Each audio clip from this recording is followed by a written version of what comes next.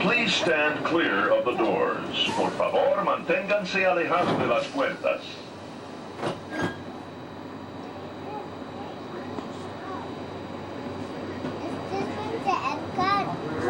Welcome aboard the Walt Disney World monorail to Epcot. For those of you standing, please hold on to the handrails throughout our journey and stay clear of the doors. For the comfort of others, no smoking, please. Thank you. As we turn south, you can catch a glimpse of the spires of Space Mountain in the Magic Kingdom. Nearby is Disney's 8th-ranked contemporary resort. Where are we at? That's where we were just at.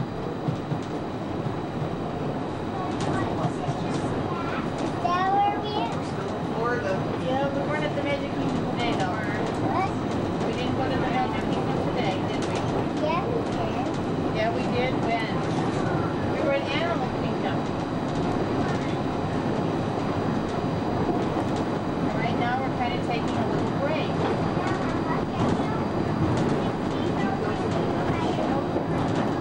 Not today. Yeah, we've seen it. Yeah. Earlier in the week,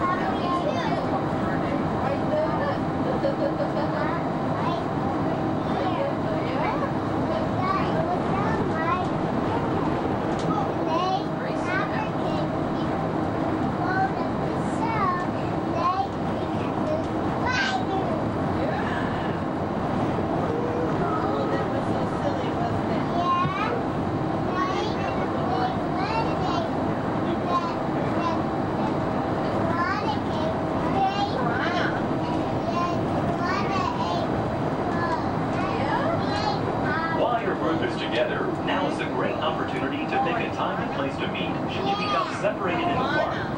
If you should need any assistance, please go to Guest Relations, located in Interventions East. Guest Relations can also assist you in making dining arrangements, provide special tours of Epcot, or make other suggestions for planning your visit to Walt Disney World.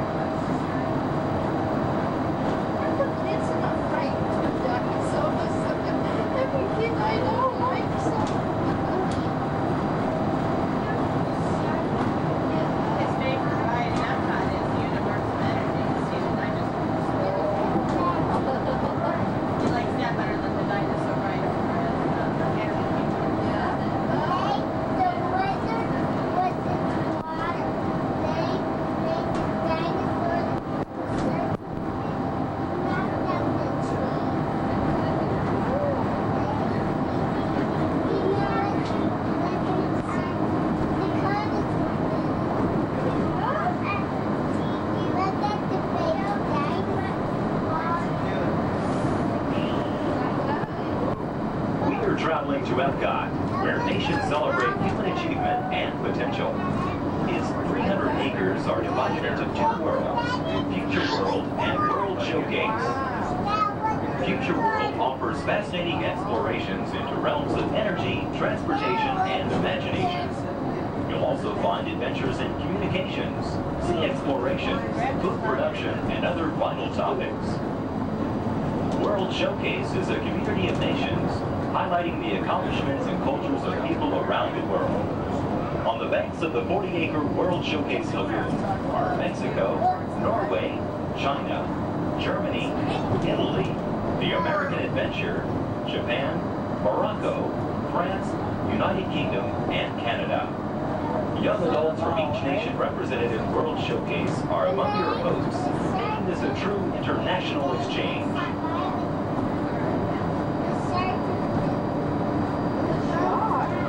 Shop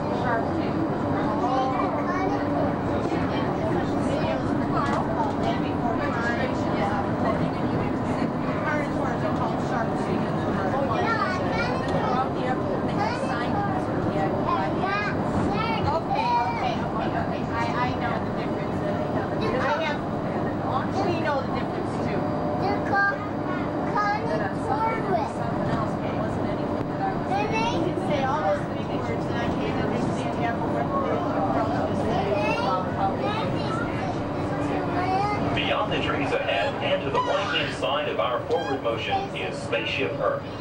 This 18-story geosphere marks the entrance to Epcot. Inside Spaceship Earth, time machine vehicles take you through the evolution of human communications, from a distant yesterday to the dawn of tomorrow.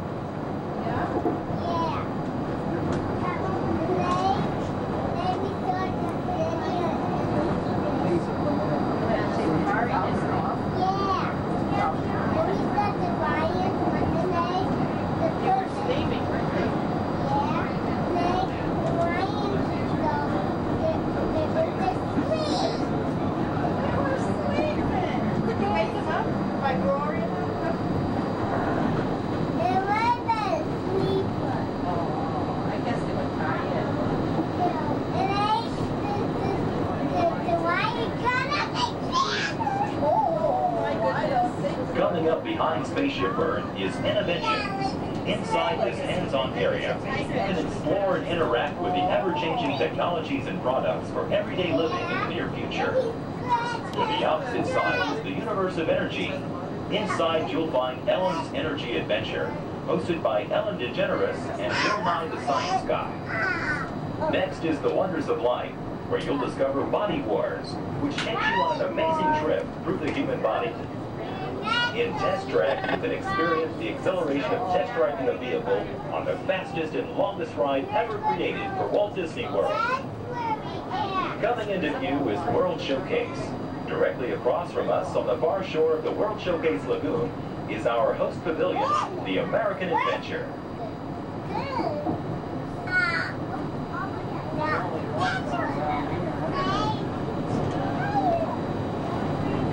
The glass pyramids are the gateway to your journey into imagination. Inside, you can find the 3D adventure, Honey, I Shrunk the Audience. Join Professor Wayne Solinsky as he receives the Inventor of the Year award for his incredible shrinking machine.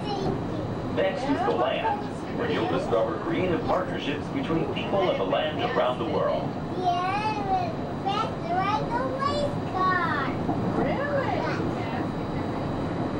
In the living seas, you can descend via hydrolator to Seabase Alpha and navigate the largest, most spectacular coral reef environment ever created by humankind. Ladies and gentlemen, we are approaching the Epcot monorail station. Smoking is not permitted at Epcot except in designated areas. Please consult your guide map or ask a cast member the location of designated smoking areas. Please hold on to the handrails and stay clear of the doors until the monorail stops completely and the doors open. On behalf of the cast of the Walt Disney World Resort, we'd like to welcome you to Epcot. There's some of the signs there. We'll just watch and see somebody. I got one to go. Sit down. Sit down, please.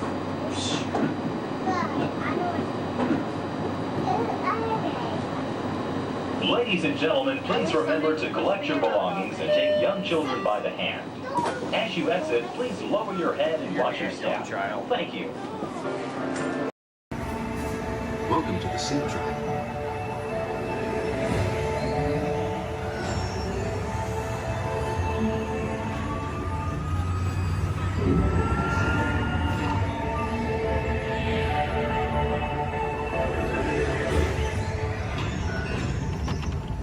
We'll begin with the capability test to see how your vehicle designs perform under challenging weather and surface conditions. Monitoring road surface. Connecting to OnStar. SIM card performance data acquired.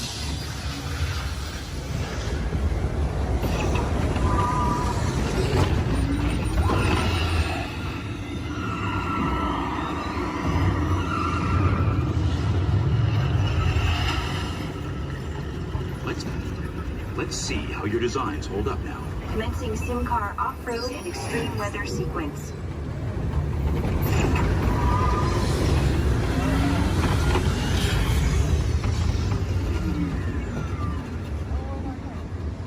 Capability test results displayed and verified. Now let's see how your vehicles compare when it comes to their efficiency. Scanning SIM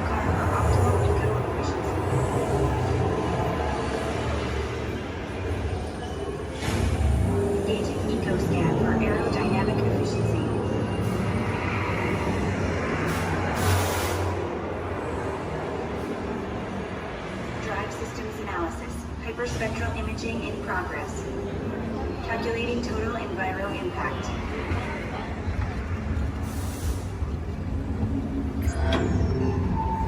Commencing responsiveness test. Okay, responsiveness data is now being synchronized. Automated driving technology verified and active.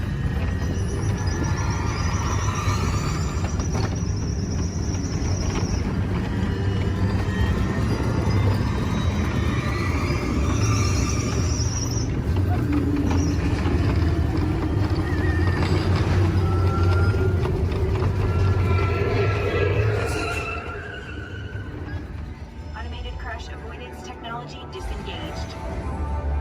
Displaying responsiveness data. Here comes the final test. Energizing for power test.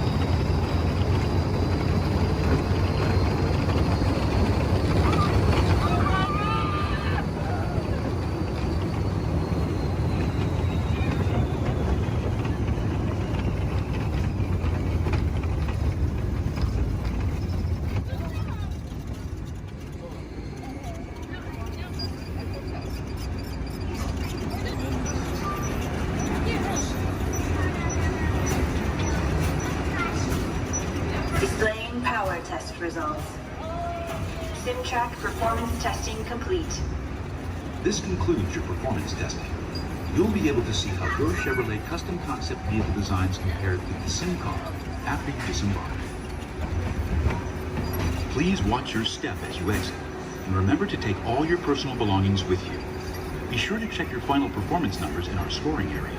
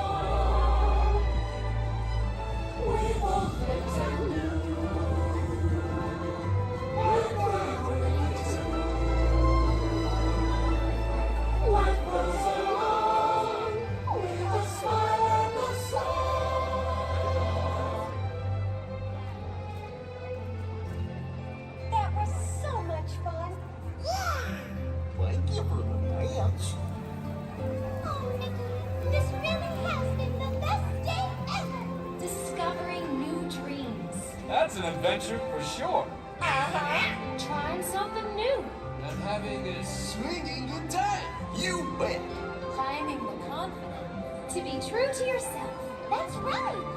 Here's to all of us, old friends and new. Warm hugs for everyone.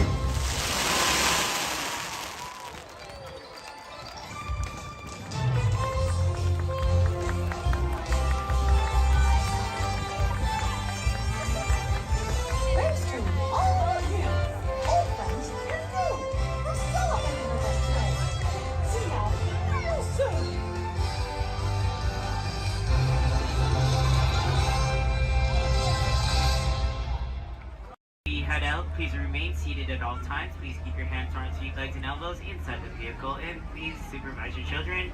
This is a one-way trip to Main Street, USA, and enjoy your ride.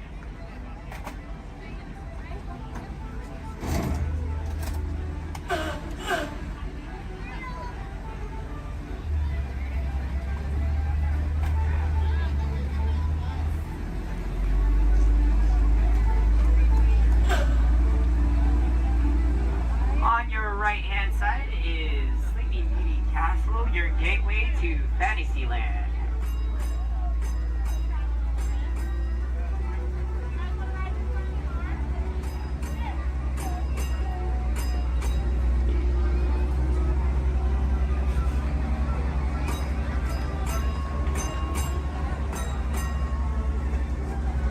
Coming up on your right-hand side is Frontierland and Adventureland. Beyond that, Critter Country, Darling Square, and Star Wars Galaxy's Edge.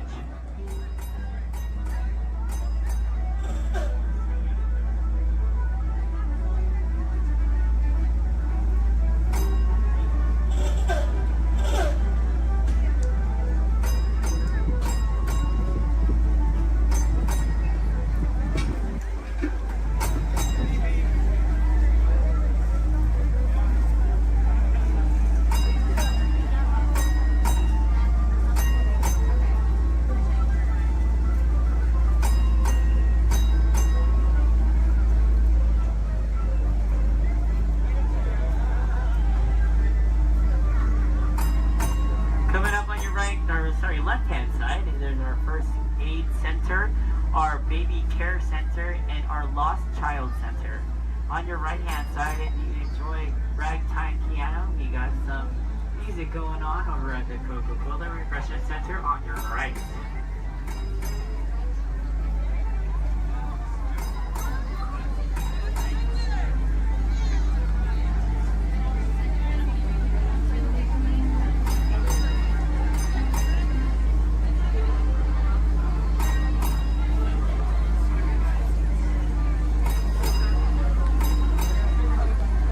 If you get hot later, on your right-hand side is our Dips and Grill ice cream parlor.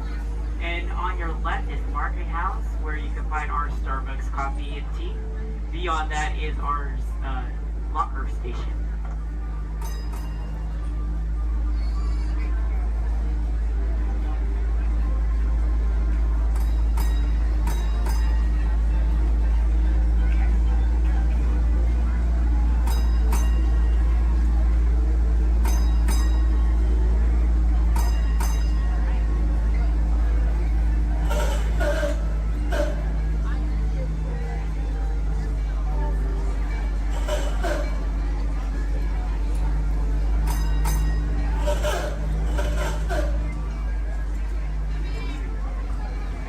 To our final destination in front of Disneyland City Hall. Please remain seated until the bus has come to a full and complete stop. For those of you who are sitting in the top stairs, please watch your step as you exit the stairs and assist young children, and enjoy the rest of your day here in the Magic Kingdom. My name is Justin, and thank you for riding.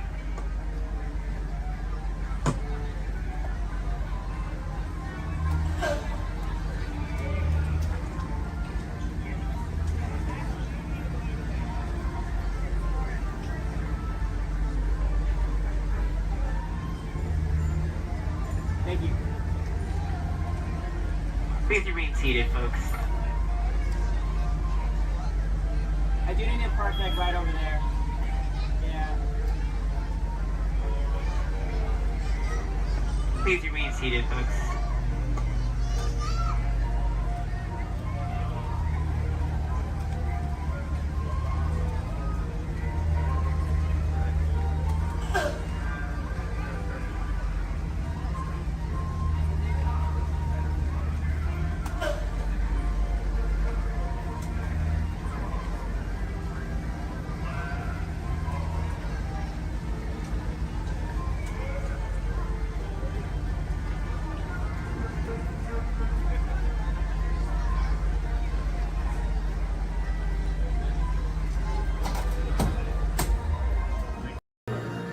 Pay attention to the following safety information.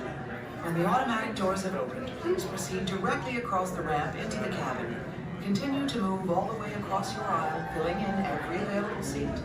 Galactic regulations require that all carry-on items be safely stowed beneath your seats. To fasten your restraint, use the yellow strap to pull the belt out on the right side of the seat and snap the belt into the buckle on your left. For your safety, remain seated throughout your flight with your restraints securely fastened, and please watch your children. Para su seguridad, permanezcan sentados, con el cinturón de seguridad ajustado, y cuiden a los pequeñitos. Do not put on your flight glasses until instructed to do so by a crew member. One final reminder, smoking and photography are never permitted on any Star Tours flight. If you have any questions, don't hesitate to ask a Star Tours agent. You'll be boarding in just a few moments. Thank you.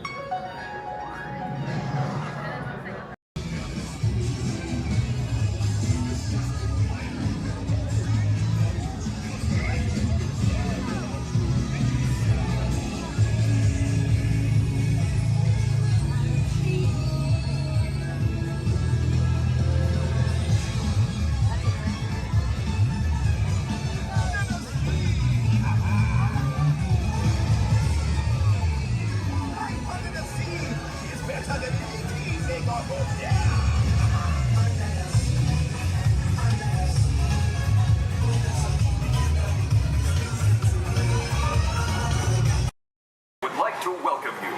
While you're in town, be sure We interrupt this program for a special report. A child is on the loose in Monstropolis. A human child!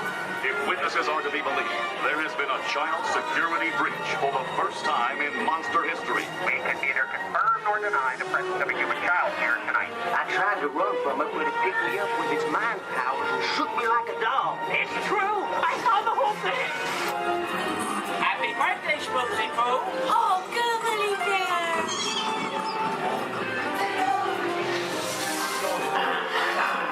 Then it grabbed me with its giant forked tongue and rolled me up and down like a yo-yo. It was horrible.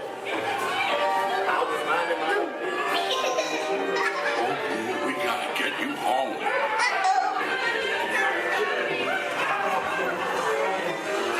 There's a kid! A human kid! Where's the kid here? Sweet monster in the sky! Save me! Michael Wazowski, and on my birthday, I thought you cared about me. Celia, try to understand. Come on, this way.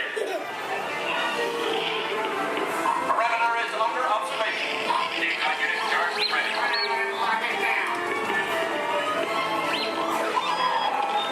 There's nothing down here. I'll be on the lookout for this child.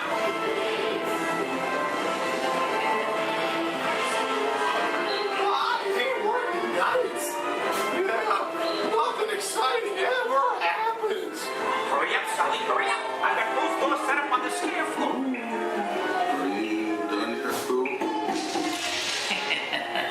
Race you to the scare floor.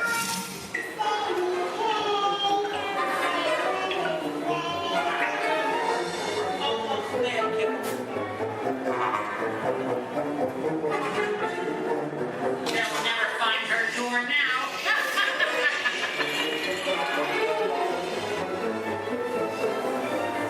Look, there's your door. We're almost there, kiddo. Not so fast, Sullivan. They'll never get her home now.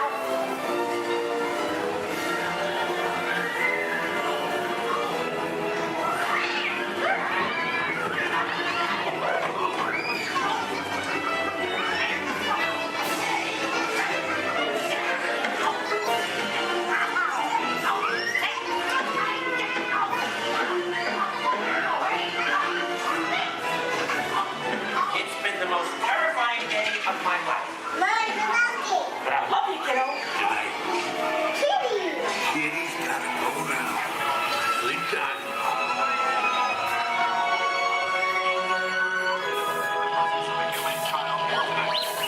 We responded to a 2319 in progress and reported to the scene where we immediately secured the area. Get ready, folks. We have the decontamination.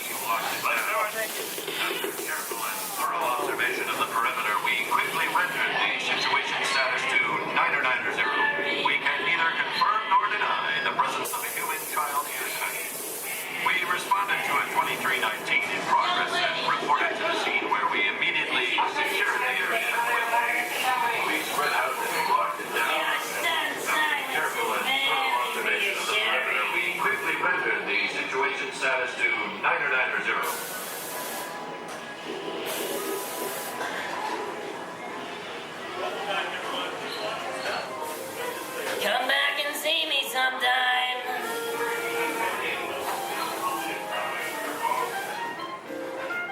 I'm watching you. Always watching. We can neither confirm nor deny. Welcome back, everyone. Please watch your step.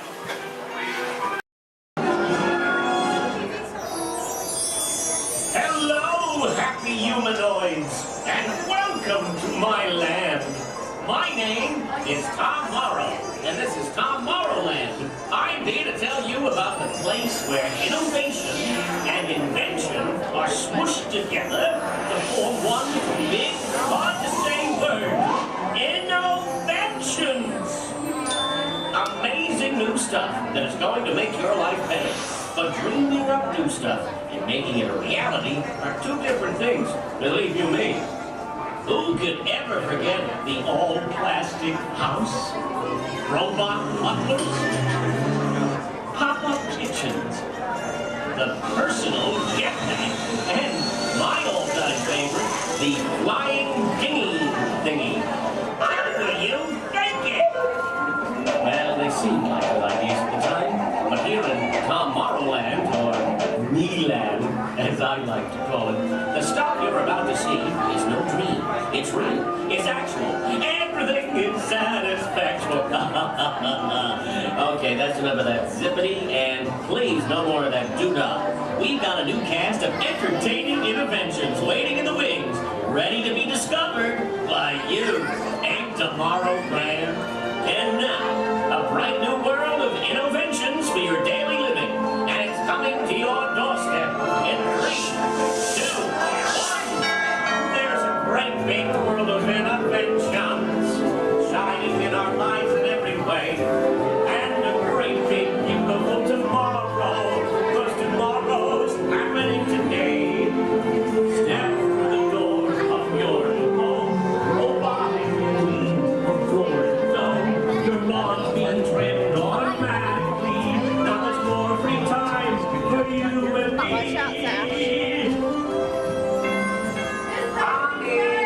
We have company.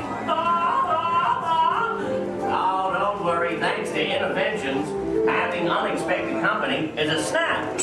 But getting them to leave is still a nightmare. We're still working on that. Yes, sir, we've got all the latest things. And I'm not talking Mr. Coffee, whose work I admire, by the way. I'm talking smart relatives of mine. Genius gadgets that take the hard work out of housework. You want digital, analog, interactive, hyperactive, radioactive. Can you believe it? It's all here. You're gonna love it. I'm gonna have to ask you to leave now. I'm expecting company to arrive at any moment, so if you'll excuse me, I have to clean up this house.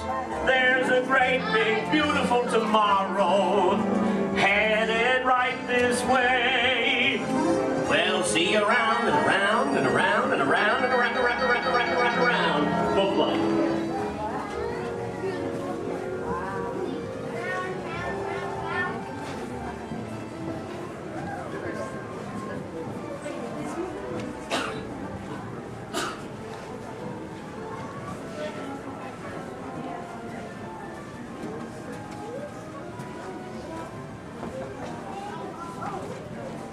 Careful, one's spinning and one's not. Yeah, Dad. Come on, Derek.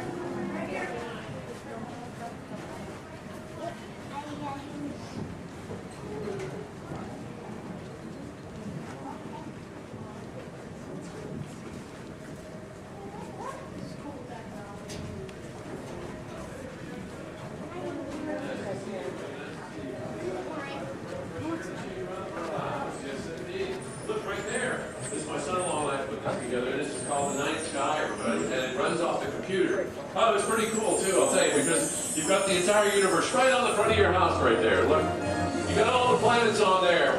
Look, there's Mercury and Venus there, you see. You got Earth right there, Mars. He did all the graphics himself. Jupiter right there, Saturn. My wife drives one of those. Oh, she loves that car. Then that blue one, and that other blue one. But this one here you can't mess up on, folks. It's got a picture right on. See? It's Pluto.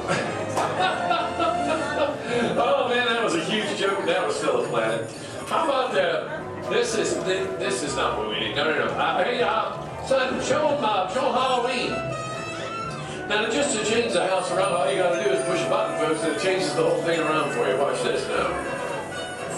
That's it right there. You don't have to worry about decorating the house or anything like that anymore. Just push that button. Now, if you like to decorate, got the time, more power to you. But if you don't, boom, there you go. Look at that. There goes my mother-in-law. Anyway, show them the 4th of July, son. That's a great one, too. There we go. Look at that. What a great celebration that is, huh? The nice thing about this, too, is you can have all the fireworks right on the side of your house right there, you see? You don't have to worry about it being canceled because of the wind. But listen, we're here to celebrate my grandson's victory. You know what? In their second season, the Astro Blasters have gone off and won the National Soccer Championship. So now we're headed to China for the finals, and we're pretty excited about that. But let's get you into the house right now. We're going to go right here. This is called a biometric hand scanner, all right? So pay attention to those doors right there. Watch those real close because... Welcome. Isn't that cool? They go clear before you get to go inside.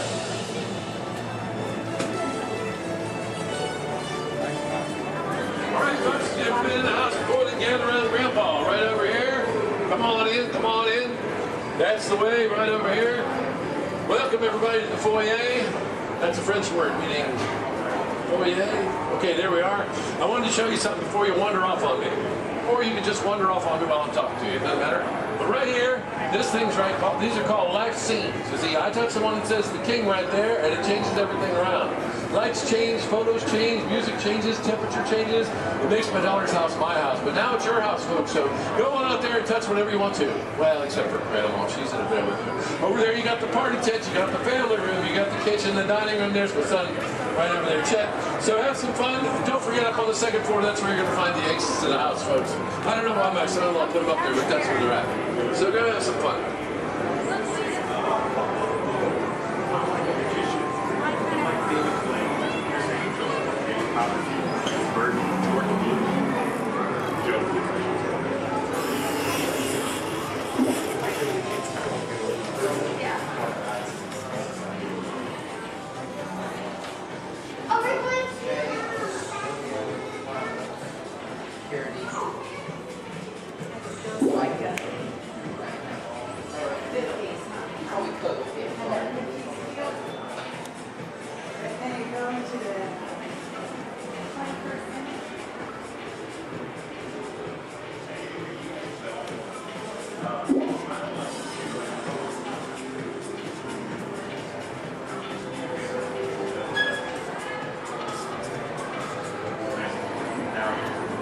Puzzle piece there on the water.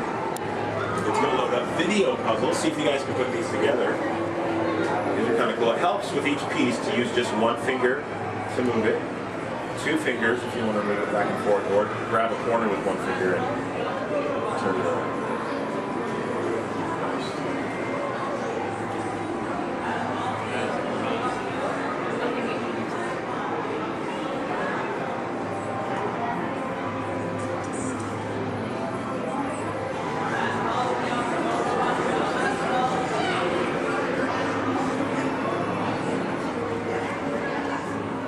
Last year they actually gave away. Oh, they did. Yeah, they did. So From here. now the whole back of the thing now is very comfortable for a kid. Yeah, you would actually have it.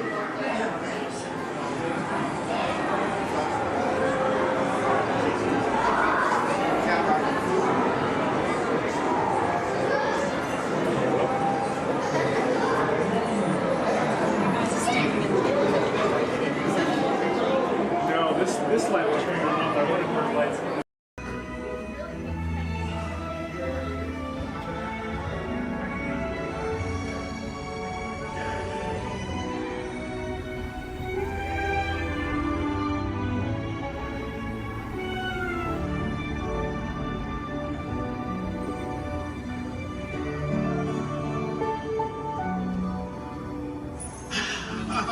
Voilà.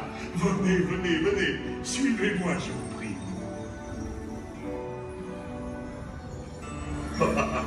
Chef Rally is waiting for you. This way.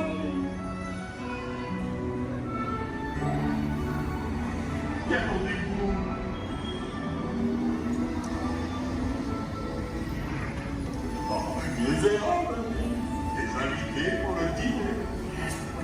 here. Hein? Vous n'aurez pas idée. Coco vin? Non. A simple omelet? Too simple. What? Mais oui, that's it.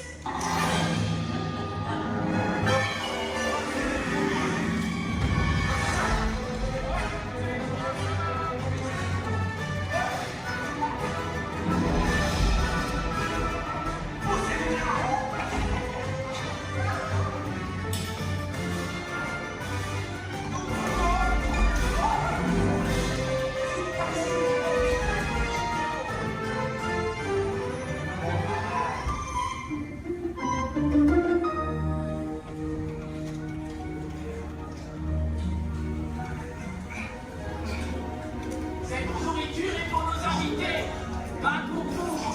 Hey guys, the food is for them, not you.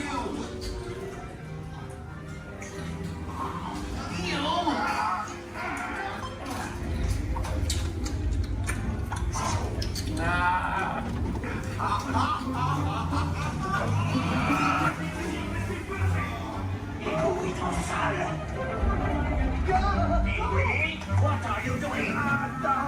Que manigocez-vous? Out of my way!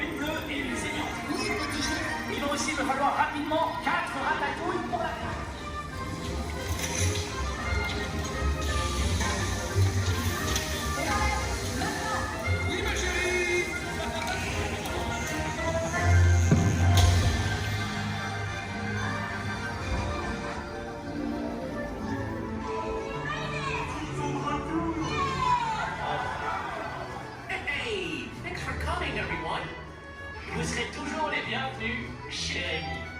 À bientôt et bon appétit. Amigo.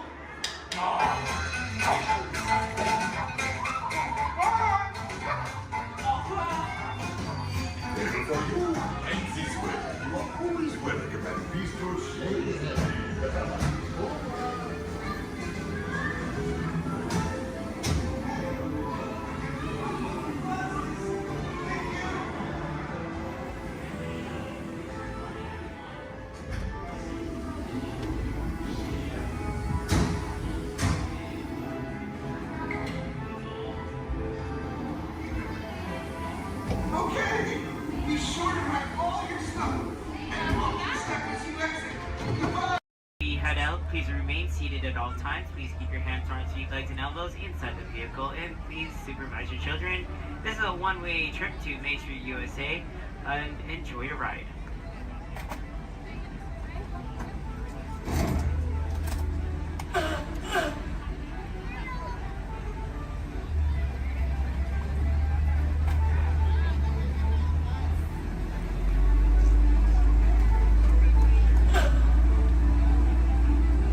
On your right-hand side is Sleeping Beauty Castle, your gateway to Fantasyland.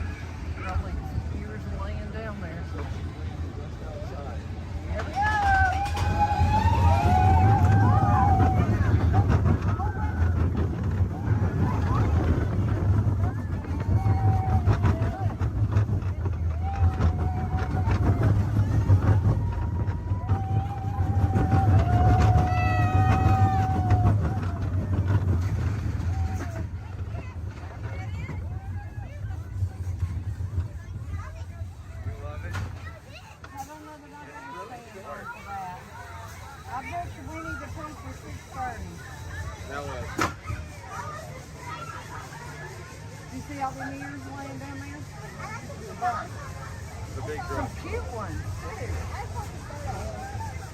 Donut ears. I see Minnie Mouse ones. Donut I would love well, mummies and dads to go with me on his yo-ho, yo-ho, yo-ho, pirates are free. A toast to piracy and its many shiny rewards. As a career, what could be more rewarding? Drink up with me on his yo-ho. I humbly accept this magnificent treasure as my reward for a life of villainy, larceny, skullduggery, and lucidity. Me, drink up with me on his yo-ho. Pirates love from me. I raise a toast to one of my many shipmates lost at sea. Salute, raise a me. Drink up with me on his yo-ho. Rascals and scoundrels, villains and knaves, drink up with me on his yo-ho. The devils and blacks, you really bad eggs, drink up with me on his yo-ho. Drink up, lads. There's treasure enough for all. I shall take this paltry sum as a stipend to cover my expenses. And a chest of jewels. Drink up with me on his yo-ho. Yo-ho, yo-ho, pirates love for me. It is true, I am a pirate. Bloody good. That is bad. Drink up with me on his yo-ho. I'm foolish in so much gold just lying about in the world. Some miscreant might be tempted to steal it, eh? Or order and embezzle and even hijack. Drink up with me on his yo-ho. Hijack. Ah, my feathery friend, you've a divine singing voice. Do got yourself a trinket, small one. Drink up with me on his yo-ho. Yes, 'tis a fine treasure. Those who have temporarily stopped chromatic music. Please remain fully seated.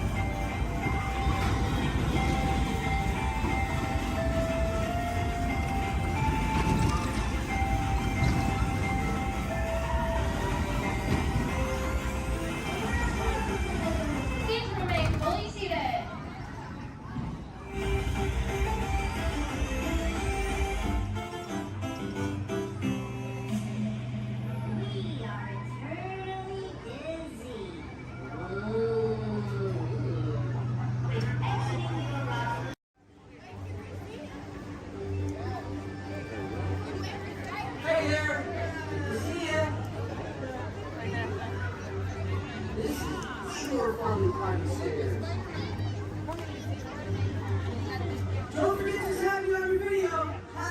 #Amazing Spider-Man.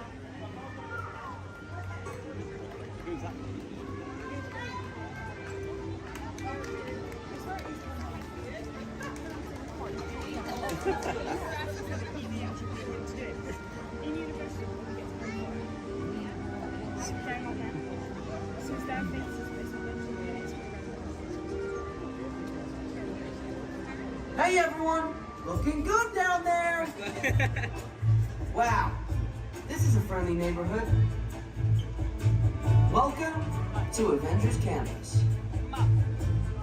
Hey, what's going on, guys? Oh, me? Ah, you know, just spider stuff. Okay, time to run some tests. Spider-Man, Oh, hey, Sharon. shall we conduct an altitude test? Yeah, I guess I should do some work. Always good to have the data. On my way. Just need to find a clear path and something to swing from. Oh yeah, it's go time. Field testing, here I come.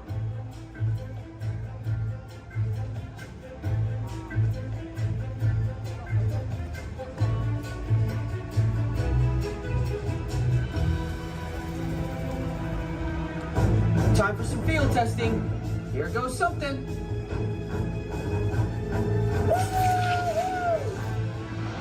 Brace for impact.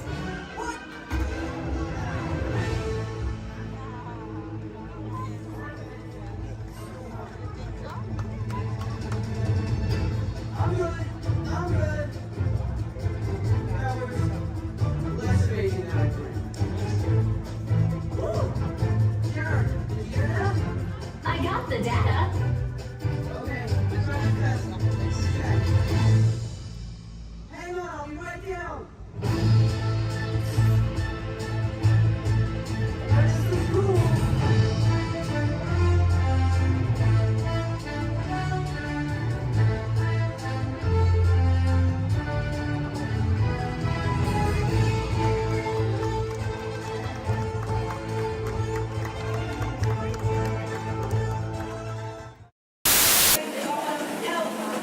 Your secrets we urge.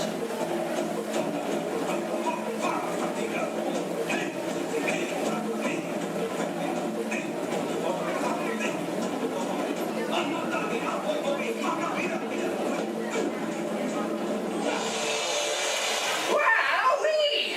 Phew, that's almost as much fun as New Year's Eve in the Orange Groves. My word, we did get the mind carried away, huh? I say, look out there across the water. There's a little bit of company. Law me yes. Welcome, you all. Permit us to introduce ourselves. My name is Claude, and my loquacious cousin over here is... I'll introduce myself if you don't mind. Hi there. I'm, well, let's see now. It's right on the tip of my beak. Clyde Birdbrain. Oh, yeah. I'm Clyde Birdbrain. I say, perhaps you good people have never conversed with toucan birds before. Well, neither did we, till one day we discovered this magic sunshine pavilion. By Jove, yes, I remember just how it happened. Many bird baths ago. There we were in an explorer's launch on a mysterious river in deepest Adventureland. Off in the distance comes the fierce roar of an African lion. And as we round a bend in the river, a huge bull elephant bellows forth in protest of our intrusion. Suddenly, the treetops explode in a frenzy of outraged birds. Oh, come, you can jolly well do better than that. I can jolly well do one at a time.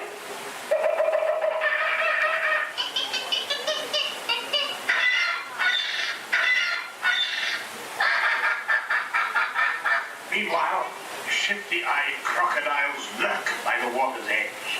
Lurk, lurk, lurk.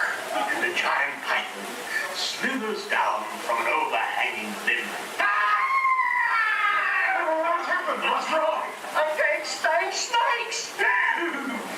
Don't be ridiculous. I'm only relating a story. Oh, all right, Clyde. Enough is enough. That wasn't me. I never even opened my beak. Huh? Excuse me, I hate to interrupt such an exciting story, but they're calling us for the show. Land sakes, it's already showtime? Land sakes, yes, it's already showtime. But I believe it's your turn to make the announcement. Righto. Ladies and gentlemen, boys and girls, gather up all your cameras, purses, and other articles, and now turn to your left towards the tall door. When the drums begin, they'll open magically to lead you right into the Sunshine Pavilion.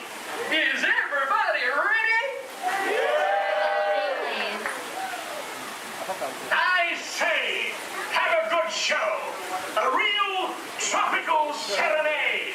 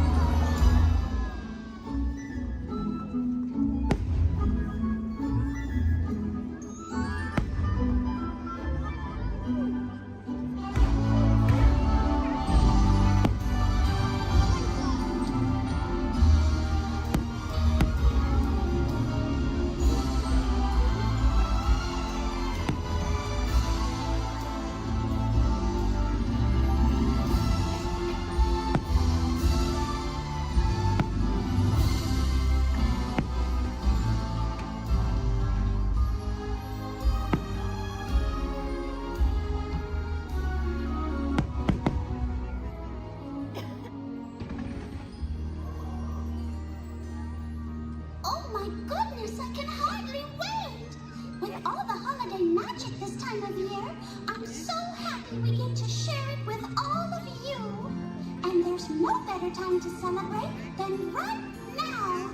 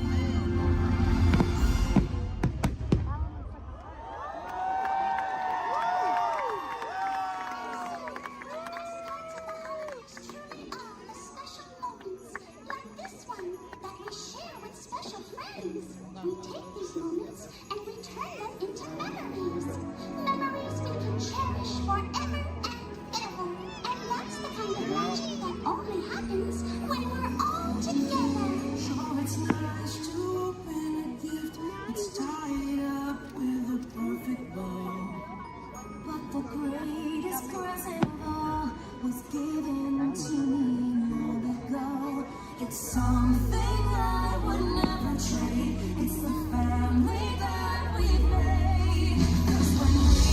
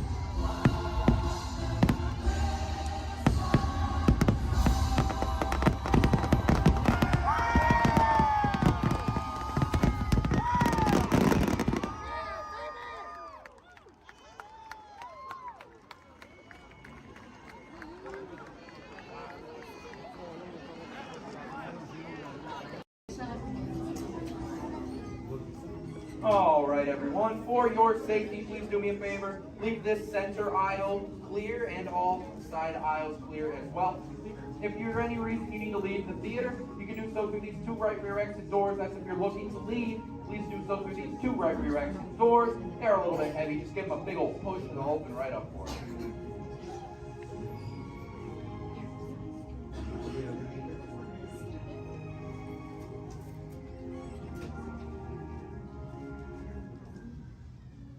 Welcome to Turtle Talk. My name's Andrew. Before we get started, there are a few things that I would like to go over with everyone. Now, here at Seabase, there is absolutely no eating, no drinking, no smoking or vaping, and no flash photography. Thanks, guys. Now, this piece of equipment here is known as a hydrophone. It allows us to hear sounds from beneath the sea, and it's also going to allow us to hear from our very special guest today. Does everybody know who our special guest is? Please shout it out. Crush is coming to talk to us to learn more about the human world, and we're going to get the chance to ask him a couple questions about the turtle world. So, little ones, be thinking of questions that you may get to ask Crush, okay? Now, it does seem like Crush is off surfing at the moment. In order to call him out, we need to yell, "Hey, Crush!" on the count of 3, all right? 1, 2, 3. Hey, Crush!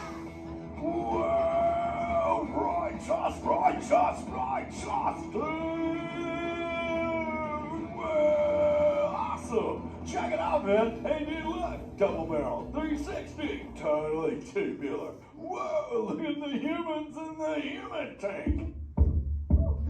Hello, humans! Righteous, man! Oh, dude, speaking of most righteous, look at this, bro. Hatchlings, grommets, offspring, totally chillin' sub-level. Look at this, right next to you, you got a little dudette, blue shell, brown noggin, goggles, and extra ears. Yeah, right there on the coral. Hey, bud, what's your name down there, dudette? Bella. Hey, what's up, bud? Are you having a good day, man? Yeah. Awesome. Can you talk like a turtle? No. Oh, I got your back. That's really easy. Just say, awesome. Awesome.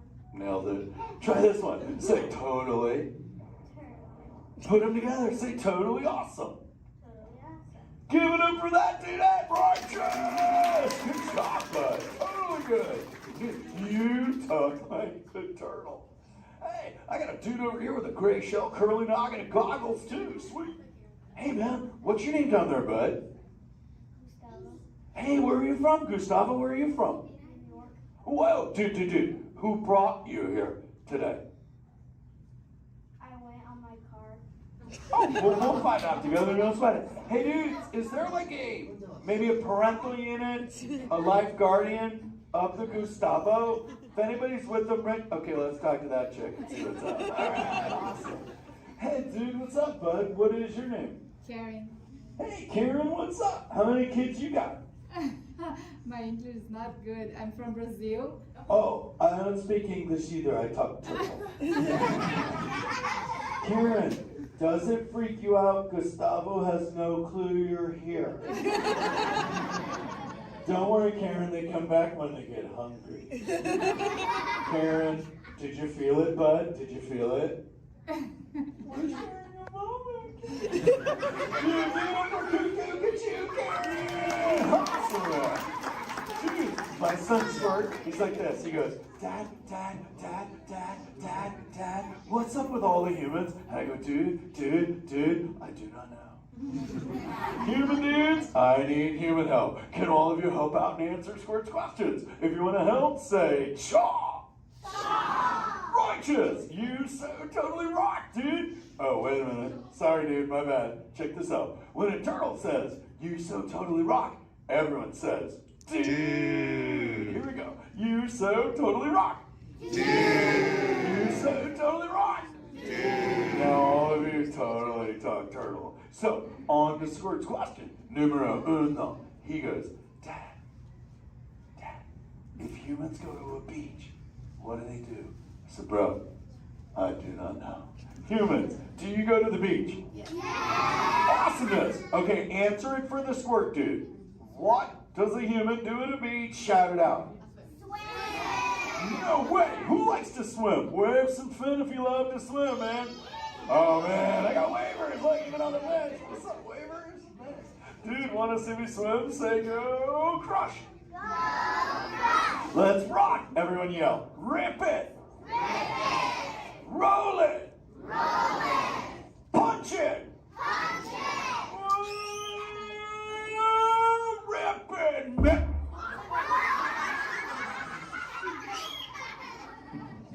Hey, Crush, watch out for the glass. Hey, dude, thanks, Hank. How long has that dude been there?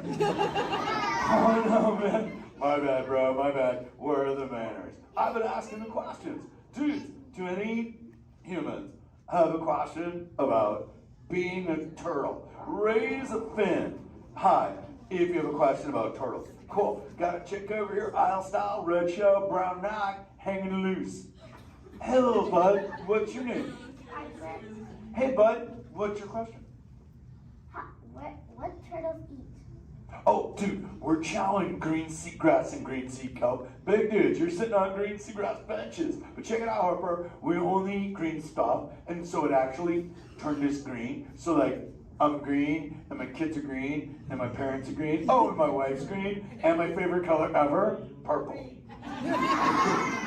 He's pulling your fin. It's green. Hey, there's a purple chick over here with like a jellyfish lid. Let's talk at this one on this side. Hey, bud, what's your name down low? Scarlet.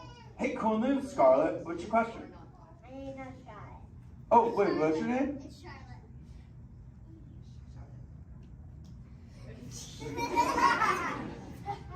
You don't have to tell me. Okay, what's your question, little bud? My name's not bad. Okay. Hey, let's head over here. We got like a little friend on this side. Looks like a light blue shell, brown noggin. Let's talk to this bud. Hey, what's your name, dude? My name's Marley. Hey, Marley, what's up? What's your question? What's your favorite food? Oh, dude, besides eating green seagrass and green sea kelp, we totally chow on the jellies. Yeah, they're like so tasty. Hey, wait, Marley, do you eat food and sleep and stuff? Yeah. Do you know how to swim? Yeah. You're a turtle. Because all we do every day is eat, sleep, and surf. Hey, we got a bud by the bench. He's got a red shell curly noggin. Let's talk to that guy. Sweet. Hey, big man. What's your name, dude? Ezekiel. Hey, Ezekiel. What's your question, friend? How does turtles breathe? Okay, here's the deal. We have to go up every 15 minutes, bud, because I'm like you. I breathe oxygen. But here's the deal. We have to go up every 15. But when I sleep, Ezekiel, we can go in this little cave right there. See the green shelf sticking out over there? We got to tuck under, and we can sleep 5 hours straight and absorb oxygen out of water when we're underwater. Who else has a question? This is kind of cool. Oh, whoa, dude, check it out. We got like a little friend chilling on this side by the bench. Looks like a grayish blue shell, brown ox sitting on her own flips. Dude, what's your name over there, bud? Abby. Hey, Abs, what's your question, Abby? How many babies can a turtle have? Well, mommy turtles, man, they go to a beach, but it's the same beach every time. And they drop off like 90 to 100 eggs. But here's the cool part. When the sand is really warm, Abby, everybody is a dudette. And when it's cold, they're all dudes. So we say, dudes are cool and chicks are hot. This is awesome, humans. Hey, the Jelly Man. I was talking about you, buddy. Oh, Crush. Hey, man. I'm trying to get away from a turtle pile. Marlin, turtle piles are a celebration. Everyone yell, turtle pile!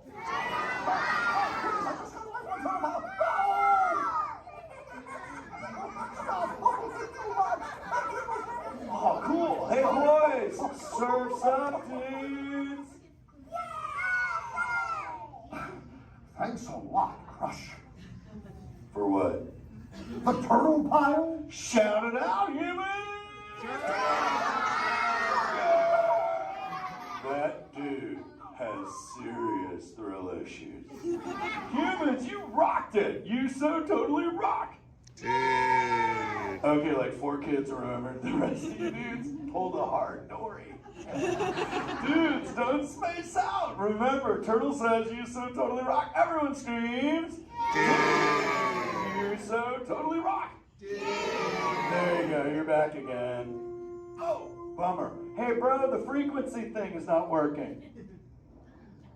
Whoa, it's Bailey. Call him back with your fins. Put your both fins up. Yeah, put your both fins up. Go.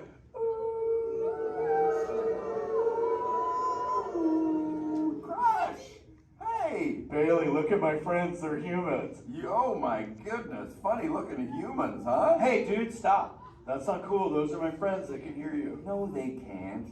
Watch this. Hi, humans. Oh, okay. Why didn't you tell me? Dude, I tried, man. You got stoked out. Wait. Ooh. Yeah, that thing. I'm getting something. Ooh. Wow. Some of you have 4 ears. Weird. I'm not judging. Humans. Later, Crush. Later, Bailey. Everyone say, later, Bailey, dude. Bailey's echolocation's awesome. We're going to do it. Everyone, both fins up. Go. Okay, sub-level. Really good. Back bench. Solid. Grandma, in the corner. This is where we put our fins up. Good job, Grandma. Good job. Fins up. Eyes closed. Go.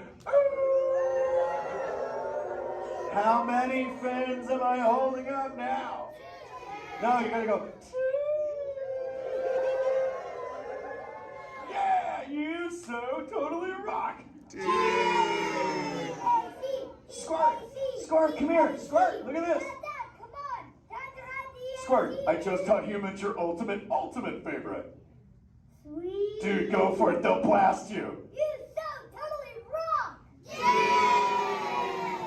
Rock on, human dude. Rock on, Squirt. That's my son. I'm in a jam. Oh, wait. Remember this thing. You gotta be good to the oceans.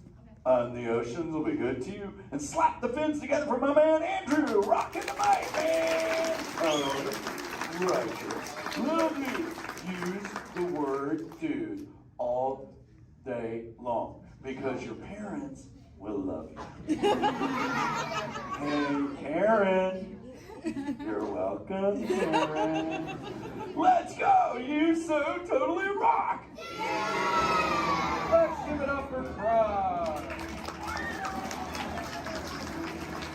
If you would like to learn more about Crush and his friends like green sea turtles, manatees, or sharks, you can do so up on the 2nd floor of Sea Base. Now, little ones, don't move until your adult comes to get you. Adults, please collect your belongings, collect your children, head on up to those 2 right directions. Doors are taken. Please don't stand up.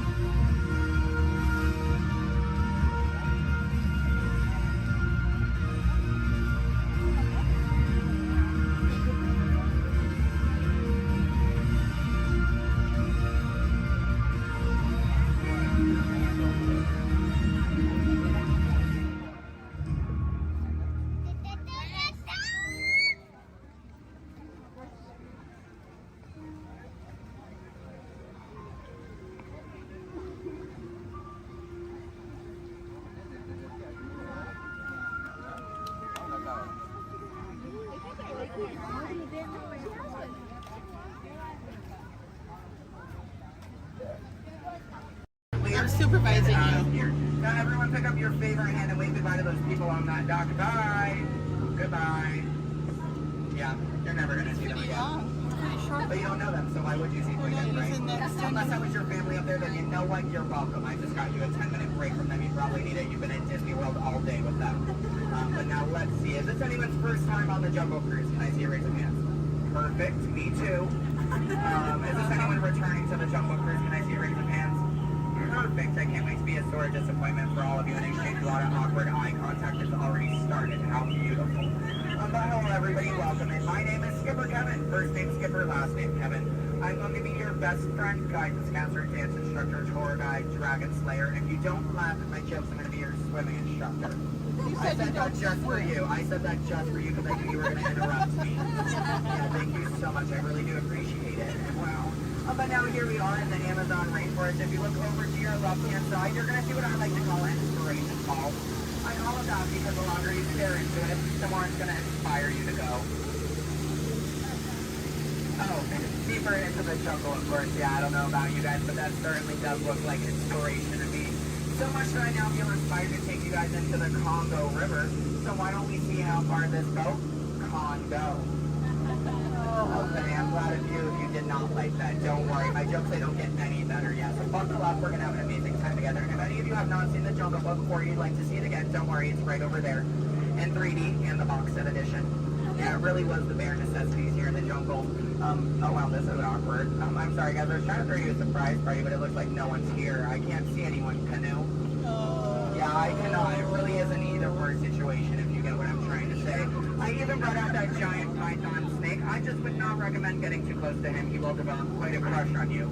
It's what I like to call a constricting relationship. It never ends well. What in the jungle? Oh, sorry. I hope that did not alarm anyone. Those are just my roommates. Yeah, looks like they got into the explosives, but I'm sure they were just trying to find the bananas. They do find them very appealing. Yeah, they kind of go ape over them actually, but you know, I think we should make like a banana and split. So we're now going to head down the Nile River, which is the largest river in all of the jungle. It goes on for Niles. And Niles. And Niles, thank you. And if you don't believe me, you are in denial. Disbelief. I bet you believed you had that one. No. Yeah, you did. I heard you say it. But if you look right there, everybody pay attention. This is super cool, super rare. It's honestly an African bull elephant. You could even say it is a once-in-a-lifetime opportunity. You will never see one of those again in your entire life. A twice-in-a-lifetime opportunity. You will never see one of those again. And how majestic that's just a common African elephant. Okay, but now here we are on our African belt, which has some of my favorite animals on it. If you look up behind those boulders, you're going to see those tall-neck cheetahs. Right here in the front, those are the ones that killed Mufasa. Over there, we have the scary-looking chickens. Look at all those chickens. And then we have that beautiful pride of lions protecting that sleeping zebra. Yeah, who am I kidding? I can't lie to you guys. That zebra's dead. Those lions are chowing down on some lunch right now. But kids, don't worry. I like to call that zebra plastics. There's lots of trust issues here in the jungle, I know. Wow. Okay, this is not something you see every day. Wow, all right. So, why are you all looking like that's what you normally see on a Saturday afternoon? That's concerning you guys. I'm a little nervous now. I don't know about you guys. I don't think I have ever seen that many rocks on the beach before. Yeah, there's like, what, 200 rocks up there? Maybe 300 rocks. But then again, I'm not a geologist, so what do I know? Yeah, but what I do know is we're not going to look up both the rocks. That just sounds like a lot of paperwork, and I hate paperwork. So instead, we'll ignore it and hope it goes away. Yeah. Oh my goodness, there they are. Those are my friends who are going to go to that surprise party. We have Old, Smiley, and Ginger. Just be careful, Ginger snaps. Yeah, she is one tough cookie. And I'm not sure why, but my jokes, they kind of get crummier from here. I guess it's just the way the cookie crumbles. I don't really understand. It's unfortunate. But behold, straight ahead, we do have Schweitzer Falls, named after a famous and beloved founder of the Jungle Navigation Company, Dr. Albert Walt. Yeah, don't worry if you didn't get that. We're going over it later. So I really hope you know how to swim, and if you don't know how to swim, stop being dramatic. Stand up, the water's only 3 feet deep. And I like it's not that difficult. But if you guys are starting to wonder, Skipper Kevin, how on earth did you land your job here? I'd like to say it's plain to see. Yeah, I took a crash course, which was half off, and you know, I've been winging it ever since, but that's kind of the tail end of that story. There's not much to it. And now it does look like we are entering a hippo pool, and I need everyone to be very careful. These do look like some dangerous animals. In fact, you could even say they are some hungry hippos. So if you guys could do me a favor and hold on to your marbles. I lost mine a long time ago. That's why that boat's halfway underwater. Oh no, I'm just kidding. The legal team tonight can't keep saying that. That's gonna get me fired. Yeah, the last time I took a boat out, I went to a volcano and everybody came back without eyebrows. But lucky for you guys, I took a wrong turn this time. But this is normally the point in the cruise where people start thinking my job is so easy, I'd let a monkey do it. But I promise you, that's not true. Those are chimpanzees. Yeah, there's a very clear difference between the two. Just don't ask me what it is. I have no idea, and I didn't think we'd actually see any, so that's kind of crazy. But lucky for you, I do have a very fun fact about monkeys.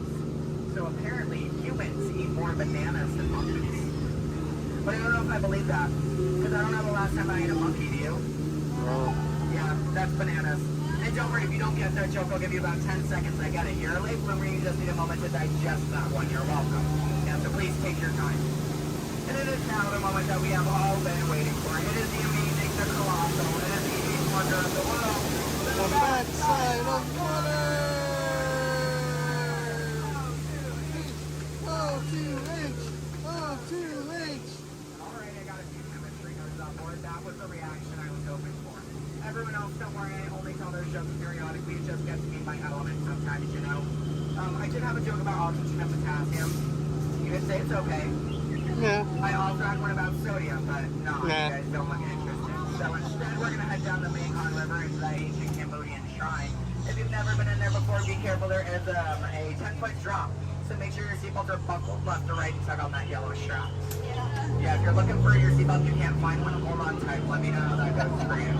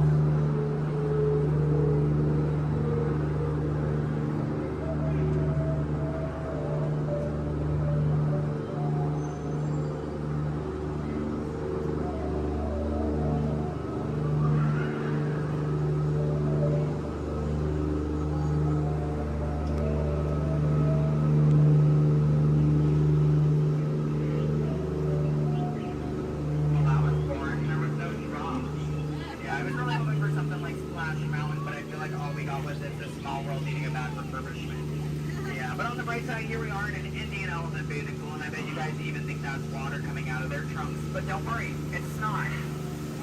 Yeah, and as a double feature, if you look up ahead to your right, you're going to see those two baby elephants playing under a full moon.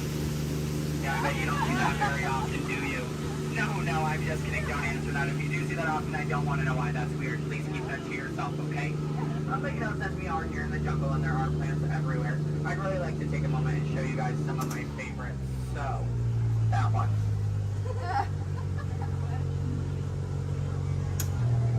That one. Okay, pay attention everyone. The one right there with the green leaves. The one next to it. That one. Yeah, they're great, aren't they? Yeah, sorry if you wanted their names. I don't know any of them. I barely know how to do this thing forwards. Yeah, so I can only give you so much. What I can tell you is I'm sorry to let you know. We're coming up to the end of our cruise. And you know that's happening because look to your left. That's a gift shop. Everything at Disney ends with a gift shop. It's how we steal your money. Yeah. And it's our Lost Bound gift shop, which is sponsored by everything you've left behind over the last 5 or so years. So thank you so much for keeping us in business. I really do appreciate it. And if you're curious about who's in charge of this gift shop, I know it can be kind of confusing because there's a sign that says back in 15 minutes by Sam. That sign's been there for a few years. I have not seen Sam. I don't think he's coming back. It's also not those monkeys, because you know that'd be a monkey business, and we don't monkey around here in the jungle. That's completely unacceptable. It's actually that elephant. Because did you guys know that elephants have the best memories in all of the jungle? I wish I had a memory like that. It really helped me with my job. Oh, fun fact about elephants. Did you guys know that elephants can grow up to 4 feet? Which which is super impressive. We only grew up to 2, one on each leg. And if you don't get that, look at your legs, look at theirs, you're gonna see an extra pair. If you see any more than 2 legs on yourself, go to a doctor immediately. Yeah, that's not normal, okay? And then if you're looking in that gift shop and you see anything you like, you might notice we have a whole bunch of hats in all different shapes and sizes. Once you get off the ride, just ask one of us skippers about it because, you know, we're really great at capsizing. It's something I think we've honestly perfected. But what I can tell you is that if you did enjoy your time here today, my name is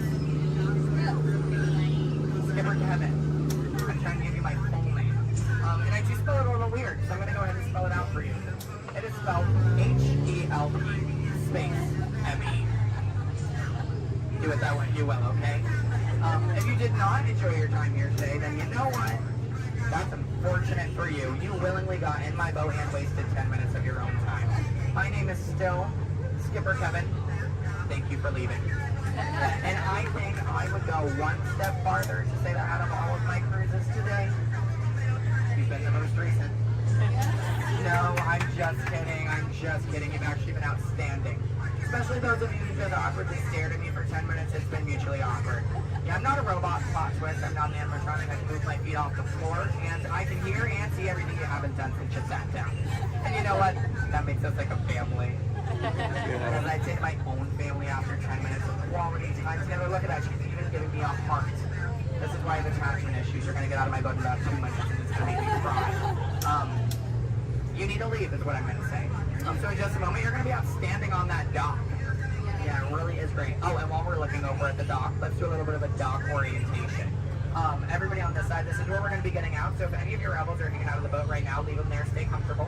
But when we get over there, you might want to pull it in the boat because that dock is really hard to replace. Yeah, your elbow, I can send you to an urgent care lab dock. I don't have a contact card for it. I don't know how to replace it. But you're going to see those 2 docks in between the boat. I like to call them a paradox. Yeah. The 2 skippers, they're paradorks. Yeah, they really are adorkable, aren't they? And you can tell them I said that. They're going to hate it, but I love it. Yeah, and thank you for saying I'm so funny. You're really inflating my ego as we speak. Yeah. I'm getting some compliments from you. She's falling in love with me. She's stealing my jokes. He's recording me. This is like a reality TV show. I'm better than the Kardashians. Yeah. Oh my goodness. And what do you do? What's your story? Do you walk across the country? Yeah. You do? That's interesting. I have medals for it. So. Do you? Yeah. What kind of medal? Golden ones, silver. Do you sell them? No, I just wear them. You just, but, so have you not won any? No. You haven't? Yeah, you're not wearing any, so I kind of just, yeah. When you get one, are you just going to wear it all the time? Yep. Oh, are you going to name it? No. Why not? If it's going to be that important to you, I think it deserves a name. Why do you think your mother named you? I'm just saying. Okay, your story's boring me now. What is your story? Talk to me, Miss Epcot Center. She's wearing a shirt that says Epcot. Is that your story? Yeah. That's it? Yeah, and I'm sticking to it. That was a pretty short story. Yeah. It's been a long life. Short story for a long life. Something about that doesn't make sense. Oh, goodness gracious. My friend in the middle with the Leia shirt. Hello. Are you a Star Wars fan? Good to know. What's your story? Alabama. Alabama? My friend's from Alabama. He's bald. He normally works here, but he's not. His name's similar to mine. It's Brevin. I'm Kevin. We also have a Devin. And a Heaven. If you can, yeah. How do you think we feel? You hear us on the microphone, you just hear a name, all you hear is Evan. We all come flocking too. Yeah, it's great. Okay, my friends in the back, why are you so quiet? You're so quiet. Are you having fun back there? Just making sure you're not asleep. Your bucket has a little no. You're wearing sunglasses. You're wearing sunglasses. He's behind my engine. Can't see any of you. And then what about you two over there with the extra set of ears? How are you doing? Thank you. Are the nicest one here. No one asked me how I'm doing. Thank you. You are all horrible people. Just know that. Just know that, please. Except, well, no, you can love me all you want, but that doesn't mean you ask me how I'm doing. You know what? I think I'm ready to cut our time a little short together. So, now this is a word from legal. Make sure your hands, arms, legs, and feet are inside the boat. Parents, supervise your children. I don't have any, I don't want yours. Children, supervise your parents. If I don't trust them, neither should you. And that number 2 they're holding on means that we have to do this 2 more times because you guys just didn't make me feel good enough about myself. So hello everybody, welcome aboard the Walt famous Jungle Cruise. My name is Skipper Kevin and I would never do that again. That's treacherous. The only thing I'm going to do is make you 2 times farther from the exit for your inconvenience. You're welcome. And I really would like to tell you what my parents told me on my 18th birthday. They looked at me and they didn't say, Skipper Kevin, happy birthday. Why are you staring at me? That's all they said. Okay, well now that you guys are just doing weird things, get out. Goodbye. Yay! Stop. Don't stop. I need it. Yeah, guys, give me a standing ovation. I am a middle child. I love validation. Yeah, thank you. Please remain seated at all times, keeping your hands, arms, feet, and legs inside the train. Please supervise all children, making sure they are seated away from the train openings, either fully on a lap or on a bench. Our next stop will be New Orleans Square Station. Do we want to start? Do we want to stop at New Orleans? No, do you want to go all the way around? Or do we want to stop at New Orleans? Welcome aboard the Disneyland Railroad. We're embarking on a grand circle tour of the Magic Kingdom. We'll be stopping at New Orleans Square, Mickey's Toontown, and Tomorrowland. We'll also visit the Grand Canyon and make a trip back in time to the primeval world and the age of the dinosaurs before returning to Main Street Station. As we begin our journey, remember that for a safe trip, you need to stay seated, keeping your hands, arms, feet, and legs inside the train. And please watch your children. Bienvenidos a bordo del Disneyland Railroad. Para su seguridad, permanezca sentado y mantenga las manos, brazos, pies y piernas dentro del tren y cuide a los pequeños. Gracias. Our first stop is New Orleans Square Station. But to get there, we need to pass through the wilds of Adventureland. It may seem peaceful through here, but trust me, it's a real jungle out there. Literally. So be on the lookout. You just never know what might be lurking along the rails.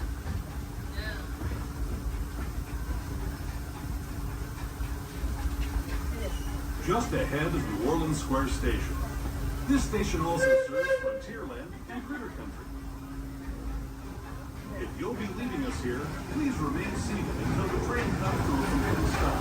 Then watch your step as you're getting on. For those of you continuing on with us, we'll be resuming our trip in just a moment. This is New Orleans Square Station. New Orleans Square. As we make our way to New Orleans Square Station, please remain fully seated until the train has come to a full and complete stop. This will be your stop for attractions such as Pirates of the Caribbean, Indiana Jones Adventure, Jungle Cruise, the many adventures of Winnie the Pooh, Splash Mountain, and Haunted Mansion Holiday.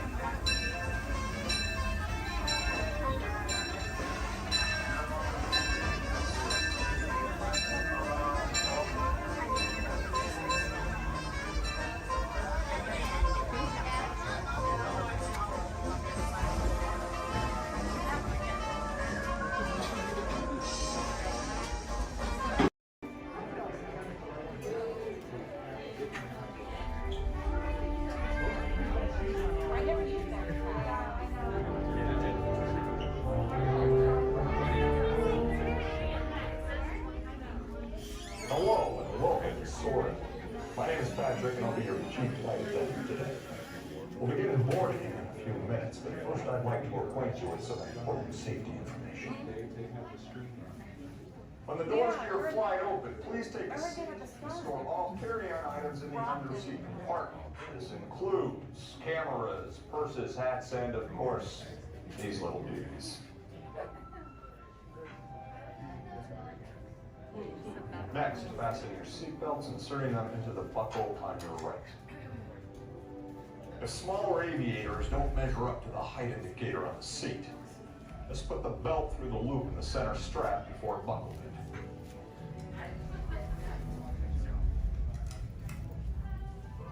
Nice work, pal.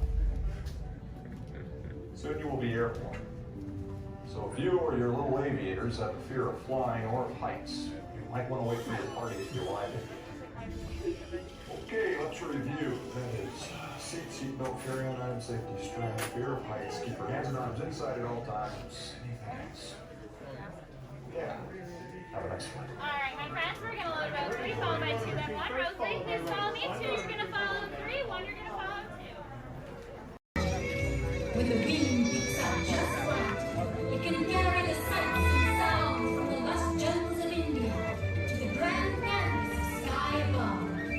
Join us now as we allow the magic of Disney storytelling to soar like never before.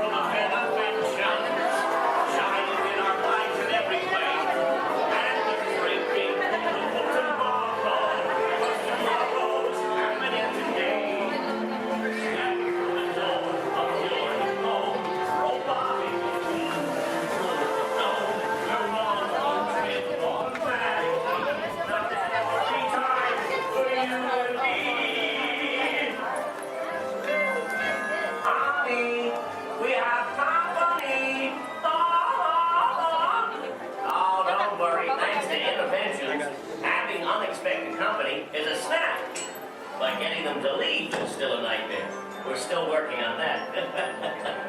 Yes, sir, we've got all the latest things.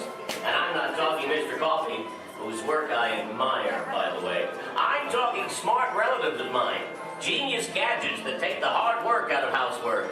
You want digital, analog, interactive, hyperactive, radioactive. Can you believe it? It's all here. You're gonna love it. I'm gonna have to ask you to leave now. I'm expecting company to arrive at any moment, so if you'll excuse me, I have to clean up this house. There's a great big beautiful tomorrow headed right this way. Well, see you around and around and around and around and around. Bye-bye. So move a little if you can't. Before we send you to the link chamber, let's watch this piece by Dr. Ogden, who runs the program. Welcome, everyone. I'm Dr. Jackie Ogden from the Pandora Conservation Initiative. You're about to experience a ceremony that's very special to the Na'vi, flying on the back of an ikran, or as we call it, a banshee. To the Na'vi, connecting to an ikran and flying on its back is an incredibly important rite of passage they call Ikni Maya. With permission from the Na'vi and in partnership with Alpha Centauri Expeditions, we can now bring this amazing experience to you. The way you'll be able to fly is by linking to an avatar that's already on the back of an ikran. Let's see how this works. We establish a link using powerful psionic amplification equipment. A human driver is connected to an avatar, which could be physically hundreds of kilometers away. When you follow our technician into the link chamber, you'll see a series of 16 link chairs. Please go to the number that matches the number you're standing on now. First, stow your gear in the storage containers on the back wall. This should include all bags, cameras, and other items, including cell phones. It's important to push them all the way into the bin.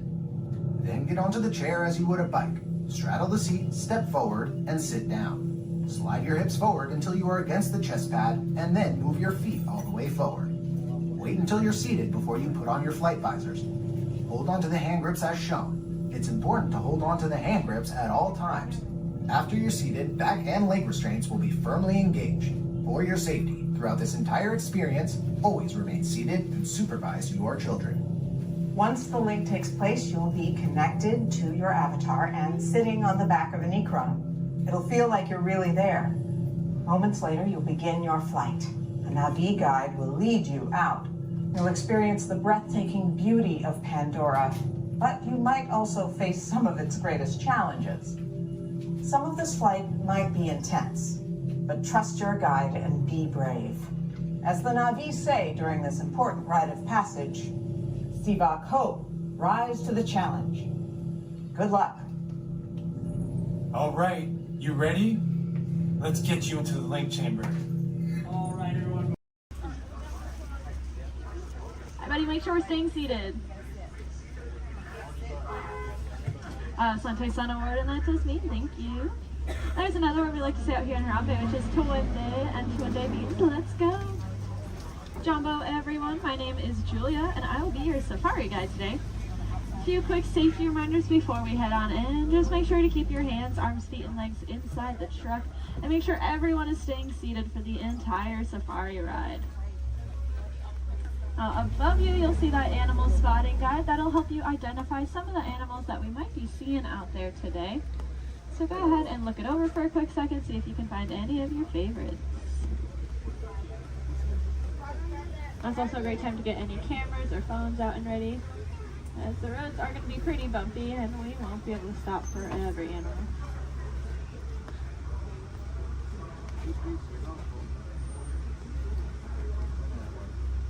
We are going to be starting our journey here in the Little Aturi Rainforest. Animals that live out here are going to be more shy and reclusive, so keep your eyes open for any stripes or camouflage.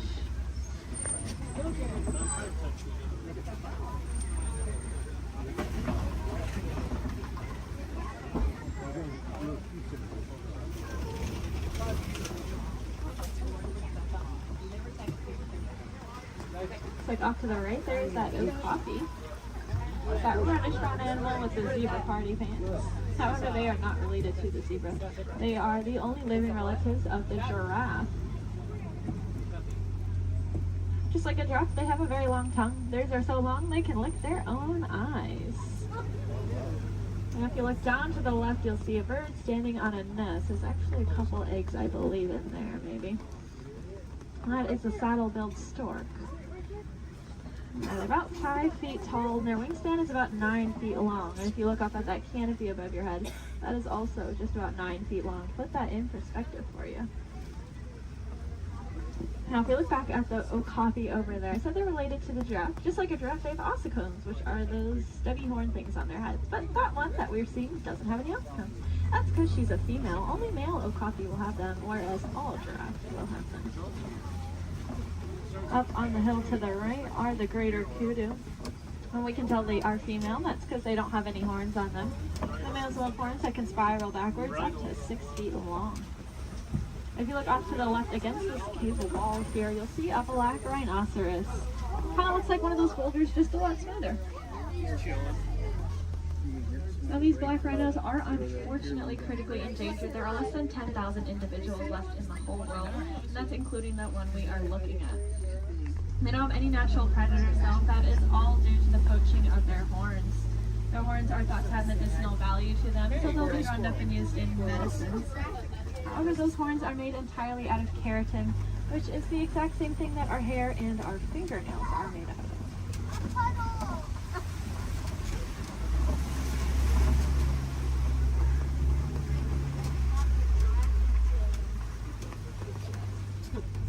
I said the animals that live out here are all going to use camouflage. We saw how they use their colors or patterns to blend into the trees around us.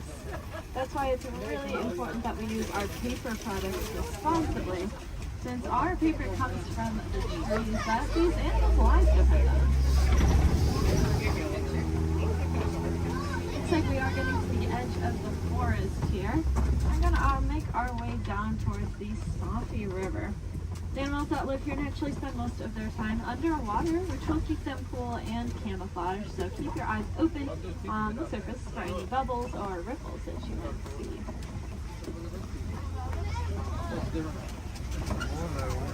It's like off to the right, there are some pink-backed pelicans. We get that name for that slight pink coloring on their back. That'll be there all year round. It'll get brighter during mating season though. I like to say it's because they're putting on their blush. And if you look off to the left, you'll see a bloat of the Nile hippopotamus. Make sure we're staying seated, friends. Make sure we're all staying seated.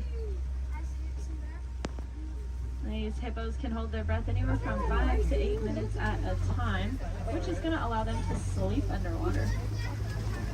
They'll float to the surface every couple minutes, take a big breath of air, and then sink back down and fall completely asleep. They are herbivores, meaning they only eat plants. They'll come out towards nighttime and graze on about 80 pounds worth of grasses. And they'll go back in the water.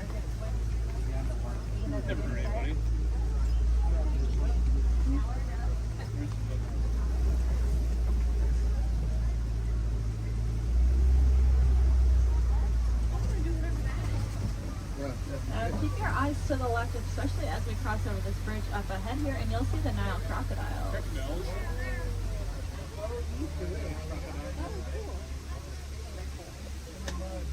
Three of them.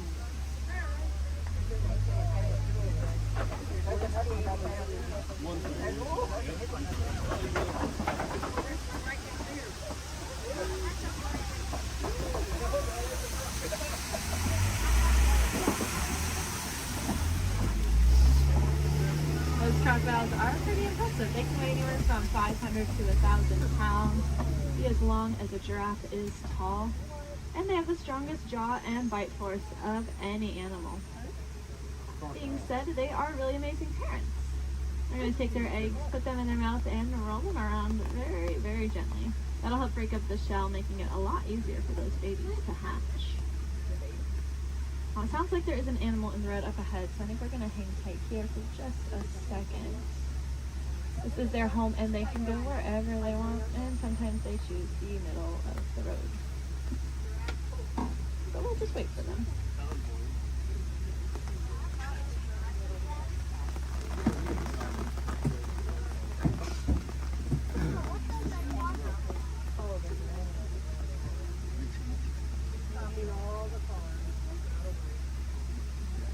Does anyone know how to tell the difference between an alligator and a crocodile? Yeah, a lot of people say the shape of their snout, which is true. That personally confuses me though, because it's the opposite of what you think it would be. So what I do is I look at their teeth. When their mouths are closed, if you see teeth sticking up and out, then it's a crocodile. And if you don't see any teeth when their mouth is closed, it's an alligator.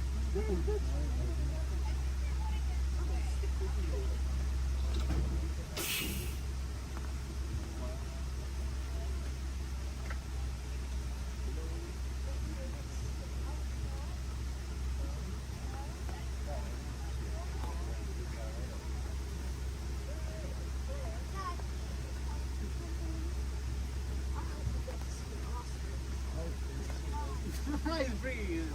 Zero.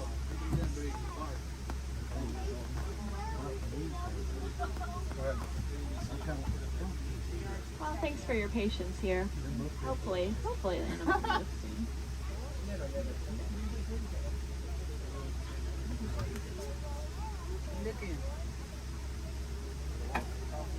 Crocodiles are also something that are called a living fossil, which just means that they were alive way back when all the dinosaurs and all them were alive. But they never went extinct and they didn't evolve into a different species. They kind of just stayed.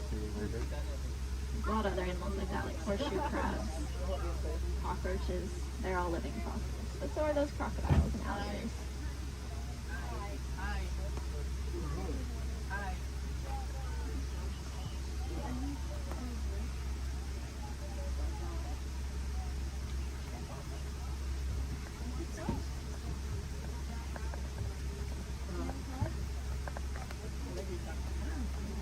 Sounds like there are some giraffes that just keep walking in the road.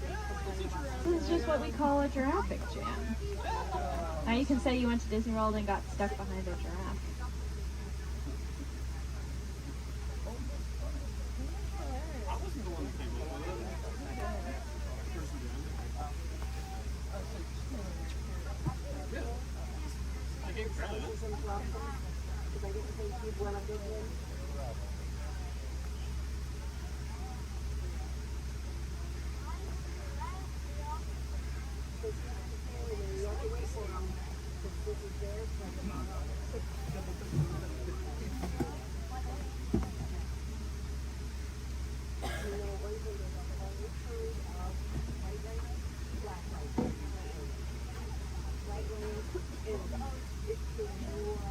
Sounds like the giraffe has moved, but now there's a different animal on the road.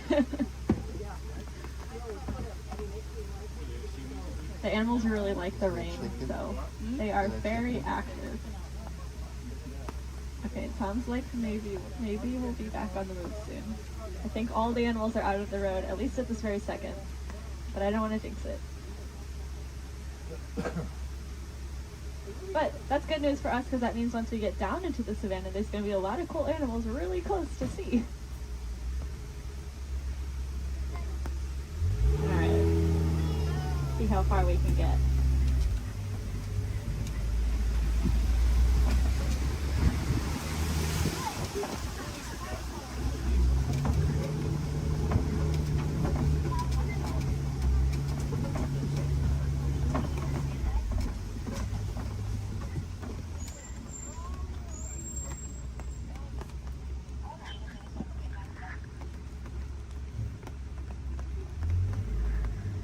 Now this might sound really ironic considering that it is raining, but we are leaving the river and heading towards a much drier area where it really does not rain as much. And I say that because the baobab tree that's off on the right there, it is going to be leafless about 9 months out of the year just to conserve water. Some people call it the upside down tree because, well, it looks like the roots are on the top. It's also known as the tree of life. That's because it stores a lot of water in its trunk there. So other animals will use it as water source. We can even use the bark as medicine. One of my favorite things about the baobab tree is that it does have flowers, but they only bloom at night because they're pollinated by bats. Alright, looks like we are finally able to head here into the savannah.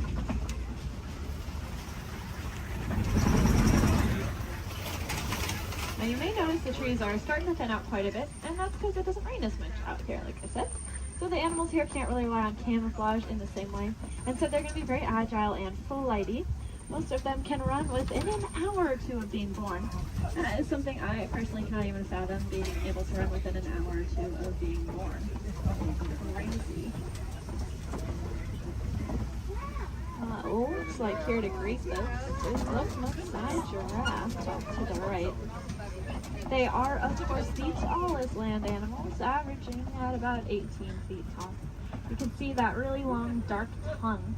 That dark coloring is there to act like sunscreen. And that's because giraffes eat most of the day. And by most of their day, I don't mean like half the day. I mean, they eat about 20 to 22 hours.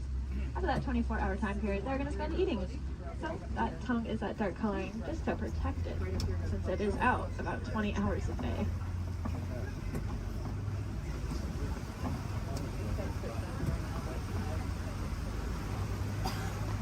Off to the left here in this den, you'll see some African painted dogs. They are the most successful hunters out here with an 80 to 90% success rate.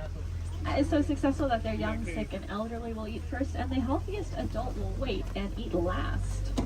What makes them so successful is that they are so cooperative. As a pack, they're not going to move on until everyone's got the chance to eat. Those painted dogs are there on the left. On the right, you'll see another giraffe, as well as some Ankole cattle. I think these two were the culprits that were in the road earlier.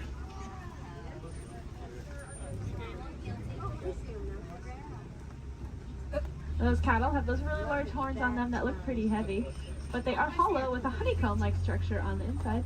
That'll help blood flow to keep them nice and cool. If you look to the left, you'll see the sable antelope, those 3-bound antelope back there. You'll also see some Hartman's Mountain zebra. Now take a really good look at the zebra here, because one of them is a little bit smaller than the other one, and that's because she's about 7 months old. That's her and her mom there. And if you look at her legs, though, her legs are just as long as her mother's, and that's because zebras are born with their legs fully developed. Running, as I said, is very important out here, so those zebra babies are born with long, lanky legs, ready to run within half an hour of being born. Their stripe patterns are going to be unique to them in the same way that our fingerprints are unique to us. That's actually true for a lot of animals, not just those zebra. It's true for those painted dogs we saw, and it's also true for these giraffes up here.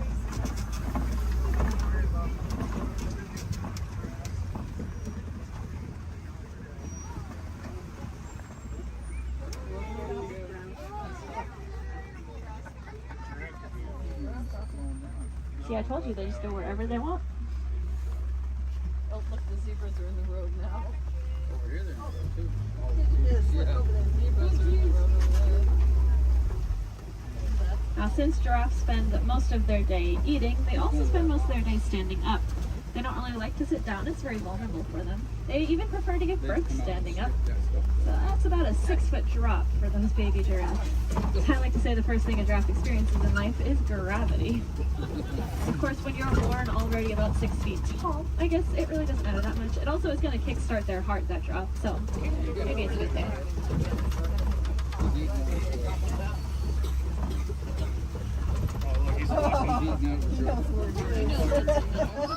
Gotta steal some more goodies. If you look to the left here, you'll see these really large tan antelope. These are the eland. Elands are the heaviest just antelope species. About 6 feet just at their shoulders, and they can jump straight up from that standstill position up to 10 feet in the air. My favorite thing about those eland, though, is that they make flower crowns to attract each other, and I think it's adorable.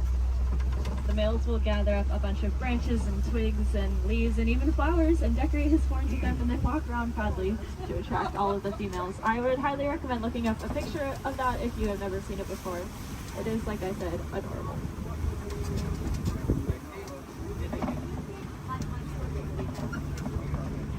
Now off to the right, there's going to be a path. We're not going down that path, but if you look down it, you'll see some little tiny antelope called the springbok. They get that name because they can jump about 6 feet up and 13 feet across.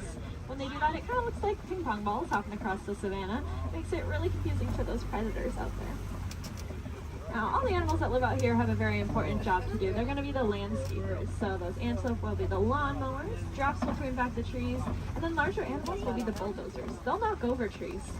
And if you look around us, looks like there have been a whole bunch of trees knocked over. There's really only one animal I can think of, though, that is large enough to act as a bulldozer and knock over an entire tree.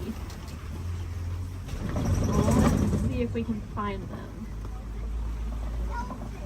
There's also a really large watering hole. There they are. Like off to the right is an African elephant. We are going to get a really good look in a second, though, so I don't mind looking over to the left because there are some mandrills walking around.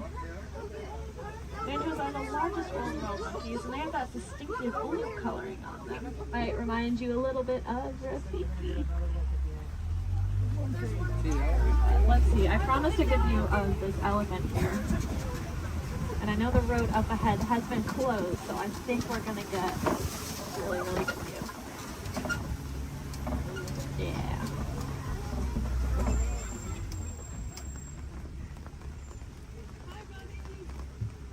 Elephants are, of course, the largest land animals. Also very, very intelligent. You can see him using that trunk. They have about 40,000 muscles in that one trunk. To put that in perspective for you, we have a couple hundred different muscles in our entire bodies. They have 40,000 in that one trunk. That is kind of unbelievable to me. And it's going to allow them to do a lot of really cool things, though. You see them eat with it. They also drink water, kind of like a straw. And then sometimes they'll suck up a bunch of dirt or mud and then spray it on their backs to help protect their skin from all those natural elements.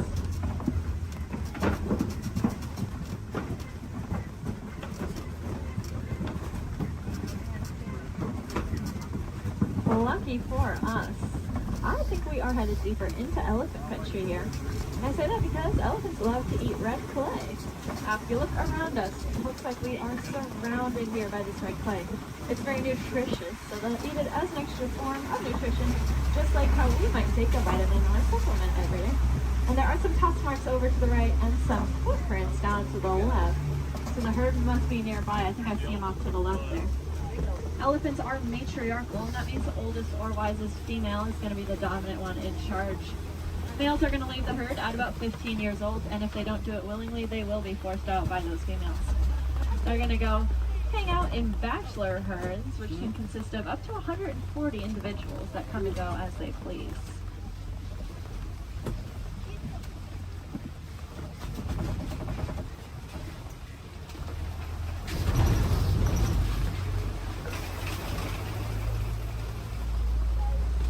Keep your eyes to the left and get some pretty good sights here.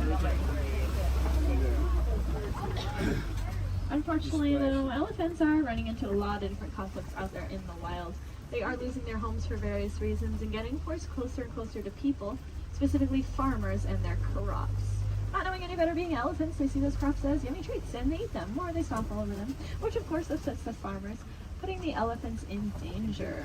Luckily, we did some research recently and learned that elephants are afraid of bees. They have very sensitive skin and do not like to be stung. So now out in Kenya, farmers are building fences out of beehives. That scares off the elephants, which keeps them safe, and in turn keeps the crop safe and the farmer's livelihood. And the farmer gains a new crop, which is, of course, the honey from the bees. And if you like honey, you can look up the Elephant Safe Honey Project and learn a little bit more about how you can support that. If you look to the left here, you'll see the greater flamingos. They are the largest flamingo species, but the lightest in coloring. They're going to get that pink coloring from the brine shrimp that they eat. There's a protein in there called beta-carotene, and that's what will turn them pink. It's the same thing that's in carrots. They're going to get their food by doing something called filter feeding. So if you can picture a pasta strainer, the noodles get stuck inside and the water comes out. That's how their beaks work. They take a big mouthful of water, the food gets caught inside, and the rest of the water flows right on out. That's why it's super, super important that we keep our waterways clean, because if we have plastic or trash floating around in that water, they could take a big mouthful of that. And we don't want any of our trash ending up in those flamingo beaks.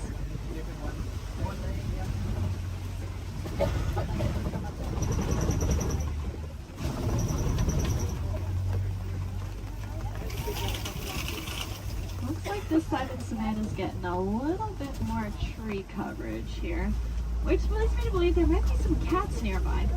Please help them out while they are hunting. Keep your eyes open. I know I've seen cats roaming around on the hills up ahead before. Look down that path though on the right. See a white rhinoceros.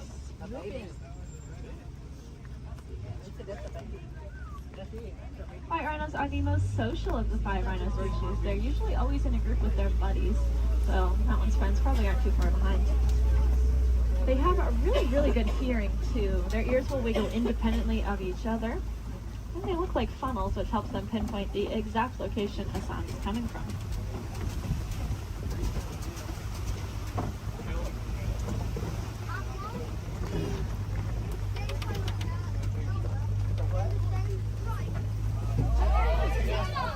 It's like off to the left there behind that orange rock.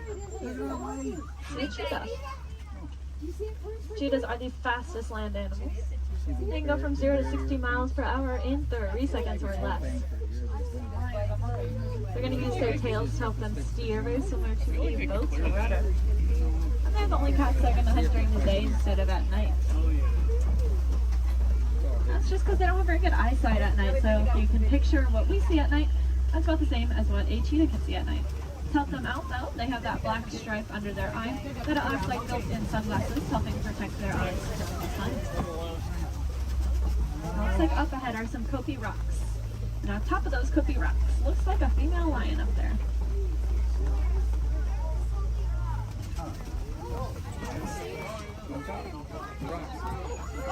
The second tallest rock on the top of it. She's laying up there. Females are going to be the ones that go out and hunt. The males are going to stay behind to protect their territory and any cubs they may have. Males have a mane on them, which is about 20 pounds of hair, just protecting his neck in case of illness. Male lions also have the loudest roar of any animal. You can be heard up to 6 miles away.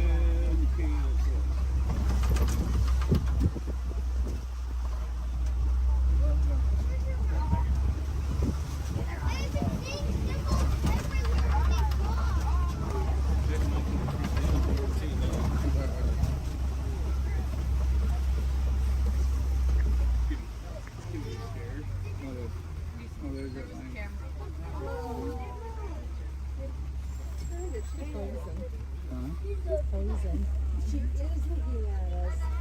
That is so cool.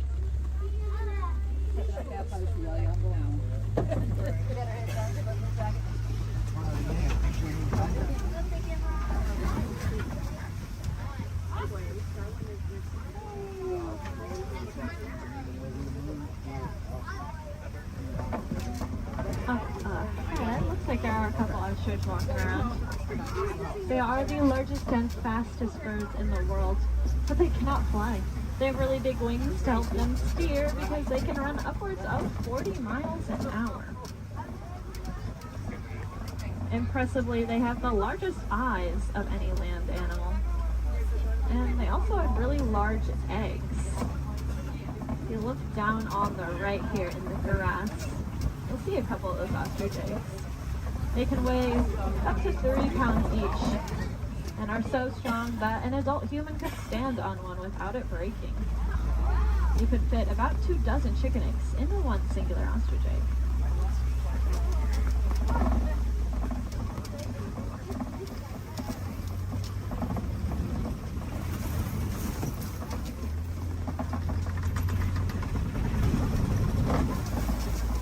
Up ahead is the warden's post. The warden takes care of all the animals out there on the reserve. There's the special ones up here with them. I bet they're all hiding under this porch from the rain now. These are the Nigerian dwarf goats. They look like cute little babies, but this is them full-grown adults. They really do not like that rain. They have a very sweet and nutritious milk that is high value in Africa, so in return for that, we'll give them a nice place to live and some animals to eat. It just goes to show that we can peacefully coexist with a lot of amazing animals.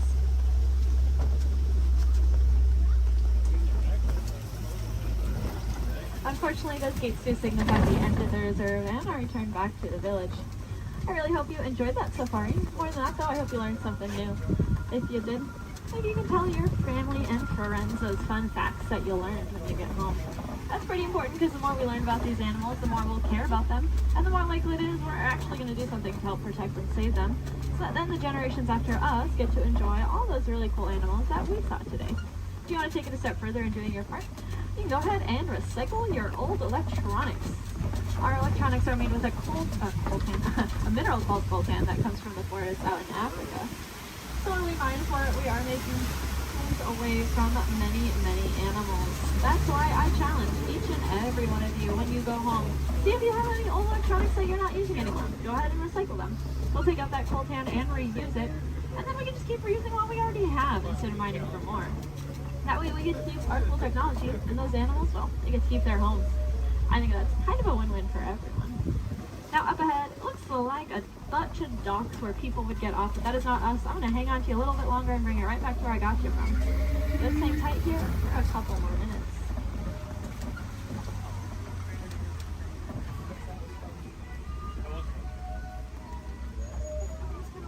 He's people watching.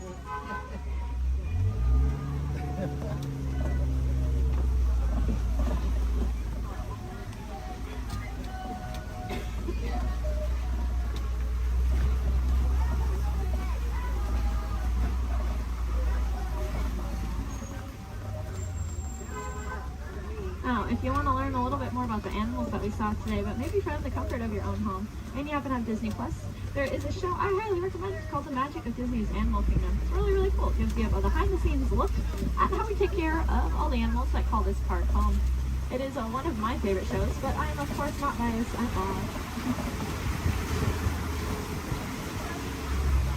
If you want to see some more animals while you're in the park today, I'd recommend heading over to the Gorilla Falls Exploration Trail.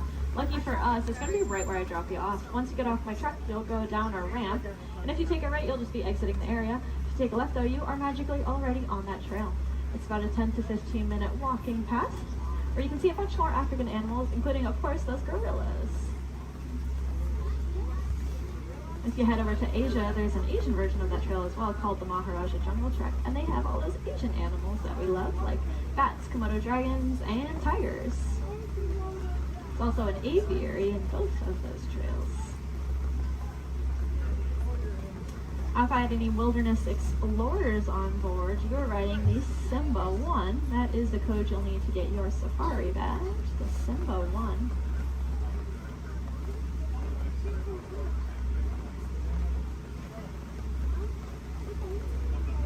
You might have also heard a train. That would be Rafiki's Planet Watch. That train is about 5 minutes long, and it takes you up to another little area. There's a petting zoo up there, so you can cuddle some of your favorite animals. There's also a drawing area where you can learn how to draw a Disney animal from a Disney animator. And there's a whole bunch of reptiles and amphibians up there as well to check out. The last train is going to leave at 4:30 though, so if that sounds like something you're interested in, I recommend making sure you are on that train by 4:30.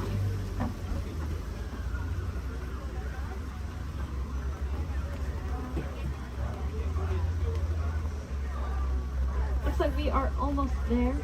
Thank you for your patience. I know that was a little bit longer than expected.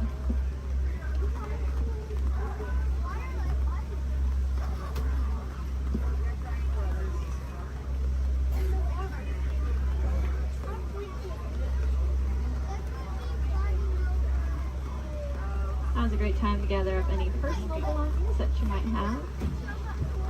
Make sure you have everything with you.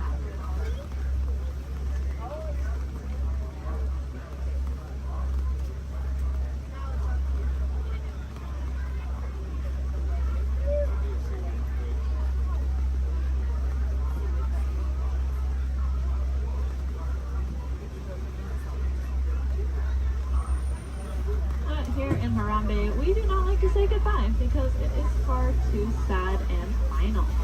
Instead, we say Kwaherini, which means to go well. So Kwaherini, my friends. Again, my name was Julia from Fort Collins, Colorado. I really hope that y'all had just as much fun out there as I did.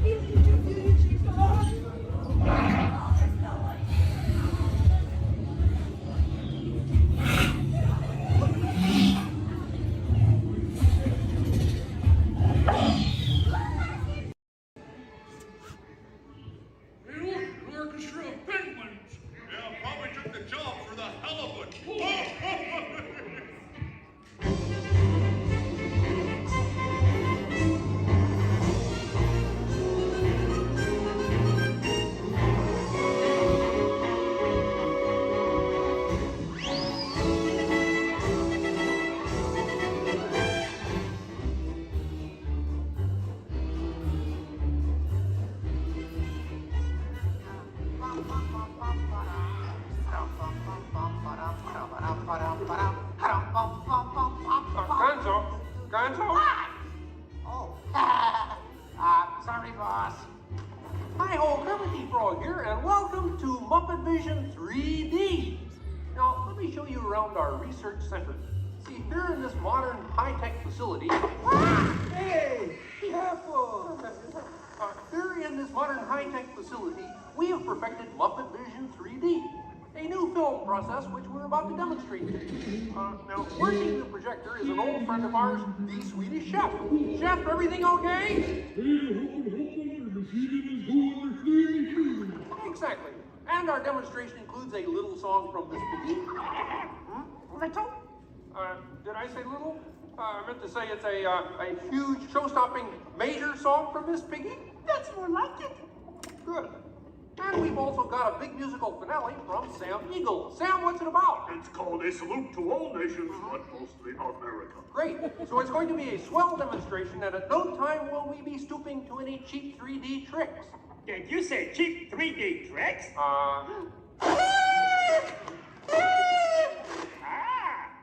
And here's something I wanted to spring on you. Walter, it's that dumb bear again. Yeah. Hey, Bear, you're not even funny in 3D.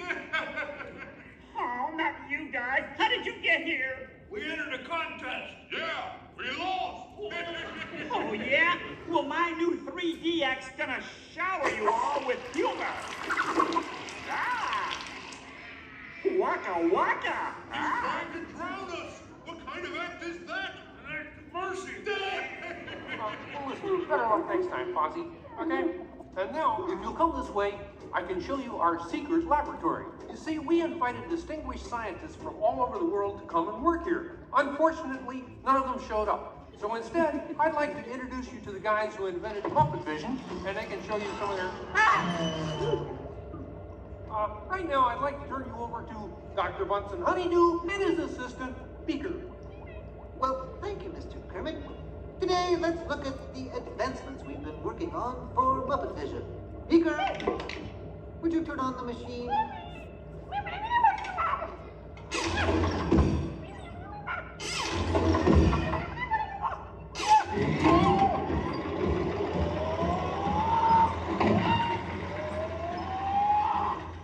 We at Muppet Labs have been able to grab hold of the future. The wheels of progress turn swiftly here as we strike upon ways to bring science safely to you. This user-friendly machine will now generate the first living 3D effect just by flicking a simple switch.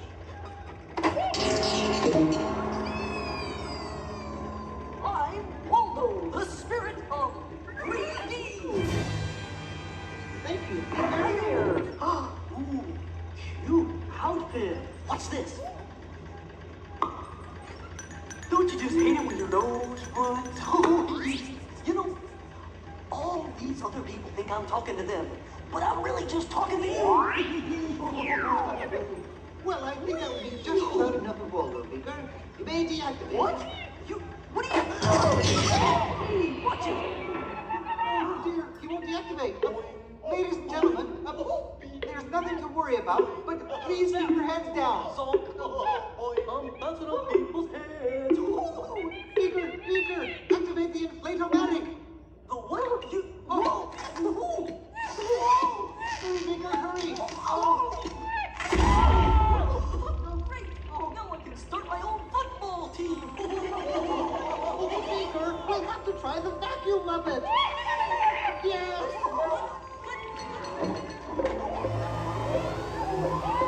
Ladies and gentlemen, for your own safety, please rescue our next family.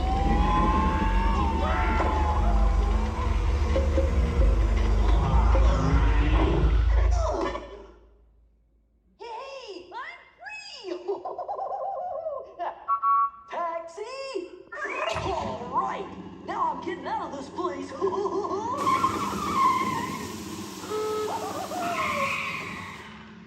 This way, folks.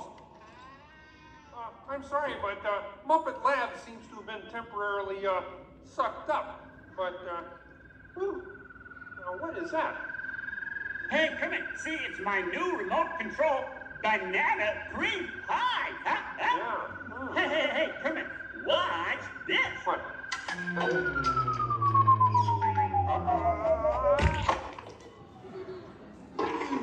Ozzy, that's terrible. You're right. Needs more sugar. And now, ladies and gentlemen, for the first musical portion of our demonstration, we have Miss Piggy in a wonderful 3D number.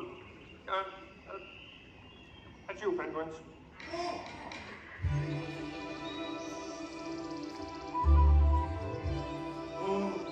Doesn't it look beautiful?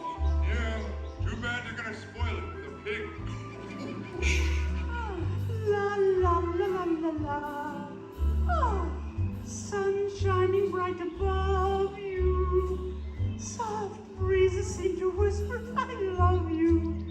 Birds singing in the sycamore tree.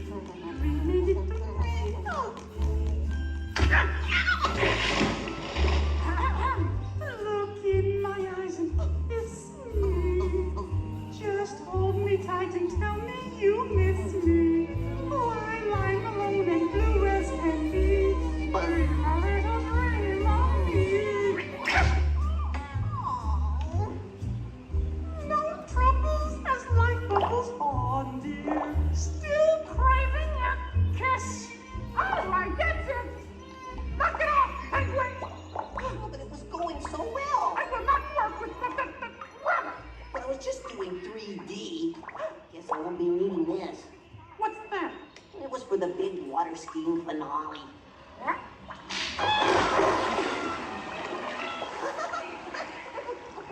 Bee Buddy, what are you doing? What do you mean? You are ruining this film. Well, I was Get just out. trying to Get help. out. I didn't mean anything. Go away. Go away. Does anybody know the way out of this film? Hey, you got a map down there? Well, you come with me if you like. I just got fired and I'm running away. Terrific! Let's go. Okay. Hey, Bean, what's up? I'm going away forever. Oh, great. Could you give me a sandwich? Would any of you people like anything? I mean, since he's going out, he could forever? Bean? Bean? Oh, Kermit! Kermit!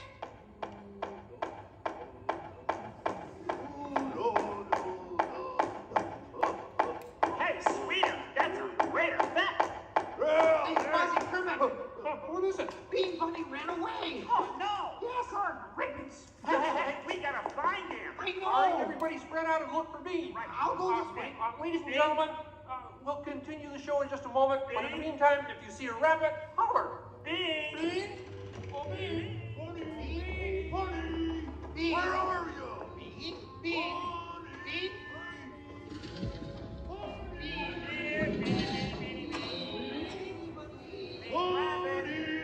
Hey, what's all the commotion about? Bunny ran away. Well, you know what that makes him? Smarter than us. Hey, anybody seen a bunny? I don't see a bunny. Where? Where? Oh, nothing up there but a bunny. A bunny? Bean! Hi, sweetie. Hey, Kermit, look! What? Bean, what are you doing out there? I'm running away. Nobody would let me help in the movie. Oh. This is a very moving moment. Yeah, I wish they'd move it to Pittsburgh. Hey, Bean! What are we doing sticking around here? Let's burn rubber! Who's that? He's Walt, 3D friend, and we're both leaving the movie. Right, look at Bean! If you leave, you'll miss all the fireworks! Right, yeah. Fireworks? Ooh, okay, I'll stay. But I want to help. Gee, is there anything Bean can do in the final number? Oh, gosh, maybe Bean could set off the fireworks. That sounds great. Cool. Yeah, and I'll stay and help. I love fireworks. Well, okay. Sam, are you about ready? Yes, it's a glorious 3-hour finale. You got a minute and a half. Okay, everybody, get ready. Right. Ladies and gentlemen, the Muppets proudly present the final demonstration of Muppet Vision 3D.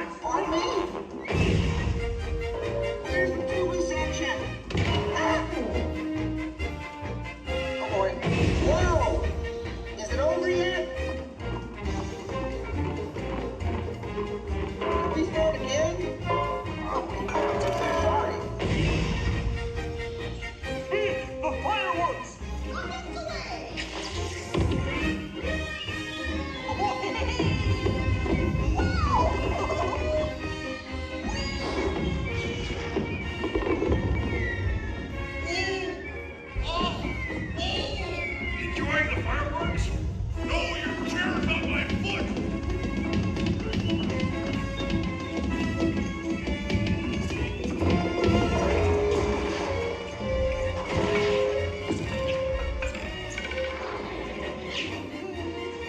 What's this?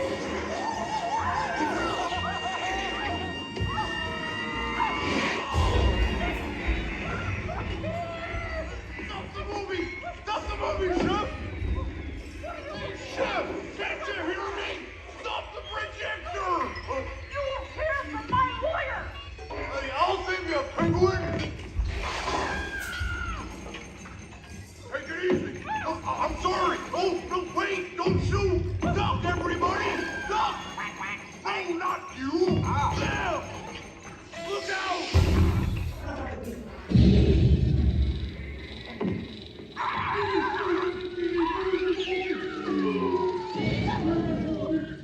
At last, I'm out of this silly film! Hey, what are you shooting at me for? It was the penguin! Hey, watch it, will ya?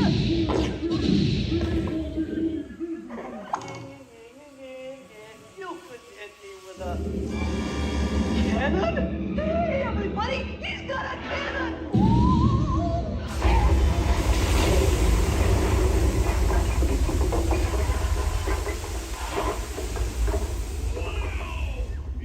Everyone okay in here? We surrender! We surrender! What an explosion! Ladies and gentlemen, I'd like to apologize for our slight technical difficulties, but I do wish to assure you that no one was hurt and this theater suffered only minor damage. So thank you very much for coming to see this demonstration of Muppet Vision technology, and enjoy the rest of your stay, and come see us again sometime.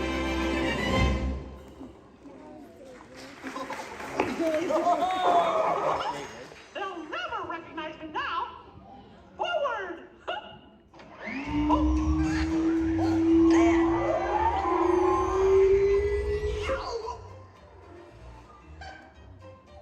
Cute ending. Well, what do you think? We have time to go to the bathroom before the next show? We can't, you old fool! We're bolted to the seats!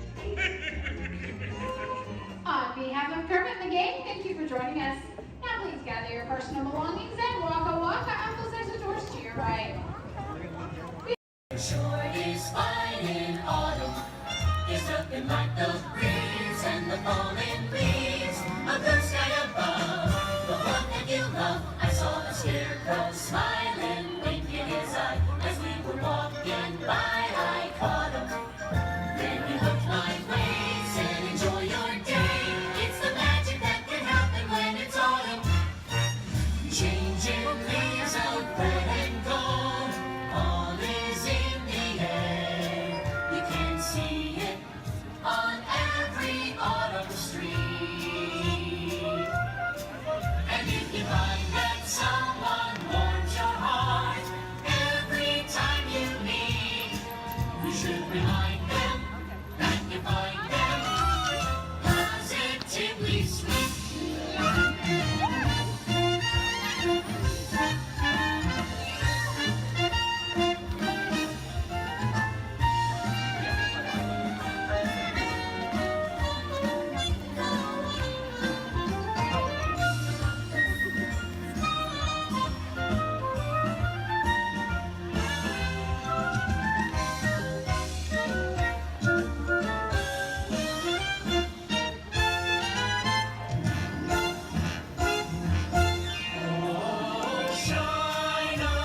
Shine on, harvest moon, up in the sky. I ain't had no lovin' since January, February, June or July. Snow time ain't no time to stay. Outdoors it's good, so shine on, harvest moon, for me and my gal.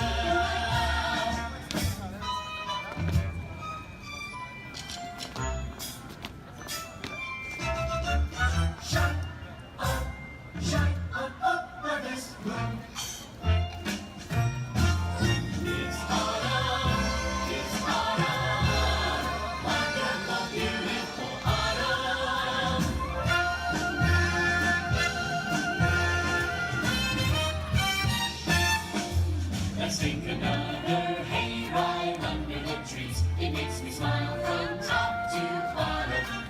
because the autumn chill gives me such a thrill. It's the magic that can happen when it's autumn. When it's autumn. When it's autumn. When it's autumn. It's the magic that can happen when it's autumn.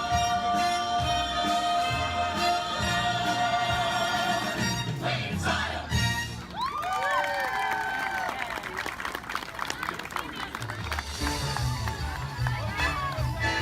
Thank you for joining us on Main Street, USA. And from all of us here in the Magic Kingdom, we hope to see you again real soon.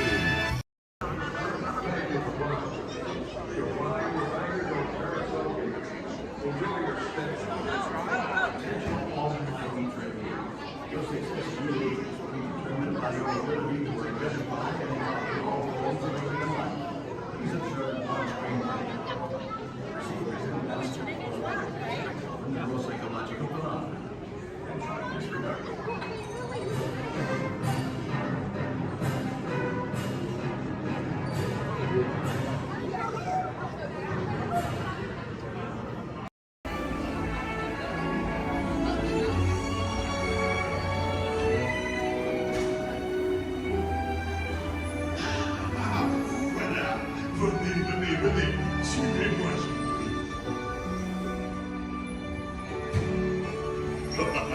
My chef Annie is waiting for you. This way. Qu'attendez-vous?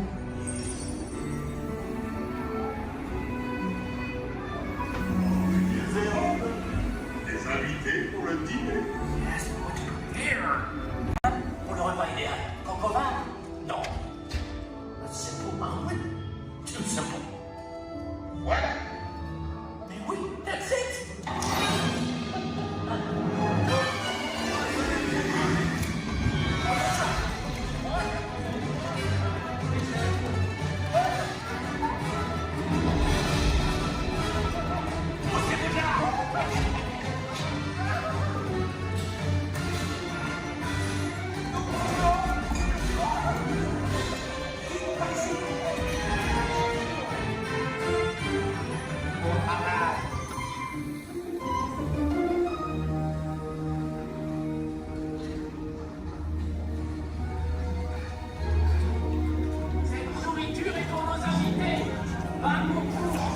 Hey guys, the food is for them, not you.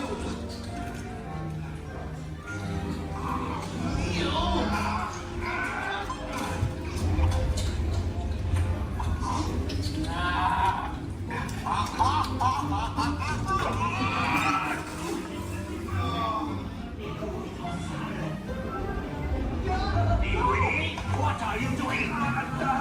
Que manigancez-vous? Out of my way!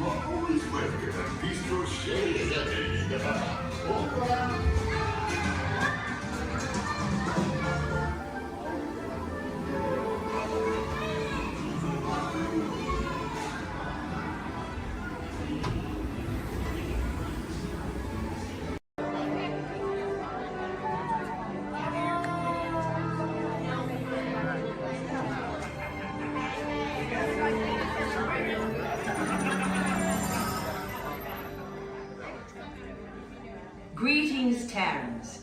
I am Nova Prime Irani Rayal, Commander of the Nova Corps.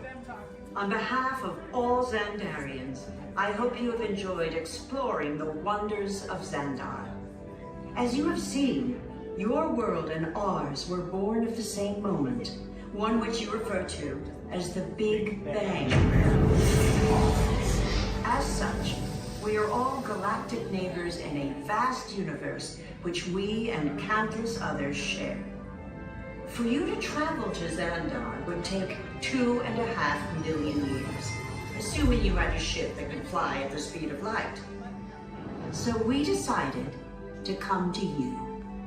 But even we could not have reached you so easily were it not for the Cosmic Generator, an advanced piece of Xandarian technology that creates jump points, artificial tunnels that act as shortcuts, linking distant points in space. It is our desire to share this wondrous technology with your people so that together we might explore new worlds and create a brighter tomorrow. And now, as the culmination of the wonders of Xandar, you will be teleported to a Nova ship above your planet for a demonstration of the Cosmic Generator. I trust you will find it an unforgettable experience.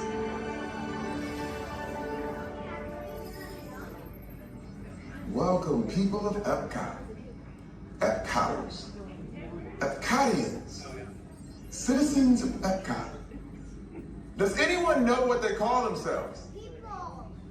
What? Someone needs to tell me when I'm on. Welcome, Epcot Terrans. I am Centurion Tal Merrick, and we're just about ready to teleport you up to the ship for the demonstration. As you're about to enter a secure Nova area, I must ask you to put away your Terran communication devices at this time. Recording of any type is strictly prohibited. I am very serious about this. Now, please step forward into the chamber. You're gonna love this. You're on! That was the best. That was like probably highlight. You're on! Someone get that guy back. I should warn you that we have never teleported Terrans before. But since your molecular structure is very similar to Xandarians, it should work. It'll work. So long as you are standing inside the lighted ring. You do not want to know what happened last time someone did not stand where I told them to, okay? Stand by for teleportation. Here we go.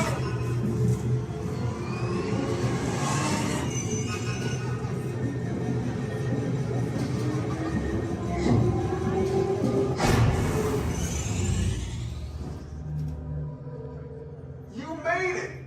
I mean, of course you did. Nova Prime, they're ready. Excellent. What you see before you is the Cosmic Generator. And in just a few moments, we'll be activating it so you can experience for yourselves what's happening. I'm not sure. Our power's out. And the Cosmic Generator is gone. Interior Mod, go to Code Red. Prepare the fleet. And call the Guardians. Now. There's no cause for alarm.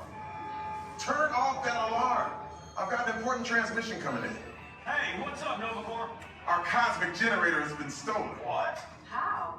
Why didn't we think of that? That thing's gotta be worth a fortune. I am Groot. Good question. Yeah, who do you think took it? Perhaps that really big man outside your ship. Oh, that is a big man. I need to alert Nova Prime. I'm watching Terrans for dogs. That's not creepy at all. This species has failed. Wait, whoa, we didn't even know there was a test. He's got the Cosmic Generator. He's creating a new jump point. Jump point to where? It's some kind of mutant jump point. He's going back to the dawn of time. Dawn of time, why? To erase an error. Well, that doesn't sound good. Your time is over. Wait, what do you mean? What do you mean that's so vague? The jump point is closing.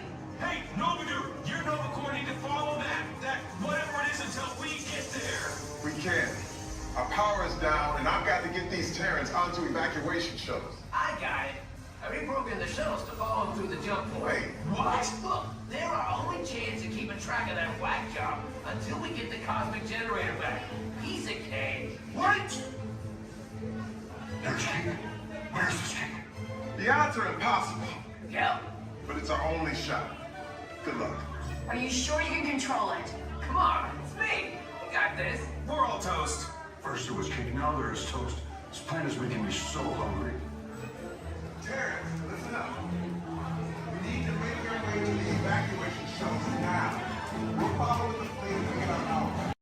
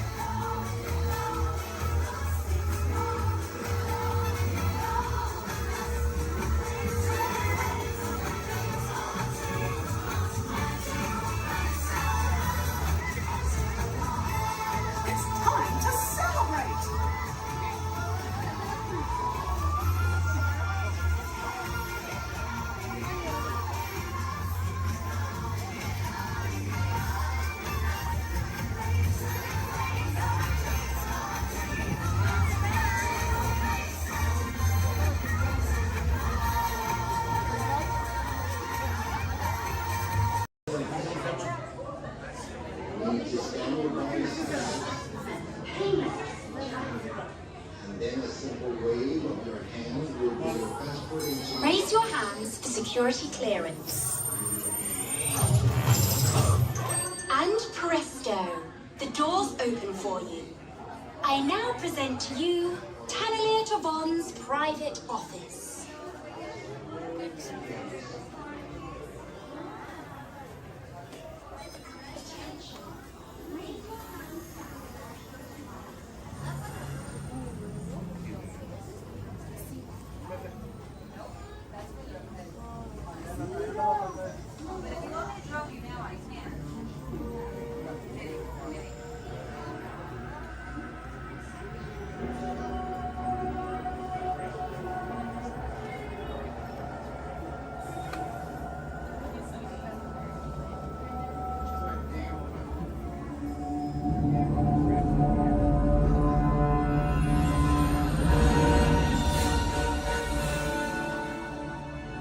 My friends, you're one step closer to your exciting encounter with the Guardians of the Galaxy. You're now standing in my private office. I know. Where I Carefully scrutinize each and every piece that comes to me from different parts of the galaxy that let's mute this guy. Getting consistent blathering on a constant loop was big motivation for me to escape. I go, ouch! Ow! That was not part of the plan. What? Of course I escaped. For those of you who have not been paying attention, the name's Rocket, one of the Guardians of the Galaxy. The smart one. Listen up. He's gonna put you on a gantry lift for your tour. I'm gonna sneak on top of your lift and take us all the way to the big old generator control room. I'm gonna blast that thing and destroy all the control systems, which will open up every cage in this freak show and free my friends. Our buddy Mantis is in the getaway ship waiting for my signal, and then we'll be on our merry way. But this plan won't work unless you help. I don't have clearance. My hands don't scan. Yours do. If you raise your hands, I get the clearance and the chaos begins. It's a foolproof plan. 35% of the time. Oh. I'm gonna take this. Now move it.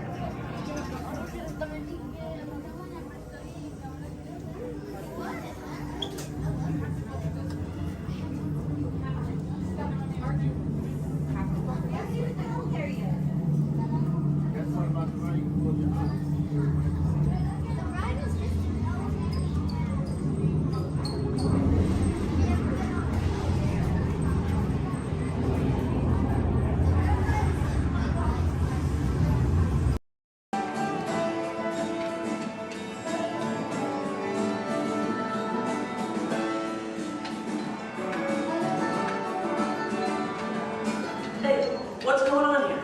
Where are we? Oh, look, we're on the wrong side of the screen. Oh, yeah, wow. Hey, look, let me grab it. Get off. Come on, let's go. Oh, hi, there you are. Hello, I'm Rosie. And I'm Colin. And we've got 5 or 6 hours of vacation slides to show you. No, we don't, actually. We're here to tell you all about sourdough bread. We are?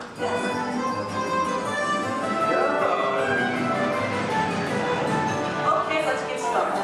Did you know that the traditional sourdough baking process goes back to the California Gold Rush? You're reading this, aren't you?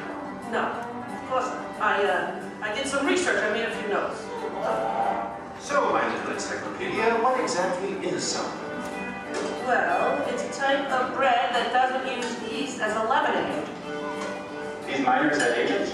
I don't think so. Look at them. Isn't it nice to see the guys helping with the dishes? Now, Colin, did you know to make sourdough bread you need a chunk of what's called starter or mother dough? Wouldn't you need mother dough and father dough? No, just mother dough. These guys here used to carry a chunk of it with them in their bedroll to keep it warm. Well, that's an image I'll carry with me through summertime. Well, we're not talking 5-star restaurant here, we're talking grub. They would take the dough, put it on a stick, and cook it over the campfire. Isn't it true they used to strain their coffee grounds through a sock? They hope so. Oh, I love these guys. The Jefferson Airplane. No. This is the Bodine family. And this is Isidore Bodine. Bonjour. He's the one who perfected the sourdough starter. Tastes perfected to me. Yeah. By the way, did you know they are still using the same sourdough starter that Isidore mixed here 150 years ago? No. Excuse me? Must have made an awful lot of it. You see, you have to save a little bit of the starter dough to mix with the next day's batch of flour and water to keep the fermentation process going. Hey, did you know that the strain of bacteria found in mother dough is Lactobacillus San Francisco? How did you know that? Internet. Hey, can we watch them bake something? Oddly enough, that's what we're here for. Great.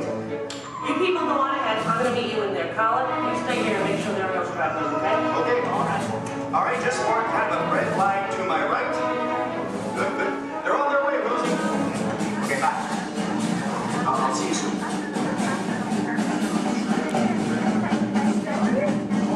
Okay, everybody, here we go. Come on in. There's plenty of room. Gather around the window right here. Make sure you can find a spot where you can see me on one of the screens. Come on, Colin. They can find their way, okay? It's not the California Trail. We lost a couple to coyotes along the way. Oh, that's so sad. Oh, well, but you did. Yeah. This is the bakery. That should be obvious to everyone. Even to... What's that? Oh, and I have one for you. Is that me? What the cutie? Okay, I'm ready to start baking. What do we do first? Okay. First you get a hunk of the mother dough and mix it with flour, add a little salt and water, and that's it. Voila, the entire list of ingredients. Right. Here's some dough. Let's bake it. Oh, not so fast. From start to finish, it takes bakers about 72 hours to make a loaf of sourdough bread. 72 hours? Yeah. Yeah, what's your hurry? What's your hurry? Relax, and all the roses. Okay, so what's next? Well, you know, bakers actually think of dough as a living thing. So after it's been beaten up and kneaded by the mixer, it needs to sort of relax and calm down. Seems pretty relaxed to me. In fact, almost catatonic. Right. I internalize all my tension. Well, what happens then? Well, then we drop it into that funnel over there, above the divider. The divider cuts it into nice, even pieces. So for this, it has to be relaxed? Yeah. Okay, fine. Oh, what happens then when it goes down that conveyor belt? Well, it goes into the rounder. Do you know what the rounder does? Oh, makes it into squares? No. Tetrahedrons? No. Polygons? Is that your final answer? Okay, so now the dough is round. Yes. Then we have my favorite machine, the overhead intermediate proofer. Wow, it's like a little Disney ride for bread. Attention, please keep your little buns in the vehicle at all times. The device rolls the dough over and over from basket to basket, takes it on a little trip, letting it, once again, relax. This is the most laid-back bread on earth. Come on, Rose, you're teasing me. Can't we bake it? No, not yet. Next, the bakers lay the dough on screens and put the screens into oven racks. Then we bake it. Not yet. You'll have to go around the corner to the next window to find out more, okay? And you go on ahead. I'll stay here and get the stragglers. You stay with the nice lady. All right. All right. Everyone, follow me. Follow him, everybody. And you relax, okay? Okay. Come on.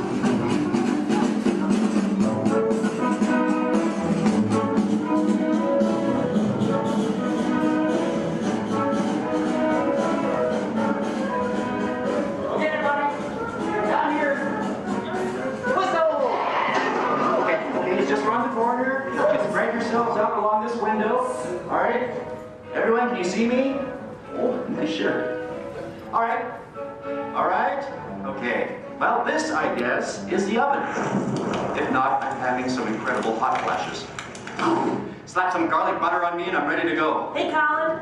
Okay, where were we? We were getting ready to bake some bread. No, we weren't. What, are you trying to confuse me? Let me think.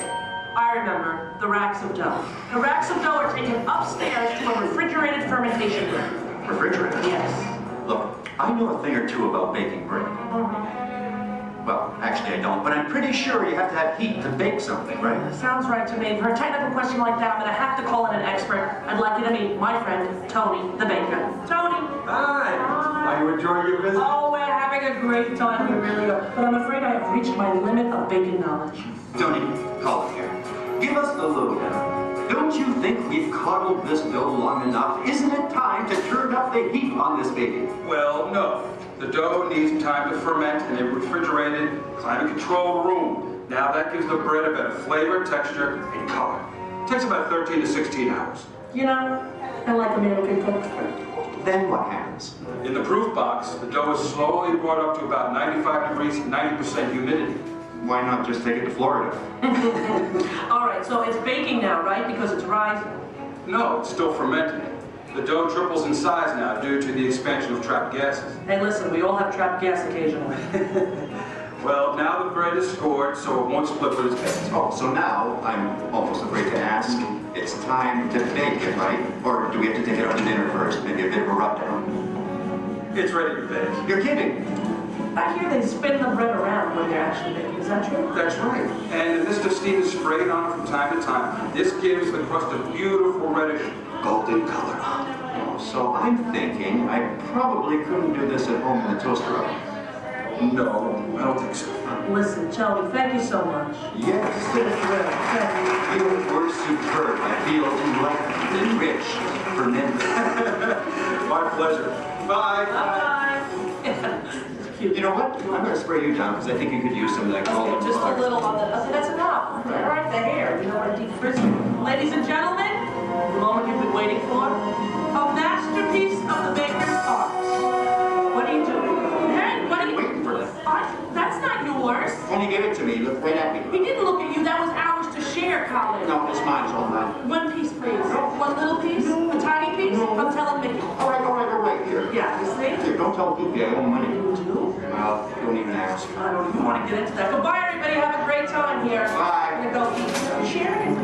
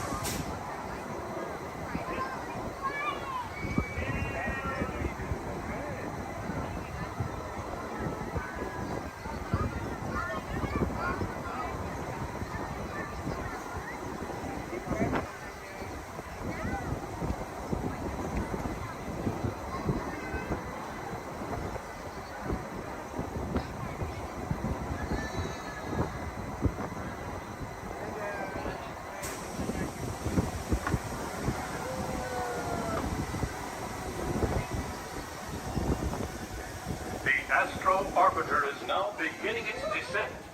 Please remain seated until your rocket ship stops. Then follow the arrows to the flight deck. Welcome back, pilot.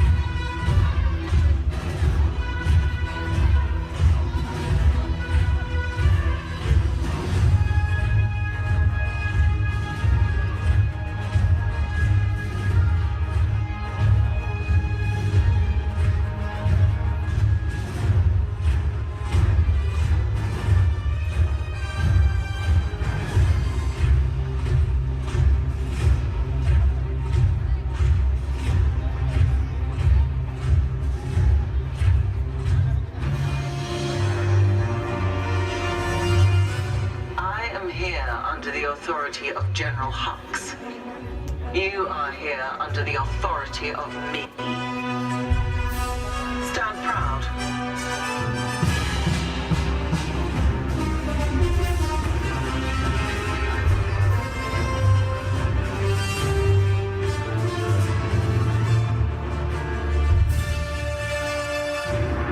Troops in this division are held to the highest standard. Mine. Show me fearless.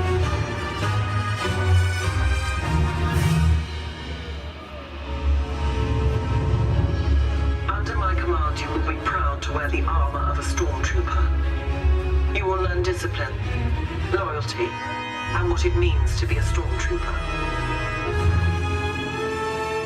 Battle stance.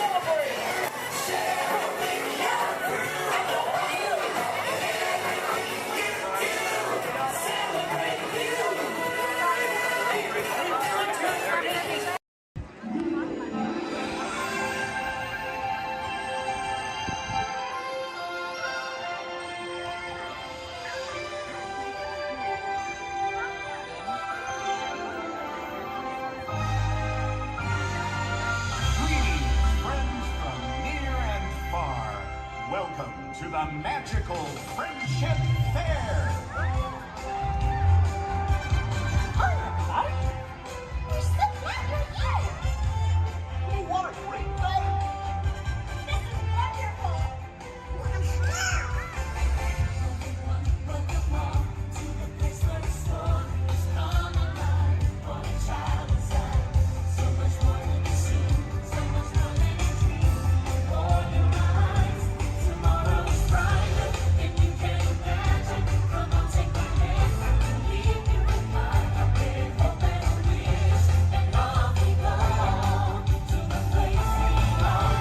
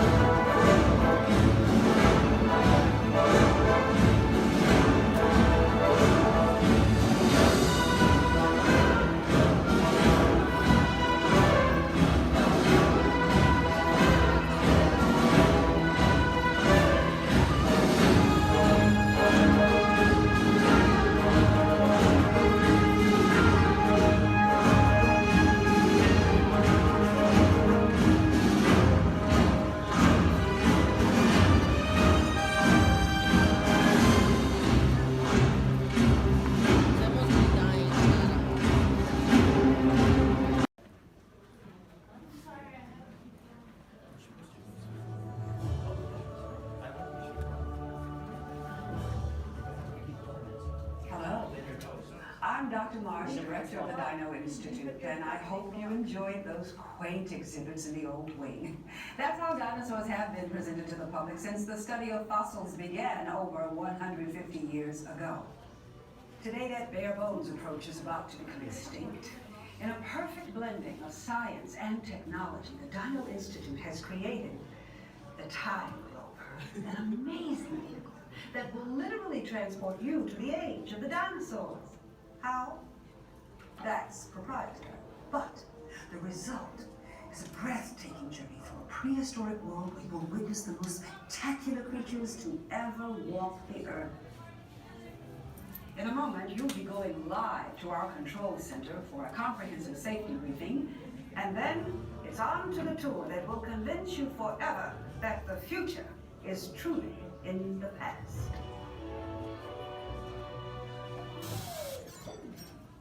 Hello there. Welcome to our little trans-dimensional joyride, folks. I'm Dr. Seeker, your friendly controller, and a heck of a paleontologist, if I do say so myself. But let's not talk about me. Let's talk about you, and how you can help me make history today with the Time Rover. It's like this. If I can bring you back from the Cretaceous period, it stands to reason that I can bring back a live dinosaur with you. And not just any dinosaur. Take a look at this guy. He's an iguanodon, and I'm certain that he is the key to understanding these magnificent creatures. I tagged him with a locator during an unauthorized field trip. Otherwise, I'd be traveling with you. Right now, our dino should be about here, at the very end of the Cretaceous period. That's where you're going today. Arrived, it seems, just in time to correct a little misstatement. Dr. Marsh. That is impossibly close to the giant asteroid impact that destroyed most life forms on Earth. Our tools are designed to take you to the early Cretaceous period, and I can assure you that all time rovers have been securely locked on those coordinates. That's right. See? Securely locked. Access denied. Continue. Of course. We were just talking about seatbelts. Plug them in, use them. It can get kind of choppy out there, so keep your hands and arms inside the vehicle at all times. Flash photography? I wouldn't. It alters the homing signal, and that's not good. Oh, and one more thing. Those locked coordinates? We're in. Now, here's the drill. You follow the homing signal to the iguanodon. Then I'll enlarge the transport field, and boom, you're back with one additional passenger extra large. And don't worry about that asteroid. You'll be in and out of there before it even breaks the atmosphere. Trust me. What could go wrong? Hey, it's me again. Remember, only you guys are going on this special mission, so don't tell anyone, okay?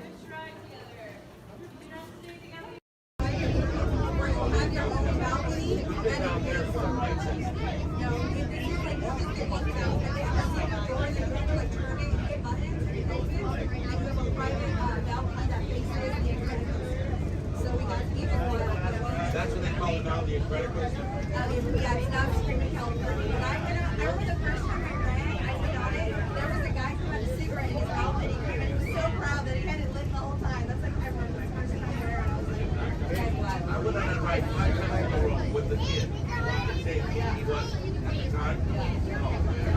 My shoulder. Yeah, it's fun. That's a good one. It is. I grew up in Santa Clara and then carrying out South America.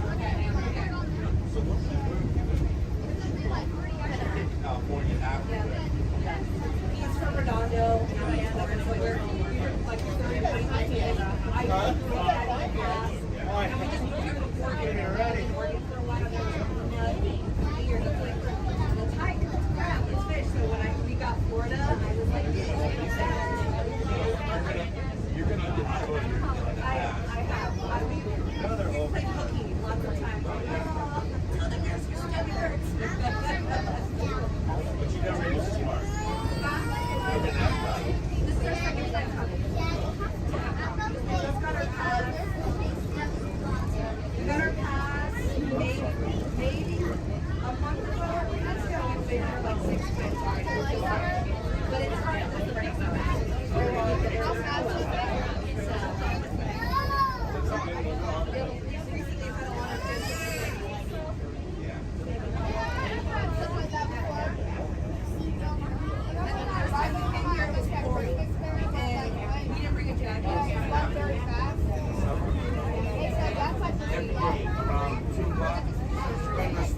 Recently had a lot of Any country you want, literally connect you.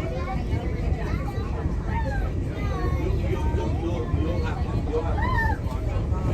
So you'll be like, pretty soon it'll be like Italy, France, Moscow. Yeah, but that's the rate in order.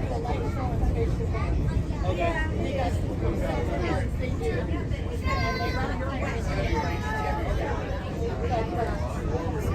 I might be better than I must pay you for it too.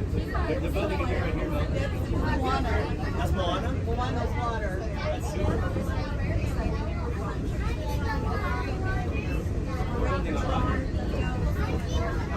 They're building Moana, baby. It shows off one of the key principles of animation. Let me explain. Imagine a flipbook. You know, a big stack of paper with drawings on them, where each drawing is slightly different than the last. When you flip through them, the drawings come to life. This zoetrope is a lot like that flipbook, but instead of drawings, it uses sculptures. Hey look, a whole bunch of sculptures of me riding Bullseye. You see how each sculpture is a little bit different? Yes sirree, pretty neat, huh? So, how do all these sculptures come to life? Well, instead of flipping through drawings, a huge turntable is going to spin these sculptures. Then lights will flash, so your eyes take a picture of the sculptures frozen in space, 18 times a second. Your brain connects all these images so that it'll look like Buzz and all our friends are having a great big Andy's Room hoedown. Now, keep your eyes on the zoetrope and we'll fire it up. Hey Buzz, get this thing spinning. Come on Bullseye, let's ride like the wind. Yee-haw!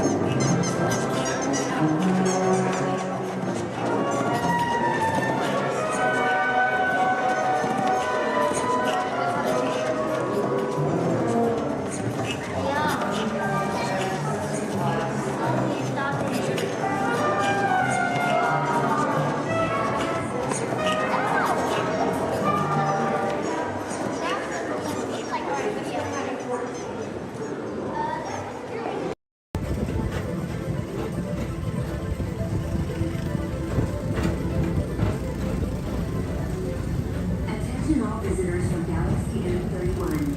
Please keep forward-facing vehicles clear of oncoming vehicles. Thank you.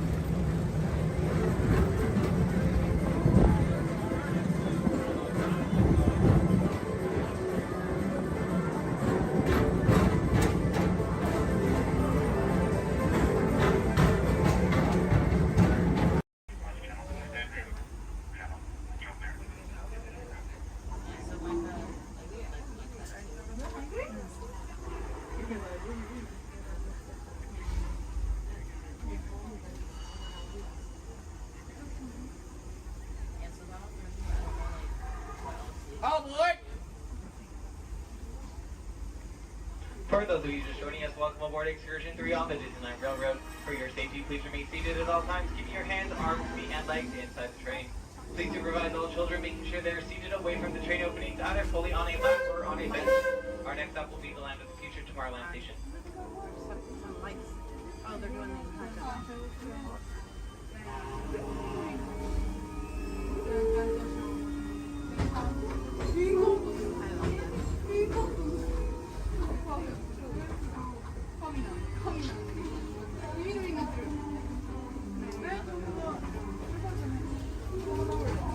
Hello everyone. Thanks for joining us on the Disneyland Railroad. For a safe ride, remember to stay seated with your hands, arms, feet, and legs inside the train. And please watch your kids. ¿Qué tal, amigos? Y bienvenidos a bordo. Para su seguridad, permanezca sentado y mantenga las manos, brazos, pies y piernas dentro del tren y cuide a los pequeños. Gracias. As we leave Toontown Depot, we get a real nice view of the happiest land of them all, Fantasyland. You can see people stepping onto It's a Small World just below us. And, off in the distance, majestic Matterhorn Mountain.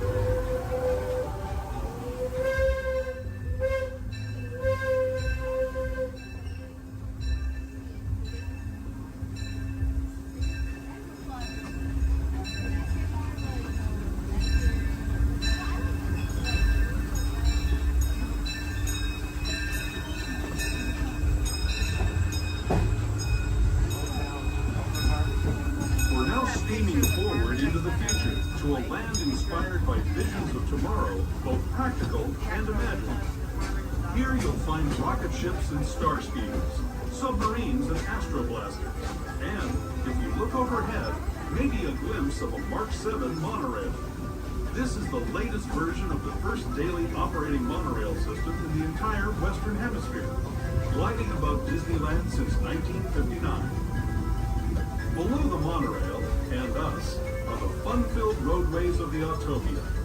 Drivers of all ages can get behind the wheel of these cars. No experience or license required. If you're into soaring spaceships or doing battle with evil empires and emperors, Tomorrowland is definitely the place for you. Speaking of which, we're pulling into Tomorrowland Station right now. If you're leaving us here, just stay seated until we come to a full stop. Gather your belongings, including lightsabers and astroblasters, and step carefully from the train. Thanks, and have fun in the future. For the rest of you, just sit tight. We'll be on our way again in just a minute.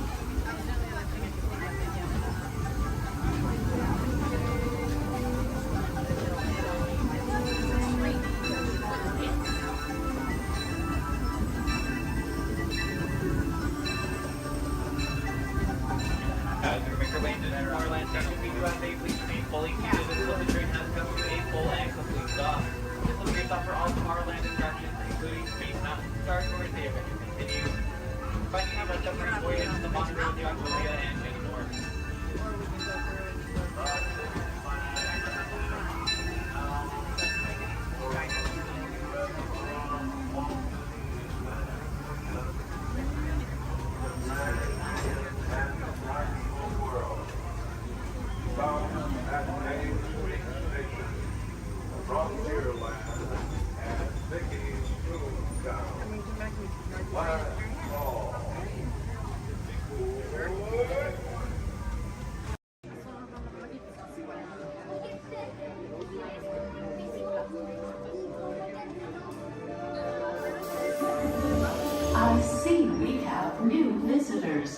Welcome, Terrans, to the wonders of Xandar.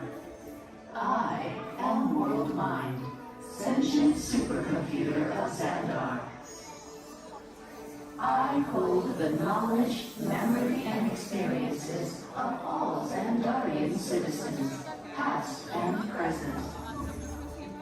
This gives me extensive knowledge, yet I am constantly learning, and I am now learning about you and your planet, Terra.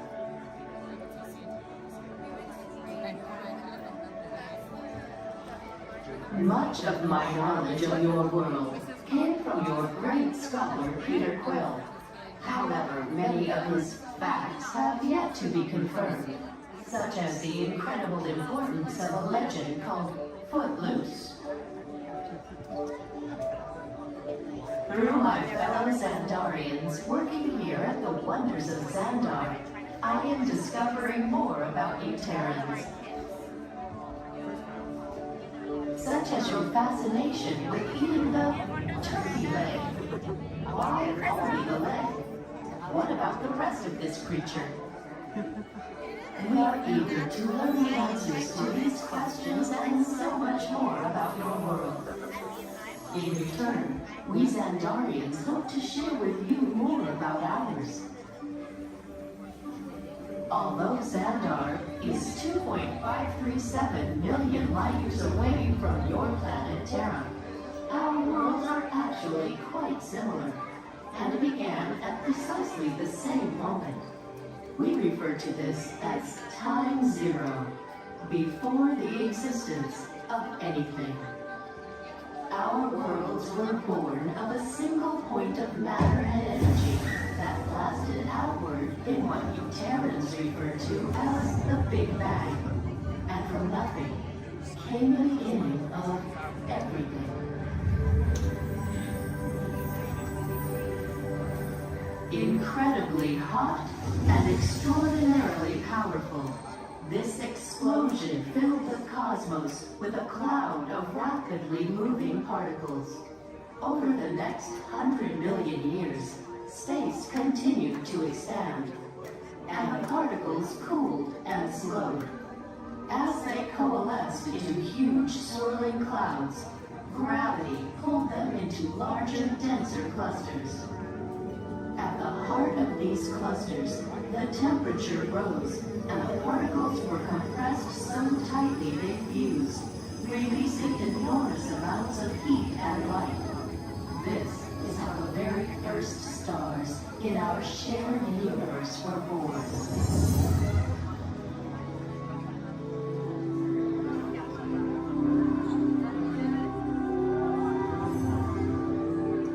The singularity is just one of the commonalities between our two worlds that we will explore today. Welcome, Terrans, to the wonders of Xandar.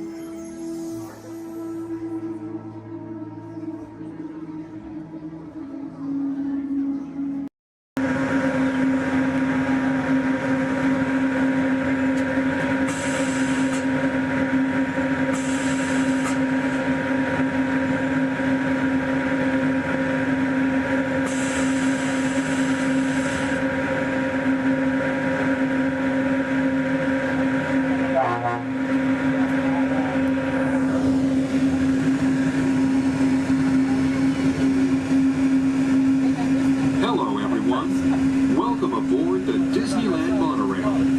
We are now beginning a 2.5-mile journey to downtown Disney Station and back. For a safe trip, remain seated, keeping your hands, arms, feet, and legs inside the cabin. Be sure to watch your children, and no smoking, please. Bienvenidos. Para su seguridad, permanezca sentado y mantenga las manos, brazos, pies y piernas dentro del tren y cuide a los niños. Por favor, se ruega no fumar. You're riding aboard a Mark 7 monorail, the latest generation of Disneyland monorails. When Walt Disney introduced this attraction in 1959, it was the first daily operating monorail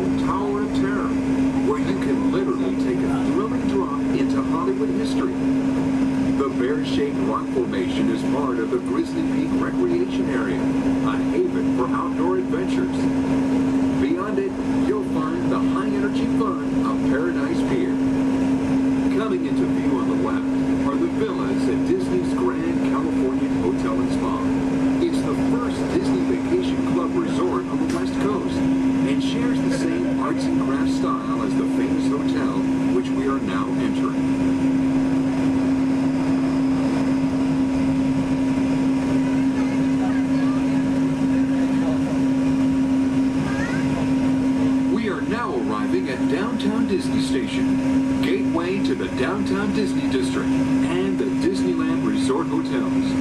If you will be leaving us here and returning later today, please hold on to your park ticket and have your hands stamped as you leave the station. You may reboard the monorail for a return trip to Tomorrowland up until 1/2 hour prior to Disneyland closing. Please remain seated until the monorail comes to a complete stop and the doors have opened. Then gather your belongings, lower your head, watch your step, and exit to the left of the monorail. Thanks for traveling with us today, and we hope you enjoy your visit to the Disneyland Resort. For those of you continuing with us, we'll begin our return trip to Tomorrowland in just a few minutes. Thank you.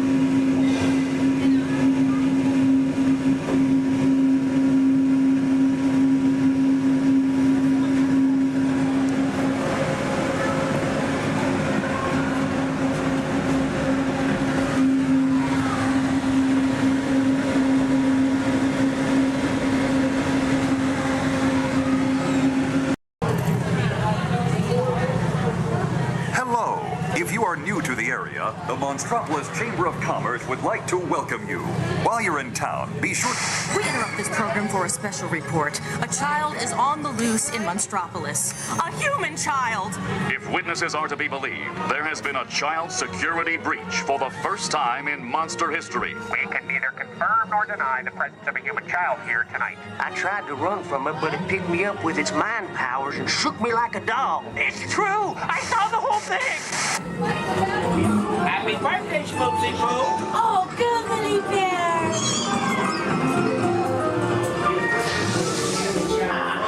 It's telepathic control. It made me dance like a chicken. I thought toward my own.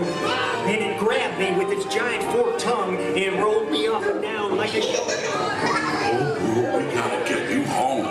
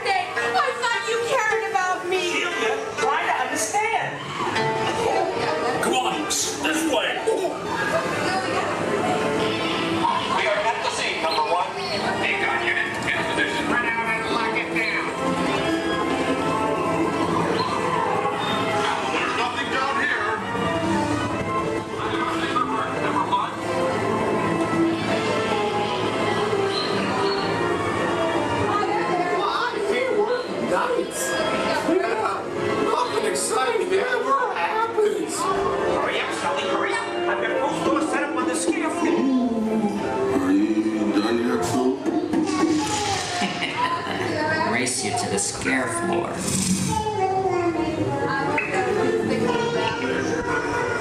Almost there.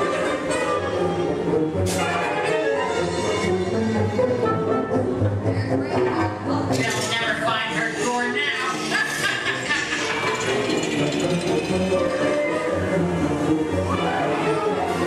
Oh, there's your door. We're almost there, kiddo. Not so fast, Sullivan.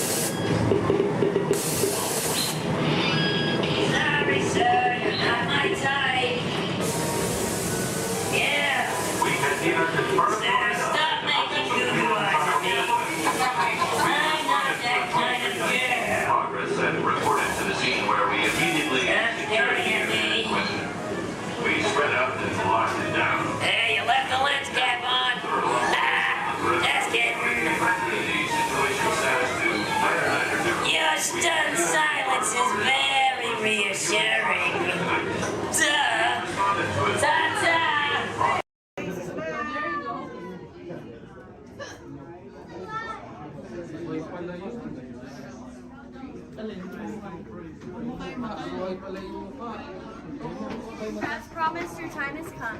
Please enter and gather on the dying fire.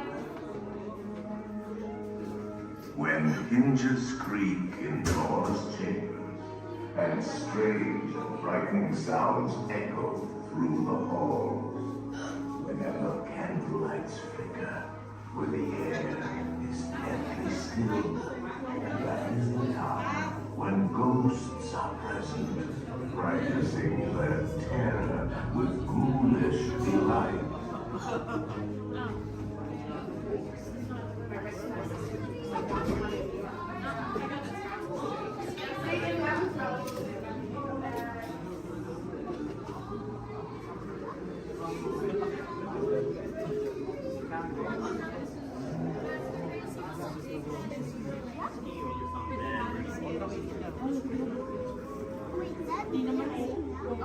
Welcome, foolish mortals, to the Haunted Mansion.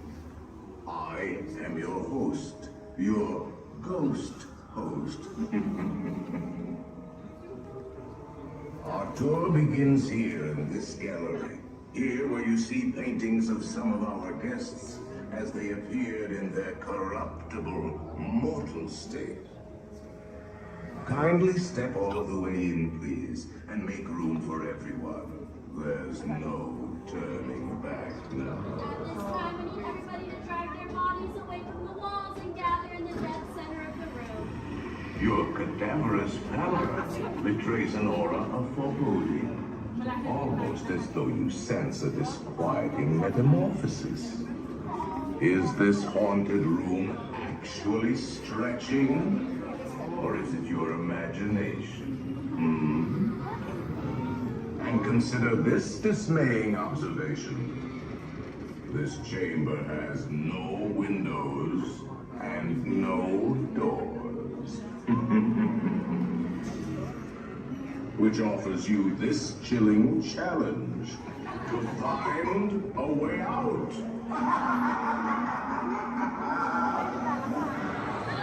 Of course, there's always my way.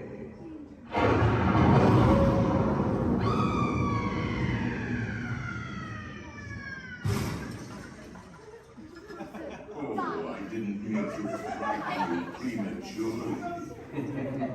The real chills come later.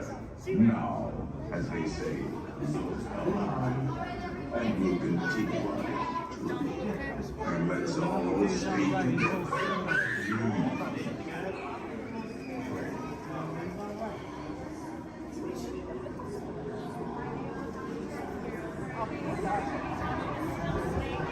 didn't say a word about it. I'm just going to read what's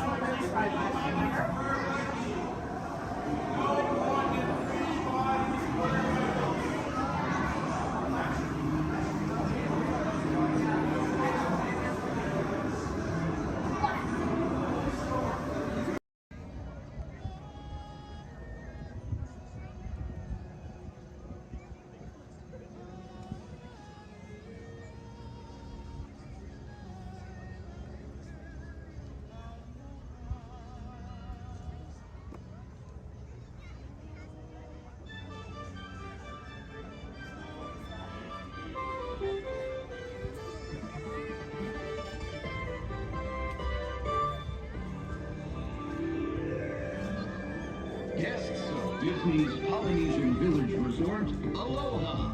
Since 1971, the electrical water pageant has lit up the shores of Bay Lake, entertaining generations of dreamers from the young to the young at heart. As we celebrate 50 years of magic here at Walt Disney World Resort, we invite you to join us in this time-honored tradition. Enjoy the lights, the music, the magic of Disney's electrical water pageant.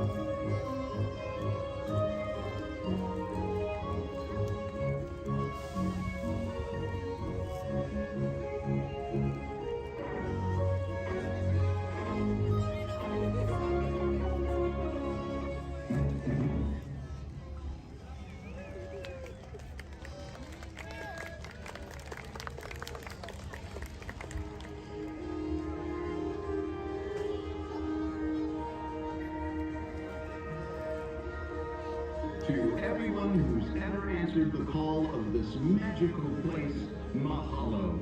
We have shared the breath of magic. For 50 years, you have trusted us with your dreams, and tonight we hope you feel them twinkling in your eyes, enduring like the sparkle of Disney's electrical water patches. From all of us to all of you here at Disney's Polynesian Village Resort, we bid you aloha and hope you wake tomorrow to find your dreams are even brighter in the light of a new day.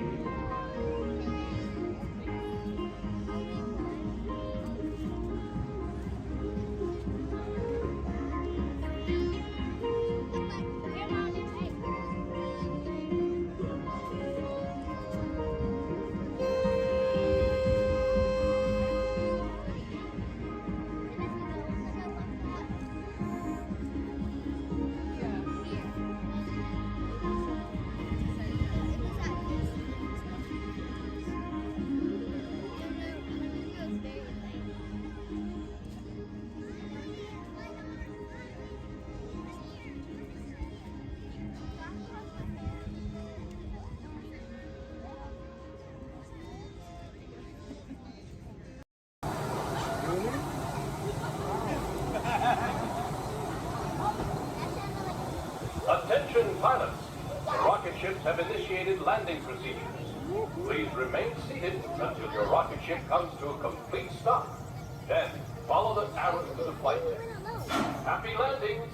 We're not going along.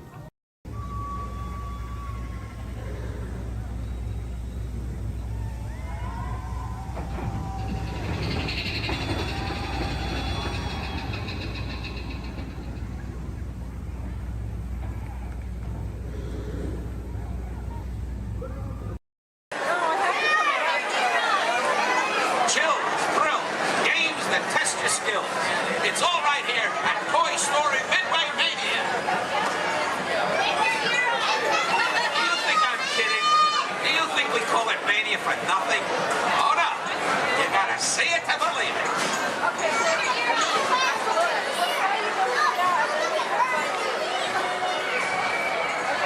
Who out there can hear me? Raise your hand.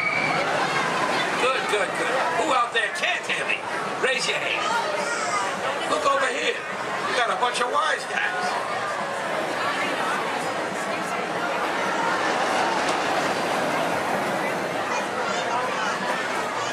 Now where was I? Oh yeah. Hurry, hurry, hurry. Right this way. Toy Story Midway Mania. It's a ride that's a game. It's a game that's a ride. Step right up and see what's inside. Now where was I? Hurry, hurry, hurry. Right this way to Toy Story Midway Mania. It's a ride that's a game. It's a game that's a ride.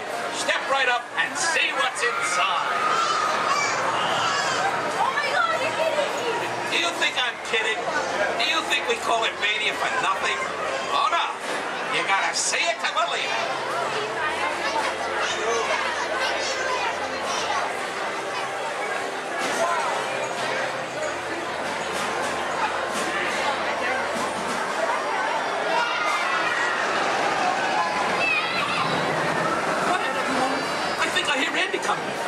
Everybody freeze.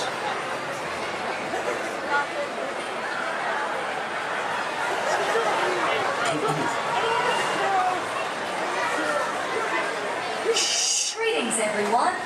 We are pleased to announce that tonight, Disney's California Adventure will remain open until 10 p.m. for your enjoyment. Again, Disney's California Adventure will remain open until 10 p.m. this evening. It's okay, folks. Hold so long.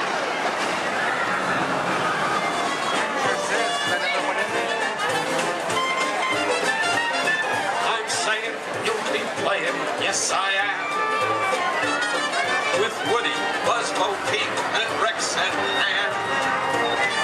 My toy friends, they adore you, so they built the place for you. Step right up, folks. I tell you, everybody can. Now I'm saying, you'll be playing, yes I am,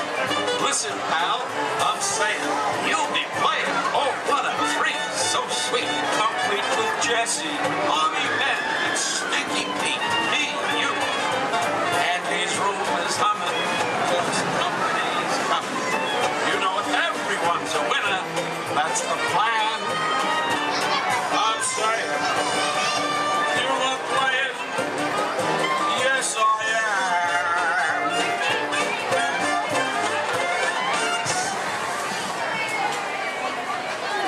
Thank you, thank you.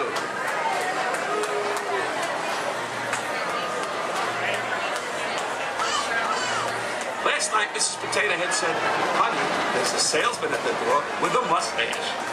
I said, tell him I've already got one.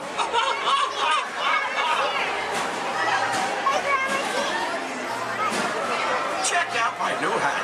It cost me an arm and a leg. Next one.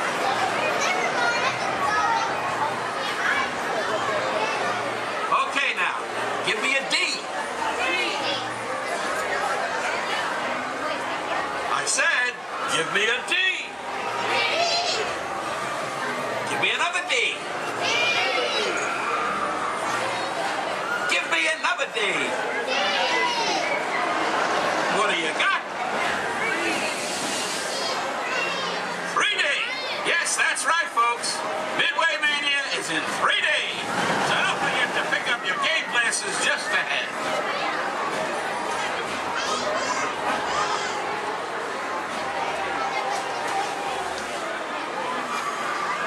Hey, young man. It's you. What? Yes, I'm talking to you. Have you played Toy Story Midway Mania before? Well, you're in for a real treat. All the toys are inside, setting up the carnival play set. Even a couple of little green men that the missus insisted on adopting. Don't get me wrong. They're cute. I just want to say, anytime we grave.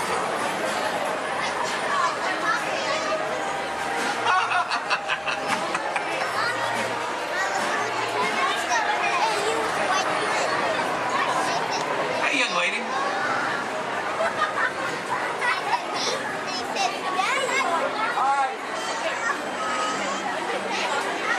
Who's your favorite?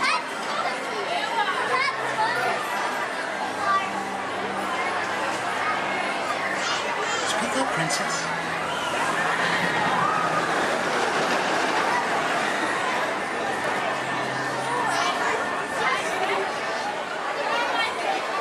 Take your time, kid.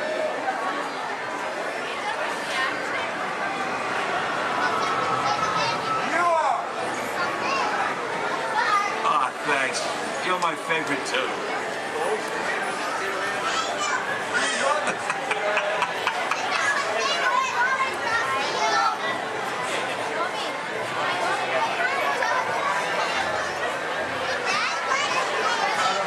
Hurry, hurry, buddy.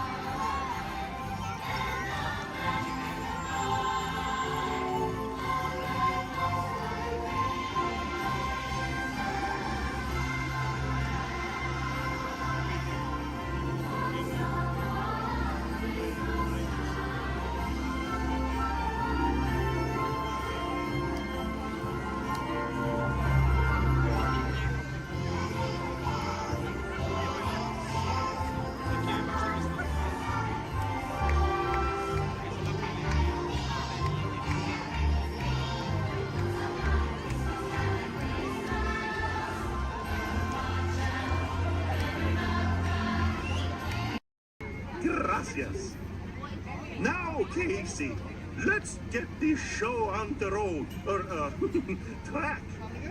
All aboard! All aboard! All aboard! Let's go!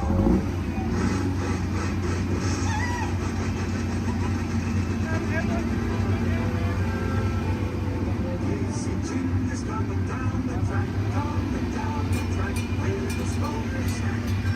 Leaving Marvin coming round the hill. Casey's getting good, every jack and jill. Every time his funny little whistle sounds, everybody hurries to the circus grounds. Time for Lemon and Cracker Jack. Casey Jim is back, Casey Jim is back.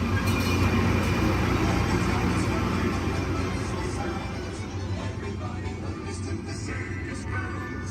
Time for lemonade and Cracker Jack. Casey Jr.'s back. Casey Jr.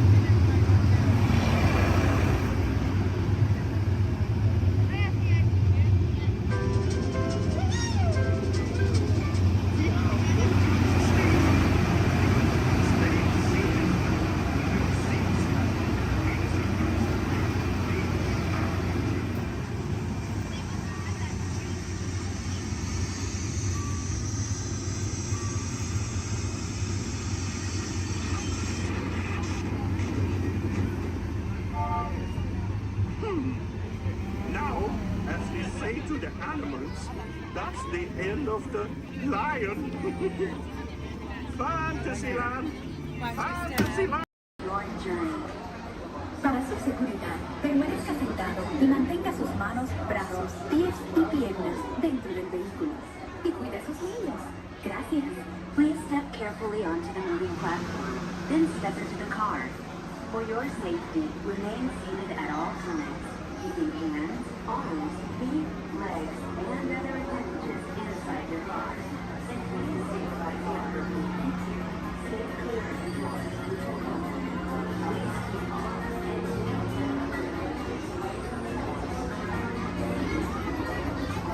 This is the TTA Blue Line, non-stop service around Florida.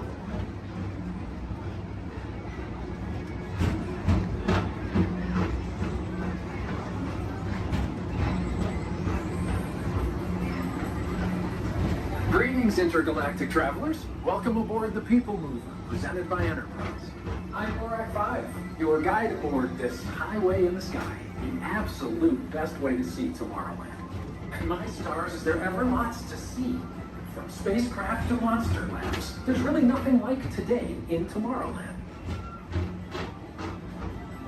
For your safety, if you have wings, jetpacks, or gravity polarizers, please do not take flight while on board. Thank you.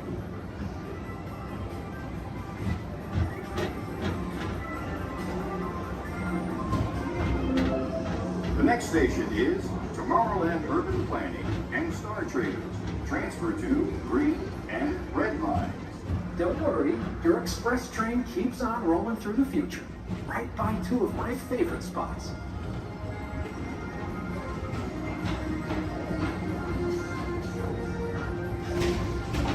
First up, Progress City, Walt Disney's amazing dream for a community of tomorrow. Did you know Progress City inspired Epcot? And a lot of the visionary ideas throughout Walt Disney World. Look, there's even a tiny people mover. I wonder if there's a tiny mover in there.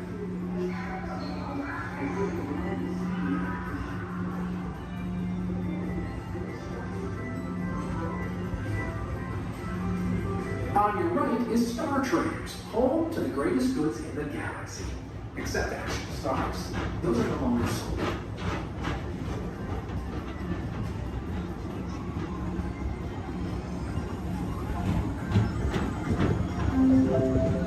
Now approaching Tomorrowland Speedway and Tron Light Cycle Run. I love a good circuit, and these are two of the best tracks of the cosmos for a bit of light, speedy competition.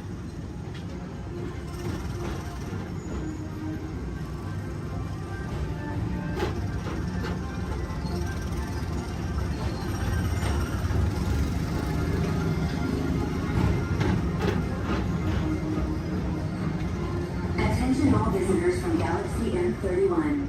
Please keep forward-facing tentacles clear of oncoming vehicles. Thank you.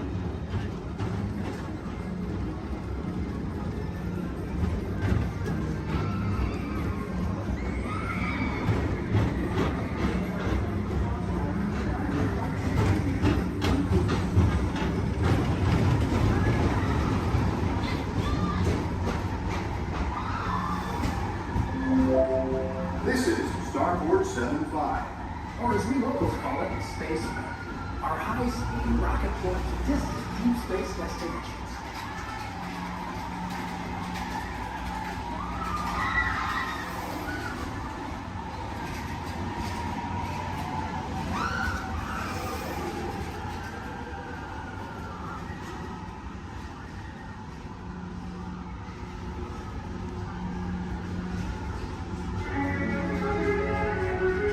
Let relaxation wash over you at the most refreshing retreat in the galaxy, the coral moons of Pisces 7.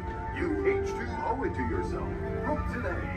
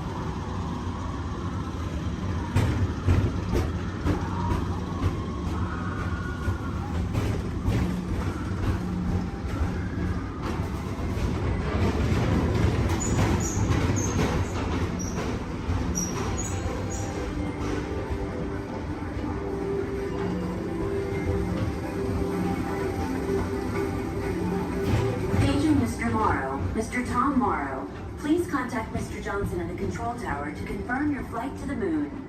Thank you.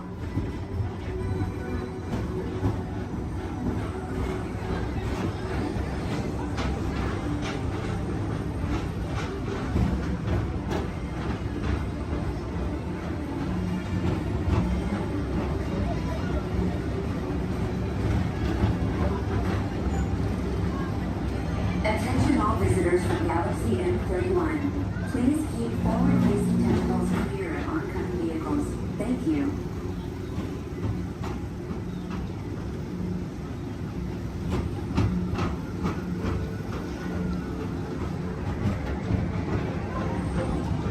To your right is the Astro Orbiter, our celestial symbol of interplanetary harmony and fellowship.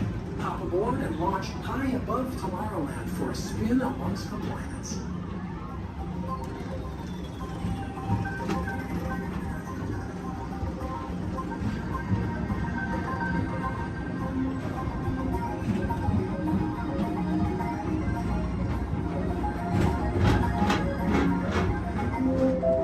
The next station is Walt Disney's Carousel of Progress.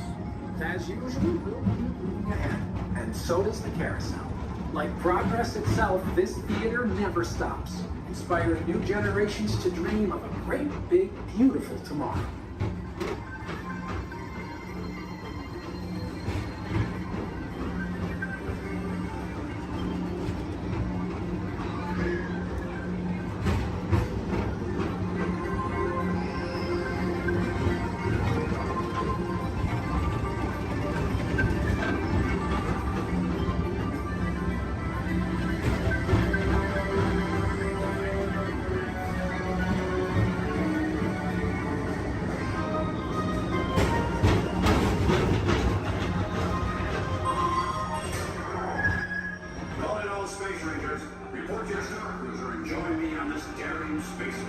I can see no ever return.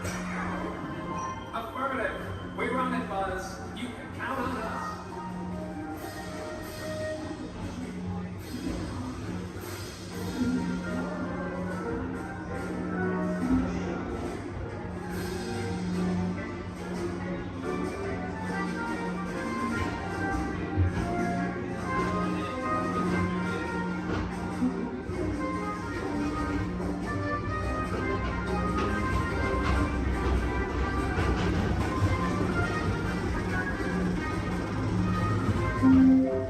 Now approaching Monsters Incorporated Laugh Floor. Mike Wazowski has brought in some real monsters of comedy. Whether you have one eye or nine, take the time to see his show. Now approaching Tomorrowland Transit Authority Station. My fellow sentient life forms, our people mover journey has nearly come full orbit. Thanks for riding with us. It's been a pleasure to have you aboard. And even though we're concluding, this is always my favorite part. Because now is the time. Now is the best time to go out and explore tomorrow. Today. See you in the future.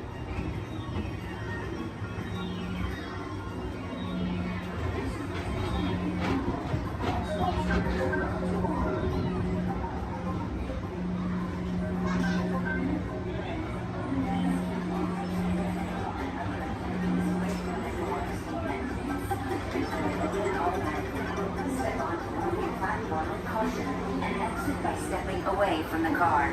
Thank you. Please keep arms and The eye chart to test your vision. Now, all together, if you would please read line 3. With F-I-G-M-E-N-T, you can see things differently. Sure, you can see with your eyes, but imagine what you could see if you used your imagination. Follow the bouncing figment. One spark of light can light your fancy. Your mind sees more than what your eyes see. Your sense of sight can make your fancy fly. There's more to sight than meets the eye.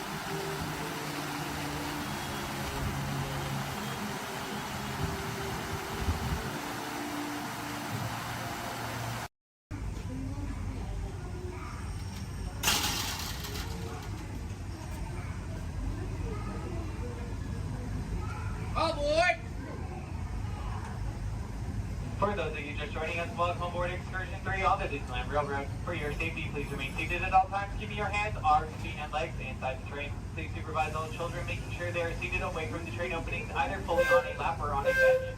Our next stop will be Main Street, but before that, we will travel into the tunnel ahead and journey through the Grand Canyon and Primeval World. While you are more than welcome to take as many photos and videos as you'd like, we do ask that you please turn off all flash photography, video lighting, lighted toys, and accessories, including any lightsabers, light up ears, bubble wands, balloons, and many more.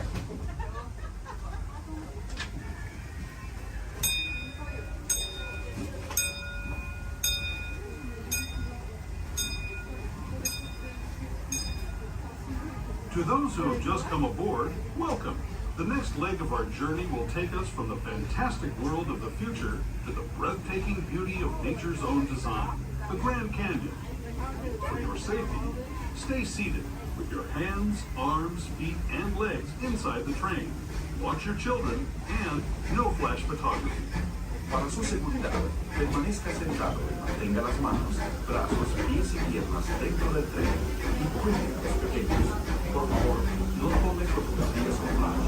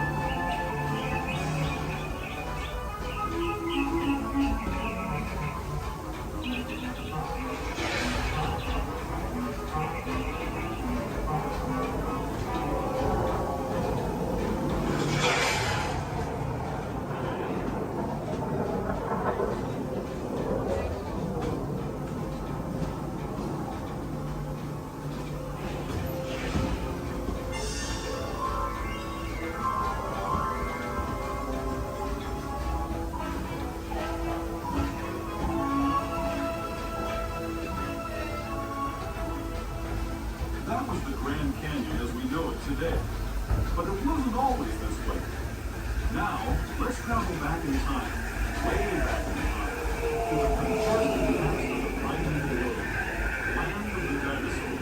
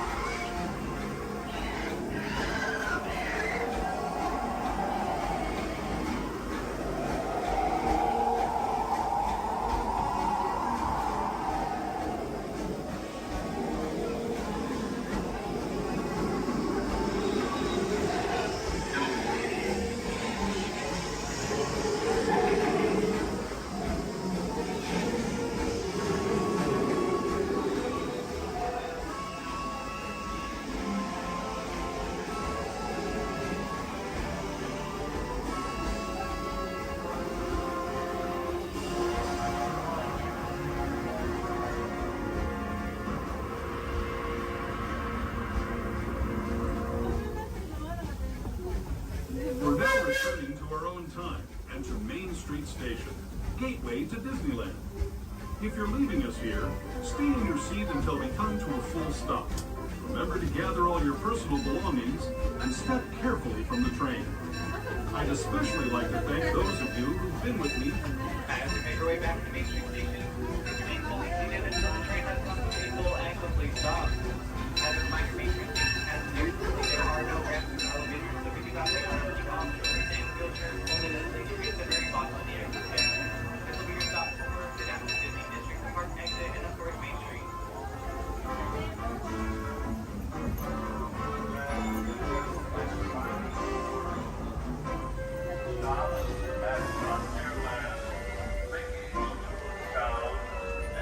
Tomorrowland.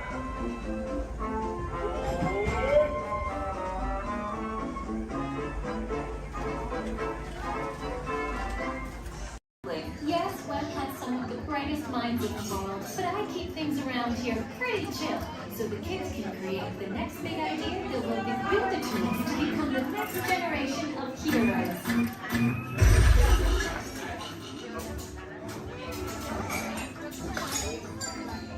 We hope you have a great time on your visit to the Worldwide Engineering Brigade Open House.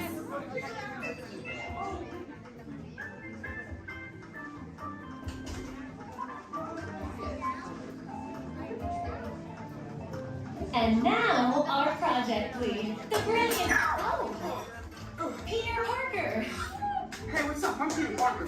And here at Web, we get access to some pretty awesome tech, like vibranium from Wakanda, or this crazy alien juice stuff. We have Kim particles and Stark Tech. It all helps us develop really cool stuff, like these spider bots, for example. Check it out. They have this really cool self-replicating feature. Because? This is awesome. Buddy, you can stop doing that now. But anyway, you guys are here today to help us test the Web Slinger vehicle. Using onboard tech, you will be able to sling webs just like my buddy Spider-Man. Peter, your presentation is getting away from you. Yeah, I'm aware of that, Sharon. If you could just initiate the safety protocols, it'd be great.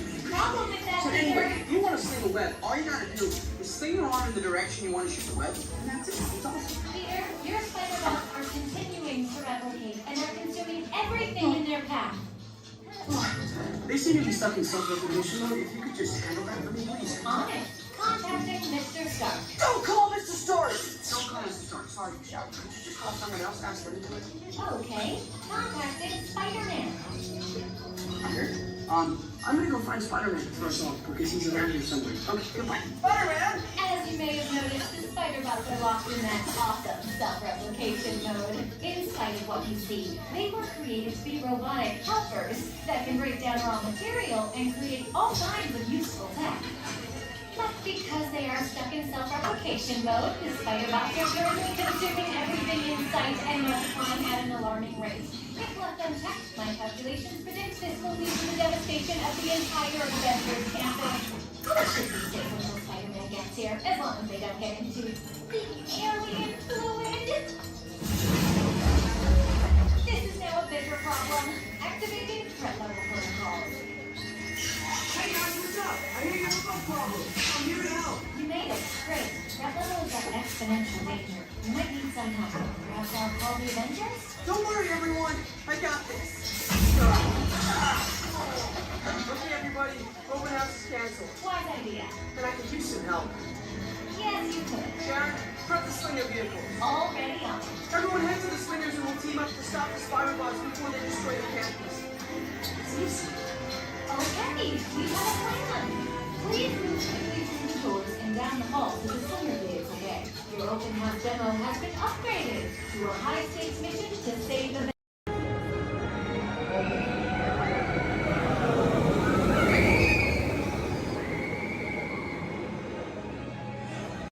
Make room for everyone. Please offer available seating to those needing special assistance. If you're standing, please hold on to the handrails and stay clear of the doors. The monorail will depart momentarily for the Magic Kingdom. Thank you.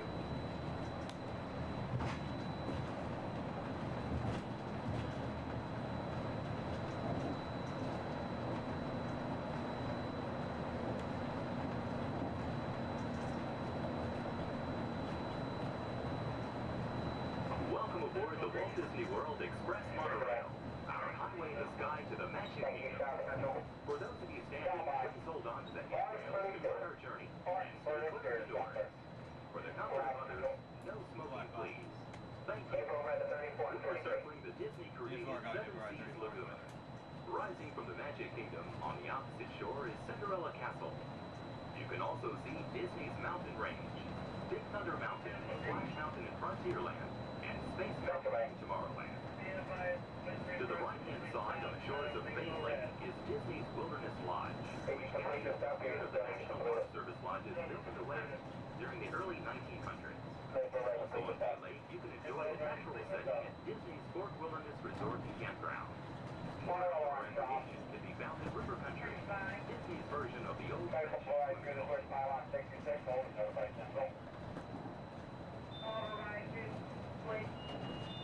Code is 66 and notified.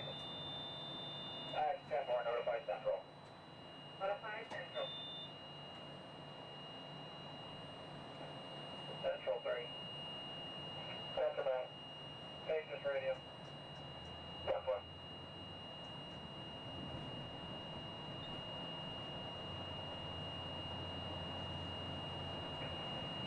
3 contemporary. 3 by. Channel 4, please. Stand by.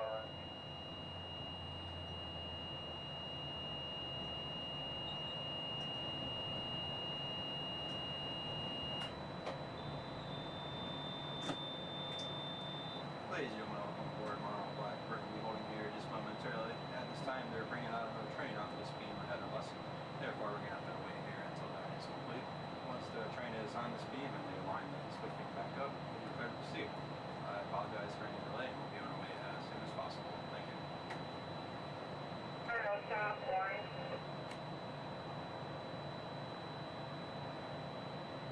Stop by. Reaching the propulsion in upper display group D malfunction by receiving tower. 10-4, will your train move? 10-4, both groups are picking up. First aid off previous. 10-4, proceeding on previous.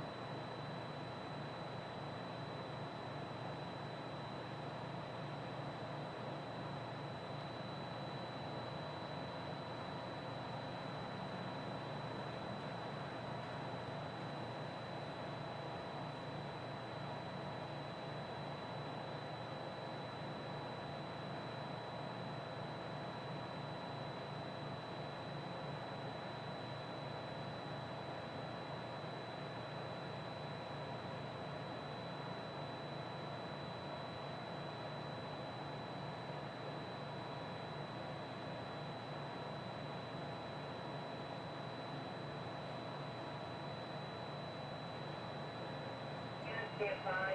Orange is 10-7, fur line 10-8, exterior. Brake, stop. Central, orange. That's right.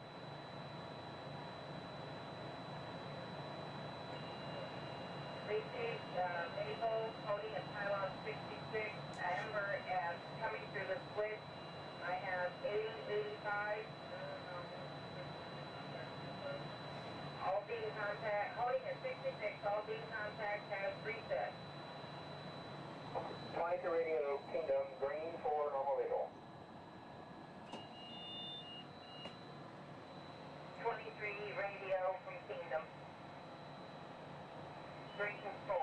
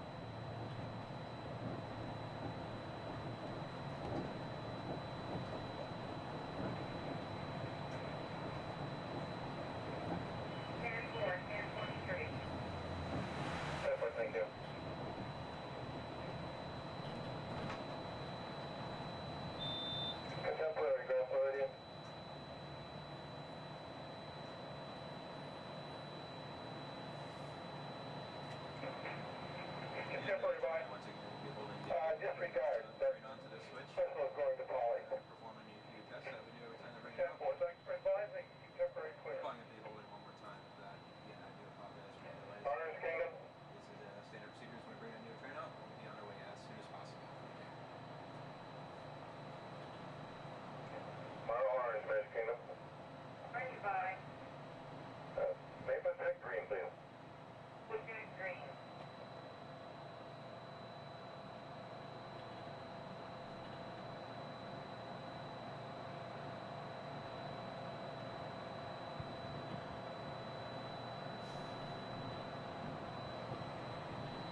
Longest mono ride you'll ever have. Well, the fun thing is I had the rest of my group on the boat there, and I was telling them I might beat them. That's them on the boat? Yeah. They're gonna be. Hey, Mom, look over by the Contemporary. Central orange.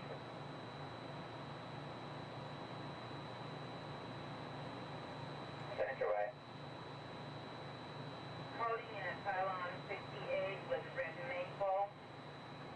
Good docking. Yeah, I know. I'm the black monorail in front of the Contemporary.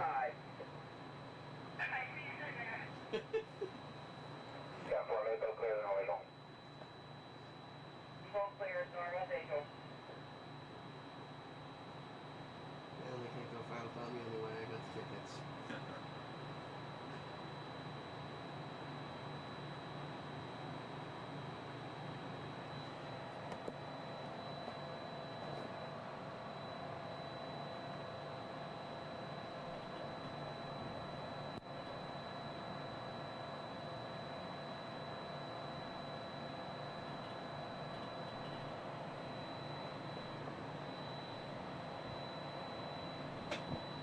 We are entering Disney's. While your group is together, now is a great time to pick a place to meet if you become separated in the park. Should you become separated, stop by City Hall on Main Street, USA for assistance. Guest relations at City Hall can also help you plan your day, make dining arrangements, or provide a special guided tour of the Magic Kingdom. As you approach the entrance, please keep your party together and have your tickets ready. If you are traveling from another Disney theme park, please have your tickets and hand stamp ready as you enter the Magic Kingdom.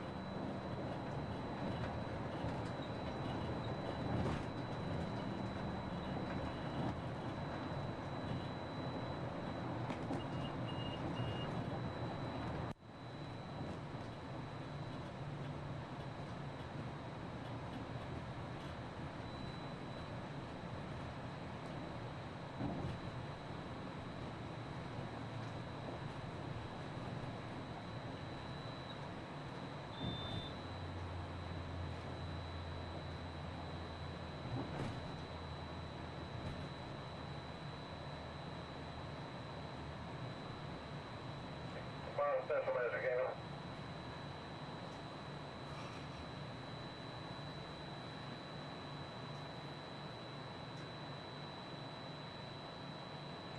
Central Kingdom. Central way. One egg of orange Ben Steve is loose. Temporary, thank you. Orange Central.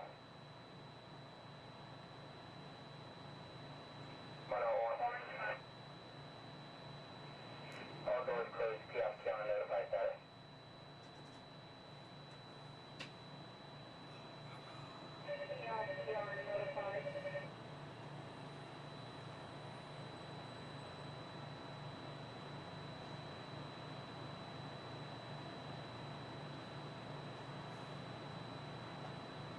See your group.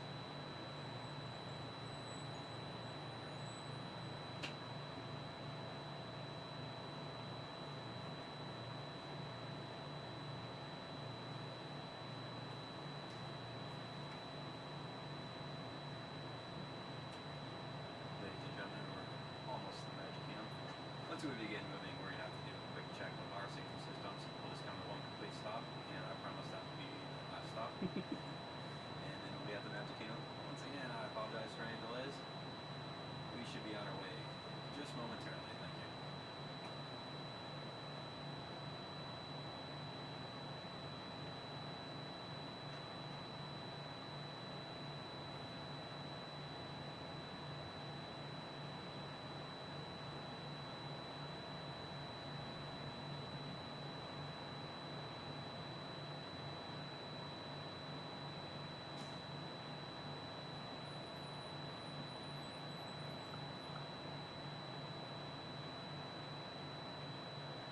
South Central, Monorail Orange, Gap 1 radio check, have you reached?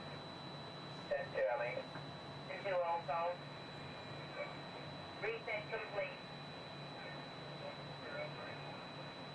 Propulsion has cleared up in upper display and monitoring. 10-4, nominal. 10-4, normal visual.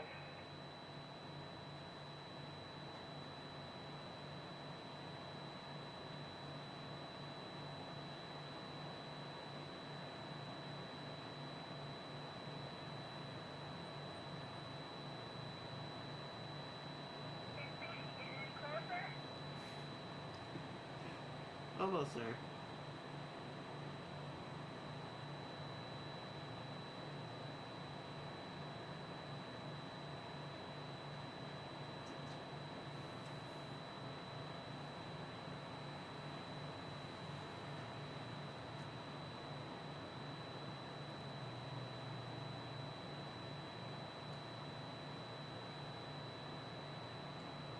Central 30, hand unit radio check.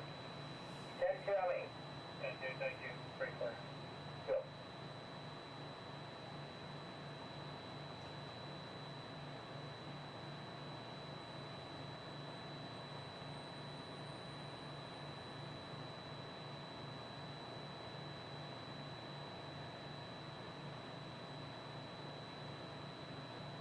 Black, Magic Kingdom.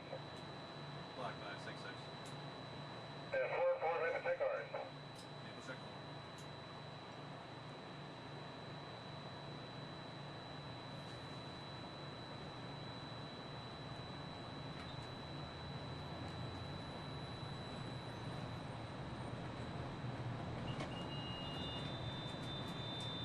Center Black.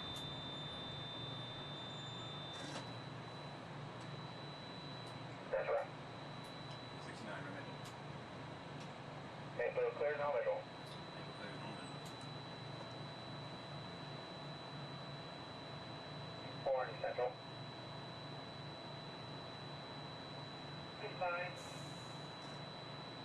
Reverse Maple check. Maple check.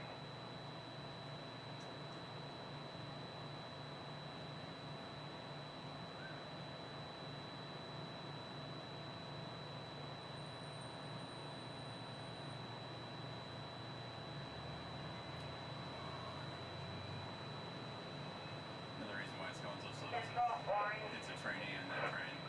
Yeah. Usually we get this done a lot clearer. Yeah, it's a good time to do it too. Yeah. Nice and slow. Yeah, it's probably hardly Check 4, aim forward on with the this train back. anyway.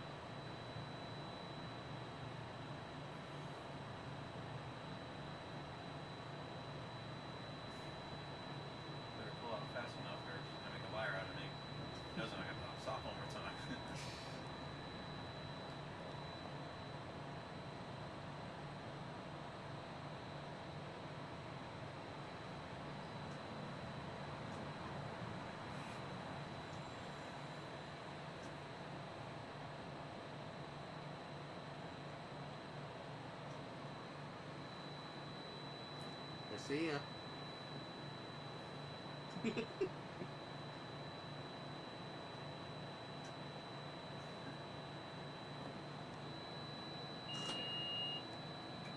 Ladies and gentlemen, we are approaching our station at the entrance to Main Street, USA, gateway to the 7 themed lands of the Magic Kingdom.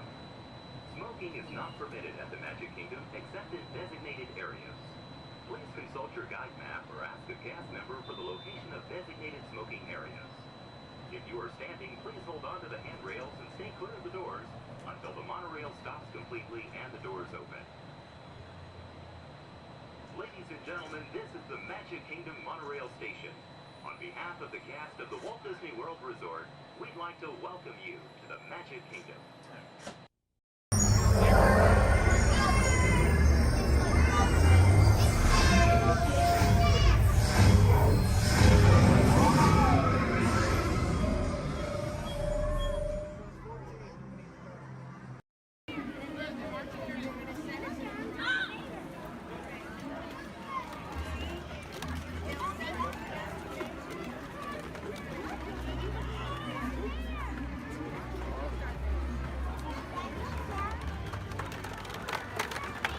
Go Empire! Yay!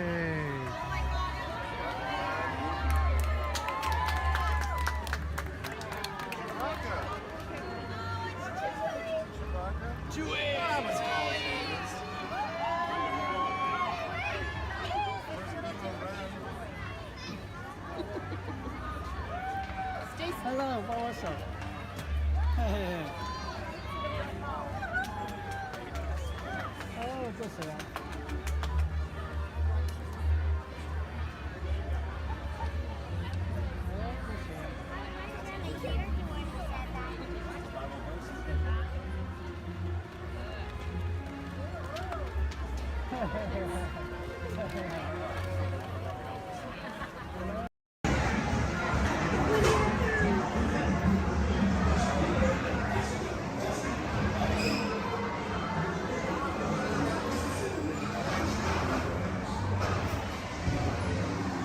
One day, 100-acre wood, the East Wind traded places.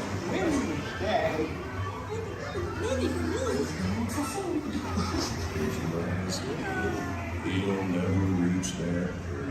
Bonnie! Bonnie! Oh dear! Can anyone talk to them, Mom? Look, Mama, look! I'm a fight!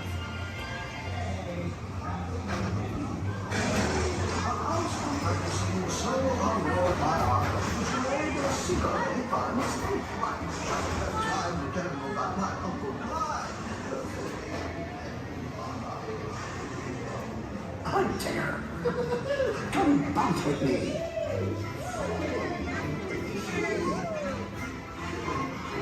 Music makes you feel just great, doesn't it?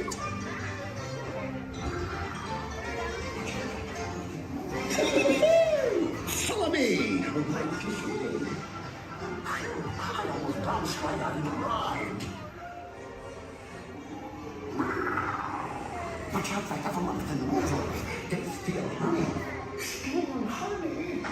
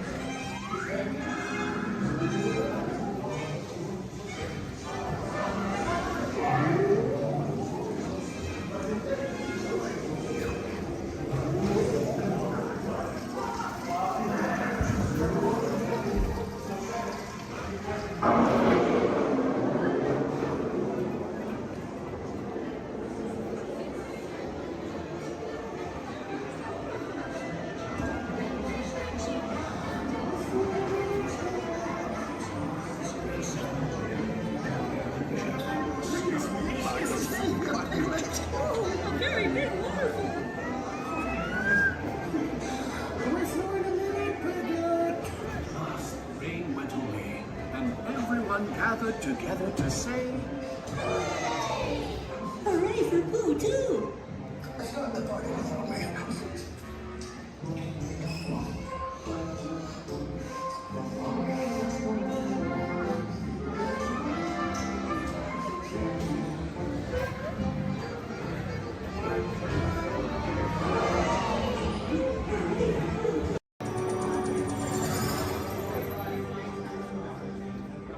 Greetings, Terrans.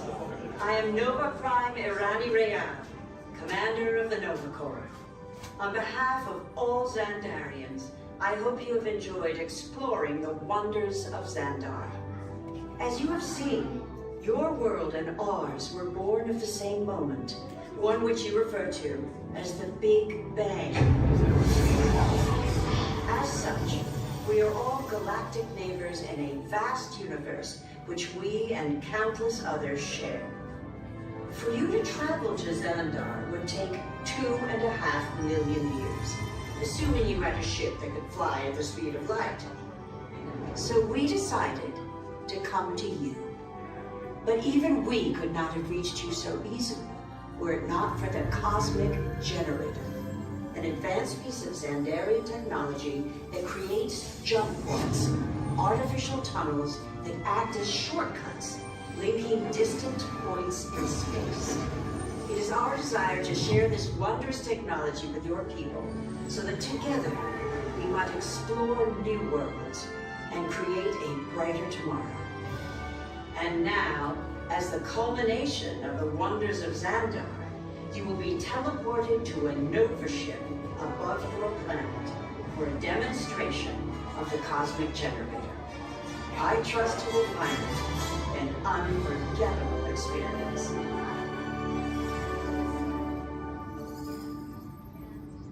Welcome, people of Epcot, Epcoters, Epcotians, citizens of Epcot. Does anyone know what they call themselves? What? I'm on? Someone needs to tell me when I'm on. Welcome, Epcot Terrans. I am Centurion Tal Merrick, and we're just about ready to teleport you up to the ship for the demonstration. As you're about to enter a secure Nova area, I must ask you to put away your Terran communication devices at this time. Recording of any type is strictly prohibited. I am very serious about this. Now, please step forward into the chamber. You're gonna love this.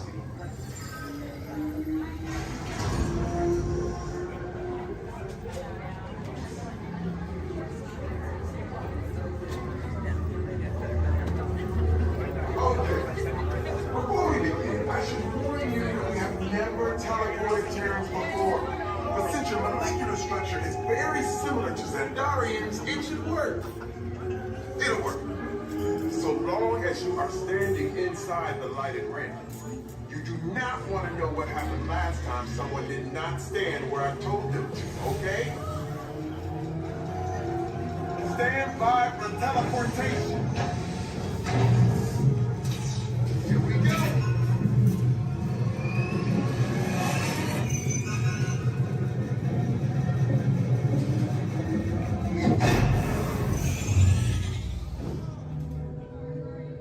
You made it.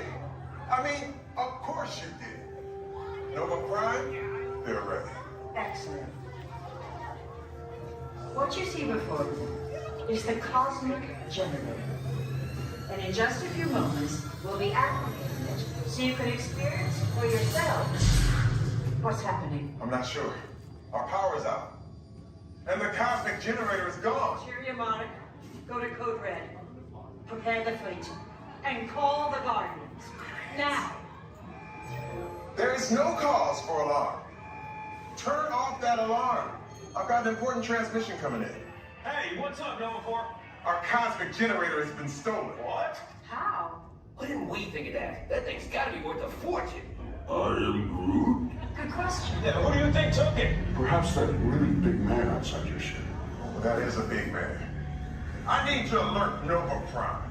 I am watching Terrans for dogs. That's not creepy at all. This species has failed. Wait, whoa, we didn't even know there was a test. He's got the Cosmic Generator. He's creating a new jump point. Jump point to where? It's some kind of mutant jump point. It's going back to the dawn of time. Dawn of time, why? To erase an error. Well, that doesn't sound good. Your time is over. Wait, what do you mean? What do you mean it's so vague? The jump point is closing. Hey, Nova Dude, you're Nova Corps need to follow that whatever it is until we get there. We can't. Our power is down, and I've got to get these Terrans onto evacuation shuttles. I got it. I reprogrammed the shuttles to follow them through the jump point. Wait, what? Look, they're our only chance of keeping track of that whack job until we get the cosmic generator back. Piece of cake. Wait! There's cake. Where's this cake? The odds are impossible. Yep. But it's our only shot. Good luck. Are you sure you can control it? Come on, it's me. We got this. We're all toast. First it was cake, now there is toast. This plan is making me so hungry. Terrence, listen up. You need to make your way to the evacuation shelter now. We'll follow the fleet when we get our power back. I mean, when we get our power back.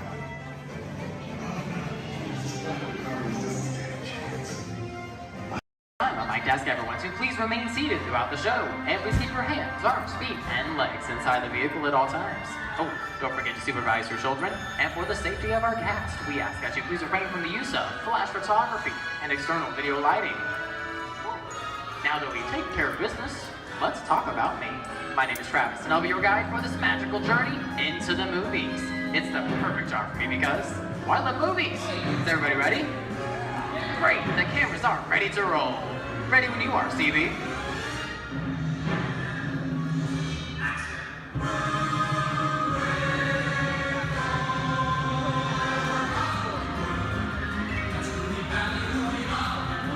And we are rolling.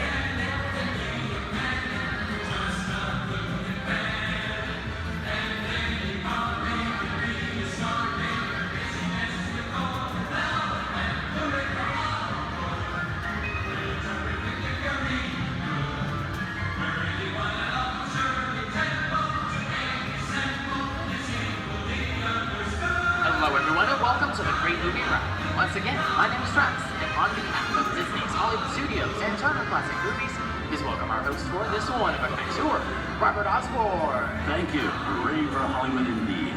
What better way to start our journey? From the Old West to the rooftops of London and along the yellow brick road, there really is no place like the movies. One of Hollywood's significant contributions to the world of film were great musicals. This scene is from one of my favorites, the 1933 Busby Berkeley spectacular, Footlight Parade.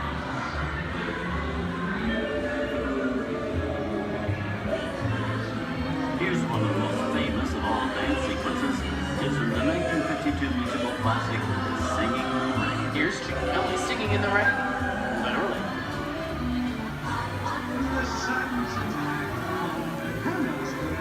Here's one of the quintessential Disney musicals, Mary Poppins, starring Julie Andrews and Dick Van Dyke. This classic earned 13 Academy Award nominations. I love this song. Sing along.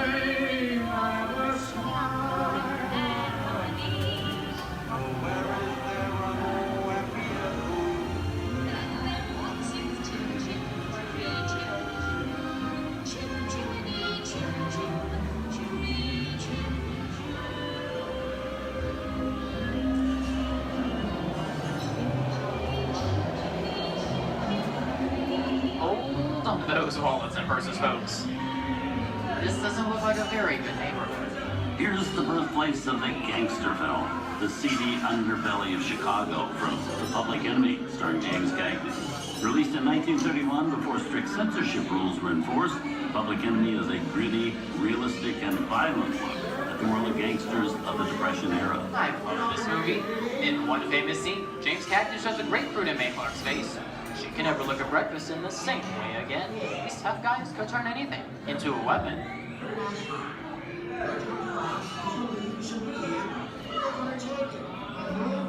going to kick in with the dog. If you don't, somebody's going to drop by here and take your teeth out one at a time. And me, I get you. Now beat it. Tough guy,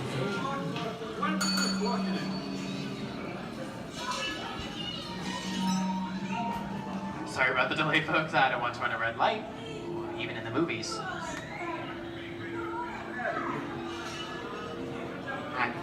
Don't leave my vehicle. I think it's time for a visit to a concession stand. Bye. So I was born waiting. Okay, Lexi, whatever you say. Hey, how'd you know my name anyways?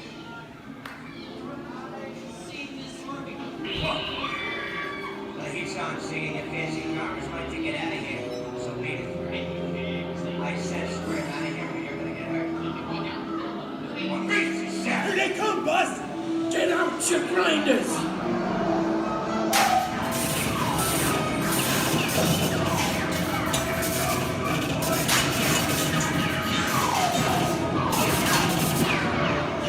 I'm hit! Hey, I'm hit! Foxy! They got win! Foxy!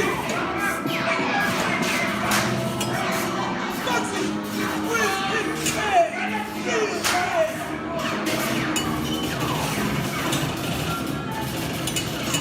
Everybody just sit tight. Running my lights against the law. I will never break the law. Hey, watch this. No more red light. Foxy!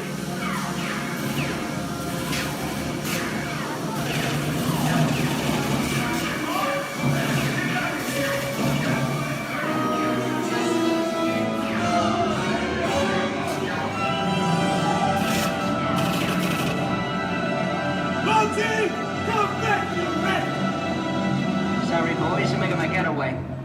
Give my regards to the warden. Suckers. What are you looking at? Everybody just mind your P's and Q's and, maybe you won't get hurt. Oh. This must be the west side of town, huh? Western films depict the legendary American wild frontier, where cowboys and their loyal steeds maintain order in towns against the untamable wilderness. John Wayne and Clint Eastwood are two of the iconic stars who epitomize this ideal of the stoic gunslinger.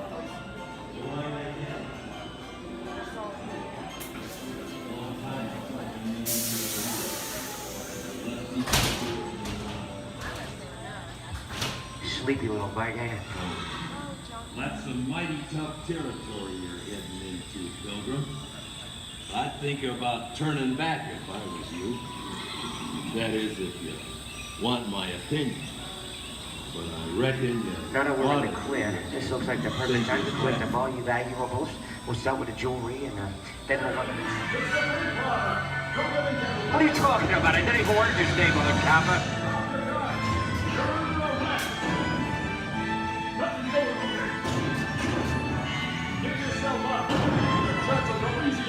This is nuts. Nuts to this. Look at it this way. Think anyways.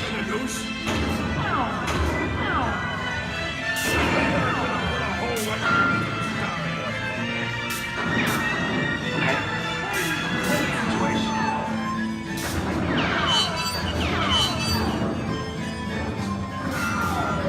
I don't know about you guys, but this is starting to get kind of creepy.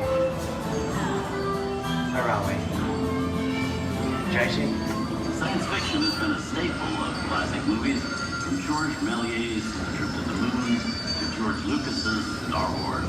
In 1979, director Ridley Scott and Sigourney Weaver made audiences believe that in space, no one can hear you scream.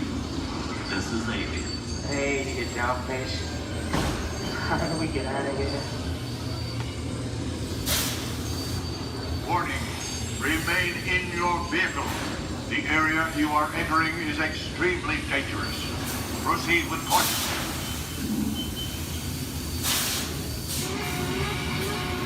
Danger. The emergency disrupt system is now activated. The ship will detonate in T-minus 10 seconds.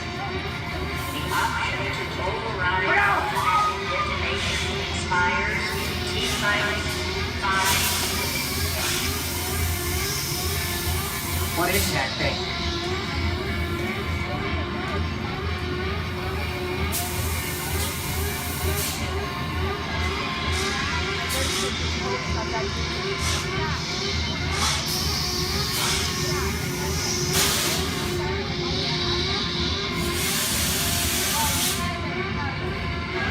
again. I'm getting out of here. That's enough creepy crawly things for one day, right? Wrong.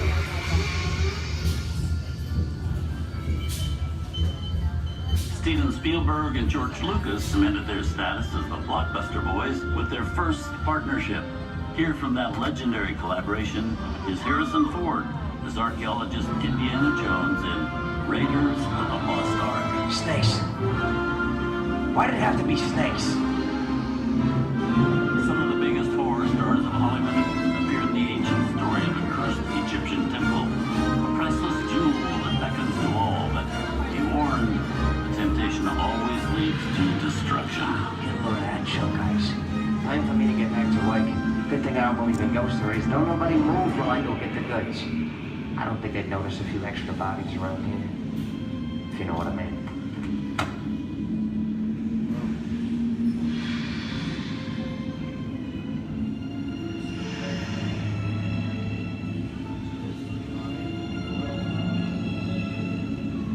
I've seen enough movies to know that you really shouldn't even think about trying to steal a jewel.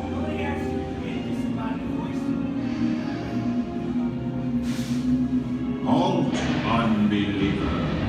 Disturb the treasure of the gods, and you shall all pay with your lives.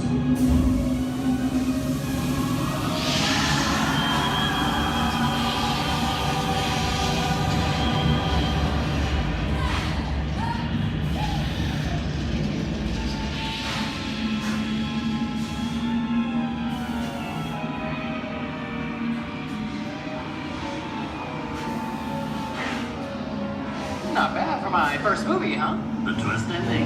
That just goes to show you anything can happen in the movies. Now, let's get on with the show. I see dead people. Things that go bump in the night have always been a staple of movies. One of the first horror films was a silent short featuring a dancing skeleton, written by the Banana Brothers in 1897. Both audiences and filmmakers were really interested in the cop, but the term horror was used to describe a film until the 1930s. Wow, really a jungle out there. Where are we? This is the jungle home of one of the most famous movie characters of them all, Tarzan. The movie's most popular Tarzan is undoubtedly Johnny Weissmuller, who's run through 12 films as the King of the Jungle. Over there is Reno Sullivan as Jay, and Tarzan's sidekick Cheetah, who was portrayed by over a dozen chimpanzee actors over the years.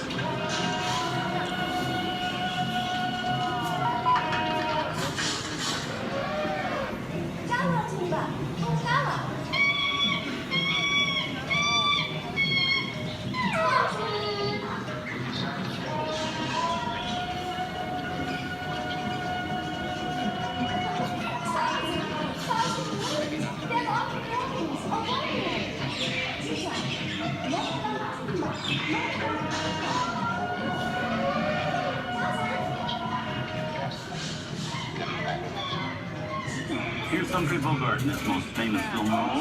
In 1942, Bogey finally got to spread his wings and romance the beautiful Ingrid Bergman in Casablanca. Look, I know that it'd be noble. It doesn't take much to see that the powers of three little people don't amount to a hill of beans in this crazy world. Someday you'll understand that.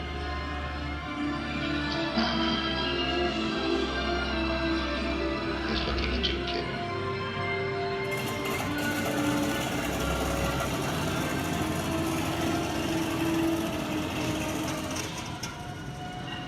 Inside of us, we both know you belong to Victor. Heart was like the thing that keeps him going. That thing moves around, you're not with it.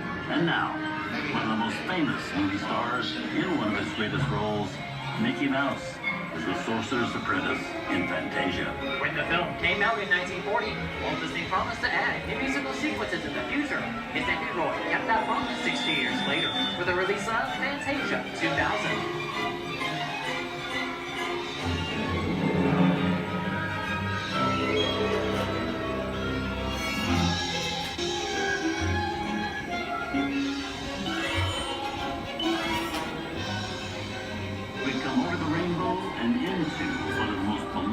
And most watched films in movie history, The Wizard of Oz. Toto, I have a feeling we're not in Kansas anymore.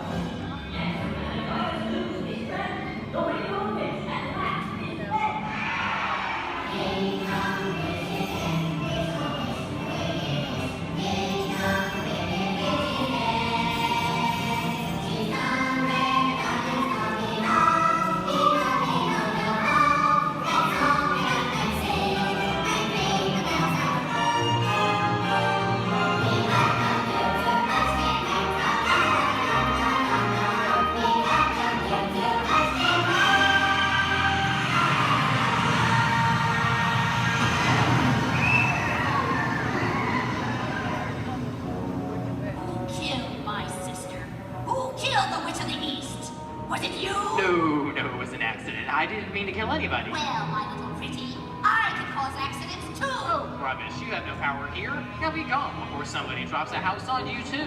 Very well. I'll bide my time. But just try to stay out of my way. Just try. I'll get you, my pretty. And your little dog, too. I wonder how we get out of here. What do you folks think? Which way do we go? Follow the yellow brick road. Follow the yellow brick road. Follow the yellow brick road. Oh, why didn't I think of that? Sing along, folks. You know the words.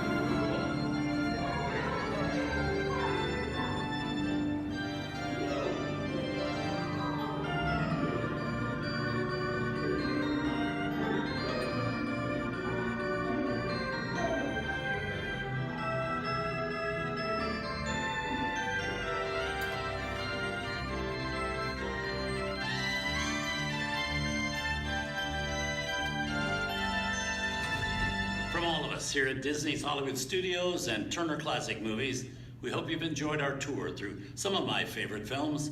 But remember, there are many more adventures waiting for you every day on TCM.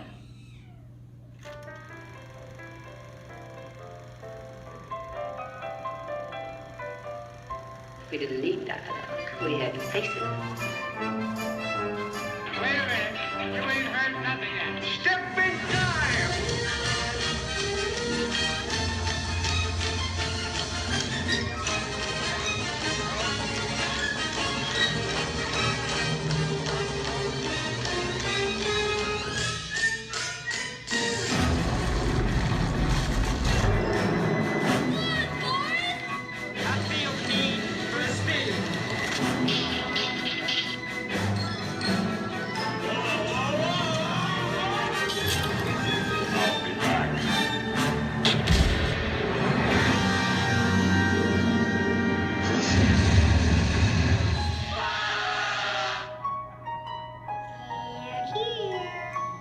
Start believing in ghost stories, Miss Turner. Is it safe? No, you're not! I have a feeling we're not in Kansas anymore. I'm a man. Well, nobody's perfect.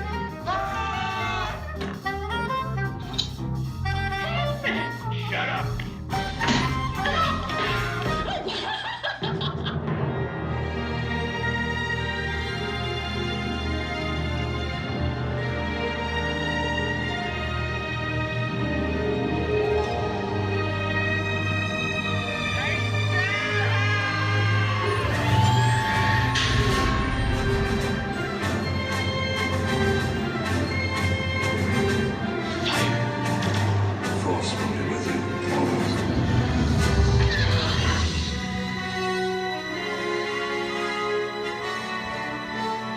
think I'm an awfully kind of people.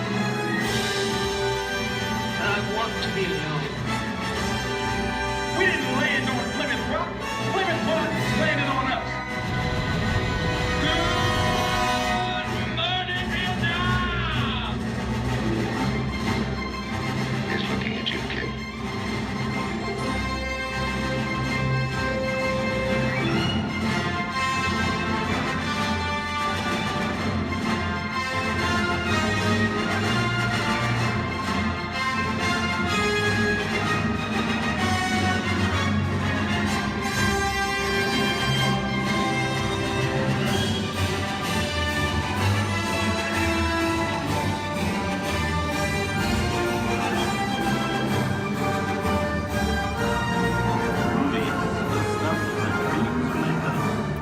Enjoyed our ultimate celebration of classic movies, and remember, you can find many more beloved stories and legendary stars on Turner Classic Movies. On behalf of Disney's Hollywood Studios and Turner Classic Movies, we'd like to thank you for joining us on The Great Movie Ride.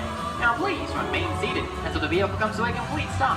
Please take small children by the hands and gather your personal belongings. And once these doors have opened, rise dramatically to your feet and make a grand exit towards the rear of the vehicle. Oh, and one more thing. When I yell action, don't forget the thunder is the law of score. Yours truly. Okay, clicks everybody. And action! Thank you. Have a wonderful afternoon at Disney's Hollywood Studios.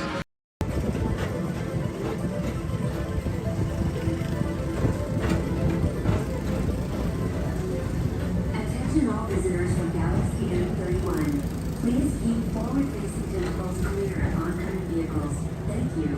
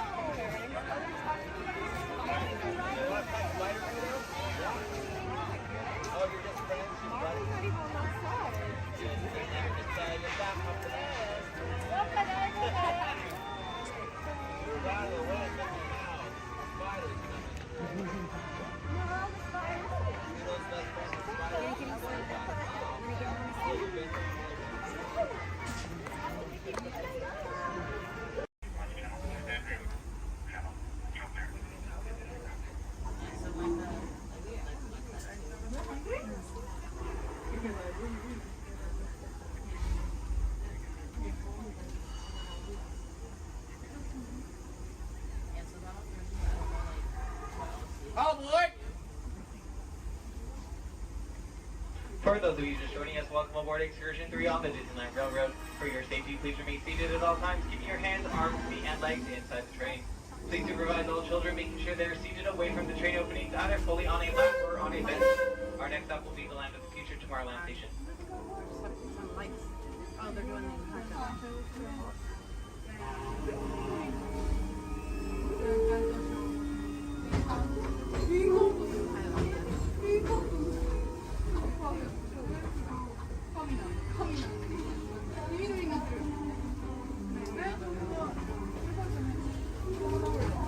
Hello, everyone. Thanks for joining us on the Disneyland Railroad. For a safe ride, remember to stay seated with your hands, arms, feet, and legs inside the train. And please watch your kids. ¿Qué tal, amigos? Y bienvenidos a bordo. Para su seguridad, permanezca sentado y mantenga las manos, brazos, pies y piernas dentro del tren y cuide a los pequeños. Gracias. As we leave Toontown Depot, we get a real nice view of the happiest land of them all, Fantasyland. You can see people stepping onto It's a Small World just below us. And, off in the distance, majestic Matterhorn Mountain.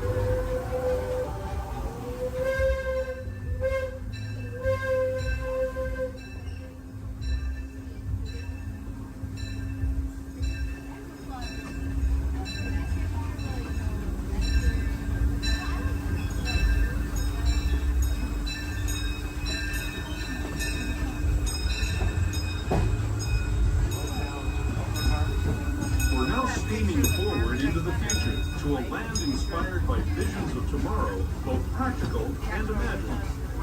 Here you'll find rocket ships and star speeders, submarines and astroblasters, and, if you look overhead, maybe a glimpse of a Mark 7 monorail. This is the latest version of the first daily operating monorail system in the entire Western Hemisphere, gliding above Disneyland since 1959. Below the monorail, and us, are the fun-filled roadways of the Autopia. Drivers of all ages can get behind the wheel of these cars. No experience or license required. If you're into soaring spaceships or doing battle with evil empires and emperors, Tomorrowland is definitely the place for you. Speaking of which, we're pulling into Tomorrowland Station right now. If you're leaving us here, just stay seated until we come to a full stop. Gather your belongings, including lightsabers and astroblasters, and step carefully from the train. Thanks, and have fun in the future. For the rest of you, just sit tight. We'll be on our way again in just a minute.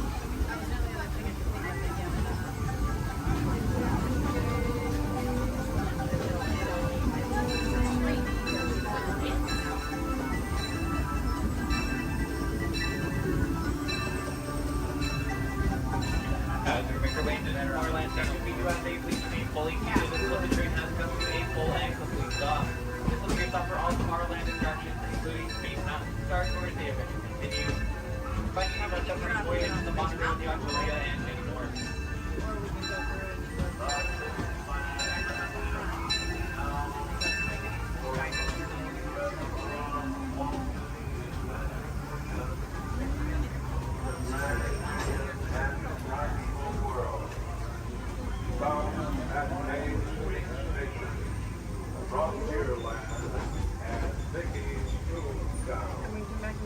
Last call.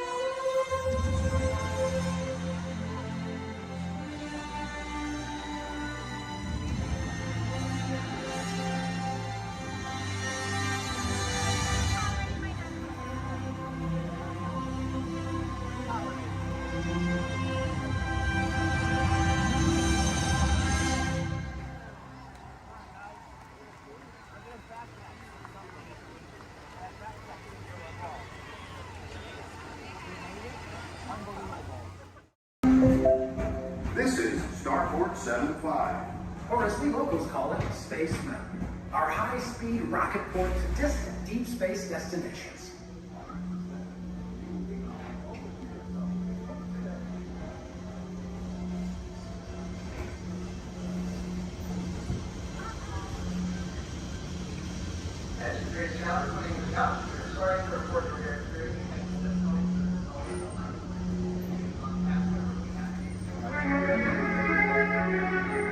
Let relaxation wash over you at the most refreshing retreat in the galaxy, the coral rooms of Pisces 7. You H2O it to yourself. Book today.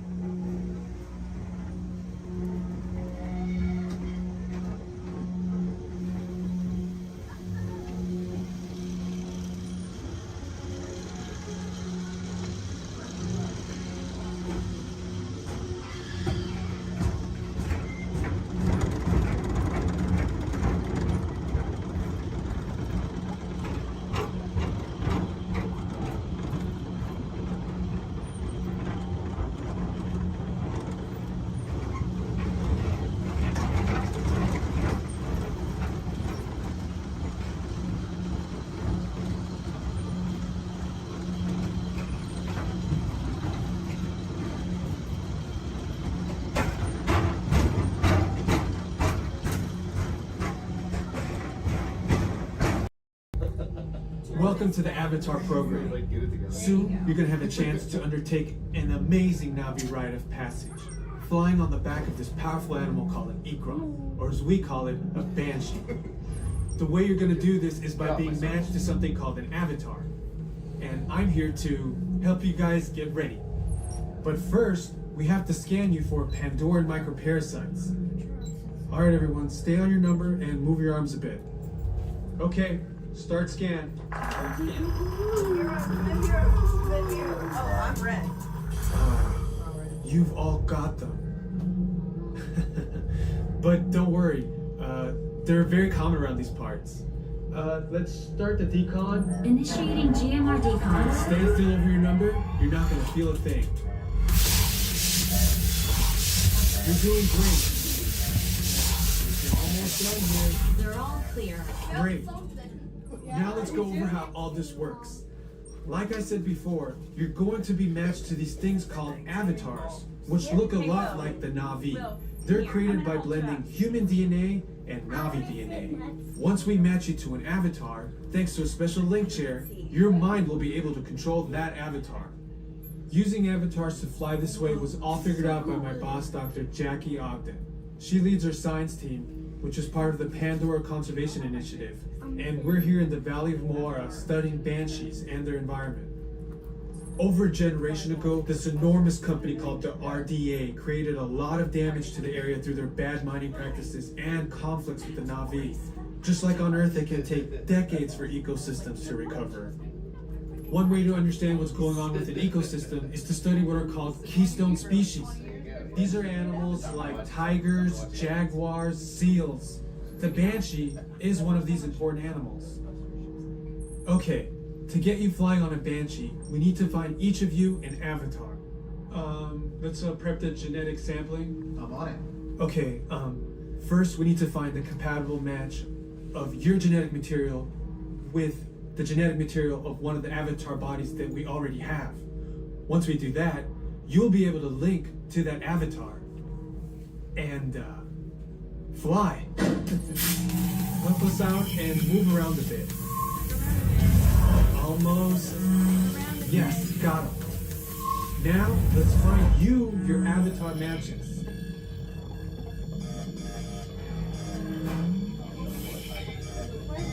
Your match?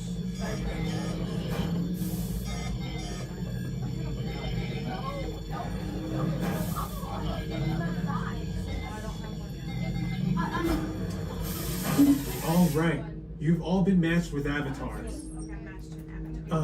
Looks like they're ready for you in the next room. When the door opens, please go inside, all the way in, and stand over the same number that you're standing over now. And I'll see you in there. I'll be for him. Ladies and gentlemen, the voices of liberty. Strike up the band, strike up the band, strike up the band, strike up the band, strike up the band, strike up the band, strike up the band. Then the drums roll out, and the trumpet call, while the people shout, strike up the band. Hear the cymbals ring, calling one and all, to the martial swing, strike up the band. There is work to be done, to be done. There's a prize to be won, To be won, come, you son of a God, take your stand. Come on and take your stand. On the nightingale boy, come along, let's go. Hey, leader, strike up the band, strike up the band. Come on and hear, come on and hear, Alexander's ragtime band. Come on and hear, come on and hear, it's the best band in the land. They can play bugle call like you've never heard before. So natural that you want to go to war.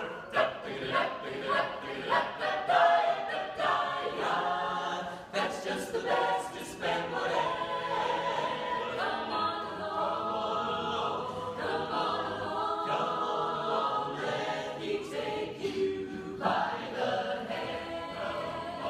Up to the land, up to the land. Who's the leader of the band? and if you care to hear that Swanee River play, In ragtime, come on and go on and hear, come on and go on and hear Alexander's ragtime band. And the trumpet call, strike up the band, strike up the band, strike up the band.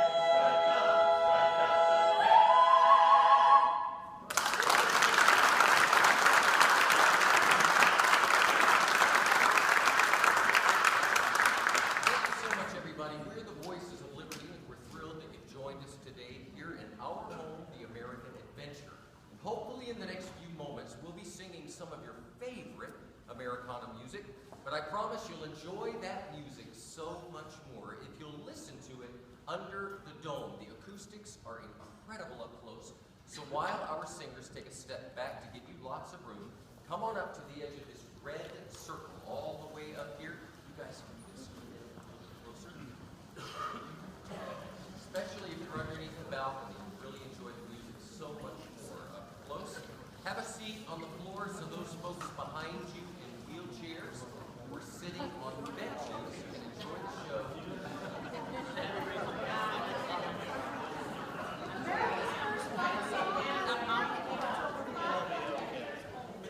Warren Holly grew up in Italy during the Revolutionary War. The British were units on our ragtag troops. We liked it. We liked it so much we sang it in every camp and battle, and we turned it into a song that the British later regretted. In fact, during the war, one British general was quoted saying, "I hope I never hear that song again." But he did at Yorktown when the British Army surrendered to General George Washington. Yankee Doodle, keep it up. Yankee Doodle Dandy, mind the music and the step, and with the girls be handy. Yankee Doodle, keep it up. Yankee Doodle dandy. Mind the music and the step, and with the girls be handy. Mind the music and the step, and with the girls be handy. Yankee Doodle went to London just to buy a pony. Stuck a feather in his cap and called it macaroni. Yankee Doodle, keep it up. Yankee Doodle Dandy, Mind the music and the step, and with the girls be handy. Yankee Doodle, keep it up. Yankee Doodle dandy. Mind the music and the step, and with the girls be handy. Mind the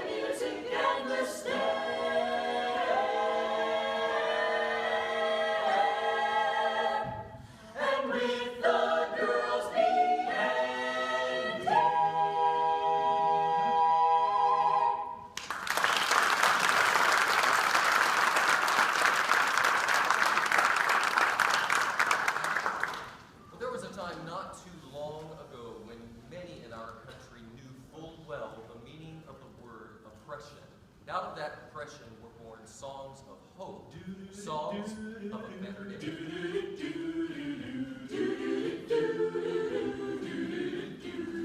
In that great get no morning, fare thee well, fare thee well. In that great get no morning, fare thee well, fare thee well. In that great get no morning, fare thee well, fare thee well. In that great get no morning, fare thee well, fare thee well.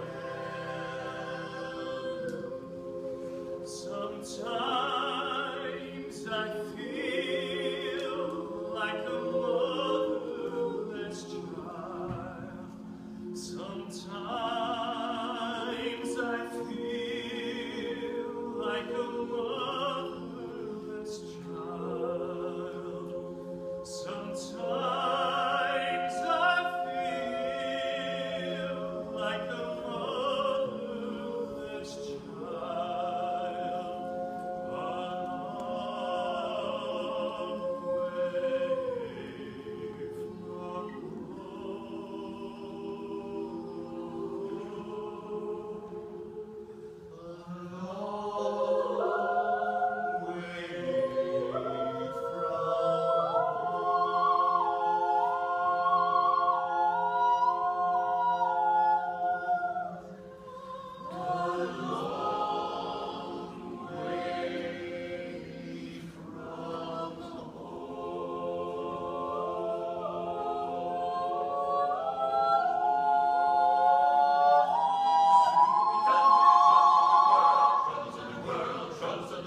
Soon we'll be done with the troubles of the world. Going to live with God. No more reaping and away. No more reaping and away. No more reaping and away. I'm going to live with God. Soon we'll be done with the troubles of the world. Troubles of the world. Troubles of the world. Soon we'll be done with the troubles of the world. I'm going to live with God.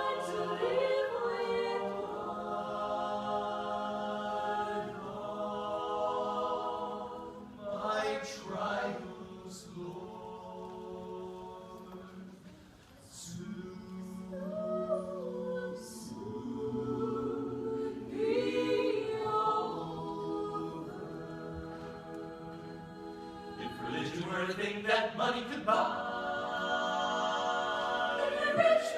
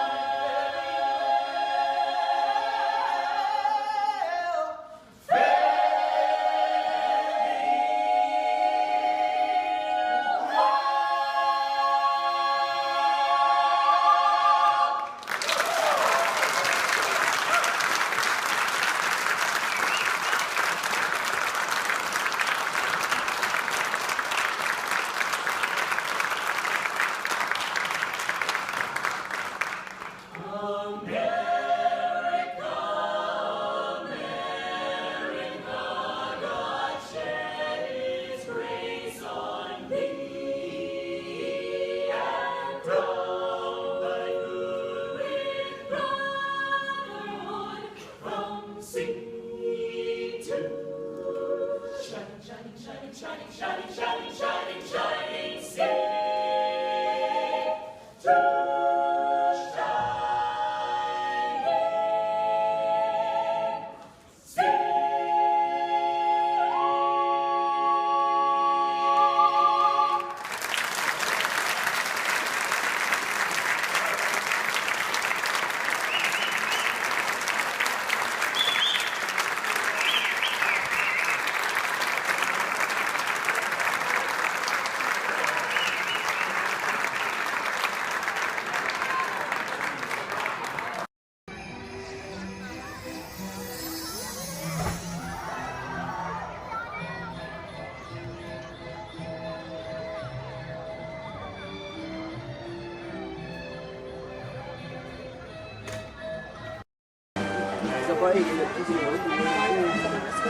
Alright, folks, we'll be on our way up to Sleeping Beauty's Castle Center Park. Please remain seated. Your engine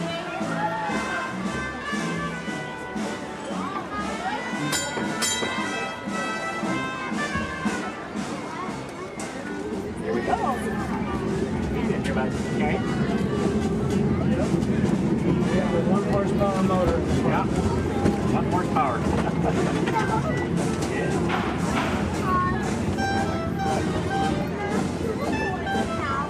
Well, because this one we have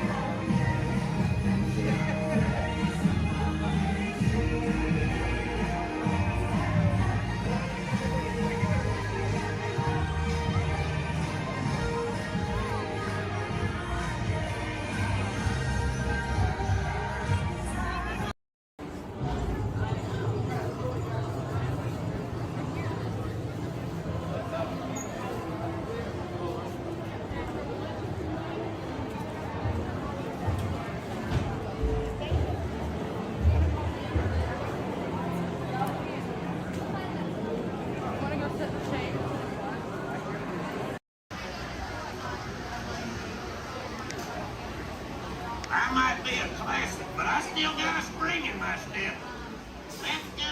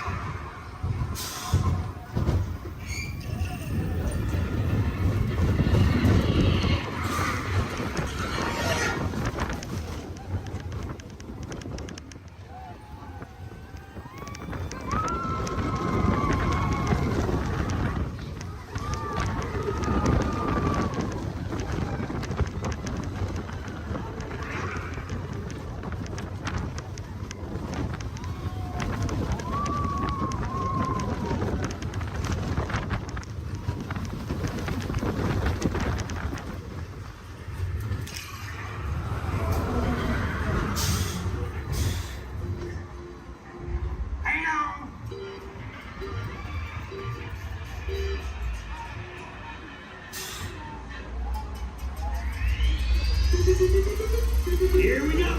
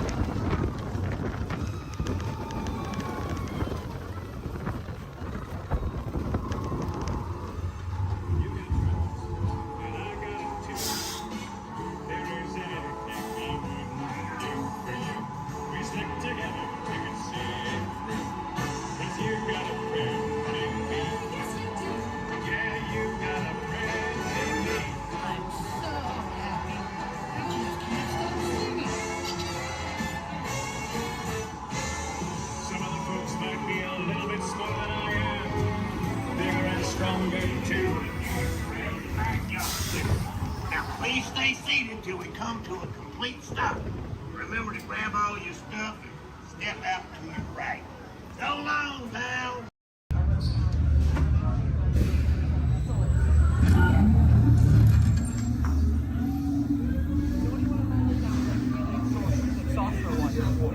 This plan is never gonna work. Yeah. Well, okay. I'll walk onto your vehicle. We'll be right behind you. Nothing to worry about. Unless we cannot stop this unusually large demand, we're likely doomed. You're gonna need it.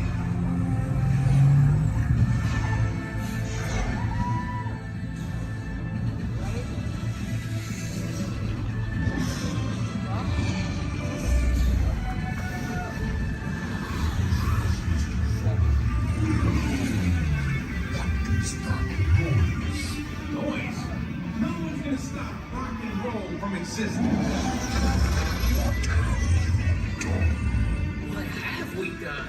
I think we're jumping back.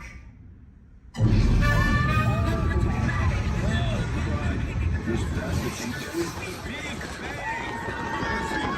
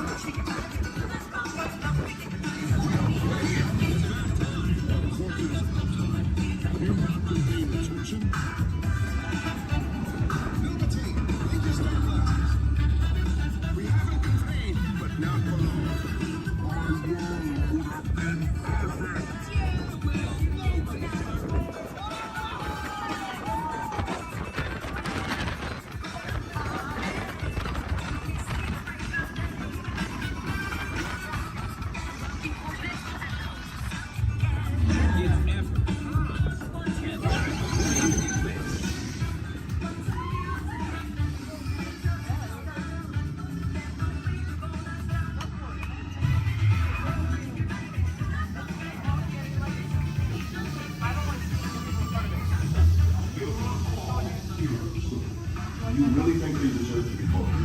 Do you see how they dress? It's just a figure of speech, Drax. You are lying to them. Now I understand. Welcome to the Guardians of the Galaxy.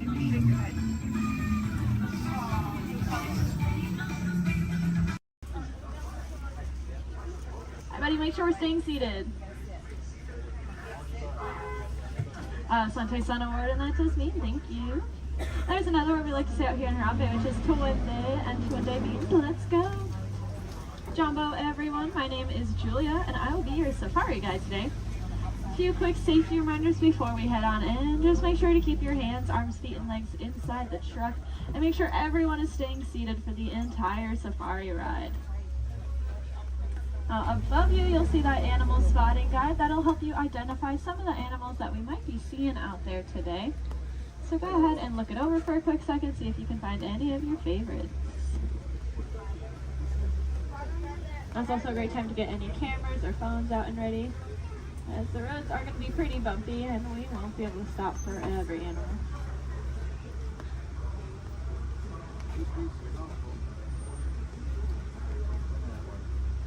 We are going to be starting our journey here in the Little Aturi Rainforest. The animals that live out here are going to be more shy and reclusive. So keep your eyes open for any stripes or camouflage.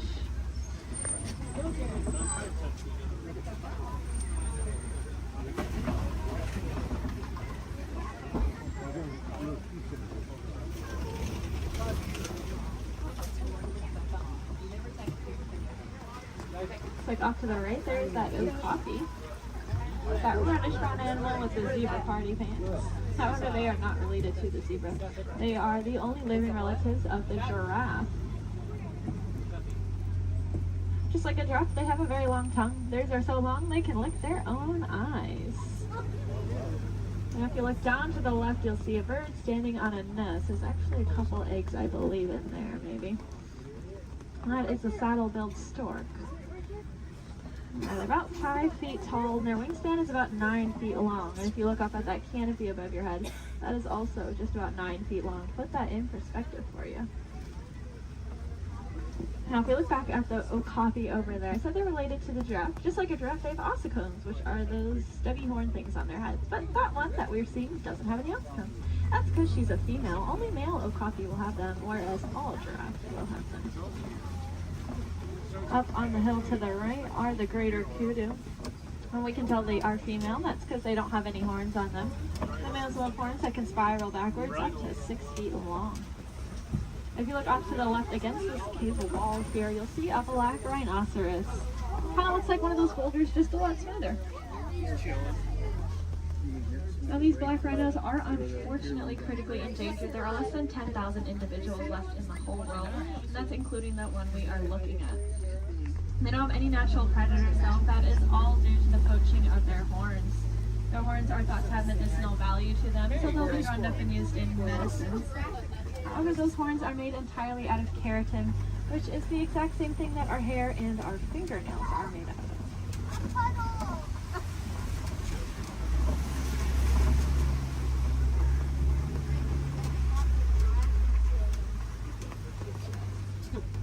I said the animals that live out here are all going to use camouflage. We saw how they use their colors or patterns to blend into the trees around us. That's why it's really important that we use our paper products responsibly, since our paper comes from the trees that these animals' lives depend on. Looks like we are getting to the edge of the forest here. We're going to make our way down towards the Swampy River. The animals that live here naturally spend most of their time underwater, which will keep them cool and camouflage, so keep your eyes open on the surface for any bubbles or ripples that you may see. Looks like off to the right there are some pink-backed pelicans. You get that name for that slight pink coloring on their back. That'll be there all year round. It'll get brighter during mating season though. I like to say it's because they're putting on their blush. And if you look off to the left, you'll see a belote of the Nile hippopotamus. Make sure we're staying seated, friends. Make sure we're all staying seated. These hippos can hold their breath anywhere from 5 to 8 minutes at a time, which is going to allow them to sleep underwater. They'll float up to the surface every couple minutes, take a big breath of air, and then sink back down, all fall completely asleep.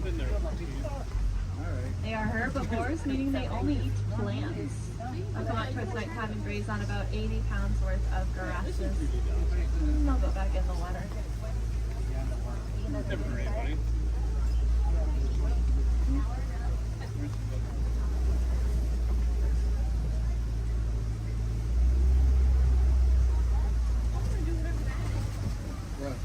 Keep your eyes to the left, especially as we cross over this bridge up ahead here, and you'll see the Nile crocodile.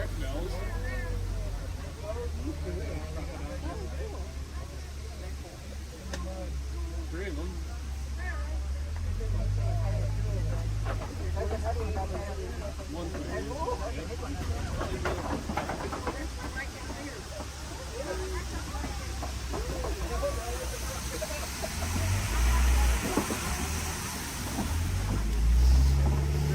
Those crocodiles are pretty impressive. They can weigh anywhere from 500 to 1,000 pounds, be as long as a giraffe is tall, and they have the strongest jaw and bite force of any animal. Being said, they are really amazing parents. They're going to take their eggs, put them in their mouth, and roll them around very, very gently. That'll help break up the shell, making it a lot easier for those babies to hatch. Well, it sounds like there is an animal in the road up ahead, so I think we're going to hang tight here for just a second. This is their home, and they can go wherever they want, and sometimes they choose the middle of the road. So we'll just wait for them.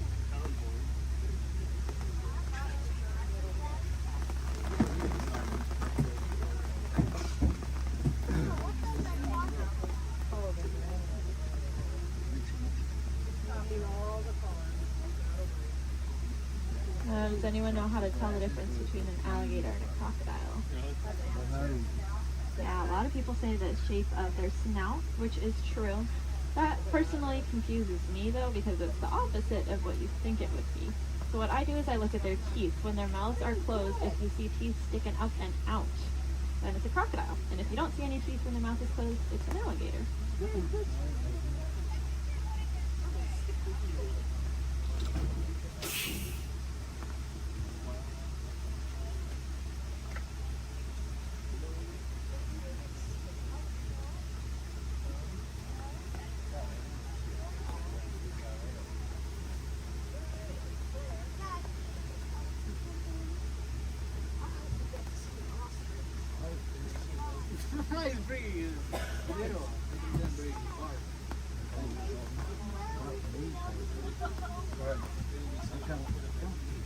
Well, thanks for your patience here.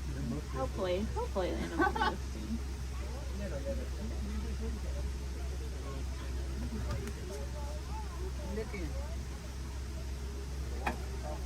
Crocodiles are also something that are called a living fossil, which just means that they were alive way back when all the dinosaurs and all them were alive. But they never went extinct, and they didn't evolve into a different species. They kind of just stayed. A lot of other animals like that, like horseshoe crabs, cockroaches, they're all living fossils. But so are those crocodiles and alligators.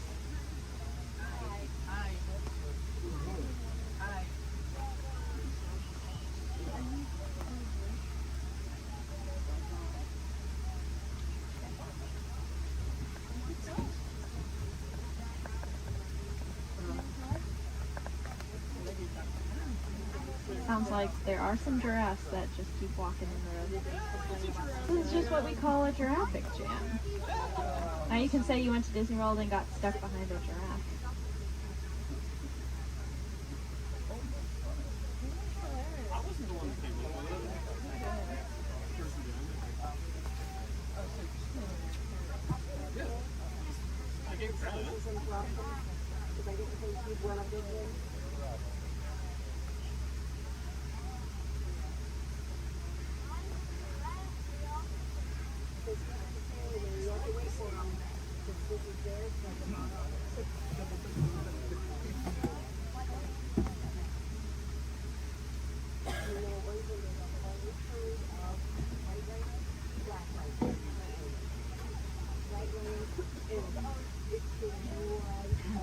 the giraffe has moved, but now there's a different animal on the road.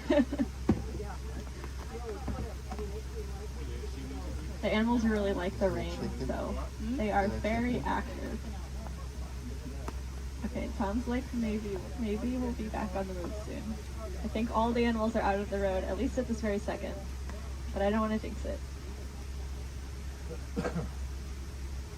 But that's good news for us, because that means once we get down into the savannah, there's going to be a lot of cool animals really close to see.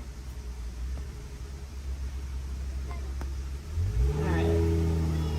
See how far we can get.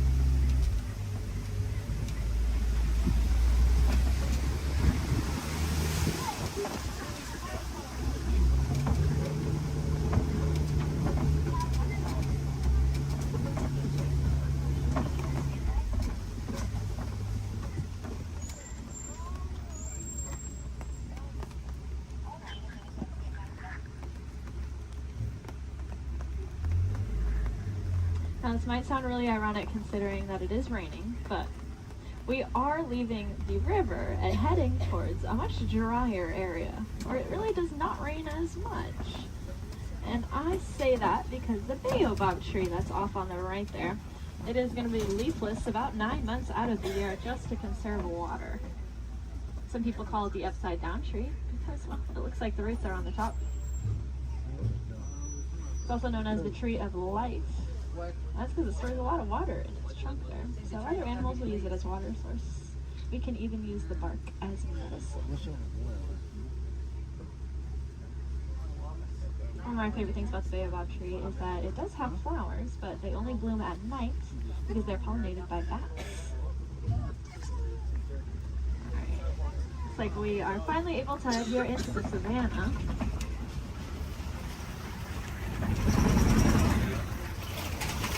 Now you may notice the trees are starting to thin out quite a bit, and that's because it doesn't rain as much out here, like I said. So the animals here can't really rely on camouflage in the same way, and so they're going to be very agile and flighty. Most of them can run within an hour or two of being born. And that is something I personally cannot even fathom, being able to run within an hour or two of being born. Crazy. Looks like here to greet us is the Maasai giraffe off to the right. They are, of course, the tallest land animals, averaging at about 18 feet tall. You can see that really long, dark tongue. That dark coloring is there to act like sunscreen. And that's because giraffes eat most of the day.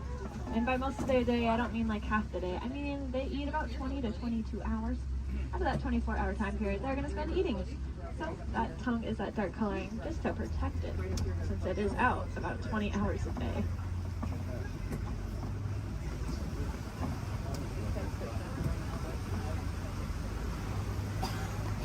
Off to the left here in this den, you'll see some African painted dogs. They are the most successful hunters out here with an 80 to 90% success rate. That is so successful that their young, sick, and elderly will eat first, and the healthiest adult will wait and eat last. What makes them so successful is that they are so cooperative. As a pack, they're not going to move on until everyone's got the chance to eat. Those painted dogs are there on the left. On the right, you'll see another giraffe as well as some Ankole cattle. I think these two were the culprits that were in the road earlier.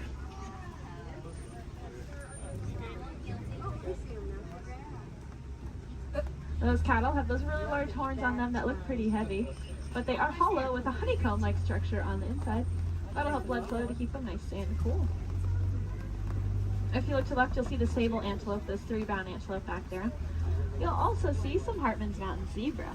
Now take a really good look at the zebra here, because one of them is a little bit smaller than the other one, and that's because she's about 7 months old. That's her and her mother. And if you look at her legs, though, her legs are just as long as her mother's, and that's because zebras are born with their legs fully developed. Running, as I said, is very important out here, so those zebra babies are born with long, lanky legs, ready to run within half an hour of being born. Their stripe patterns are going to be unique to them in the same way that our fingerprints are unique to us. That's actually true for a lot of animals, not just those zebra. It's true for those painted dogs we saw, and it's also true for these giraffes up here.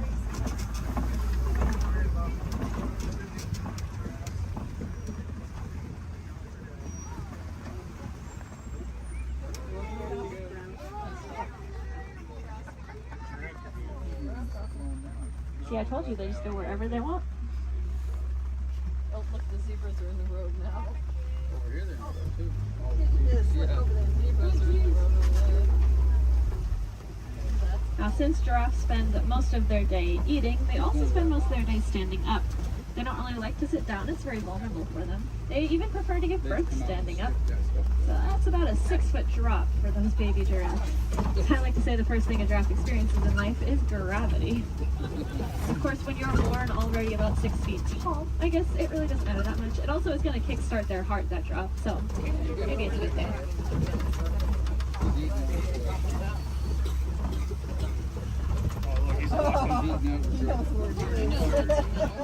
Just gotta steal some more goodies. If you look to the left here, you'll see these really large tan antelope. These are the eland. Elands are the heaviest just antelope species. About 6 feet just at their shoulders, and they can jump straight up from that standstill position up to 10 feet in the air. My favorite thing about those eland, though, is that they make flower crowns to attract each other, and I think it's adorable. The males will gather up a bunch of branches and twigs and leaves and even flowers and decorate his horns with them, and then walk around proudly to attract all of the females. I would highly recommend looking up a picture of that if you have never seen it before. It is, like I said, adorable.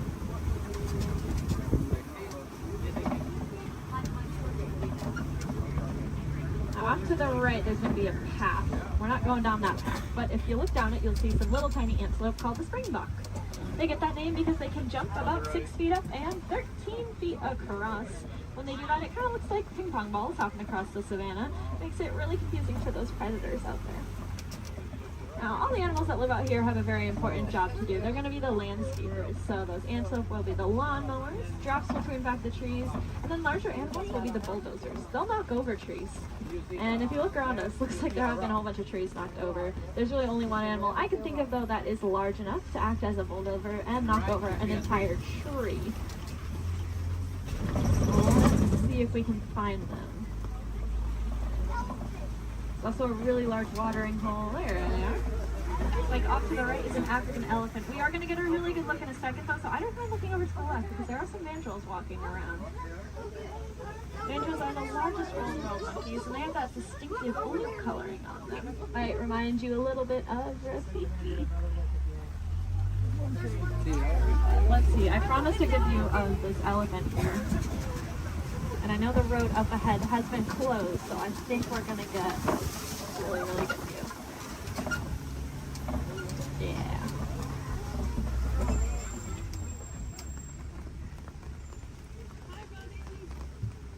Elephants are, of course, the largest land animals. Also very, very intelligent. You can see him using that trunk. They have about 40,000 muscles in that one trunk. To put that in perspective for you, we have a couple hundred different muscles in our entire bodies. They have 40,000 in that one trunk. That is kind of unbelievable to me. And it's going to allow them to do a lot of really cool things, though. You see them eat with it. They also drink water, kind of like a straw. And then sometimes they'll suck up a bunch of dirt or mud and then spray it on their backs to help protect their skin from all those natural elements.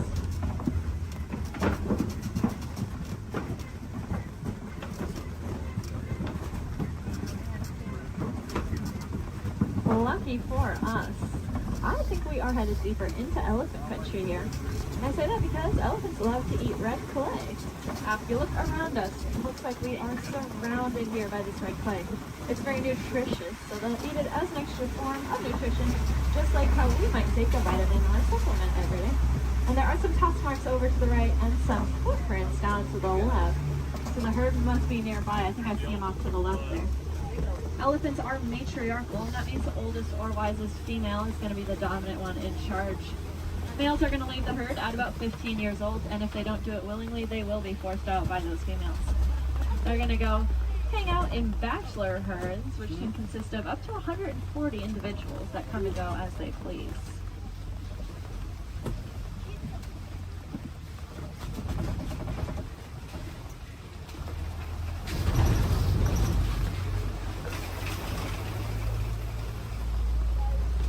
Keep your eyes to the left and get some pretty good sights here. Unfortunately, though, elephants are running into a lot of different conflicts out there in the wild. They are losing their homes for various reasons and getting forced closer and closer to people, specifically farmers and their crops. Not knowing any better being elephants, they see those crops as yummy treats and they eat them, or they stomp all over them, which of course upsets the farmers, putting the elephants in danger. Luckily, we did some research recently and learned that elephants are afraid of bees. They have very sensitive skin and do not like to be stung. So now out in Kenya, farmers are building fences out of beehives. That scares off the elephants, which keeps them safe, and in turn keeps the crop safe and the farmer's livelihood. And the farmer gains a new crop, which is, of course, the honey from the bees. And if you like honey, you can look up the Elephant Safe Honey Project and learn a little bit more about how you can support that. If you look to the left here, you'll see the greater flamingos. They are the largest flamingo species, but the lightest in coloring. They're going to get that pink coloring from the brine shrimp that they eat. There's a protein in there called beta-carotene, and that's what'll turn them pink. It's the same thing that's in carrots. They're going to get their food by doing something called filter feeding. So if you can picture a pasta strainer, the noodles get stuck inside and the water comes out. That's how their beaks work. They take a big mouthful of water, the food gets caught inside, and the rest of the water flows right on out. That's why it's super, super important that we keep our waterways clean, because if we have plastic or trash floating around in that water, they could take a big mouthful of that. And we don't want any of our trash ending up in those flamingo beaks.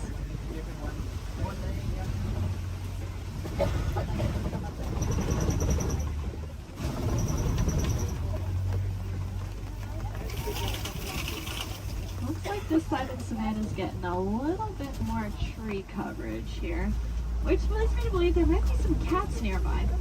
Please help them out while they are hunting. So keep your eyes open. I know I've seen cats roaming around on the hills up ahead before. Look down that path though on the right. You see a white rhinoceros.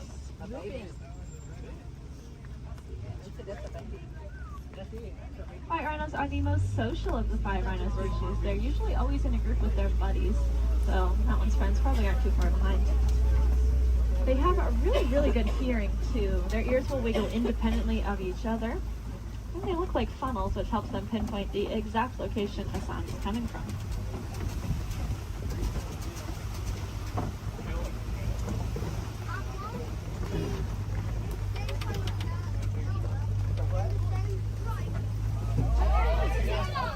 It's like off to the left behind that orange rock. See cheetah. Cheetahs are the fastest land animals. They can go from 0 to 60 miles per hour in 30 seconds or less.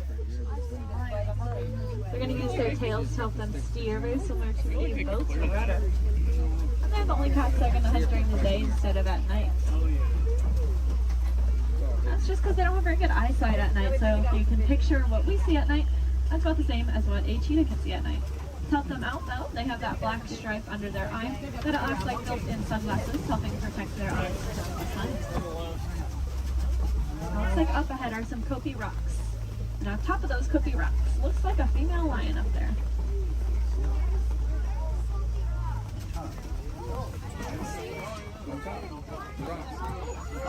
The second tallest rock on the top of it. She's laying up there. Females are going to be the ones that go out and hunt. The males are going to stay behind to protect their territory and any cubs they may have. Males have a mane on them, which is about 20 pounds of hair, just protecting his neck in case of any of those conflicts. Male lions also have the loudest roar of any animal. You can be heard up to 6 miles away.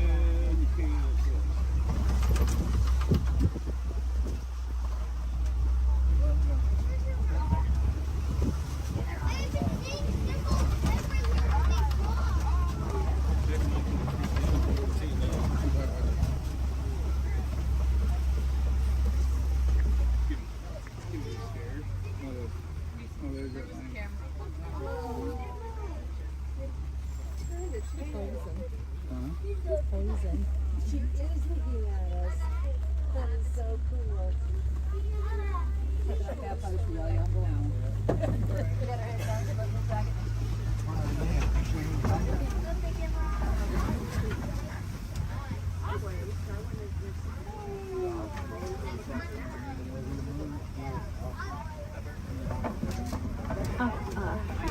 like there are a couple ostriches walking around.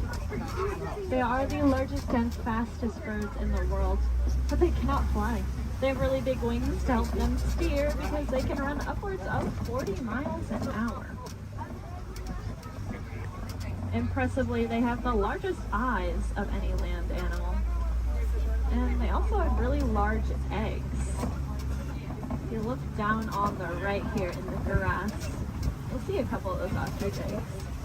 They can weigh up to 3 pounds each and are so strong that an adult human could stand on one without it breaking. You could fit about 2 dozen chicken eggs into one singular ostrich egg.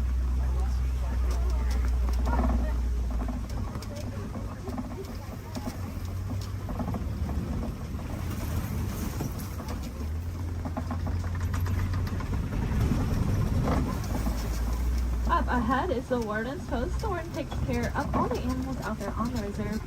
There's some special ones up here with them. I bet they're all hiding under this porch from the rain though. These are the Nigerian dwarf goats. They look like cute little babies, but this is them full grown adults. They really do not like that rain. They have a very sweet and nutritious milk that is high value in Africa, so in return for it, we'll give them a nice place to live and some animals to eat. It just goes to show that we can peacefully coexist with a lot of amazing animals.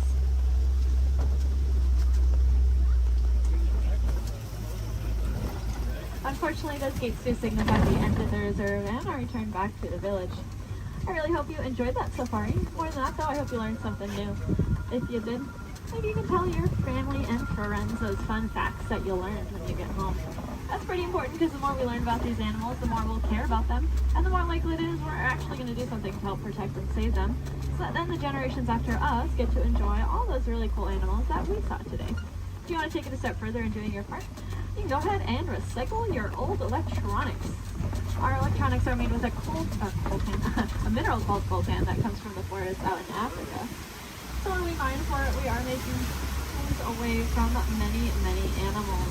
That's why I challenge each and every one of you when you go home. See if you have any old electronics that you're not using anymore. Go ahead and recycle them.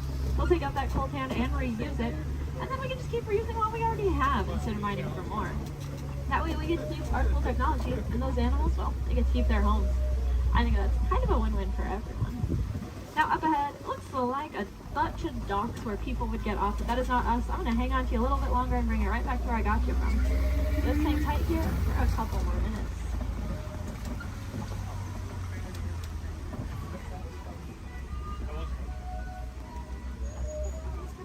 These people watching.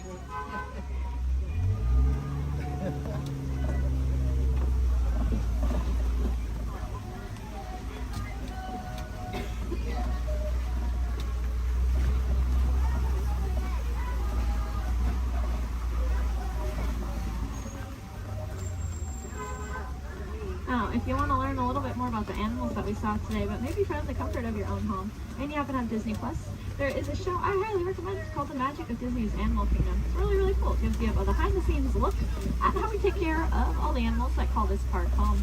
It is one of my favorite shows, but I am, of course, not biased at all.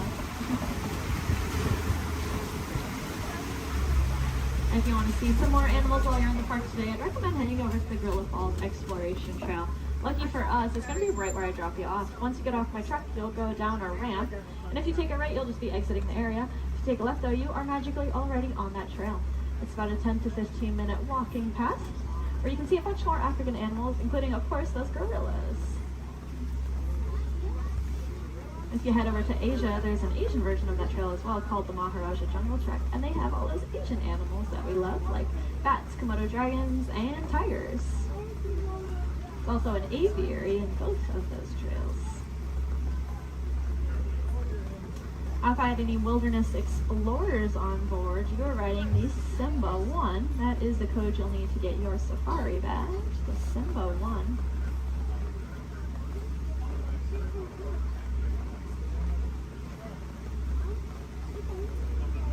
You might have also heard a train.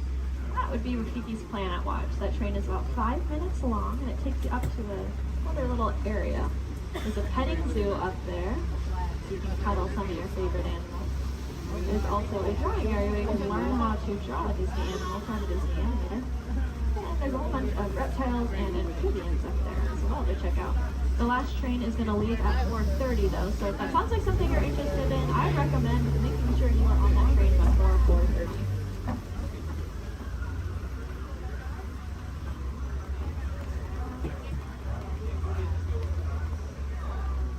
Looks like we are almost there. Thank you for your patience. I know that was a little bit longer than expected.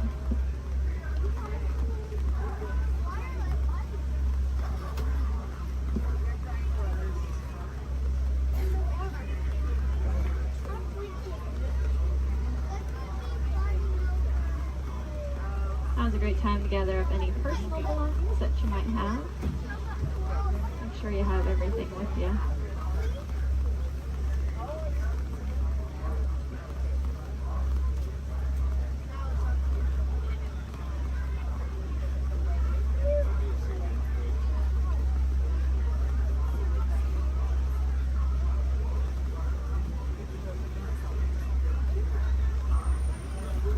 Here in Harambe, we do not like to say goodbye because it is far too sad and final. Instead, we say Kwaharini, which means to go well. So Kwaharini, my friends. Again, my name was Julia from Fort Collins, Colorado. I really hope that y'all had just as much fun out there as I did.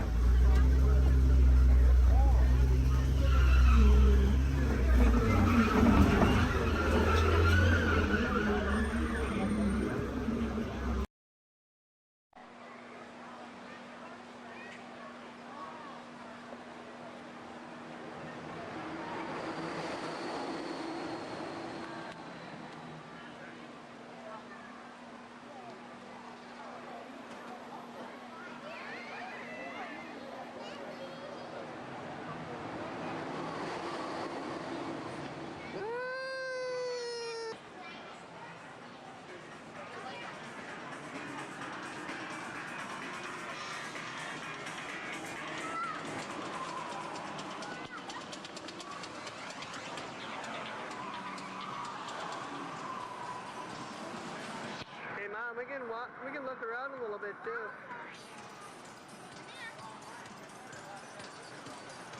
One ahead. Stick them out.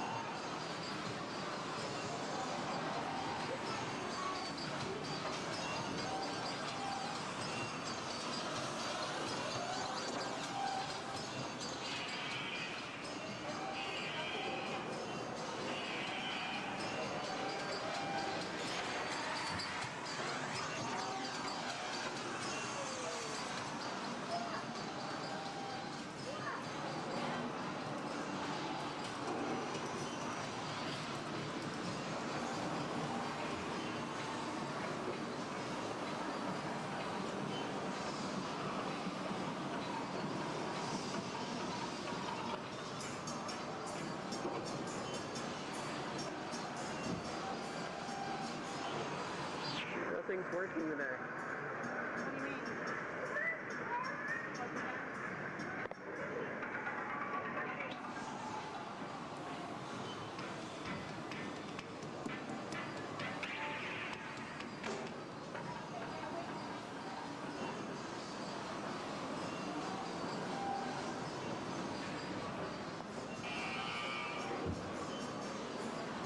Mom.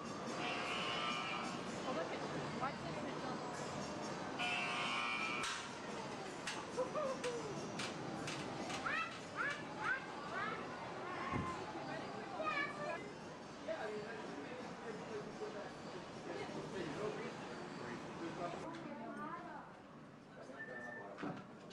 Yeah. Uh-huh. Oh, yes. Oh, okay. Hold on. 1 second. Okay, got it. Yeah? Okay. Thank you.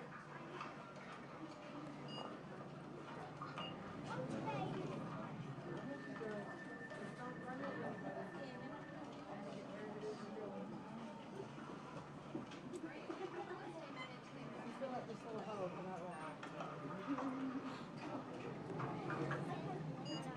Bill. Yeah. The next group's ready. Oh.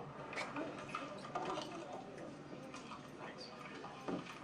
Hi, everybody. Welcome to the test track. My name is Bill McKim. I'm up here in the controls center. In just a couple of minutes, you're going to be out there on that track. But first, let's put together your test schedule. These are the same kinds of tests that are run at GM test facilities all over the world. Let's put up the 26-8 grade. You got it. Okay, we're going to start you off on an accelerated hill climb.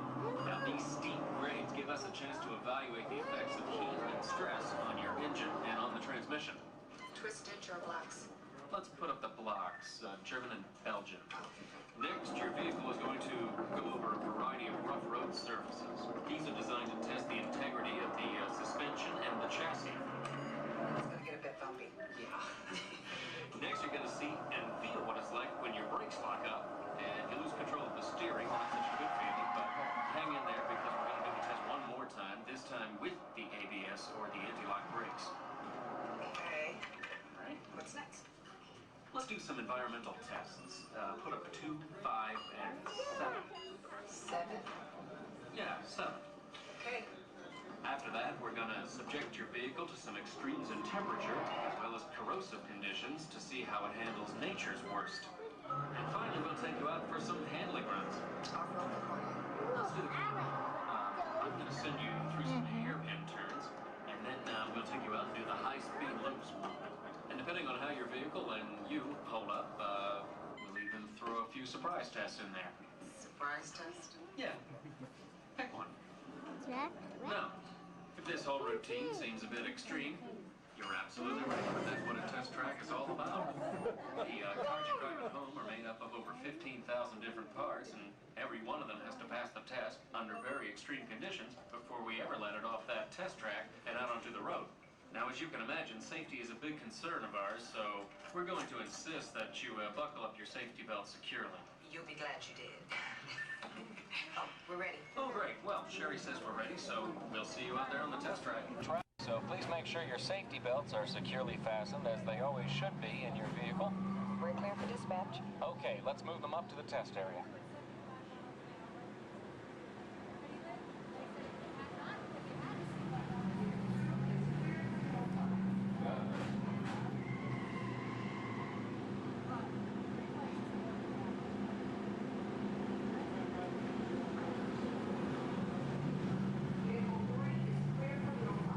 Okay, here we go.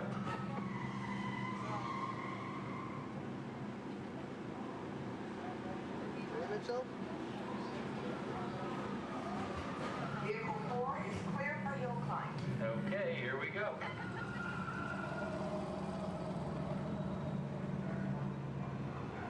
The torque and transmission load data are looking good. Great, let's proceed to the rough road tests. You got it.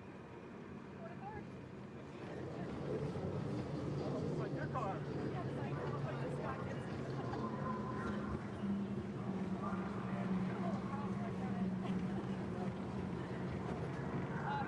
Okay, I'm going to take you right up to the cones, hit the brakes, and see if I can steer you through. Hold on. Braking now. Okay, we're back on track. Let's do that other sequence.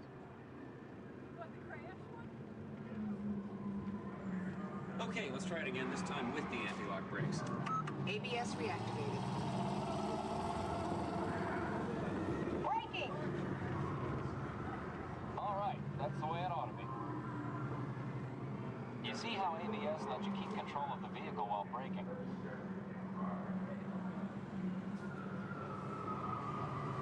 Let's demonstrate some extreme test conditions. Okay.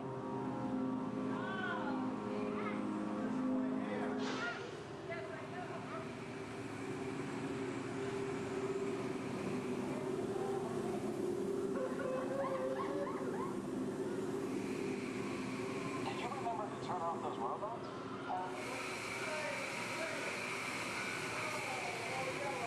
Clear for track course A. All right, let's pick up the pace. Increasing speed, 10%. So it's not a matter of making it long, it's 20%.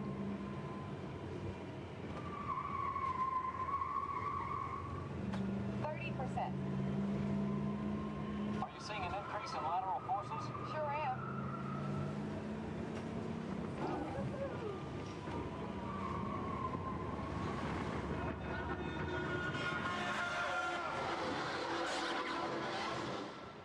And that's what we call an evasive maneuver.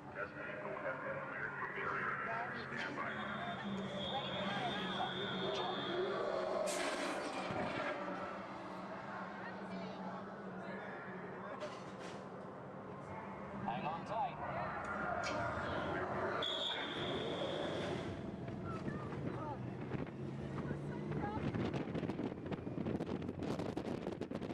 Increase speed for the loop.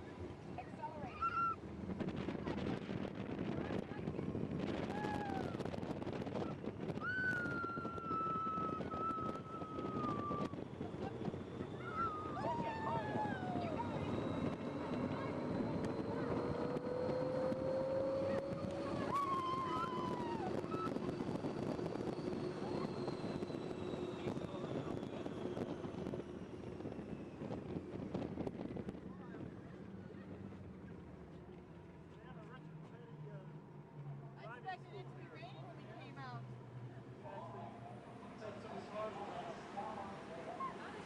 As long as they're heated up, let's grab a thermal image. Will do. Cameras on.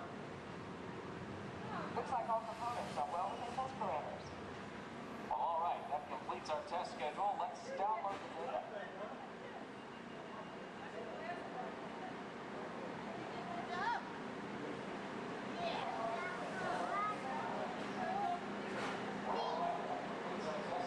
Better not if you knew what was going on, huh? That wasn't as scary, was it?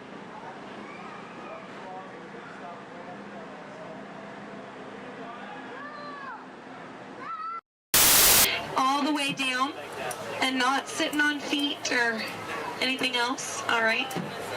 Well, here we go. Everyone say bye. Bye. Bye. Bye. Everyone say hi. Hi. Hi. Now say bye. Bye. Bye. Now say hi. Hi. Don't say bye. We're stuck together. 3 months. Yes, 3 months together. Yes, my name is Erin. I'm going to be your skipper, your guide, your social director, and your dance and sport instructor for all 3 of these months. Now, make sure you stay seated.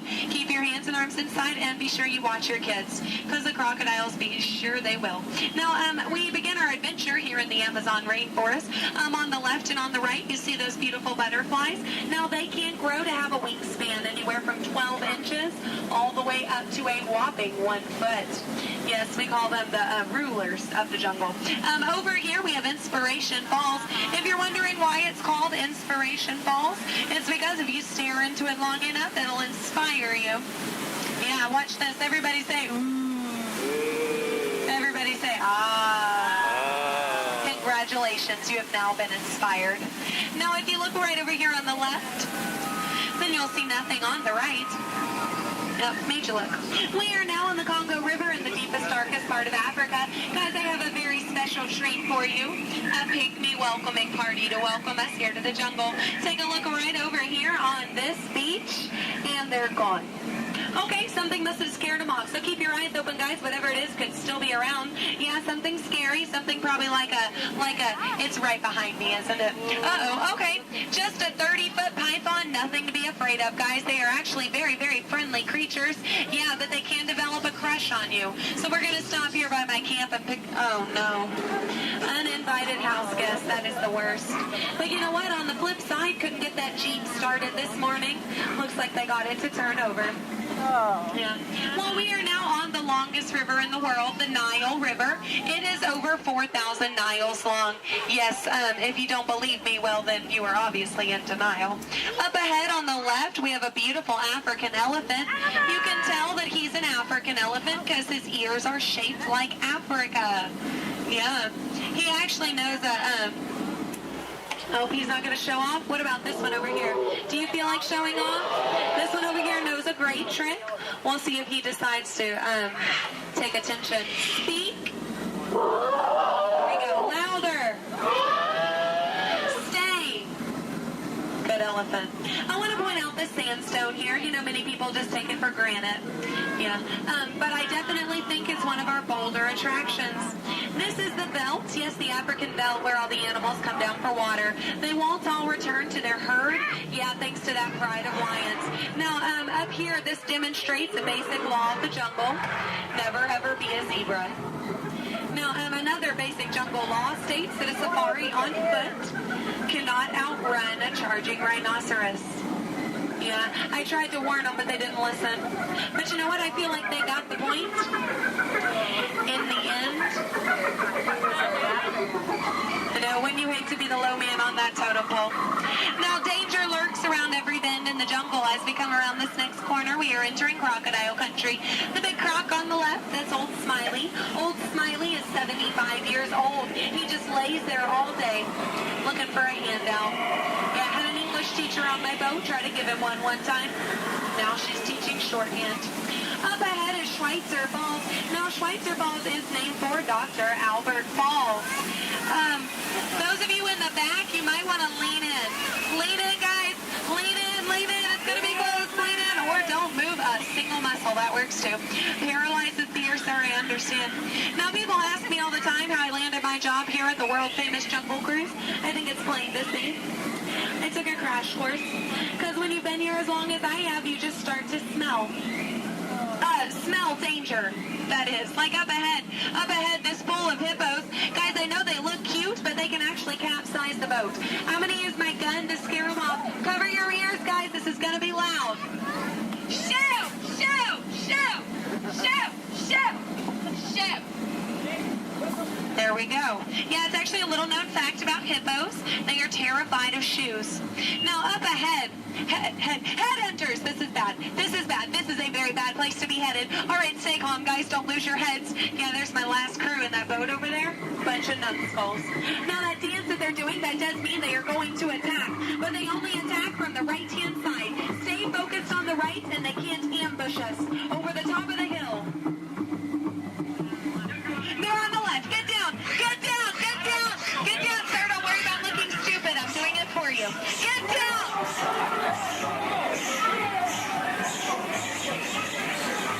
All right, we're safe. We made it. Now this is it, folks. The 8th wonder of the world. The reason you rode the Jungle Cruise today. The backside of water.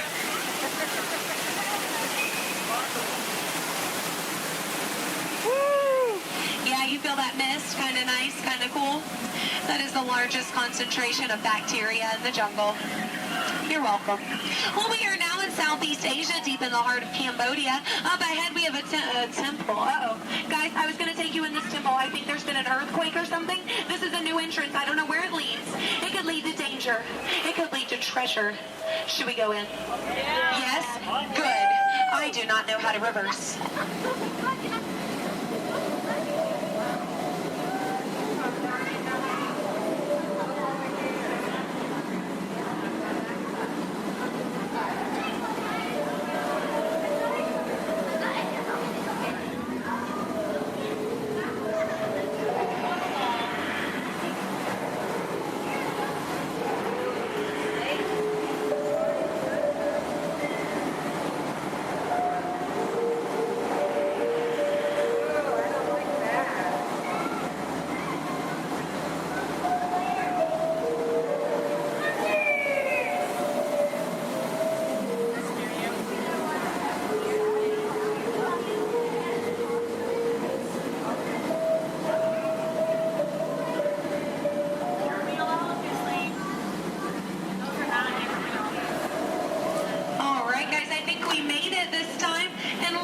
we've stumbled onto a secret Indian elephant bathing pool. Now guys, I know this is their bathing pool, but feel free to take as many pictures as you like, because look, they all have their trunks on, it's fine. Now some of these elephants are very, very friendly, and they might try to spray the boat. So we are just gonna scoot on through. Oh no, up ahead, get down, duck, duck, duck, goose. All right, no, oh no, both sides, oh no, get down. You fell for it twice. Yeah. No, that one over there, don't worry, he always forgets to pack his trunk. Now guys, I'm going to take this time to point out some of my favorite jungle plants. That one. That one. And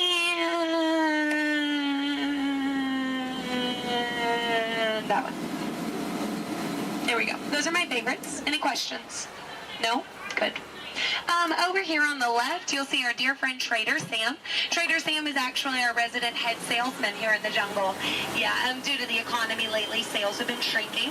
But he is offering a special, 2 of his heads for just 1 of yours. Yeah, think about it, because, you know, any way you slice it or dice it, you're going to come out ahead. Yeah. All joking aside, Sam is a really lucky guy. He was the only man from his entire tribe to go to college. Yeah, he actually got kicked out, though, before getting his degree. He got caught trying to butter up one of his professors. Yeah. But he's a nice guy. He actually threw a dinner party last night. Yeah, he invited all the skippers. I got there 20 minutes late, though. All I got was the cold shoulder. Nothing left but finger foods. Yeah, and I was looking forward to it. I mean, his wife makes a great stew. I told him so, and he said, I know. I'm going to miss her. Yeah. You know what Sam's favorite Disney song is? You Got a Friend in Me. Yeah. I'm not making these up, guys. They're actually written in the script. Yeah. Yeah. Now we are approaching the dock, yes, which means it's the most dangerous part of our journey. My attempt to dock the boat. So make sure you stay seated. Watch your elbows over here on this side. We don't want unnecessary peer pressure up ahead. Now, when the boat and the dock reach the same speed, you'll exit out the same way you came in. Everybody over here will use the back door. Everybody over here and in the center will use the front door. Just remember not to cross the crates. Yes, don't cross over the boxes. I don't want you to trip and fall. You'll have 2 bad trips on the same boat. I thought 1 was enough. Now guys, we've really been through a lot. I have to tell you, out of all the crews I've had today, you guys have been the most recent. There we go. No, really, that is an honor only a few thousand people get a day. So you should feel very, very special. No, really, guys, if you find yourself passing by the Jungle Cruise later, I understand. Yeah. But if you want to stop and say hi, I'll be around. And around. And around. Stay in school. No, I'm kidding, guys, I'm kidding. 4 years of college. Yeah. My mom is so proud of my brother. He's a doctor. I tried to be a doctor, I really did, but I don't have the patience. Yeah, no, is that... Those are raindrops I hear hitting the top of the boat. So, yeah, it looks like we're going to get a little wet. Just a reminder, our dock is made out of pure hickory. Yes, so as you exit, you will be stepping out onto a slippery hickory dock. Make sure that you watch your step on the way out. Yes, watch your step, but don't step on your watch.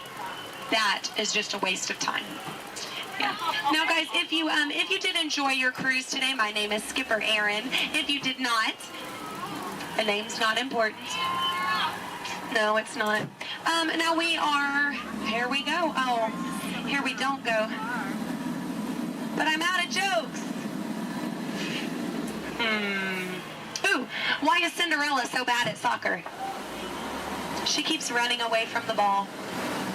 Yeah, but I mean, can you blame her? She had a pumpkin for a coach. Yeah. Oh, why does Peter Pan fly everywhere he goes?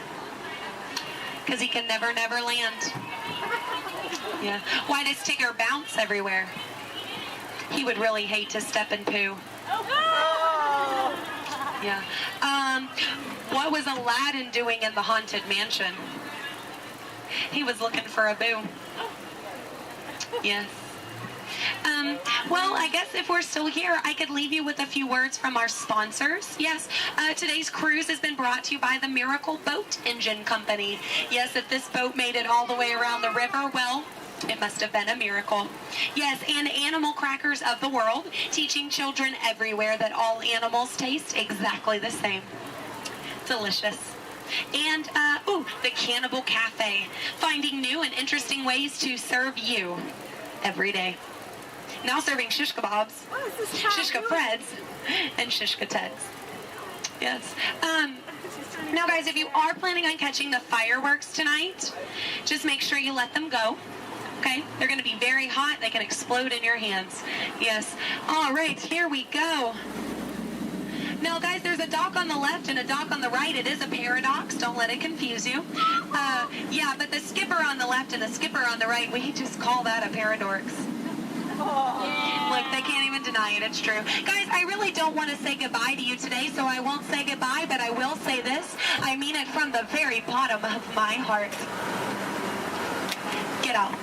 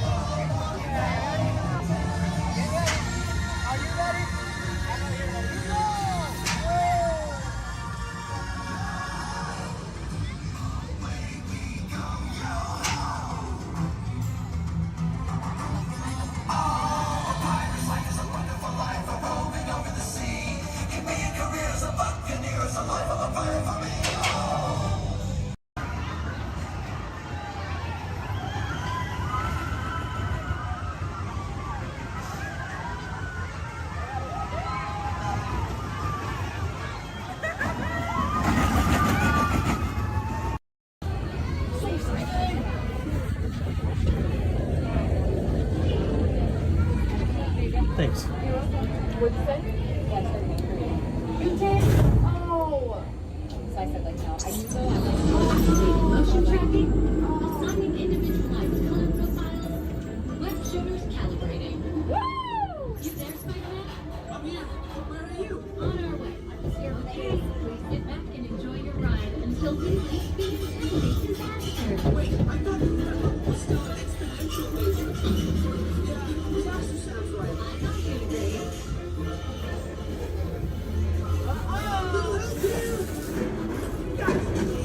I'm glad to see you guys.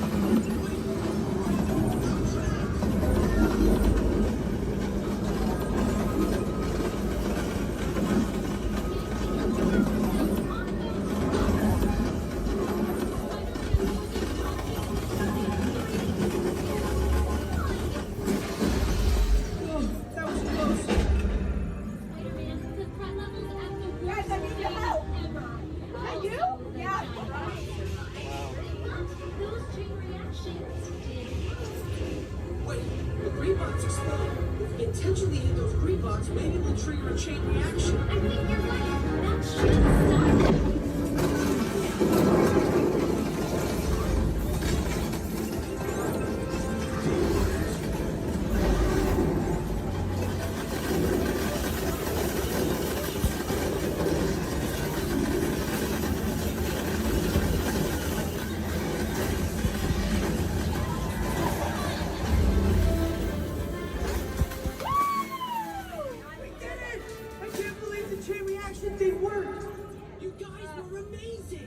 I'm very impressed, Spider-Man. You really solved the problem. Well, what's we done without them? That was also your idea.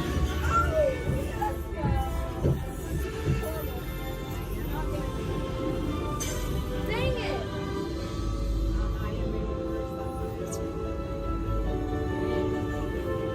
For your safety, please remain seated. We failed. I did better this morning. Jackson's been so good. My arms are tired. Reinforcements, remain seated inside the transport.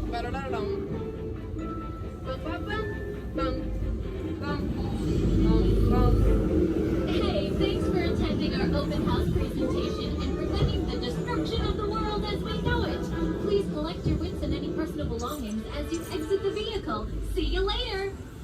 And so, as you can plainly see, imagination works best when it's set free.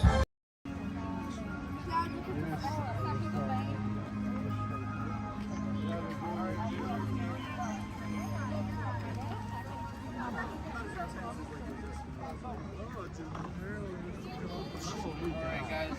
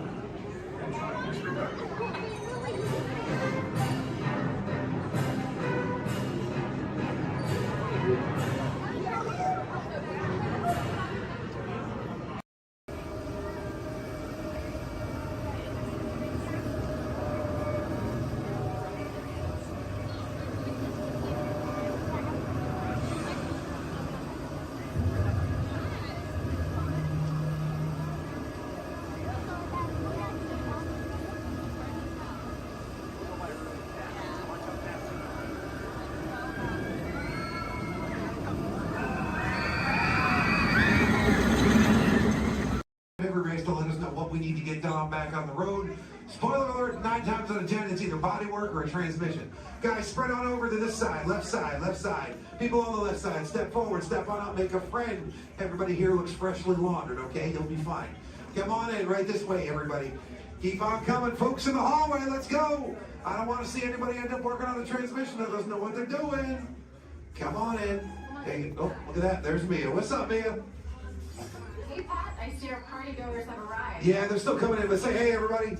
Hey. I'm Mia, Dom's sister. Well, another race just wrapped, and it looks like my brother with another car for his collection. Anybody surprised? Honestly, I don't know why anybody challenges him. It me and a man. Well, we're meeting up at Sullivan's Garage for the after party, and while Tej works on your rides, you guys enjoy the break room. My brother calls this the family room. Oh, here we go. Dom says he doesn't have friends, he has Family. And the faces you see on these walls are our Family. When I'm in this room, I feel like we're all Family. So, welcome to our family. There it is. It's a thing around here. Hey, Tej, how's that Matthew McConaughey impression? All right, all right. What's up, Mia? Get better. Tej, just welcoming these good people to our family. How are their rides coming along? The rides are ready to roll out and roll out inside. Perfect. Let's get the show on the road. I'll let Dom know. You guys have fun at the party. Bye, Mia. Bye. She just called. Okay. All right, Pat. Yeah. Let's get these people on their way. Send them over to the war room. Sounds like a plan. Are you sure, though, Jamie's kind of a piece of work? Right. And he hung up. Okay, so in a moment, those doors are going to open. When they do, head on into the war room with Jamie. That's Tej's new assistant. First day without Tej, so good luck. Be nice. Don't touch nothing. Too much last night, so bear with me. Tej left me alone today, so yeah, that's pretty much it, you guys. In just a moment, these doors will be closing, and okay, so yeah, you guys want a tour of the war room? Okay, so basically, we've got some monitors over here. My name is Jamie, by the way, you guys. Oh, and there is Tej. Jamie, the buses are here. Okay, what do you want me to do with them? They're just staring at me. Should I send them now? Dom's calling. I got this, Jamie. Okay, great. Dom, what up? Tej, just got a heads up from Hobbs. The FBI's about to raid your location. Crazy. Man, they always ruining our fun. For real. It gets worse. They're leading Owen Shaw right to your door. Shaw? That cockroach we beat down in Spain? What's he got to do with this? Everything, right? Nothing yet. And let's keep it that way. Get those people on those buses. You need to start plugging out right now. And get that turbo truck ready. I'm sending Letty there to pick it up. I'll call Letty. I'm on it. Never mind then. Hobbs needs our help. He needs our team. Spread the word. Spread the word, you guys. But keep it in our family. Never mind. Don't listen to me. And keep it quiet. Just keep it in the room. Oh, the other bald guy's It's calling. Hobbs, my man. What up? Sorry, Brother Tej, no time for chit-chat. I just sent you a brief on FBI agent Novak. Has Toretto filled you in? Yeah. He wants us to get everybody over to the party at Sullivan's. Sounds like a plan. That party is a ready-made diversion. Keep it going. We need to discuss how you're going to get all those civilians out of there without tipping off the FBI. Crazy. Okay, hold on. Let me get everybody squared away, and we'll talk offline. Copy that, Tej, and let everybody know. Shut off your cell phones. Don't listen We to don't him. want Shaw tracking your He's locations. overreacting. Just put it on silent. Okay, Jamie, Yeah. you heard the man. I heard him. It's about to go to a whole nother level. Crazy. Send everybody to the loading dock. All right, you guys. We heard him. Have fun. If anything happens, my name isn't Jamie, okay? Peace.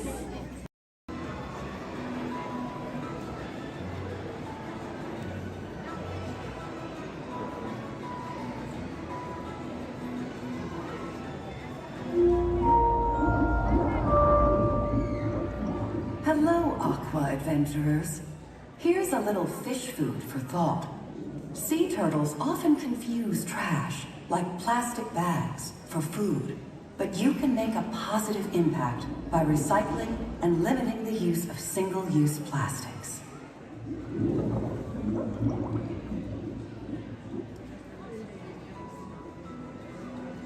Your journey, keeping your hands, arms, feet, and legs inside the car.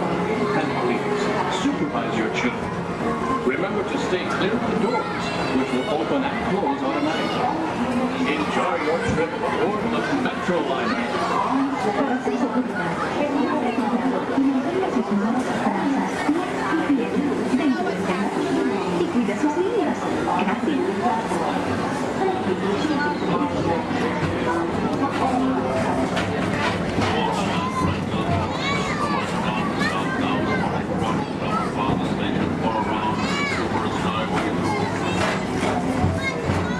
Welcome aboard, TTA travelers.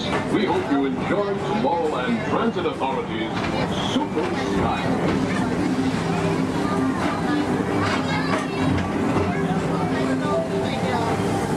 Now approaching Tomorrowland Interplanetary Convention Center. The Convention Center is hosted to a galaxy of wonders from the following way.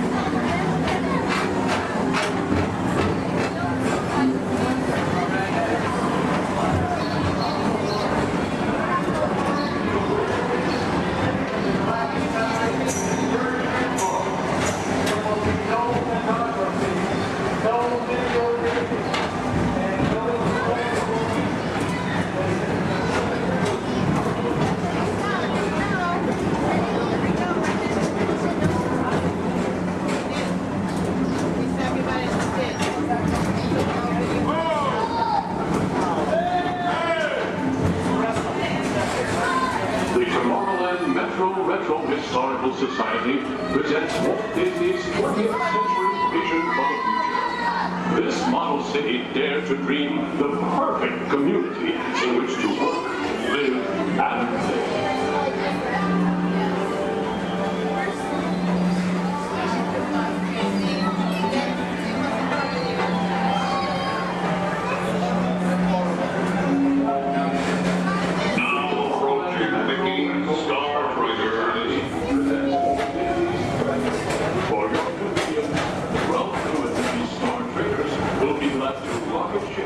To many planets in the galaxy.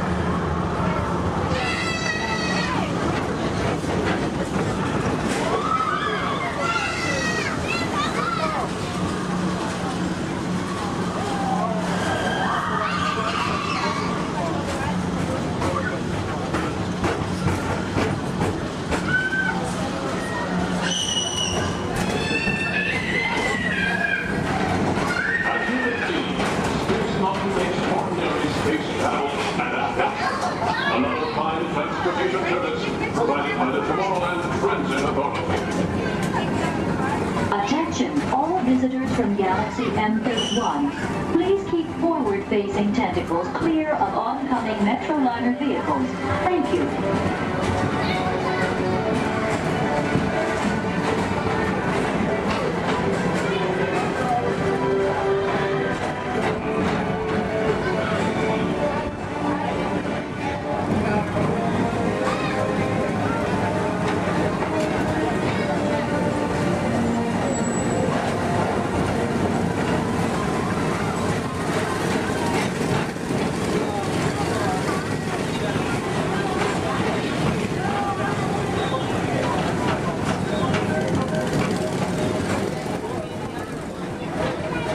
The centerpiece of Rocket Tower Plaza is the League of Planets Astro Orbiter.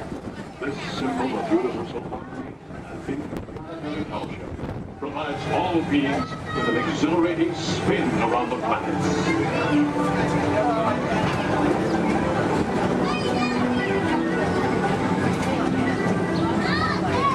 Remember, Blue Line passengers, for all your future travel needs, the TTA services all of Tomorrowland's outlying areas, including the personal rocket ship docking lot, and of course, perfect parking, the latest Paging Mr. Morrow, Mr. Tom Morrow. Your party staff has arrived. Please give them a ring. Now approaching Walt Disney's Carousel of Progress.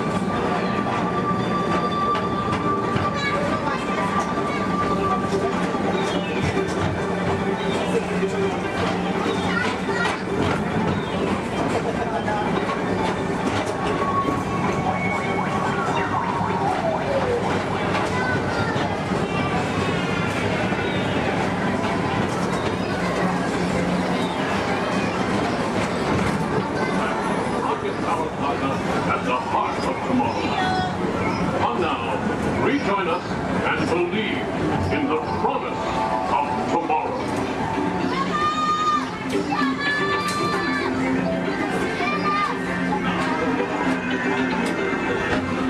Rocket Tower Final Station.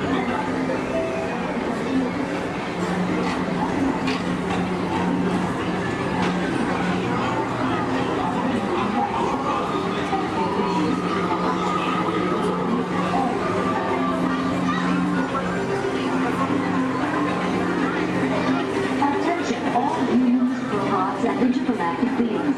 Please keep your arms, legs, and other appendages away from the doors. The doors open automatically. When they do, please collect your belongings and step carefully onto the moving platform. Thank you for choosing Tomorrowland Transit Authority for all your travel needs.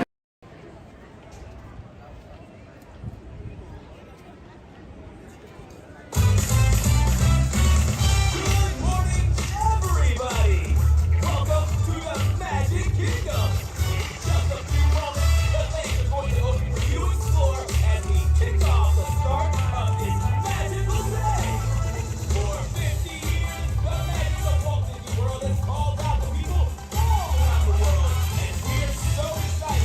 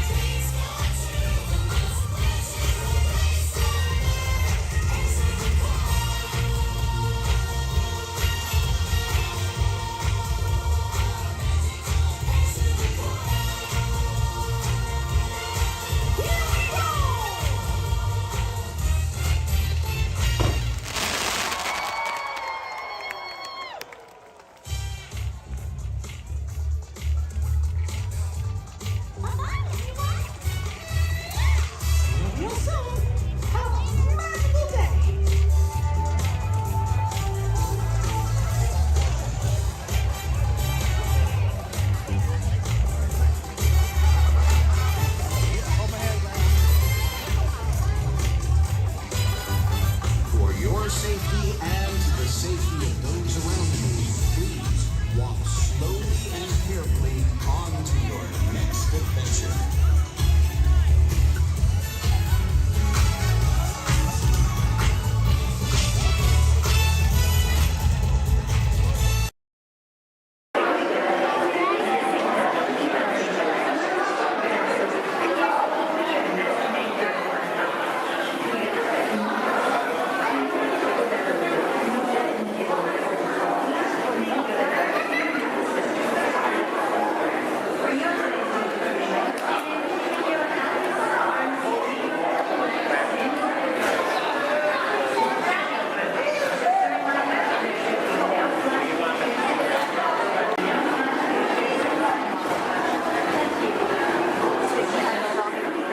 Permanezca sentado y mantenga las manos, brazos, pies y piernas dentro del barco.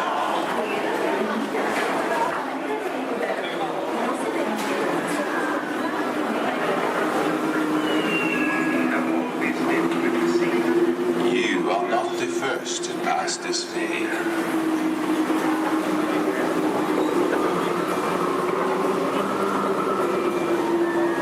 Nor shall you be the last. Those who seek the spirit of Norway face peril and adventure, but more often find beauty and charm.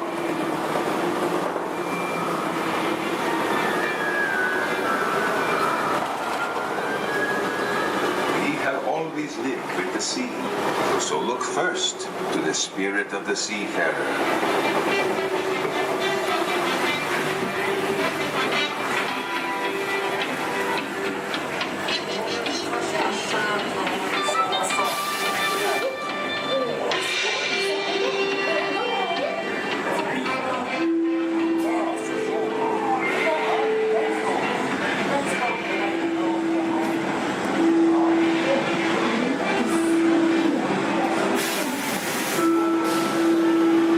There are those who see Norway's spirit veiled in a land of forests and mystery, where trolls still prowl the water's edge. What is? How dare you come here? Invaders! Stop! This is troll country! Get away! Be gone! I'll cast a spell. Yes! Yes! You disappear! Disappear! Disappear! Back! Back! Over the farms!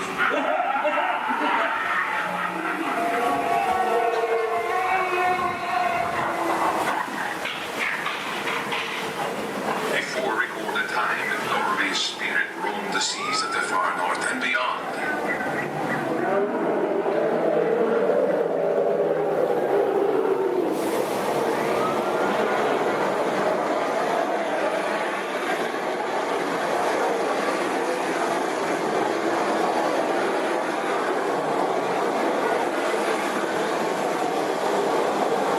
Today, Norway's spirit still thunders in her grave fjords.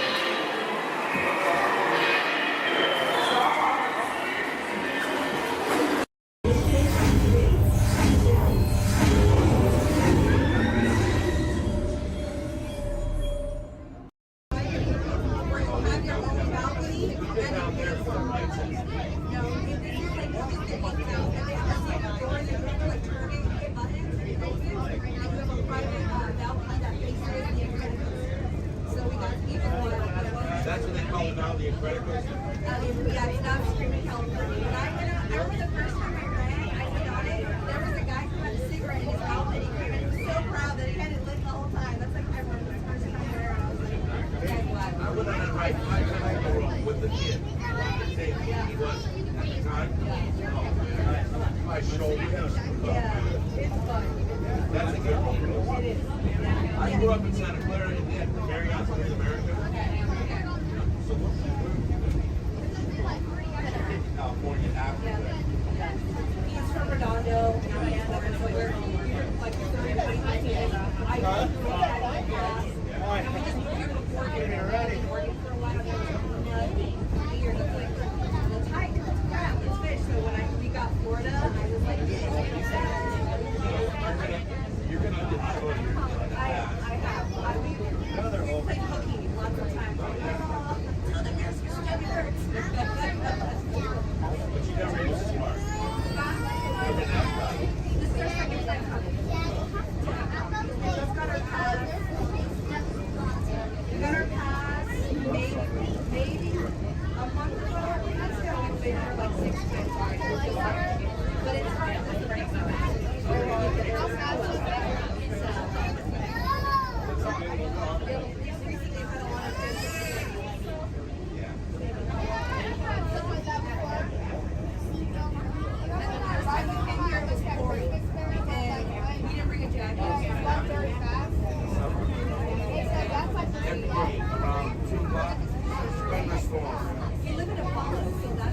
Any country you want, literally. You'll have so you'll be like, it'll be like Italy, France, Moscow. Yeah, but that's the rate in order. Okay.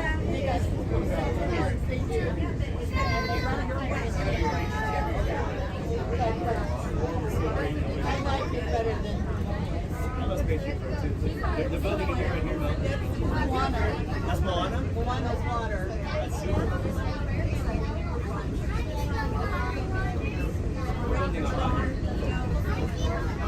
They're building Moana, baby. Yeah, I mean, Shanghai Disney kind of.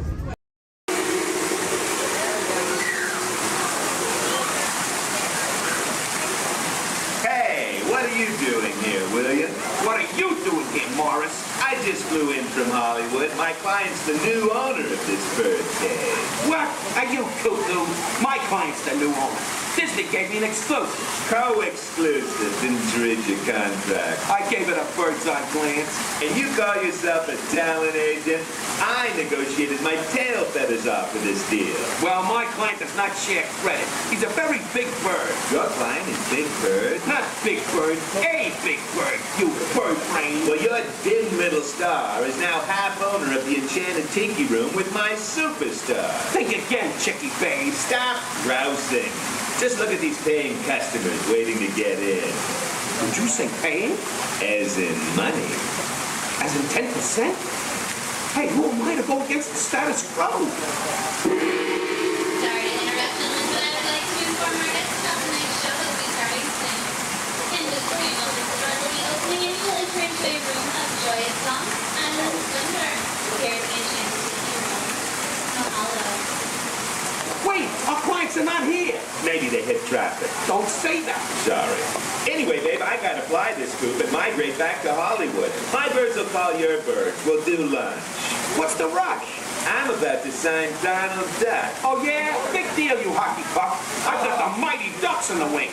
You do not. Do too. Do not. Do too. Not. Two. Not. Toe. Not. Toe. You down. Come Leave me on. alone, you toe. Oh, come on, will you? Toe, not go, yeah. Level with me. Put the bubble between Go the lines. away, You go away. Oh. Go away.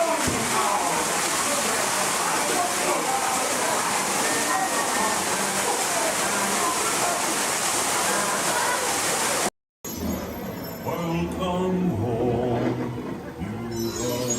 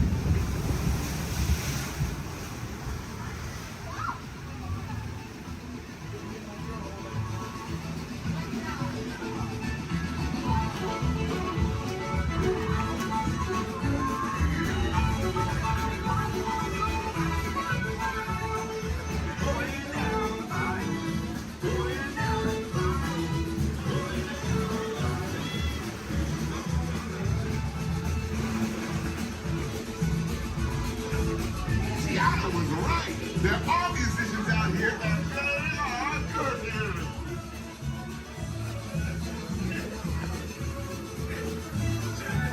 Tiana wasn't here, y'all.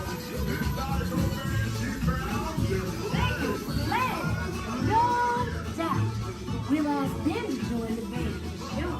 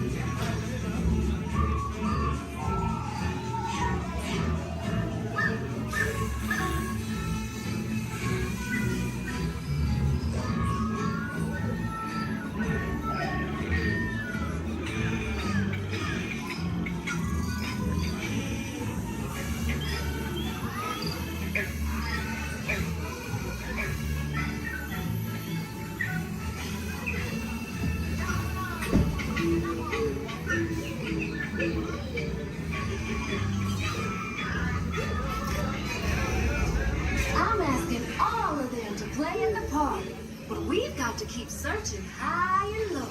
How low can I go?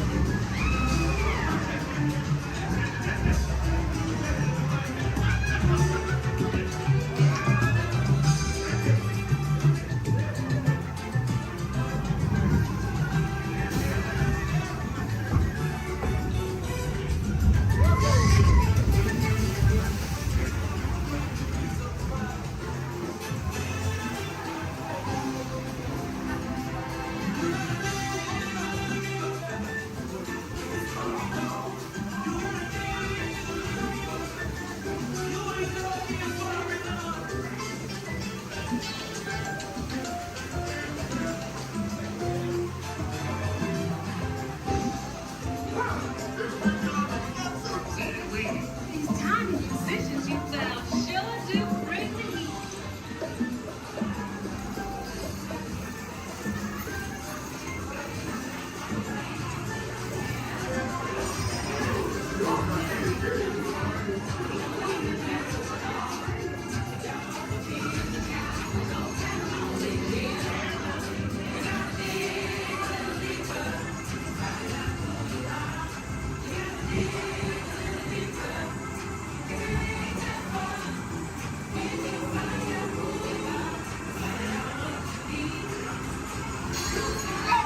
you need to do.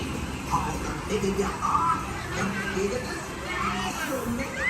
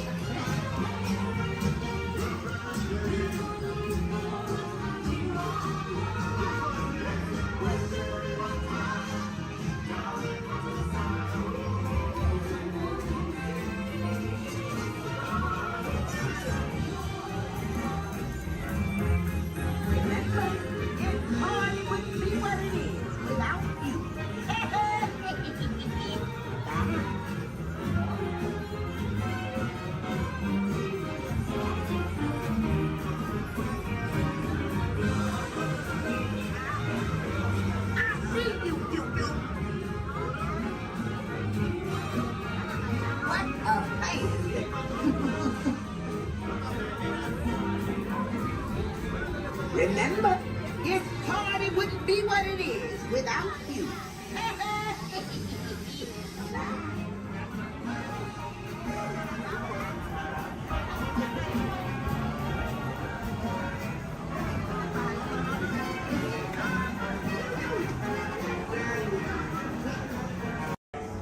I want 2 on gray, 4 on orange.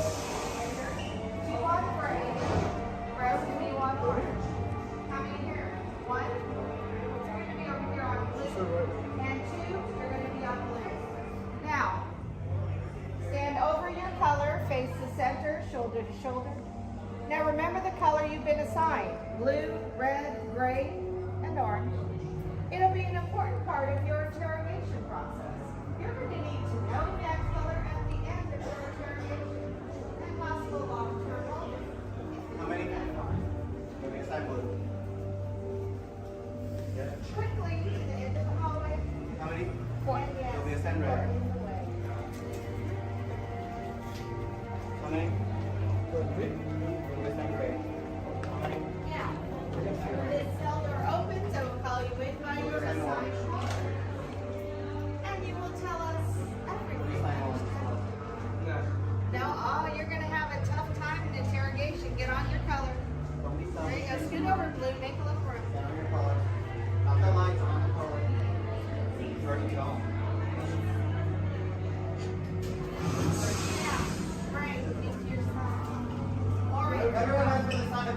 Now remember, now forget it. This was for segregation. Which will be a trouble. Is that your only speed? Slow? Let's move it along.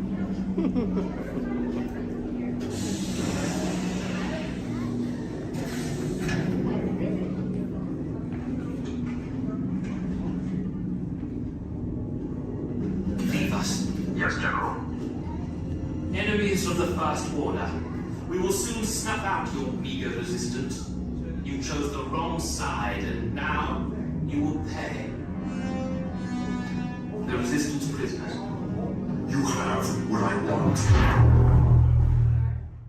You know the location of the secret base, and I will take it from you. We're needed on the bridge. Keep the prisoners here. I will return to finish this personally.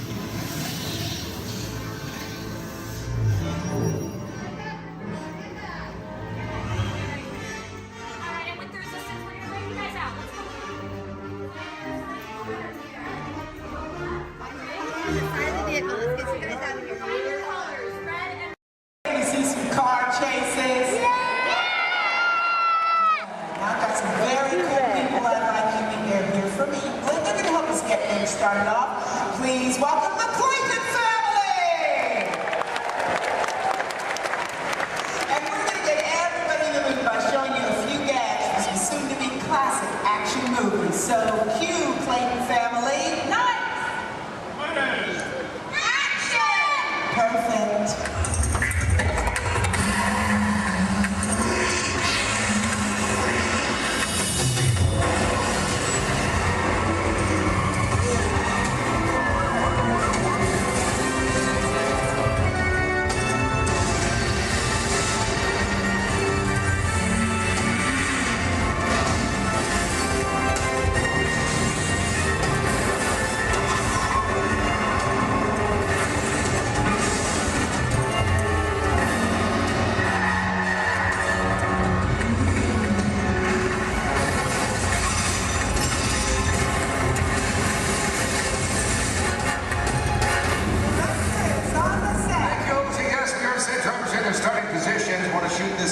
First scene as quick as possible. Just need to know, is everybody fired up? Are you ready?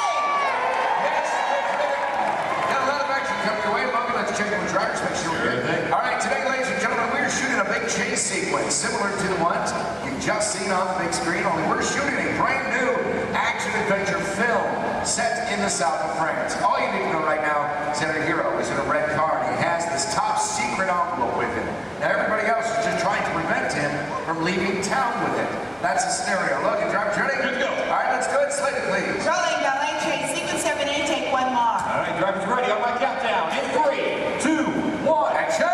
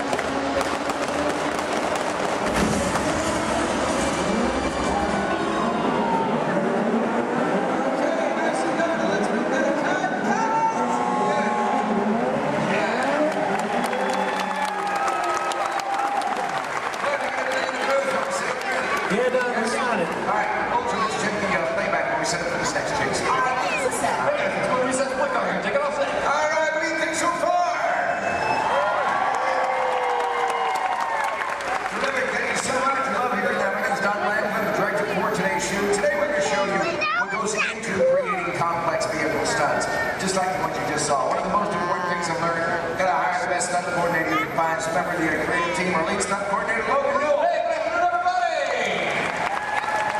Thank you very much. All right, off to a good start. Yep. You'll see right there. A lot of close calls. It's good stuff. Love that for Chase Mills. Tell our guests what you do for us. Yeah, sure thing, John. Folks, basically my job out here is to choreograph some of this action and bring these scenes together with our stunt team and our director here, but biggest responsibility is safety. Absolutely. We talk safety every single day here with these extreme stunts. It's our number one priority. But it's critical. These drivers make it look easy on here. There's a lot of planning in everything we do. In fact, I better get on. And your playbacks ready. Great. Let's do video assist camera one. Video assist is coming up. You're going to see some black and white images up here on the screen. This just helps us preview what we've shot before the film gets developed. It's called video assist. We have cameras all over the set. Most of this one is out. Take it from my two cameramen. I got everything down here in the slab chair. We got the camera truck. But I just want you to notice how we're framing the action in some of these shots. Keeping the camera low actually makes it look like these cars are going faster than they really are. And the short distance already getting upwards of 50 to 70 miles per hour at times, but keeping that camera low really keeps it exciting for a chase film. In fact, it's a technique used in almost every car chase you've seen on film. Oh, this is great footage. Let's just get right to the height of the chase. Rams, Lloyd, all of it. Heard a lot of cheering, a lot of excitement when this was happening. There it is, that high-performance machine, the hero car. Look at this reverse jump. Slow-mo for you so you can really capture that detail. Ernie, my main cameraman, right underneath those cars, and then zooming right in on the driver. There it is right there. Main man, Ernie. Here's a look from inside one of the vehicles. Give you a perspective of what the drivers are looking at. I do want to talk about the hero cars, so let's bring up the camera forward. Let's freeze that jump, okay? All right, Lloyd, I'm going to need you to roll into camera 4. Yeah, go straight on. And then freeze it at the top of the jump. Nice work. There you go. Cha-ching. Right there. There you go. All right, this is a very special car for us. Yeah, sure is. Ladies and gentlemen, this hero car out here was designed and built specifically for our film. It is built with 4 forward gears, but unlike the cars we drive every day, it also has 4 gears in reverse. Now, obviously, we can go a lot faster that way going backwards. Something else a little bit different on that vehicle is where we put the motor. It's not in the front or in the back. It's actually mounted right behind the driver. And the reason we do this, it balances out the car, gives it better overall stability, and of course, maneuverability on all these tight turns out here. That's right. And speaking of time, it's not really a luxury ride for the drivers. They are programmed to these vehicles. Don, we're still setting up here. Let's just bring out the hero truck. You know, let's do that. Let's introduce it tomorrow. All right, let's do it. Hero 2 set. Thank you. Oh, yeah. There he is, peeking into place. Ladies and gentlemen, how about a nice warm welcome for your hero from Brazil, Mr. Eduardo. Nice to meet you, my friend. Great work, Edu. Great work, my friend. Now, we've worked together for a little while, and he's pretty awesome at the 180s, 360s, at 540. Pulled that out. Look good. Look good. Glad we put that in. How about you? You glad we put that in? Yeah? You're glad? Okay. It's all right. This thing's on. You can talk. Hey, Eddie, go ahead and look at the camera and tell everybody how you did the jump backwards. They love that, too. It's going to take a long time? Yeah. All right. Well, I'll summarize for you guys. As good as he is at what he does, this unique, one-of-a-kind car has a twin. Let's check that out. Hero 2 on set. Alright, now you see, folks, it's really not safe to drive in reverse at high speeds, of course, or jump a car backwards for that matter. So what we did is we had a duplicate car built. This is exactly every detail as Eduardo's hero car right here, except for one tiny modification. It's built, so our driver faces out the back. Check this out. We even took it a step further. Built a reverse stunt driver. Made it look like he was facing out the front. Oh, everyone, I'm not real. So reverse hero, let's hear for Ron Fox. Nice work, guys. Great exchange. Now, folks, you may be wondering out there how we're able to switch these vehicles mid-take like that without you noticing. In fact, Olga, we got that video system. We bring it up? You got it. I need cameras 1 and 6, Lloyd. Roll. There we go, guys. You can see right up here, this is our first hero, Eduardo. Drove on the set. Our reverse hero, well, he was actually waiting in position to take over for him. That's right. The two cars are like runners passing the baton in a relay race. Once the main car disappeared, well, this reverse car took over without missing a beat. Let's hear it again for these drivers.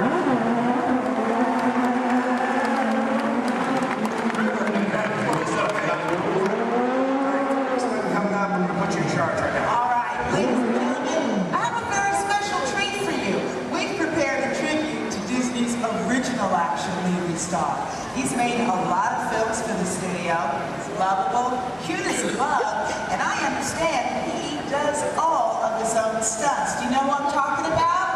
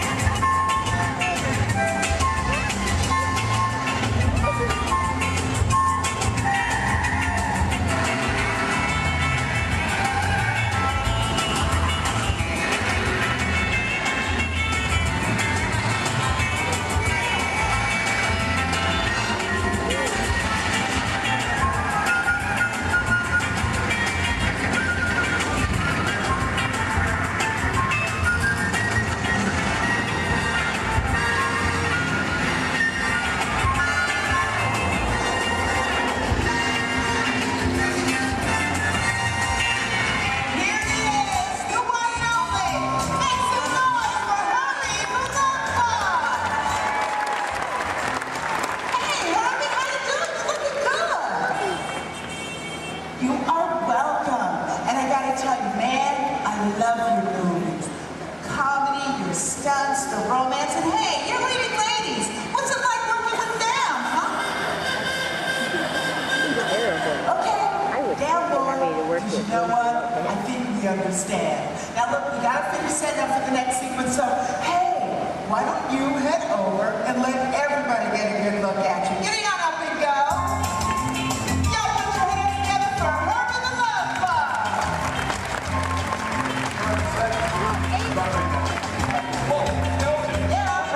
Send it over to say hi to everybody. Okay, well, I've got some close to the title of the telephone product. Herbie, go now! Herbie, stop!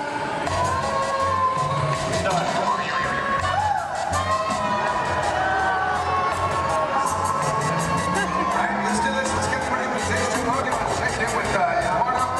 Olga. Yes. Get on the camera truck. We're going to say goodbye to,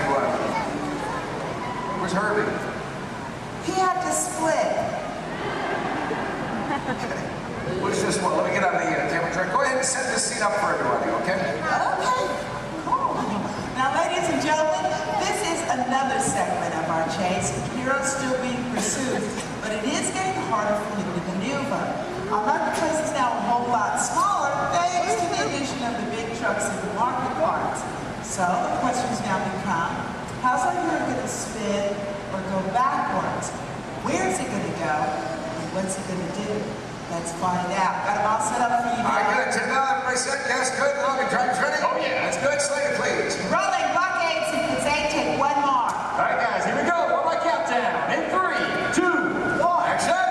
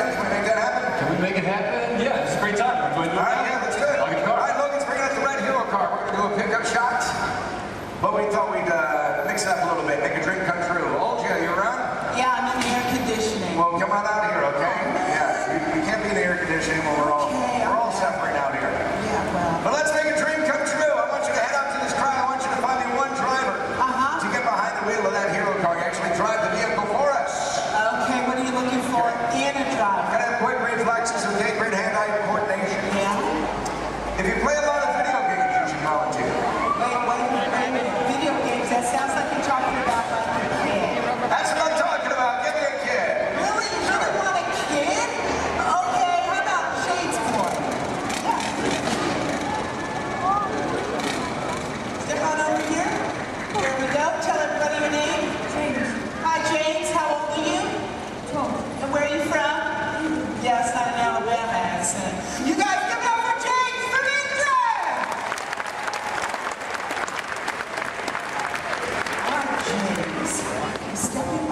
set. You're going to star in a scene in an action movie. Is that cool?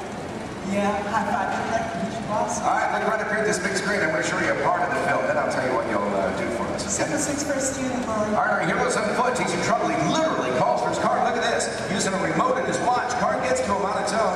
Hero makes his escape. I need a longer shot of the car. You're going to drive it for us, and there it is. Do you know what's so special about that car? Well, it's a full-size remote-controlled vehicle. That's right. You drive it with this remote here in my hands, guys. Let's take a look inside. I'll show you the hardware on this vehicle. The hardware, I should say. There you go. Now take a look at the steering wheel. I'll give you guys a quick demonstration. If I want to turn this vehicle to the left, all I do is press this lever here to the left, like this, and then to the right. There you go. Right in the center. Oh, that's a fun little toy. Now, guys, this is just like any other remote control car that you find in the store, except it's a little bit bigger, obviously. It is custom built, bumper to bumper, all of our safety features inside. The great advantage of having a remote car out here on set is that we can operate it safely from a distance, especially when the scene requires explosion. Pyrotechnics, we've got to keep everybody away, of course. So there you go. All right, beautiful. Have you ever driven a remote control car before? Yeah. Just keep in mind that this is a $100,000 vehicle. Now, James, this is going to be really easy. As a matter of fact, Logan's already shown you how to steer. But for this particular sequence, dude, you have so got to concentrate on directional. Now, make it go forward, you can push his thumb straight away from you. For reverse, pull it straight down towards yourself. Does that make sense? Cool. We're going to practice. I'm going to help you out this time. You go ahead, put your fingers there. Now, you're going to push it away from you. Slow and easy, James. Nicely done. Watch your car. Now to make your stop is even easier. All you gotta do is pull it. Let go. See that? Comes to a stop. Now put your fingers back in place and pull it down towards yourself. Again with the slow and easy. Now down the steering back to what we in the business call one. That's the starting position for anybody in a scene, whether that's even a movie, TV show, commercial, or even a music video. Let it go, make her stop. Beautiful. Now James, I need you to be very, very careful with that car. You set over there. Dude, that's your entire college career, man. Go fast. Let's go faster, okay? Take this, moving all the way up. Ready? Go ahead. Action, straight. Punch it. Nice, James. Reverse, pull it down, let go. Pull it down. Pull it down and hold it. Next one is ready. Forward. Take it forward. All right, stop track. Stop. Hey.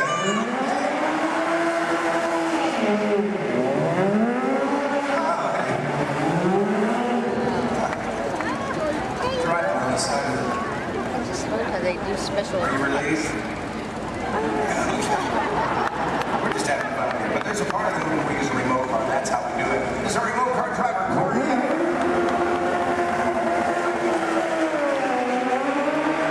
Actually driving the vehicle, but you were the star of the scene. And to commemorate this moment, I have for you lights, bonus action, extreme stunt show, honorary driver pin.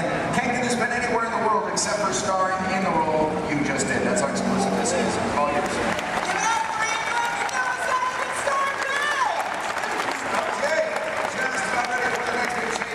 Now we're shooting this, as we often do in movies, out of sequence. We have a lot of complex stunts coming up for you in this chase. In fact, I highly recommend you have your camera standing by. You're going to see some incredible stunts in this one. One by my stunt coordinator, Logan. There he is. Where's my fan? They're all out here. 5,000 from Logan. Well, all right, that was almost good there, Don. Thanks. Guys, right up here, we got a great scene coming your way. Full of more action, I promise you that. Working in the stunt business, guys, it's a lot of fun. A lot of responsibility, too, but for me, every day changes. One day I might double for our hero. Next thing you know, shooting at him just all depends on what our director needs. I'm pretty sure by now you guys all figured out how to get down, right? Pretty obvious? Yes, I'm standing just over 40 feet high during the scene. Falling into that pad, we're going to kick it off here momentarily. So, Don, when you guys are ready. We are shooting the very beginning of the film. This is where you see the hero for the first time. He's in a gray jacket, just picked up this top secret envelope. This, of course, you met him earlier, our hero, Eduardo Olivera. And he's done a lot of stunt driving for the film already, but for this scene, he's playing the role of stunt double. Then we'll bring out our motos, so you're going to see a motorcycle chase. Ready to go? All right, let's go. Hold your slated, please. Rolling, motorcycle chase. Sequence 3, take one more. On the countdown, in 3, 2, 1, action!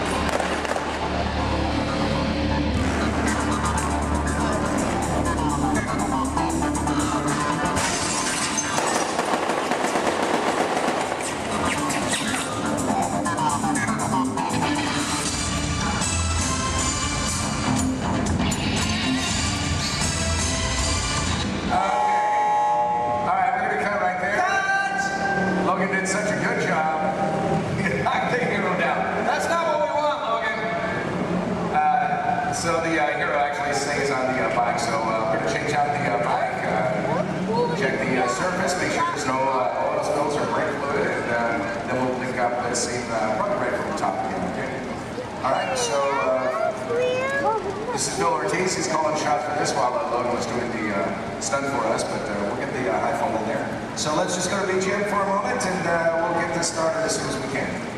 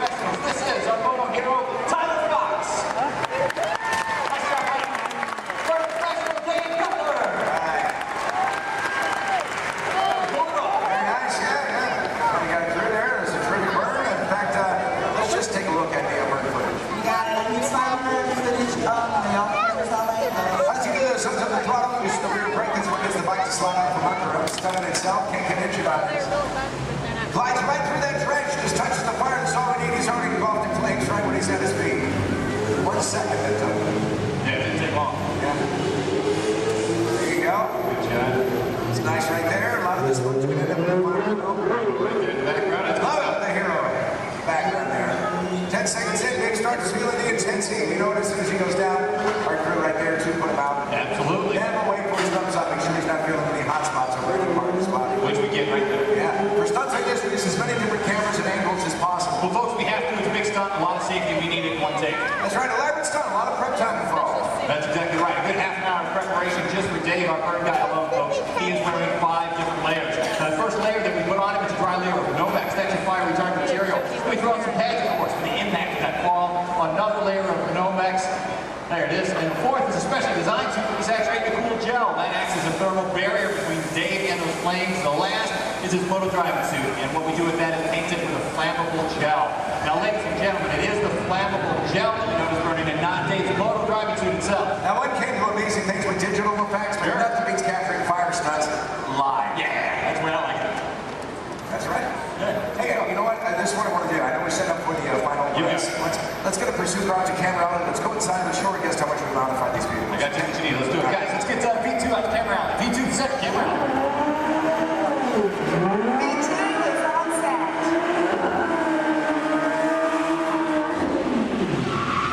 There you go.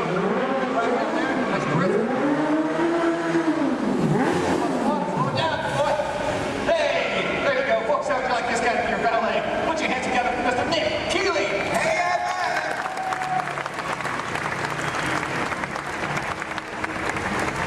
Hey, because the set is a village in the south of France, that means we have to make everything match, and then we're going to live the cars. These are local courses. We have it shipped directly to us from Europe, and then we literally gutted them out. We modified them to suit every need that we have. Yeah, absolutely. Which basically included losing a lot of weight on these cars. We wanted to make them lighter. We rebuilt these cars from the ground up. Let me show you how we reinforced that interior. We did it by installing this rally car crash cage that is fused throughout the entire vehicle there.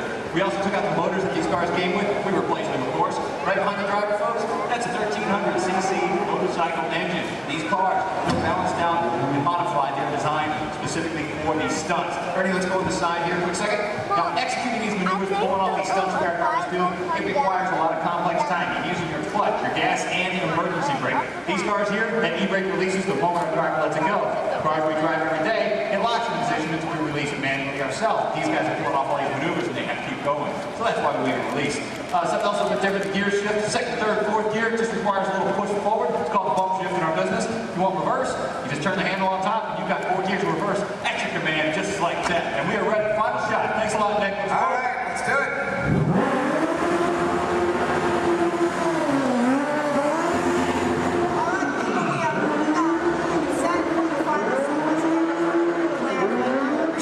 Goes into creating complex vehicle stunts. Right now I want to show you the film, and I want you to find the scenes you just saw shooting here. Remember that first scene called the ballet chase? Then there was the jump in the semi.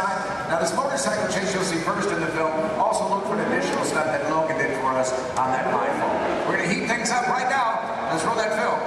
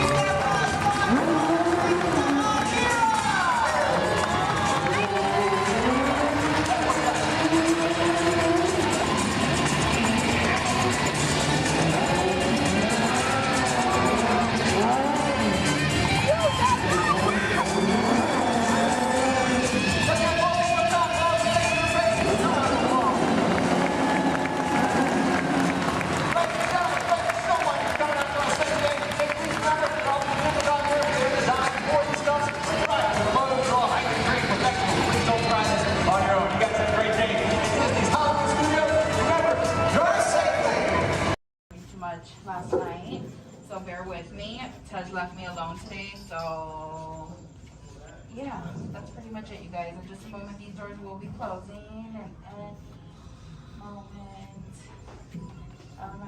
Okay, so yeah. Do you guys want a tour of the war room? Okay, so basically, we've got some monitors over here. My name is Jamie, by the way, you guys. Oh, and there is Taj. Jamie, the buses are here. Okay, what do you want me to do with them? They're just staring at me. Should I send them now? Dom's calling.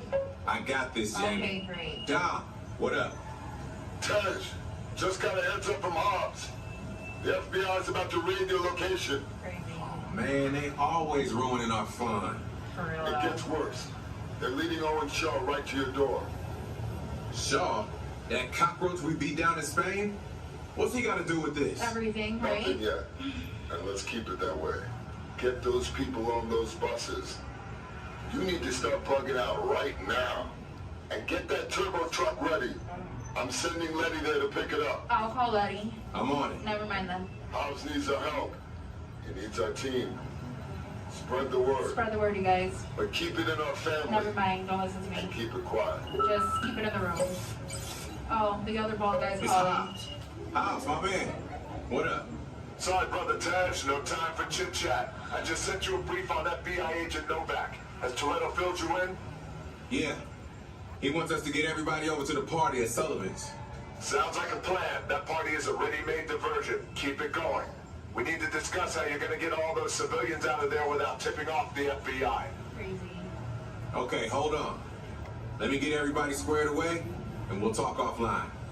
Copy that, Tej, and let everybody know. Shut off your cell phones. We don't want Shaw tracking your He's locations. overreacting. Just put it on silent. Okay, Jamie. Yeah. You heard the man. I heard him. It's about to go to a whole nother level. Crazy. Send everybody to the loading dock. All right, you guys. We heard him. Have fun. If anything happens, my name isn't Jamie. Okay? Peace. First thing I need to do here is a quick sound check. You can hear me up and down the shuttle waves. Give me a wave if you can hear me. All right. Thank you. It's important that you need to pass along a few safety reminders here. Please be sure hands, arms, and feet remain inside the vehicle at all times this morning. Most importantly, that you remain fully seated throughout the entirety of our tour. And for the courtesy of those around you, we do ask that please be no smoking at any point. Now we also have just a little word of caution as well. For those of you on the right side of the shuttle, and that's the side I'm on this morning, now be aware we could be getting a little bit wet on the tour today, okay? However, for those of you on the left side of the shuttle who are smiling about that situation, now realize on the left side, you could get soaked. On the left side is the wet side. In reality, if you do need to do any seat rearranging, please go ahead. Do that right now before we get underway. Once our shuttle goes into motion, then we'll ask everyone to remain fully seated throughout the tour. The left side is the wet side. The I left won't side. promise you so necessarily. However, the best chance to get a little bit wet on this tour is on the left side of the shuttle, so please take that into account. For those of you wanting to get wet today, that'll be your best opportunity. And I'd also like to take the opportunity to welcome you here to Disney's Hollywood Studios, the Florida counterpart of Walt Disney Studios in Burbank, California. My name is Jerry, and I'll be your guide on the tour today. Behind me at the wheel of our vehicles, our driver Ashley, and she'll be steering us behind the scenes of our working production facility. We'll be getting underway here in just a few moments. If you would, please listen to these additional safety announcements. Welcome to the Studio Backlot Tour. For a safe trip, please remain seated with your hands, arms, feet, and legs inside the tram. And be sure to watch your children. Thank you. Bienvenidos. Para que tengan un viaje seguro, permanezcan sentados, con las manos, brazos, pies y piernas dentro del tren. Y vigilen a los niños. Gracias. And with that, we are all clear. Thank you.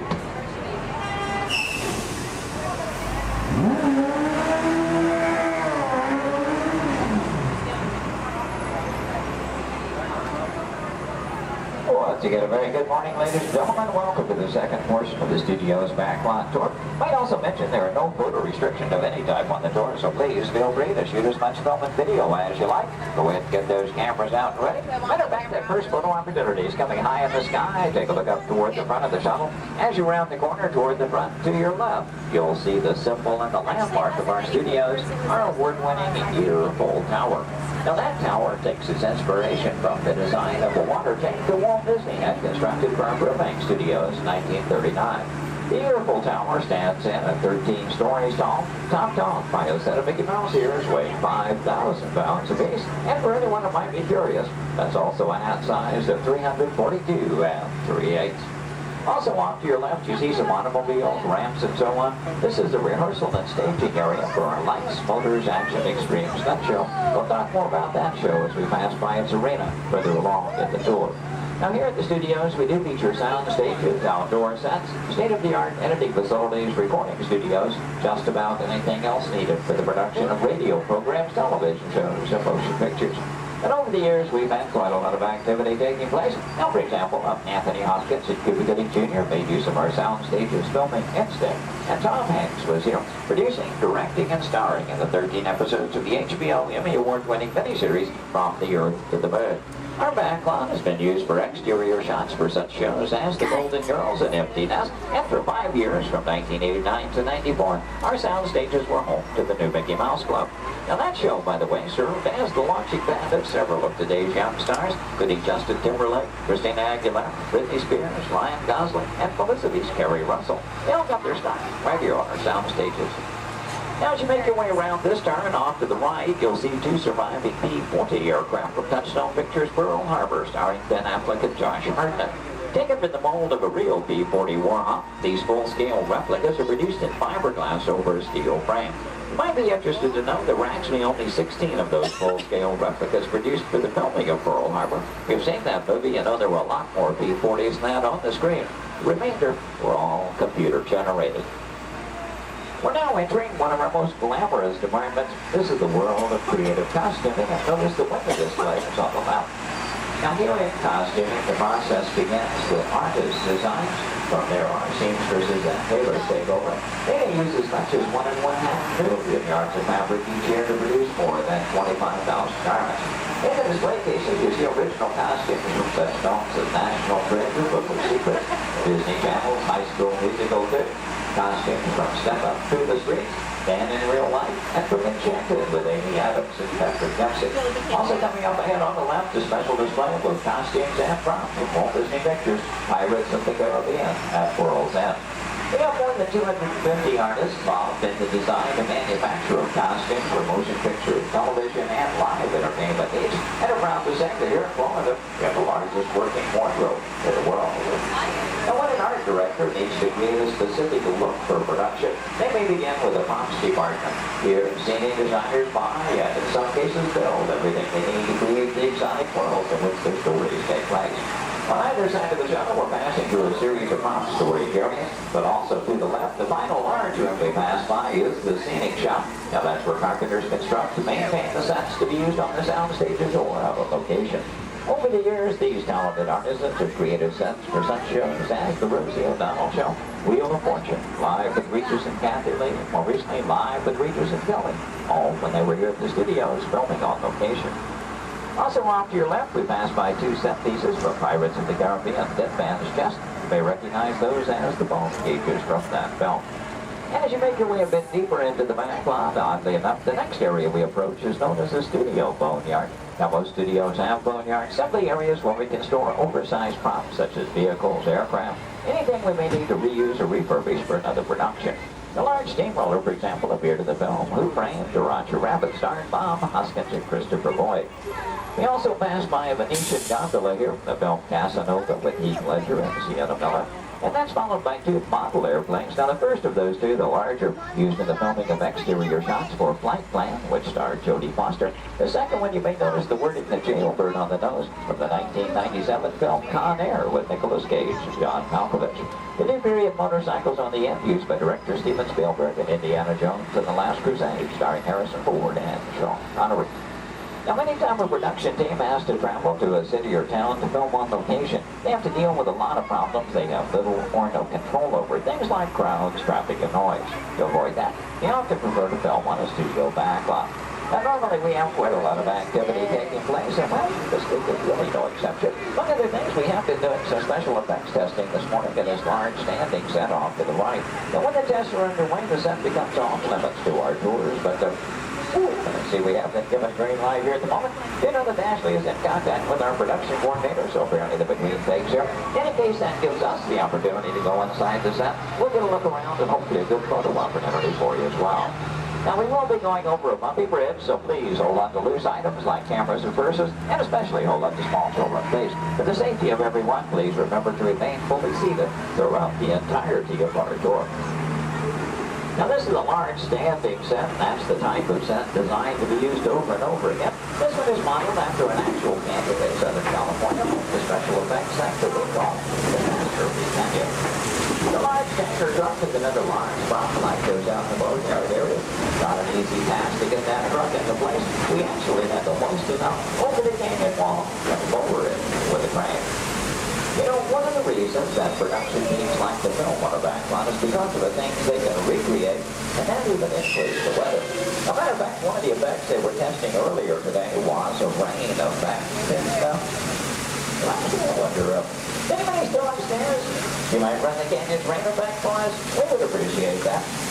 Now, why might we need such an effect?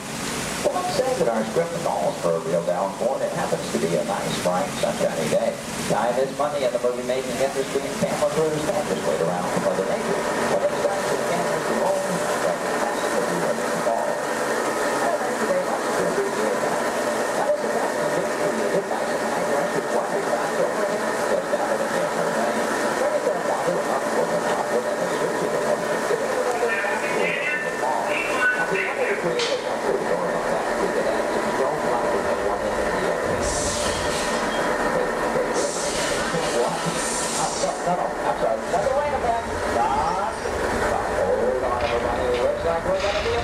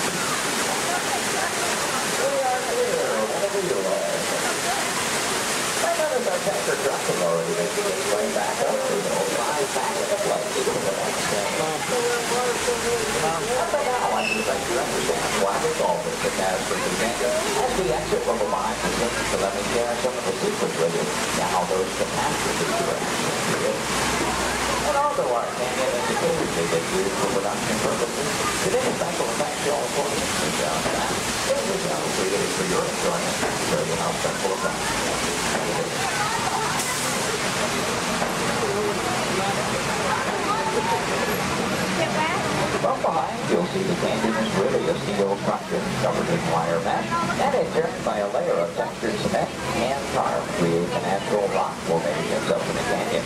The small yellow pipes carry the gas to the fires on the bottom. The large gray pipes the water to the flying block. Now to start that flood in motion, you'll see 3 large holding tanks up at the top of the canyon. When we open the gates to those tanks, that allows 70,000 gallons of water to come running down toward our tunnel. And even more dramatic effect, some of that water was blown into by airplanes. The earthquake effect created by large hydraulic sugar-maple temperatures spread.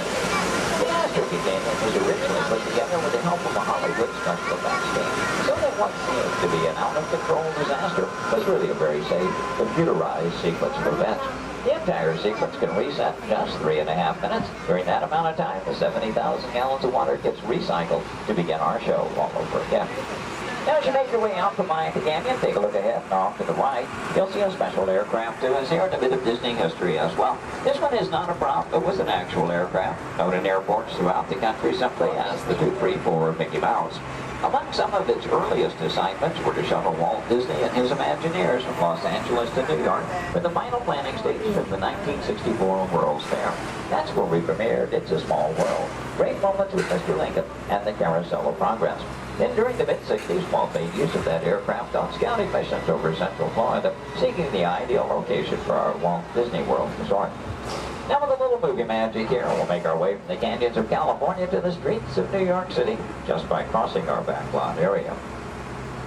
As we do so, we'll also be passing by our newest attraction here on the backlot. You saw some warm-ups going on earlier. Now up ahead, the Mediterranean Village set in the large grandstand is the site of Lights, Motors, Action Extreme Stunt Show. That show is based on one of our most popular attractions in Walt Disney Studios Park in Paris, France.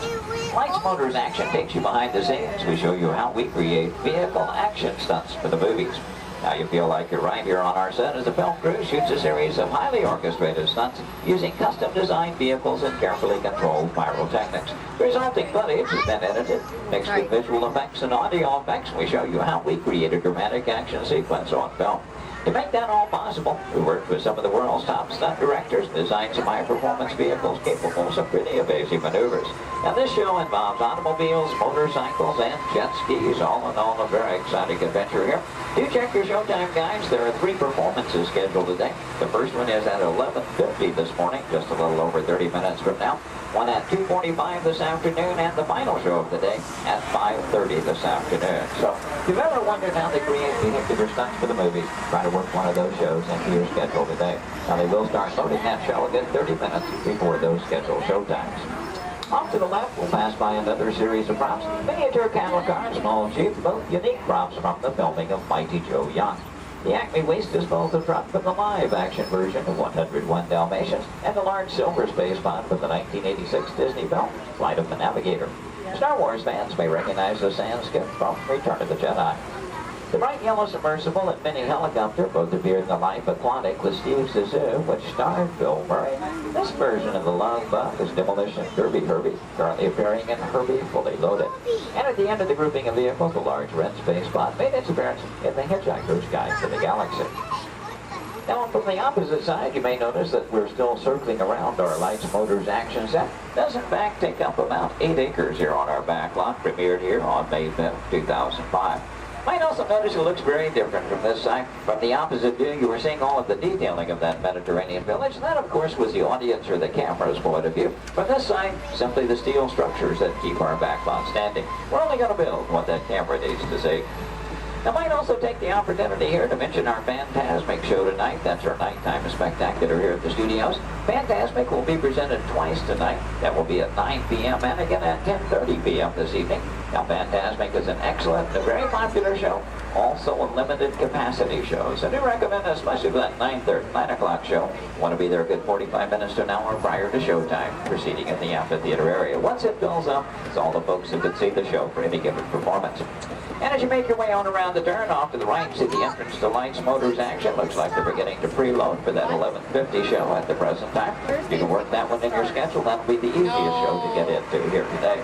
And as you make your way on around the turn, take a look down the street, get a view of our very own New York skyline right here in Central Florida. And this illusion is created by an old movie trick known as forced perspective.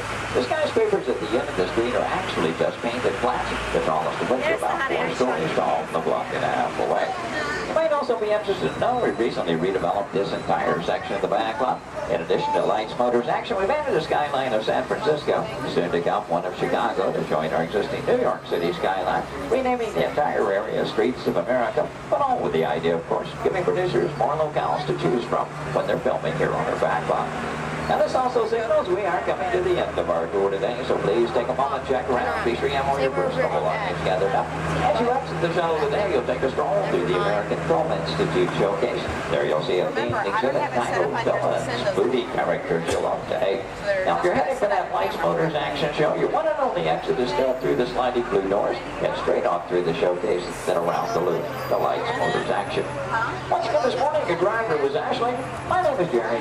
We both thank you very much for joining us today on the Studios Backlot Tour. Hello, happy humanoids, and welcome to my land. My name is Tom Morrow. tell you about the place where innovation and invention are smushed together to form one big, hard-to-say word. Innovations! Amazing new stuff that is going to make your life better. But dreaming up new stuff and making it a reality are two different things, believe you me.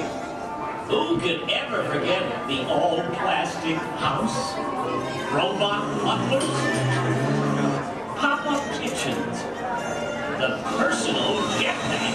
And my all-time favorite, the flying dinghy thingy. How do you think it? Well, they seem like good ideas at the time, but here in Tomorrowland, or Meland, as I like to call it, the stuff you're about to see is no dream. It's real. It's actual. Everything is satisfactual.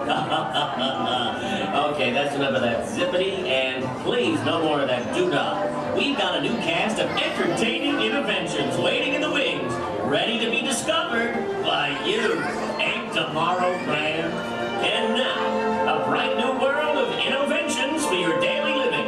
And it's coming to your doorstep in 3, 2, 1.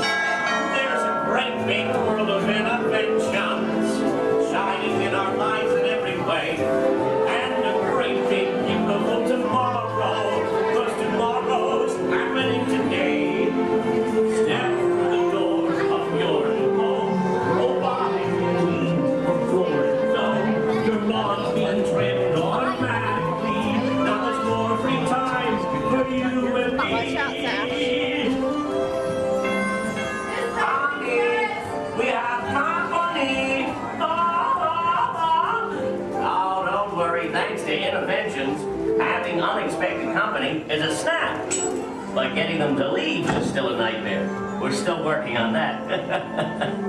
Yes, sir, we've got all the latest things. And I'm not talking Mr. Coffee, whose work I admire, by the way. I'm talking smart relatives of mine. Genius gadgets that take the hard work out of housework. You want digital, analog, interactive, hyperactive, radioactive. Can you believe it? It's all here. You're gonna love it. I'm gonna have to ask you to leave now. I'm expecting company to arrive at any moment, so if you'll excuse me, I have to clean up this house. There's a great big beautiful tomorrow headed right this way. We'll see you around and around and around and around and around and around and around and around and around and around. Book life.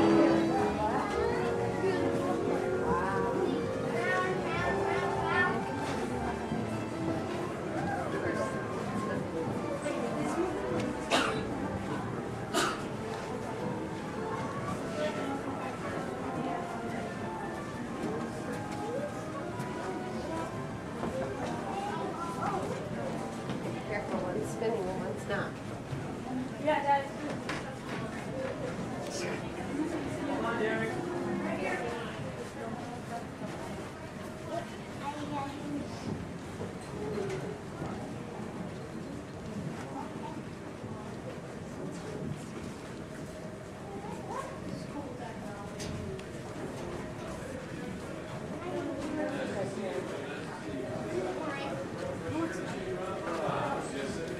Look right there. This is my son-in-law and I put this together. This is called the Night Sky, everybody, and it runs off the computer. Oh, it's pretty cool too, I'll tell you, because you've got the entire universe right on the front of your house right there. Look, you got all the planets on there. Look, there's Mercury and Venus there, you see.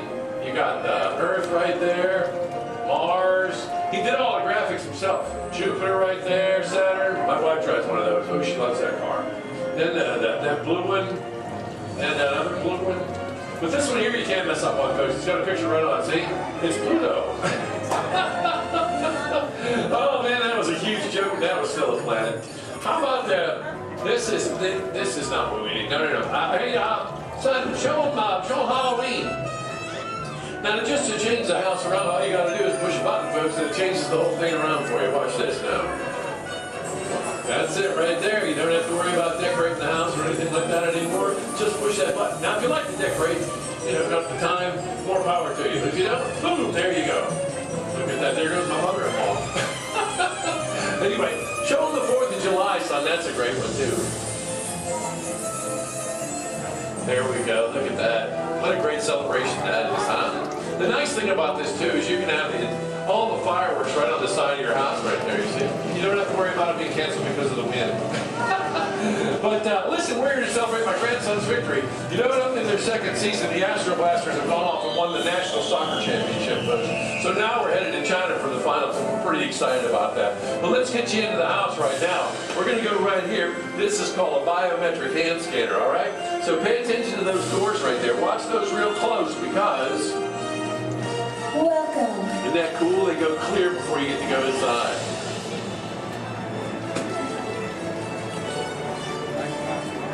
All right, folks, you've been in the house before, then gather around Grandpa. Right over here. Come on in, come on in. That's the way, right over here. Welcome, everybody, to the foyer. That's a French word meaning foyer. Okay, there we are. I wanted to show you something before you wander off on me. Or you can just wander off on me while I'm talking to you. It doesn't matter. But right here, this thing's right called, these are called life scenes. You see, I touch the one that says the king right there, and it changes everything around. Lights change, photos change, music changes, temperature changes. It makes my daughter's house my house. But now it's your house, folks, so go on out there and touch whatever you want to. Well, except for Grandma, she's in a bed with you. Over there, you got the party tent, you got the family room, you got the kitchen, the dining room. There's my son right over there, Chet. So have some fun. Don't forget, up on the second floor, that's where you're going to find the exits to the house, folks. I don't know why my son-in-law put them up there, but that's where they're at. So go have some fun.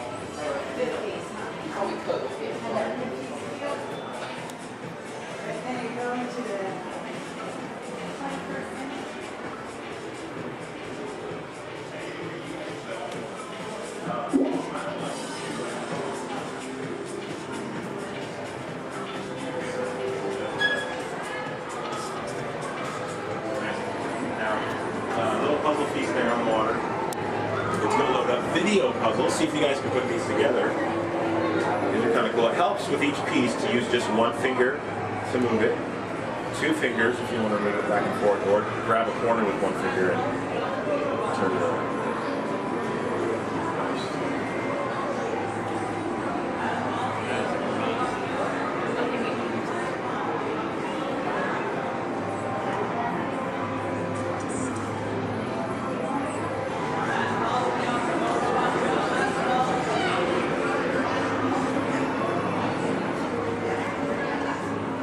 Last year they actually gave away. Oh, they did. Yeah, they did. So From here. Now the whole bed is taken out and they're comfortable. Yeah, you could actually have it.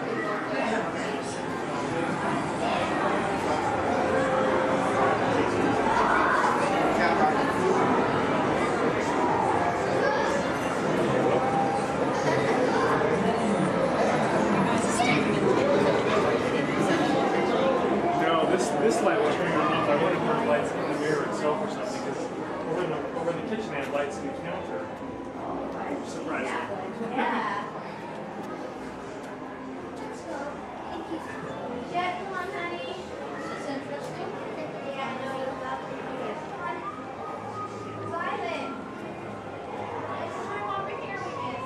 Go and see what happens.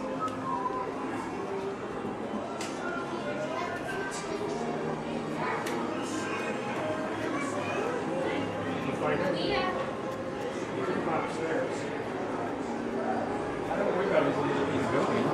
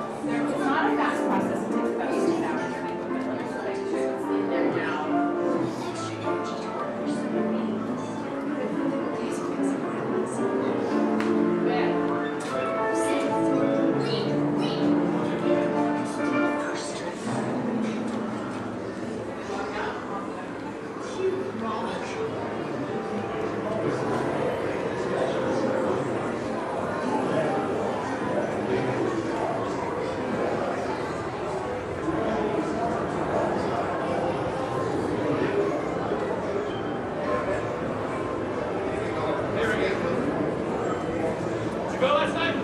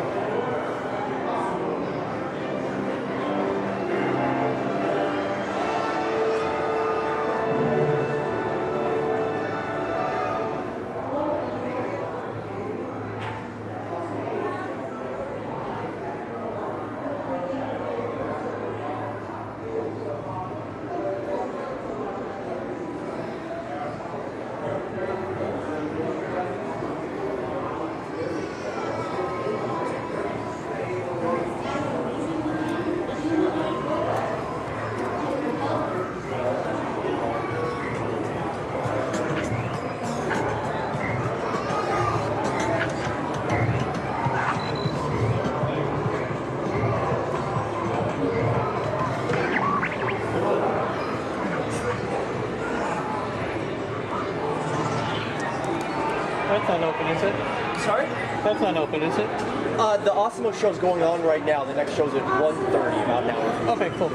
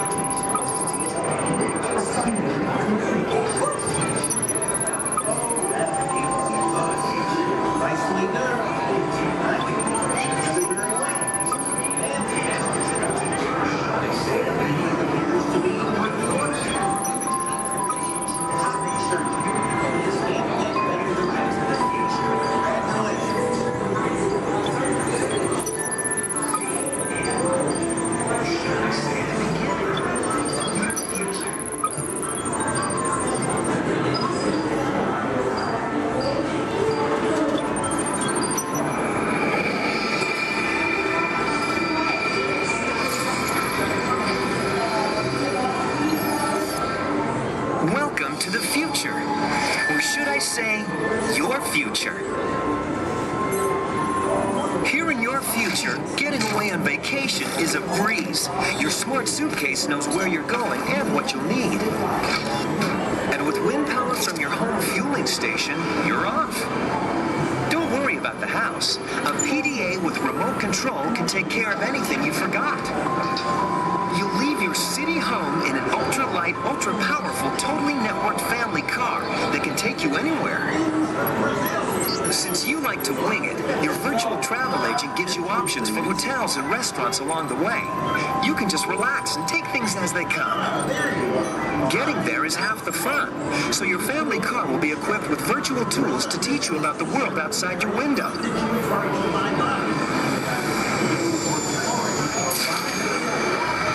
You'll travel quickly and safely to places you can't imagine visiting today. And the moment you arrive at your ultimate vacation destination, you're out of this world and into the future. 4 minutes to complete your day. The end. Or should I say the beginning of your future. Very well, students.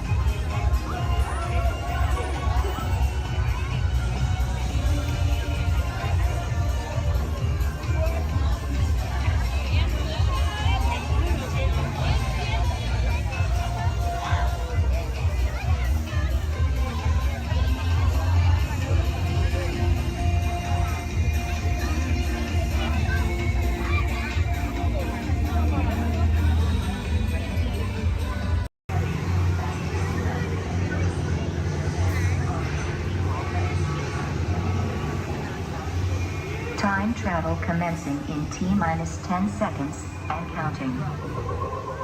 This is Seeker. Listen up. We've got to get in, grab the iguanodon, and get out before that asteroid hits. Let's roll!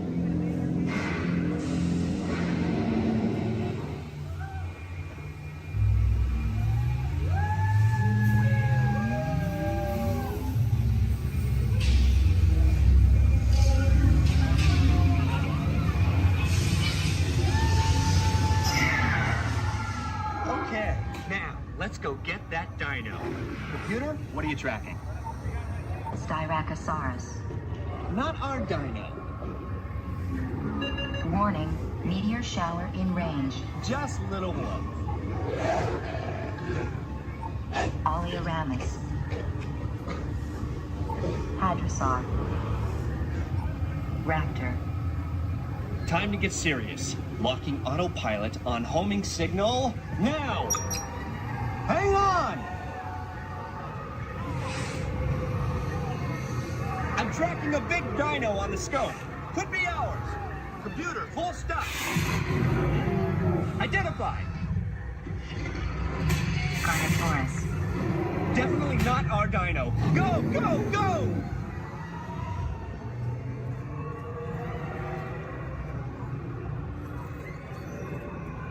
Another big guy coming up. Computer. Slow and identified. Sauropod. Still not our dino, but at least this one's a vegetarian.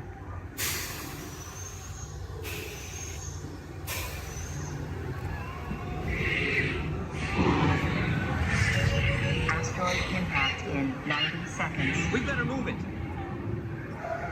Pterodactyl. Incoming! Asteroid impact in 60 seconds. We can't stop now. Keep going, keep going. Compsognathus. Computer, what's happening? Loss of traction. Four-wheel drive, move it! Warning, meteor strike. Evasive maneuver! Left! Right! Left! Right! That was close. Computer, now what? Carnotaurus. That's it! Abort mission! Abort! Abort! Iguanodon. Forget it! Get them out now! Asteroid impact. Brace yourself! This is it! They're not gonna make it! They're not gonna make it! Mission accomplished. You made it! I knew you would, and guess who made it back with you? I better find him before security does. Thanks for everything!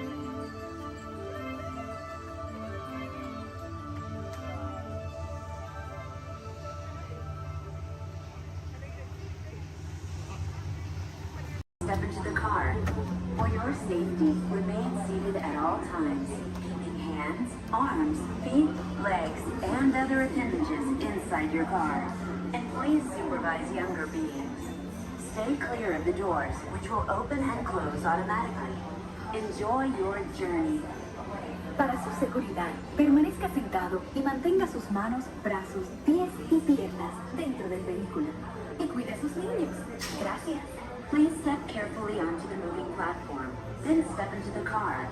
For your safety, remain seated at all times. This is the TTA Blue Line, non-stop service around Tomorrowland.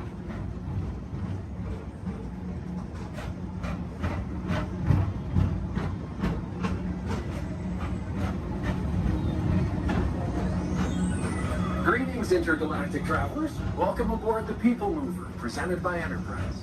I'm Orak 5, your guide aboard this highway in the sky, the absolute best way to see Tomorrowland.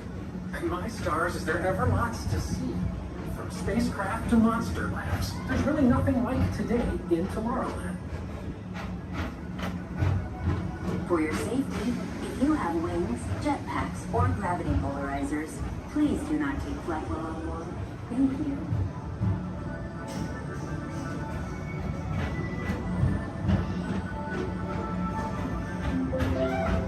next station is Tomorrowland Urban Planning and Star Traders. Transfer to the green and red lines. Don't worry, your express train keeps on rolling through the future, right by two of my favorite spots.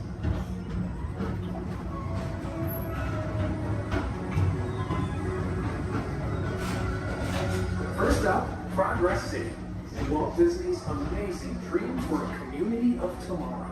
Did you know Progress City inspired Epcot? And a lot of the visionary ideas throughout Walt Disney World. Look, there's even a tiny people mover. I wonder if that means there's a tiny ORAC.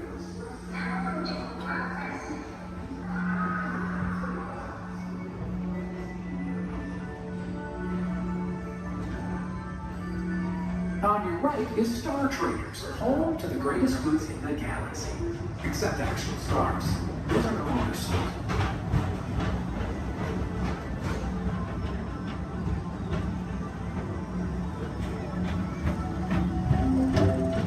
Now approaching Tomorrowland Speedway and Tron Light Cycle Run. I love a good circuit, and these are two of the best tracks of the cosmos for a bit of light, speedy competition.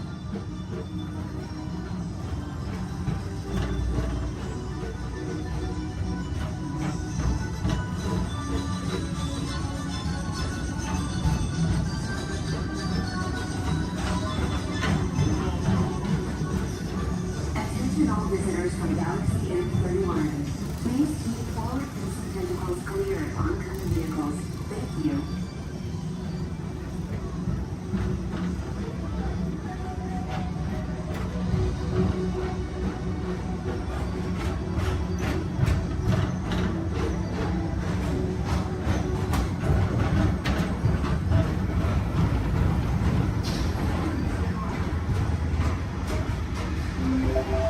This is Starboard 75. Or as the locals call it, Space Mountain. Our high-speed rocket port to distant deep space destinations.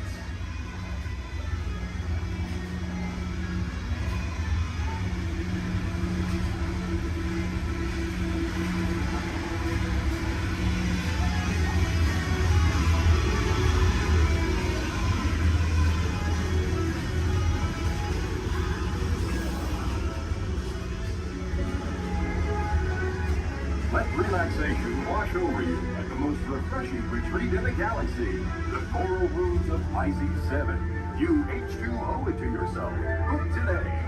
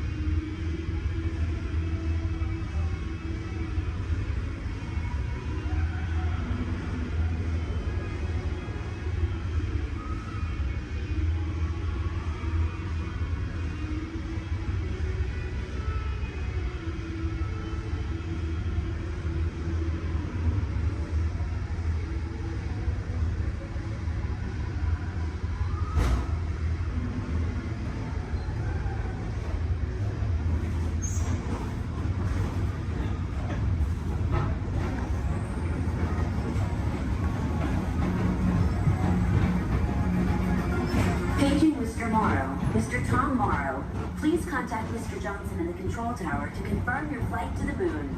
Thank you.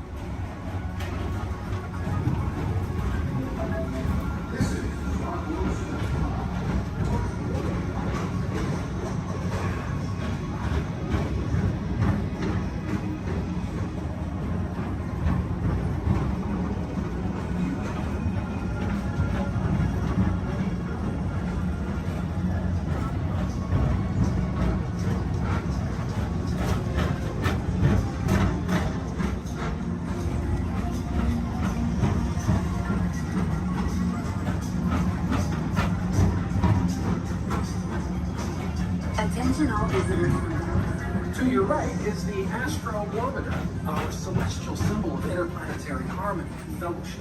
Hop aboard and launch high above Tomorrowland for a spin amongst the planets.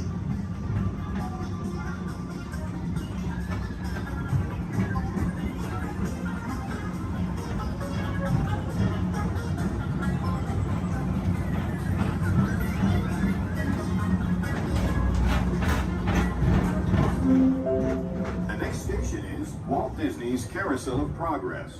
As usual, we'll keep moving ahead, and so does the carousel. Like progress itself, this theater...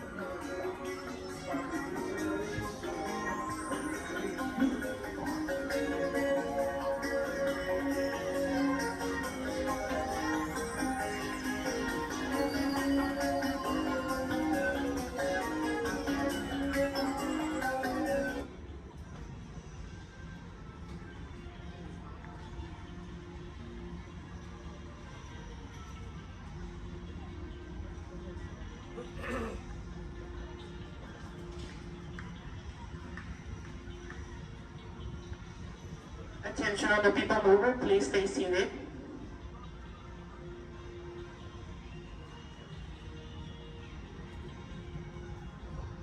Attention all people mover passengers, for your safety, please remain seated with your hands, arms, feet, and legs inside the vehicle as vehicle bumping may occur. This ride will begin motion immediately. Thank you.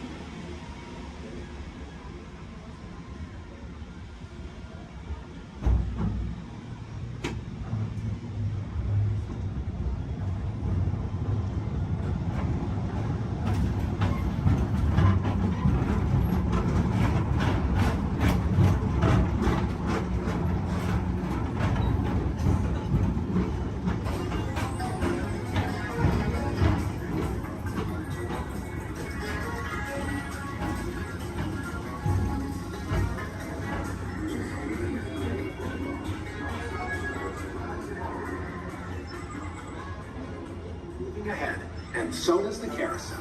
Like progress itself, this theater never stops, inspiring new generations to dream of a great, big, beautiful tomorrow.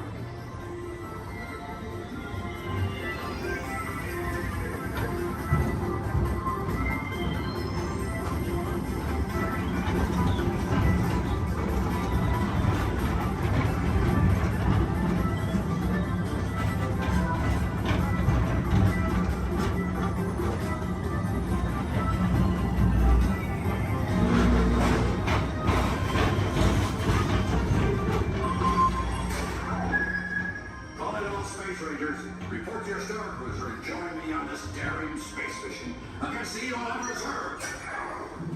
Affirmative. We're on it, Buzz. You can count on us.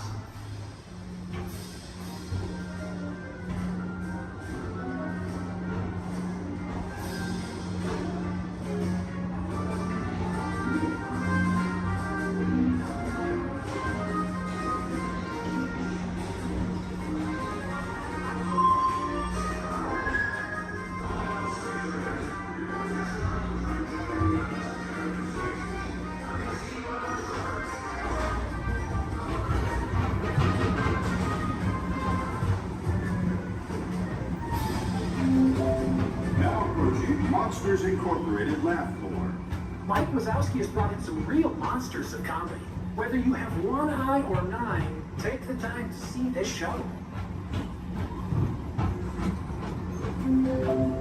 Now approaching Tomorrowland Transit Authority Station. My fellow sentient life forms, our people mover journey has nearly come full orbit. Thanks for riding with us. It's been a pleasure to have you aboard. And even though we're concluding, this is always my favorite part. Because now is the time, now is the best time to go out and explore tomorrow, today. See you in the future.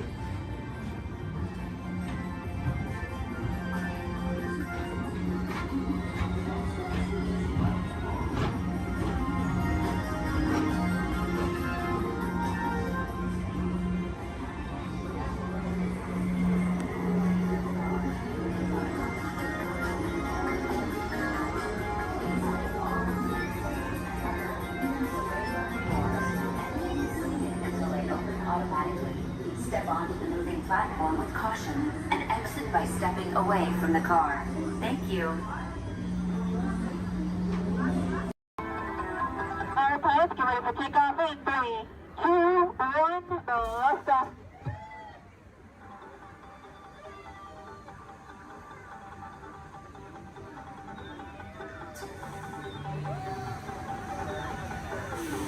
Just a reminder, pushing and pulling the lever in front of you will control your height.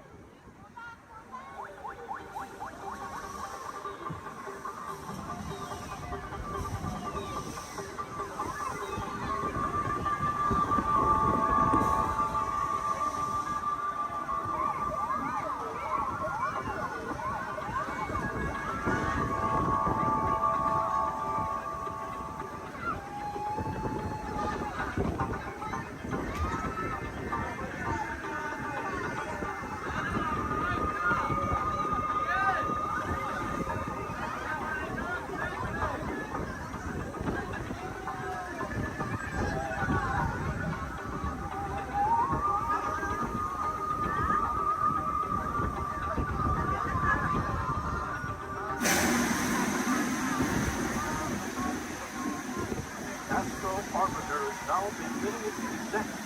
Please remain seated until your launching stops, then follow the arrows to the flight. Welcome back, pilots. Stop. Gather our belongings, opening to the left and only the Engineer, repair deck. Hit your flashing button. It's going to be faster when we get into real trouble. Right, pilot? Push the flashing button to take off. Pilot on the left. Move your stick to fly right and left. Pilot on the right. Pull back on the stick to fly up. And push forward. Weapons are online.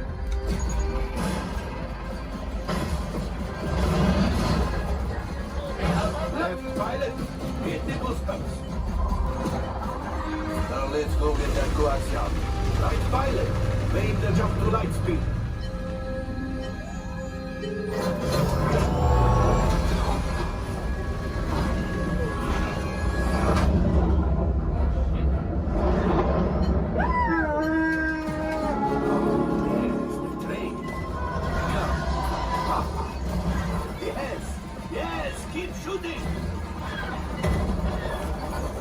They've locked onto us. Take evasive action.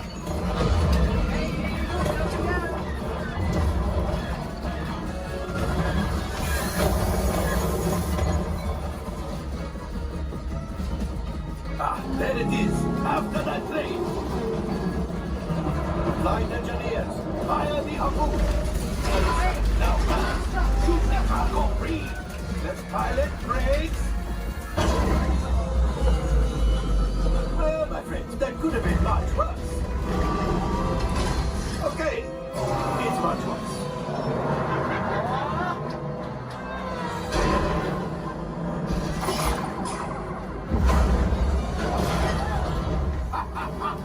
Yes, you got one. Excellent, my friends. Power up the ship. Well, I am Axiom. You see, just as I promised, my friend, now that That's what they need. They need something from Hondo. Pilots, line up behind the train so we can harpoon that last car. Gunners, shoot the train. Yes, keep mashing those controls. The cargo is breaking. We keep shooting. Good job, my friends. Yes. We got the coaxium. I will grab it. You keep up the retreat.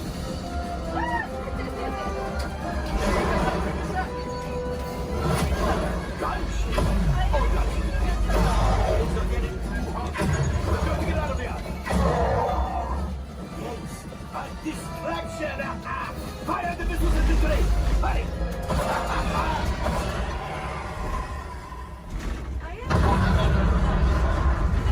It's coming down. Hit the boosters. Boost. Look. We did not die. Let's get out of here.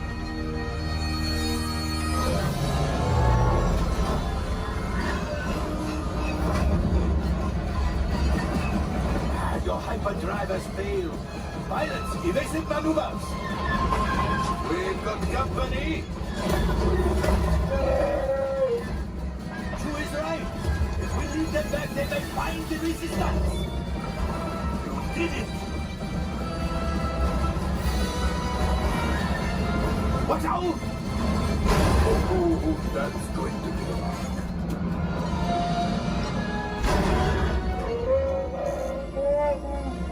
Yes, Chewie will pilot us in remotely. You retrieve 2 containers of coaxium. This will greatly help the resistance. You have heard the First Order and made Chewie proud. Now, after my modest profit, your cut minus what you owe me for damaging the Falcon is, hey, not bad.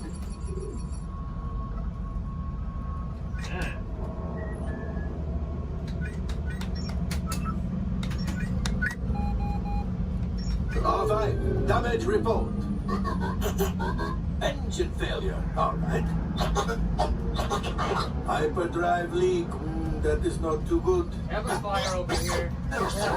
Multiple hull ruptures, well, it could be worse. Life support failure, okay, that's something. Yeah, I'm just going to cut you off there. It might be fun. Step by step. Time for you to go. And don't worry, the payment is on the way.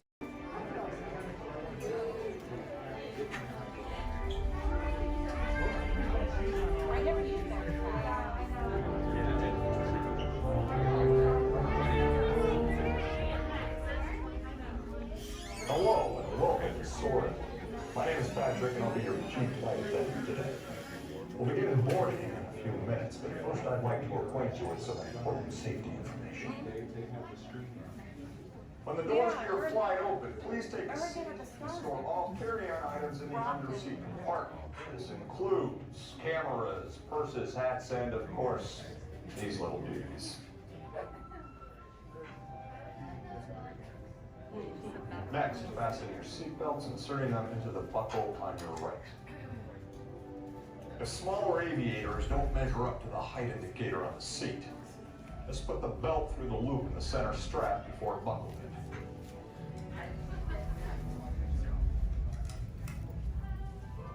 Nice work, pal.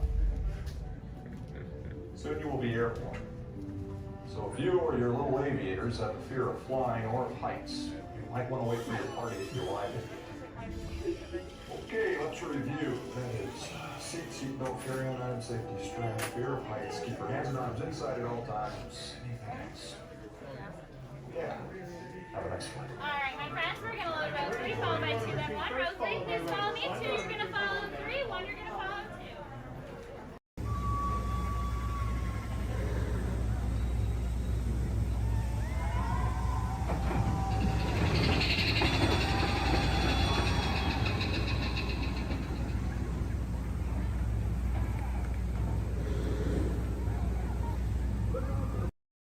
Journey into the movies.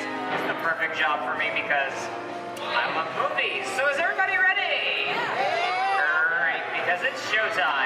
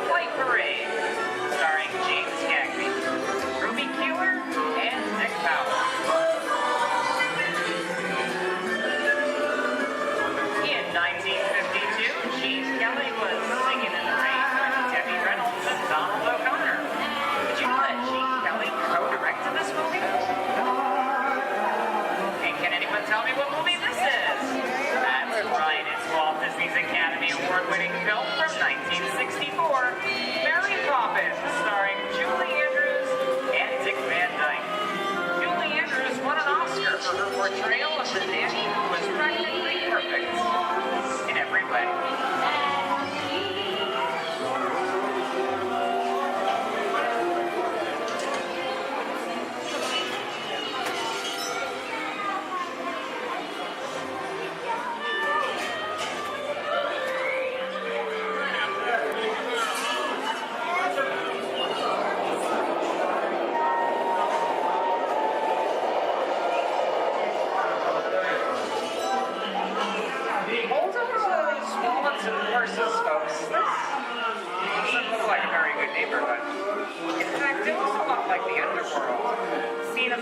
Classic gangster films as The Public Enemy, starring one of my favorite tough guys, James Cagney.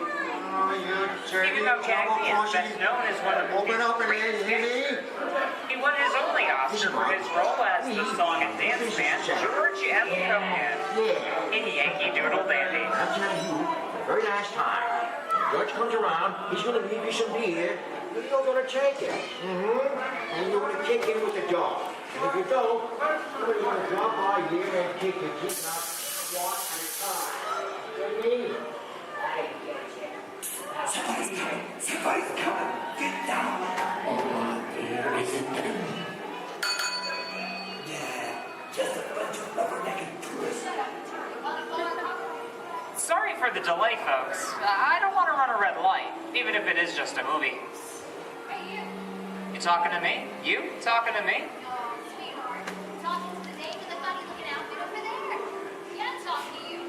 I'm not supposed to leave my vehicle. I said get over here. Okay, Muggsy, whatever you say. Hey. How'd you know my name anyway?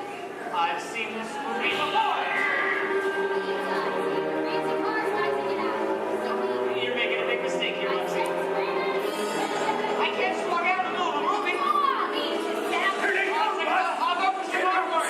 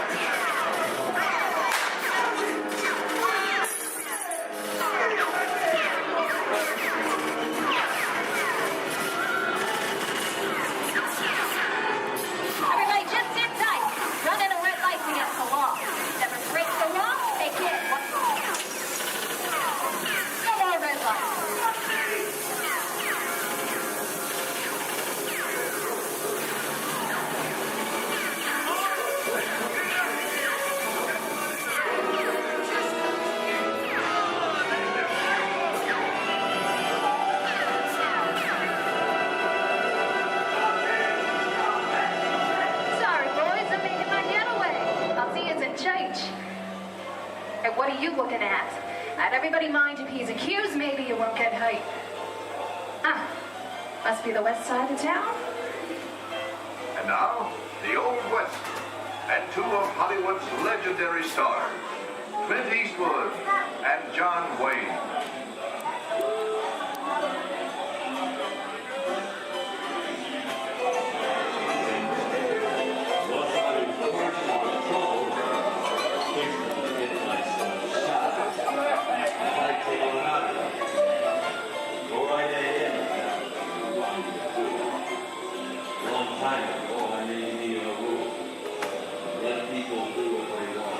Sleepy little bug, ain't it? That's a mighty tough territory you're heading into, Pilgrim. I think about turning back. That is, not my opinion. I reckon you ought to. Now that we're in the clear, this is the perfect time for me to collect up all you valuables. We'll start with the jewelry. There it is! It's the bank robber! Don't let him get away! Look out, you're important in this neighborhood, copper. Drop your gun! You're under arrest! Nuts. It's nuts to this. Get out of here. Dig yourself up! Well, look at it this way. I can't get any worse.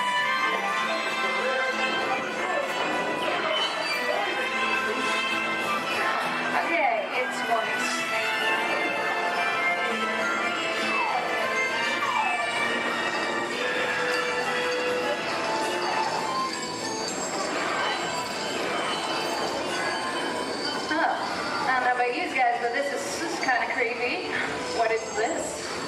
This is Alien. You are with Sigourney Weaver aboard the spaceship Nostromo. Something has gone wrong. One by one, the crew has vanished. And somewhere in the ship, a terrifying creature waits to claim its next victim. Look, Val, I ain't no victim. Warning. Remain in your vehicle. The area you are entering is extremely dangerous. Proceed with caution.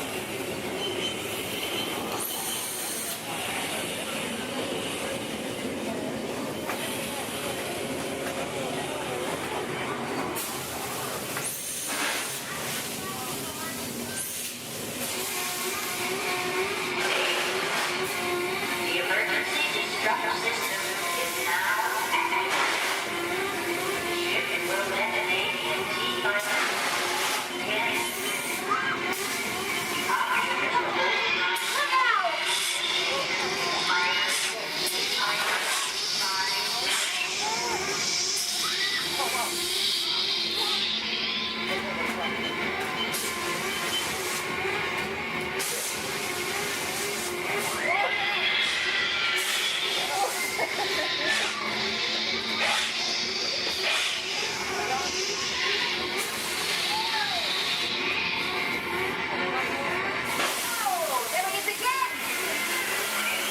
Okay, that's enough creepy crawly things for one day, right? Wrong. Here in Raiders of the Lost Ark, amid 1,000 deadly snakes, Indiana Jones unearths a great treasure. Will Harrison Ford escape with his discovery? And what will be your Snakes. Why'd it have to be snakes?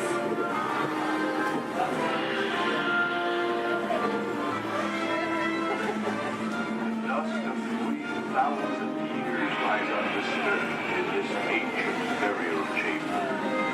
And on the chest, the great stone god, a priceless Wow. Yeah, a load of that chunk of ice. Time for me to get back to work.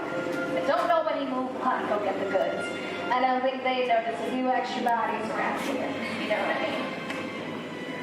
But the jewel is guarded by a curse, and those who dare defy that curse must pay with their lives.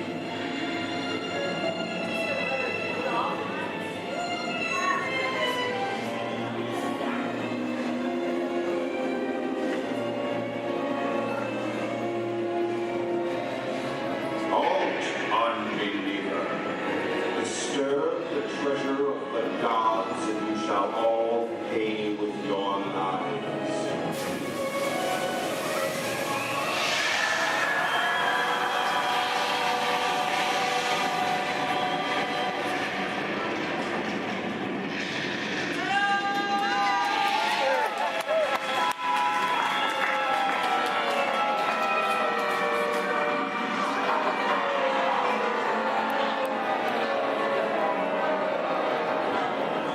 Yeah, just going for popcorn.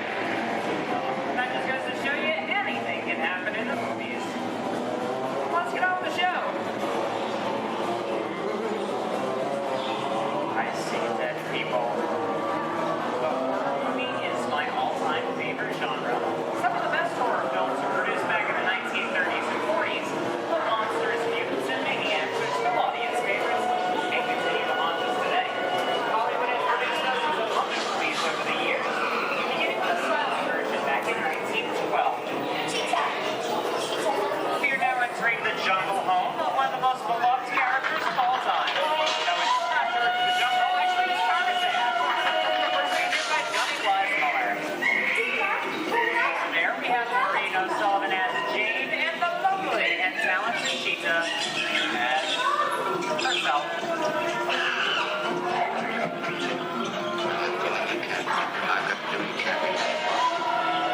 Those are not going to be noble. It doesn't take much to see the problems of three little people don't amount to a hill of beans in this crazy world. Someday you'll understand that. Louis, I think this is the beginning of a beautiful friendship.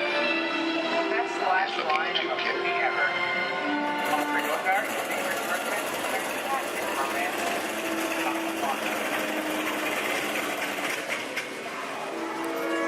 Because we both know you belong with Victor. Part of his work, the thing that keeps him going. If that plane leaves the ground and you're not with him, you look better. Maybe not today, maybe not tomorrow, but soon the rest of the ground.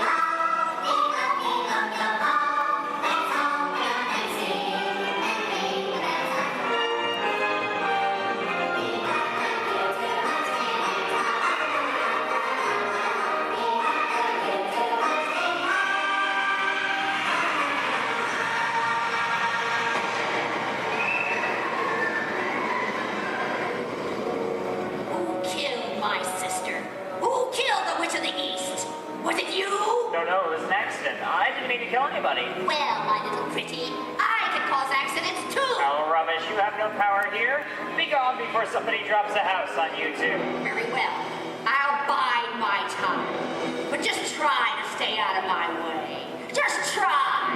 I'll get you, my pretty, and your little dog, too.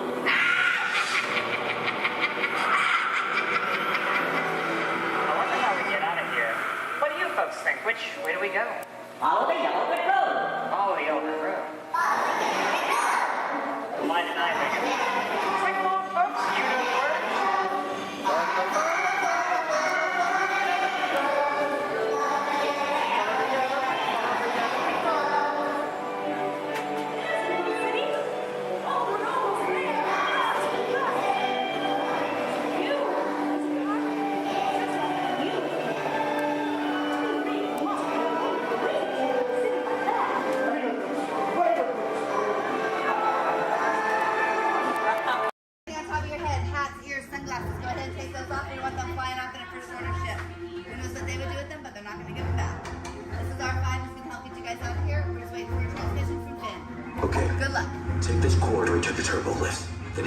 To the escape pod base. Those droids are programmed to return you to Batu.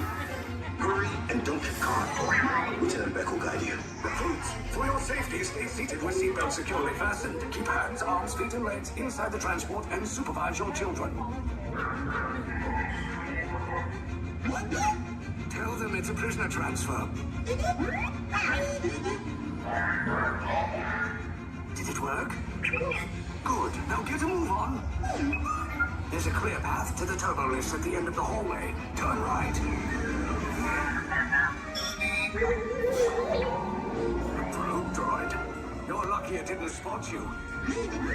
Take those turbo lifts and stay out of trouble. Hey, you're not authorized. Wait, those are the prisoners.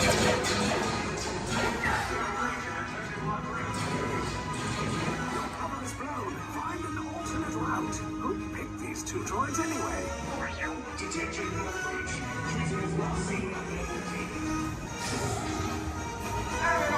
Fire!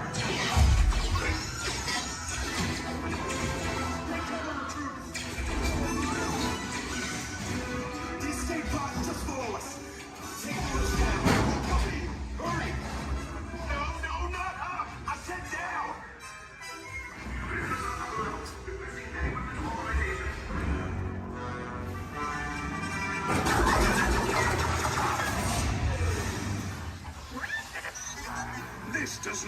Good. Try to find another way down to the escape pods. The Resistance will attempt to rescue the prisoners. They have neither the resources nor the courage to engage us. You underestimate their conviction. Raise the shields! Shields? I see no evidence. Now! Sound the alarm! All personnel to their stations! Sir, the prisoners have escaped. How brave, but ultimately hopeless. There's nowhere to run.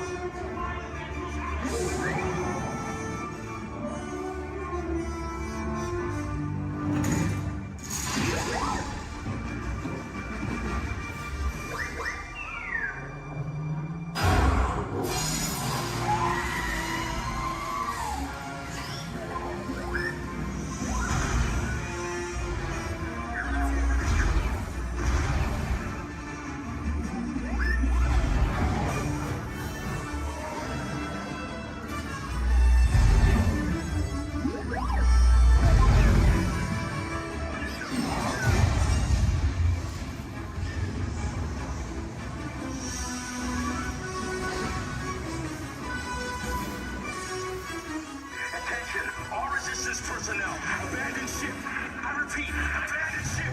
This destroyer is about. There's no escape. You will tell me the location of the secret base, and then I will destroy you and the Resistance.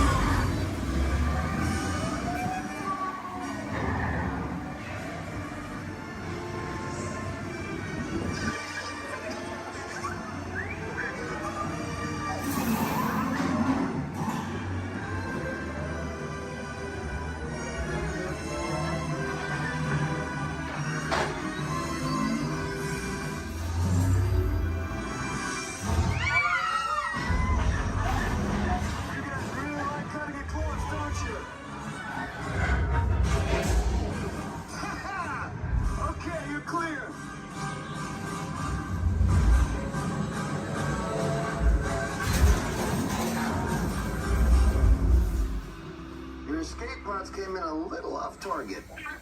Ground crews will meet you outside the wreck.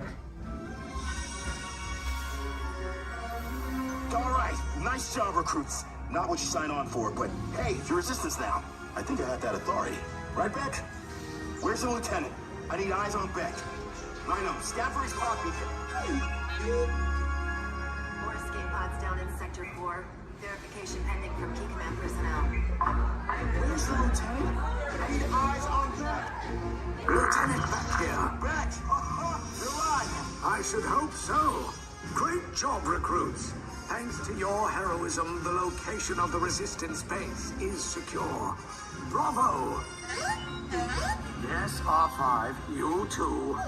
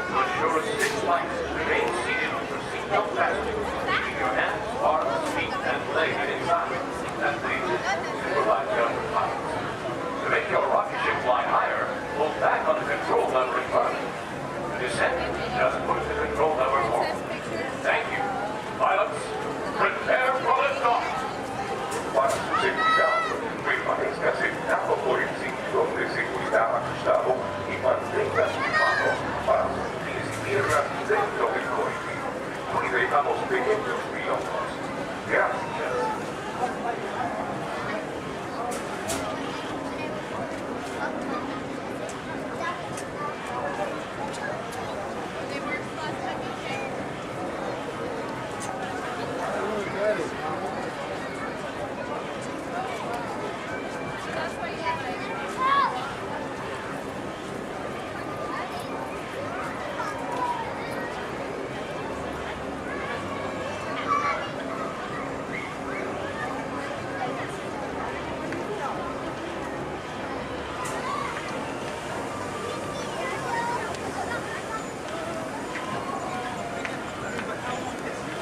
Attention pilots, rocket ships have initiated landing procedures.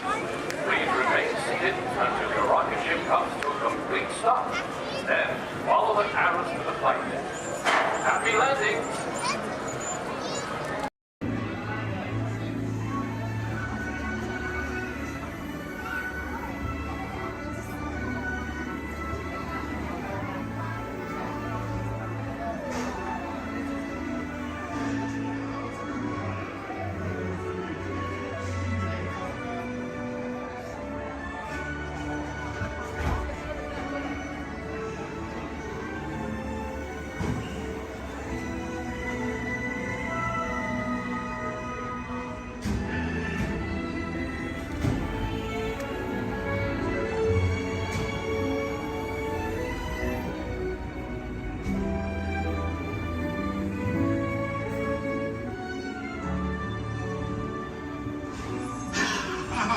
Voilà, venez, suivez-moi, je vous prie.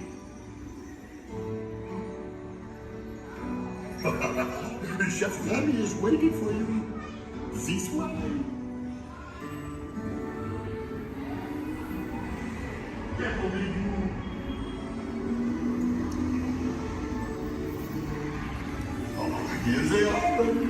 Des invités pour le dîner. On n'aurait pas idée en commun? Non. C'est pour un tout ce bon. Voilà. Mais oui, that's it.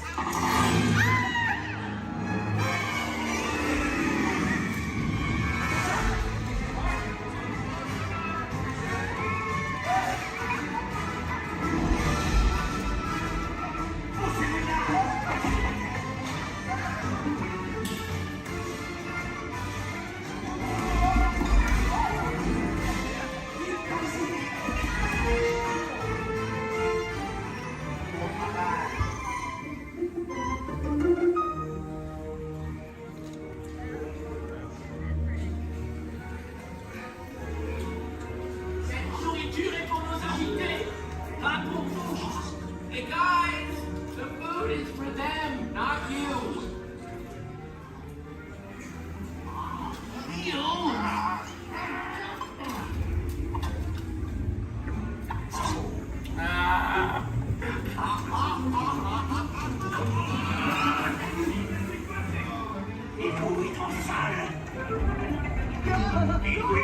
What are you doing? Que manigancez-vous? Out of my way!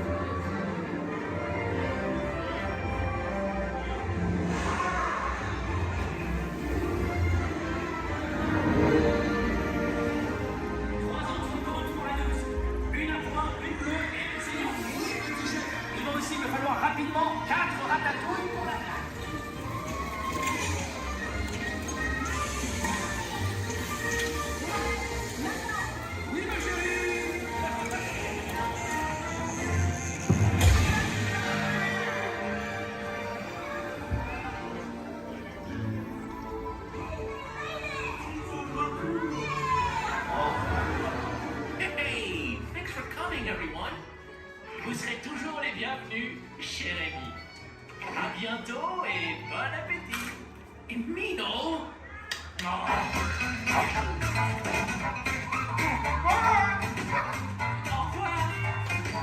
Table for you, right this way. You are always welcome and feast your share heavily. Oh,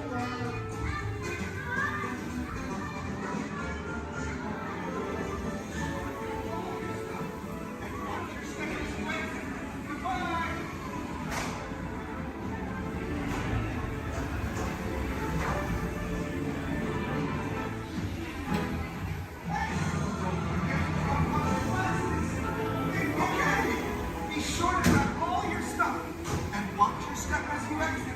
Goodbye!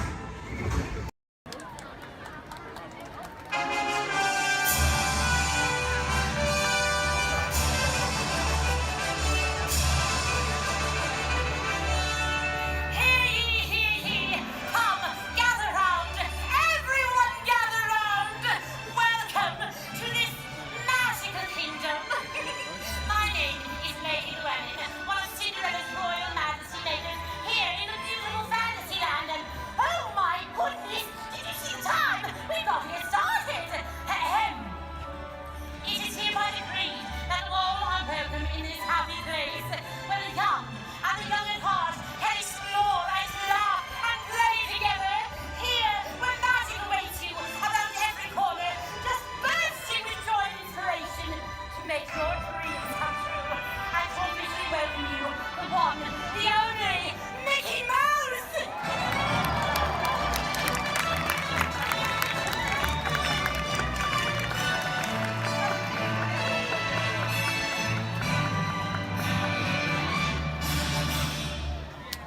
Well, hi everybody!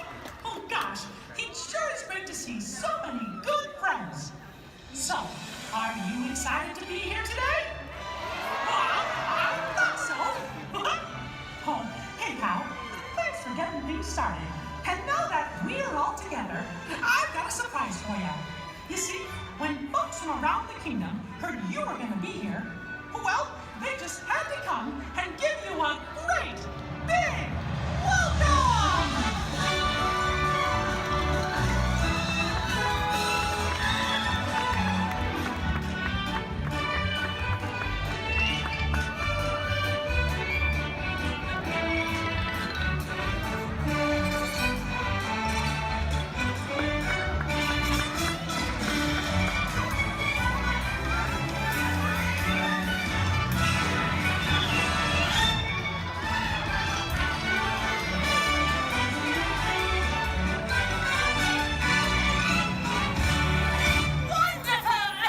Well, now that everybody's here, I think it's time to start the day. And that means it's time for just a little bit of magic.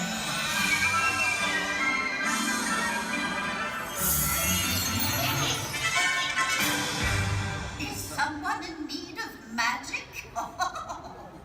Oh, gosh! It's the fairy godmother! She must have heard you, Mickey. Why, hello, everyone. Oh, my. Look at all of you. Oh, so many smiling faces, including yours. Now, how may I be of assistance? Well, do you think you can help kick off our magical day? Oh, of course, my dear. Oh, and I know just the trick. But I'll need everyone's help with the magic words. On the count of three, we're all going to say, bibbidi, bobbidi, boo. Here we go. 1, 2, 3, bibbidi, bobbidi, boo. Let the magic begin!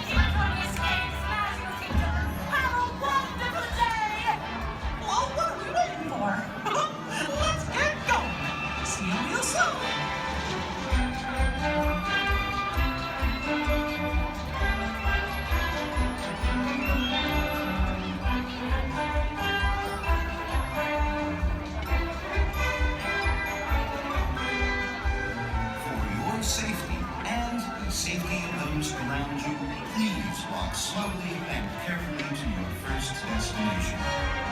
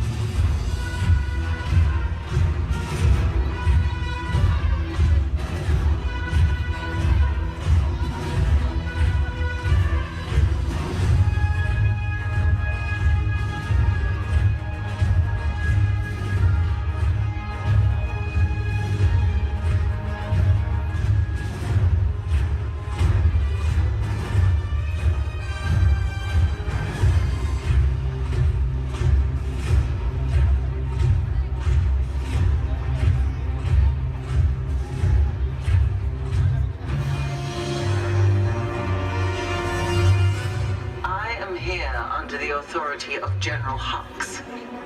You are here under the authority of me. Stand proud.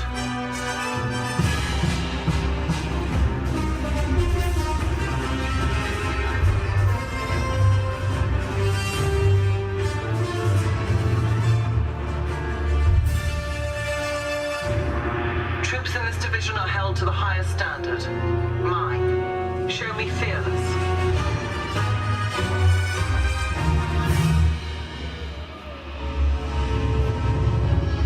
Under my command, you will be proud to wear the armor of a stormtrooper. You will learn discipline, loyalty, and what it means to be a stormtrooper.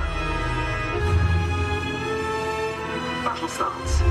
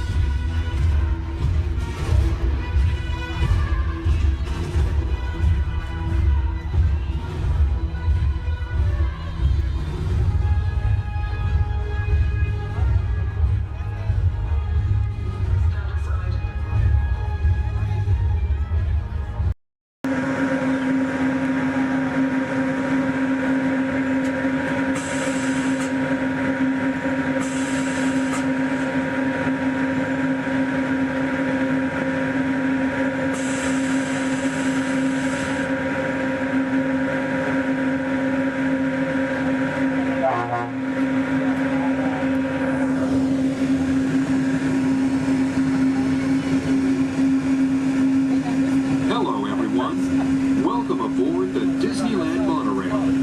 We are now beginning a 2.5-mile journey to downtown Disney Station and back. For a safe trip, remain seated, keeping your hands, arms, feet, and legs inside the cabin. Be sure to watch your children, and no smoking, please. Bienvenidos. Para su seguridad, permanezca sentado y mantenga las manos, brazos, pies y piernas dentro del tren y cuide a los niños. Por favor, se ruega no fumar. You're riding aboard the Mark 7 monorail, the latest generation of Disneyland monorails. When Walt Disney introduced this attraction in 1959, it was the first daily operating monorail system in the Western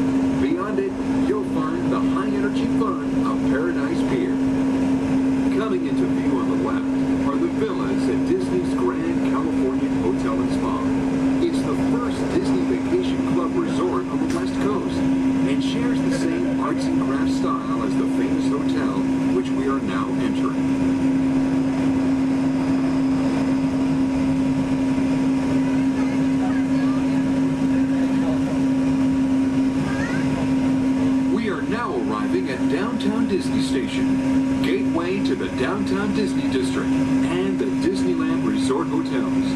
If you will be leaving us here and returning later today, please hold on to your park ticket and have your hand stamped as you leave the station. You may reboard the monorail for a return trip to Tomorrowland up until 1/2 hour prior to Disneyland closing. Please remain seated until the monorail comes to a complete stop and the doors have opened. Then gather your belongings, lower your head, watch your step, and exit to the left of the monorail. Thanks for traveling with us today, and we hope you enjoy your visit to the Disneyland Resort.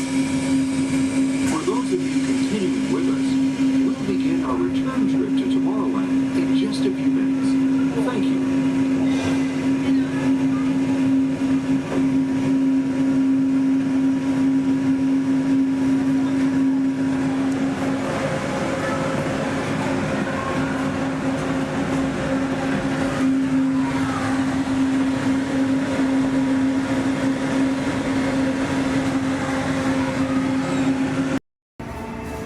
Welcome to the Sync Track.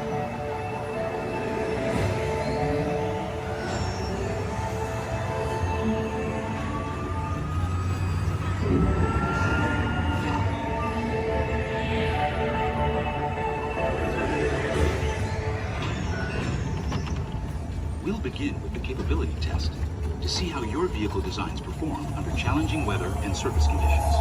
Monitoring road surface. Connecting to OnStar. SIM card performance data acquired.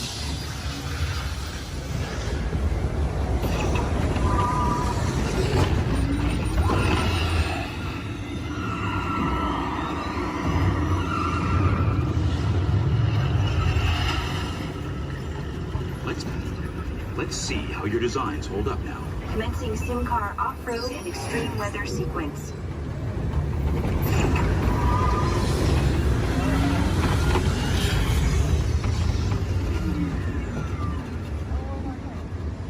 Capability test results displayed and verified.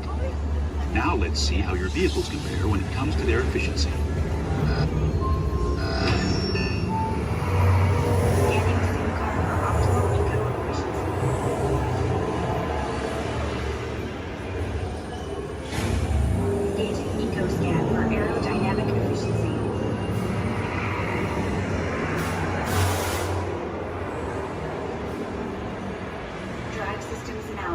Hyperspectral imaging in progress. Calculating total enviro impact.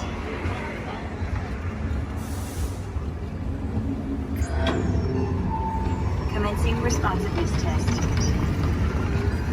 Okay, responsiveness data is now being synchronized. Automated driving technology verified and active.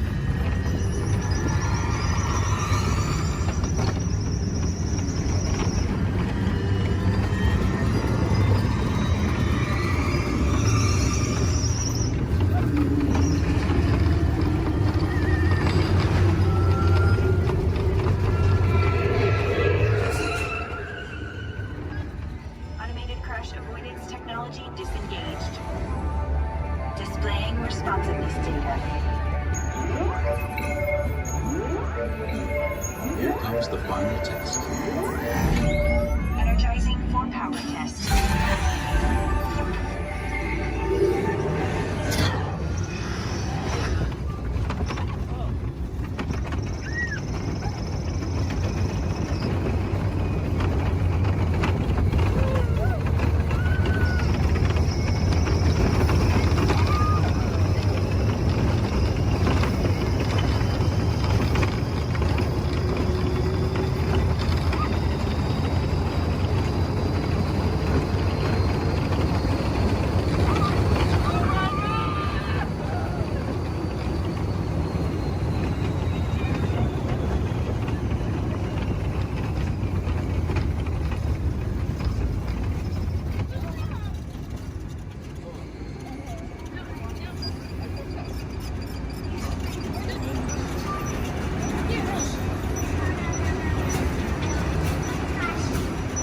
Displaying power test results.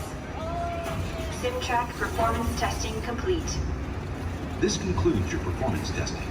You'll be able to see how your Chevrolet custom concept vehicle designs compared with the sim car after you disembark. Please watch your step as you exit, and remember to take all your personal belongings with you. Be sure to check your final performance numbers in our scoring area.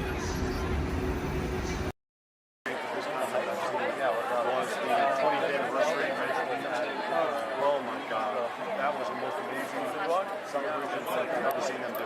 What they do? It was, I think they're sold out dancers, but they still got there's like 200 dancers on Main Street. And then 3 different marching bands. And the cold day of the year, you just nothing going on. Roy Disney standing with his dad, reading the dedication, synced with his dad. I was the only one that got that joke. Then really began. Nothing to see here. Ladies and gentlemen, boys and girls, 55 years ago today, Walt Disney dedicated the happiest place on earth.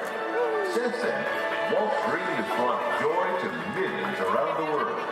Join us now as we go back to that memorable day, July 17, 1955. To all who come to this happy place, welcome. Disneyland is your land. Here age relives fond memories of the past. And here you may savor the challenge and promise of the future. Disneyland is dedicated to the ideals, the dreams, and the hard facts that have created America, with the hope that it will be a source of joy and inspiration to all the world. And now, let's all join together in singing Happy Birthday to Disneyland. Are you ready?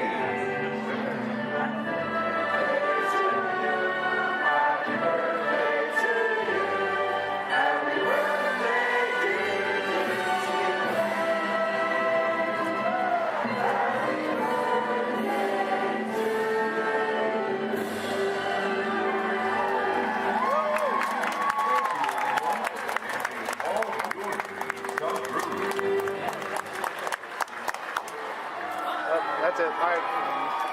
Everyone go home.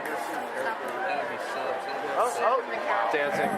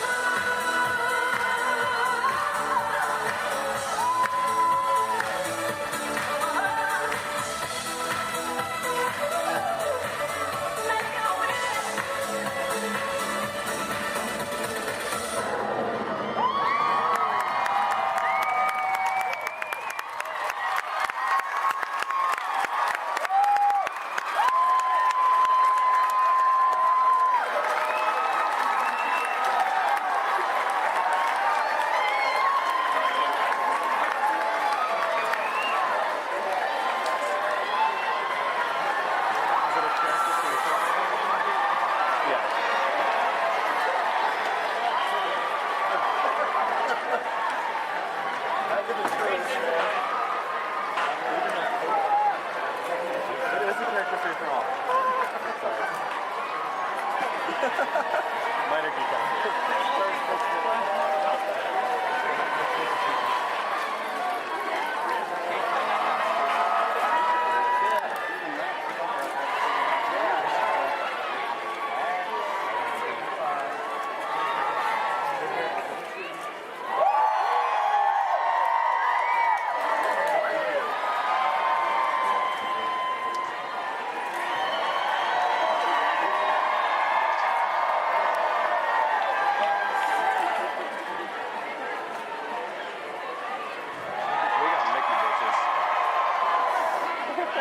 It's true. Oh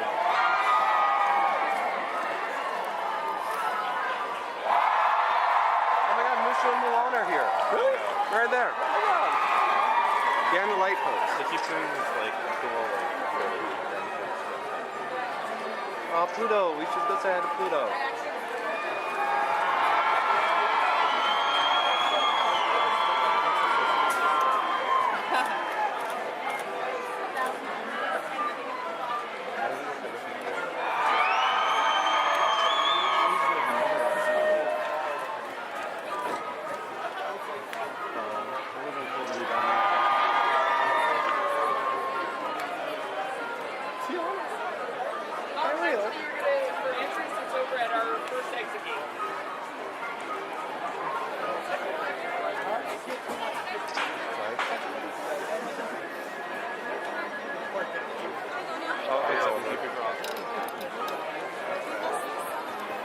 Some of them are leaving now. It's over. Everyone go home.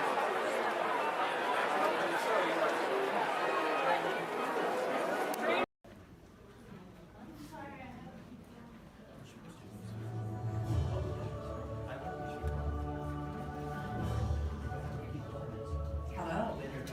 I'm Dr. Marsh, director of the Dino Institute, and I hope you enjoyed those quaint exhibits in the old wing. That's how dinosaurs have been presented to the public since the study of fossils began over 150 years ago. Today, that bare bones approach is about to become extinct. In a perfect blending of science and technology, the Dino Institute has created the Time Rover, an amazing vehicle that will literally transport you to the age of the dinosaurs. How? That's proprietary. But the result is a breathtaking journey through a prehistoric world where you will witness the most spectacular creatures to ever walk the earth. In a moment, you'll be going live to our control center for a comprehensive safety briefing, and then it's on to the tour that will convince you forever that the future is truly in the past.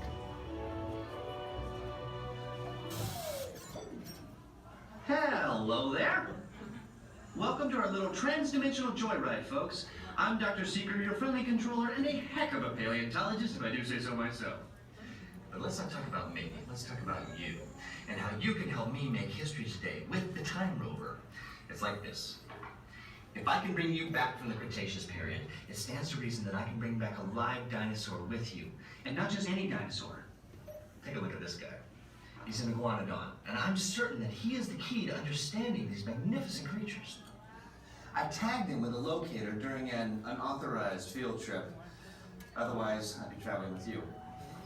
Right now, our dino should be about here, at the very end of the Cretaceous period. That's where you're going today. Arrived, it seems, just in time to correct a little misstatement. Dr. Marsh. That is impossibly close to the giant asteroid impact that destroyed most life forms on Earth. Our tools are designed to take you to the early Cretaceous period. And I can assure you that all time rovers have been securely locked on those coordinates. That's right. See? Securely locked. Access denied. Continue. Of course. We were just talking about seatbelts. Plug them in, use them. It can get kind of choppy out there, so keep your hands and arms inside the vehicle at all times. Flash photography? I wouldn't. It alters the homing signal, and that's not good. Oh, and one more thing. Those locked coordinates? We're in. Now, here's the drill. You follow the homing signal to the iguanodon. Then I'll enlarge the transport field, and boom, you're back with one additional passenger extra large. And don't worry about that asteroid. You'll be in and out of there before it even breaks the atmosphere. Trust me. What could go wrong? Hey, it's me again. Remember, only you guys are going on this special mission, so don't tell anyone, okay?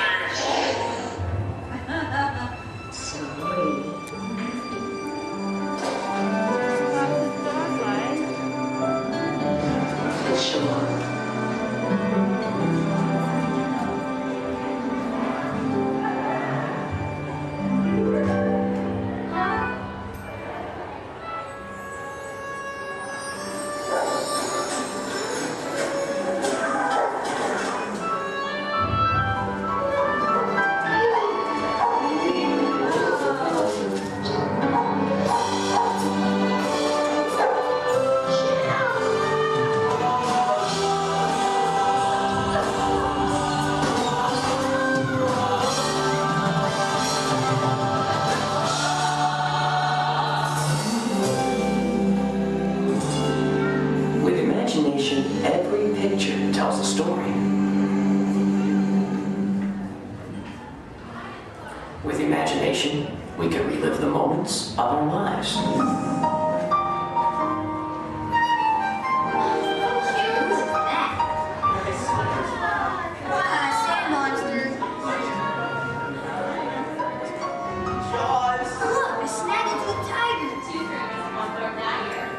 Here's my little shortstop.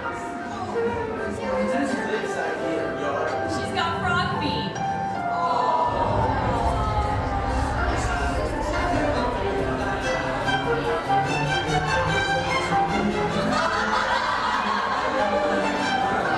Yeah, I think we should call this Jerry's picture.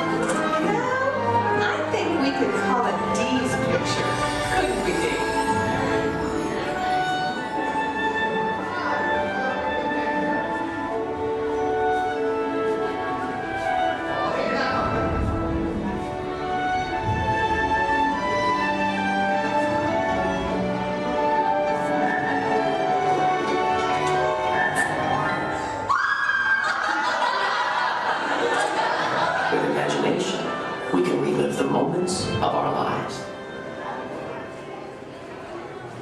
With imagination, anything is possible. I'm gonna be a fireman just like my dad. It's Billy Cartwright stepping up to the plate. Bases are rolling on with a nine. One, two, three, fresh to air it back.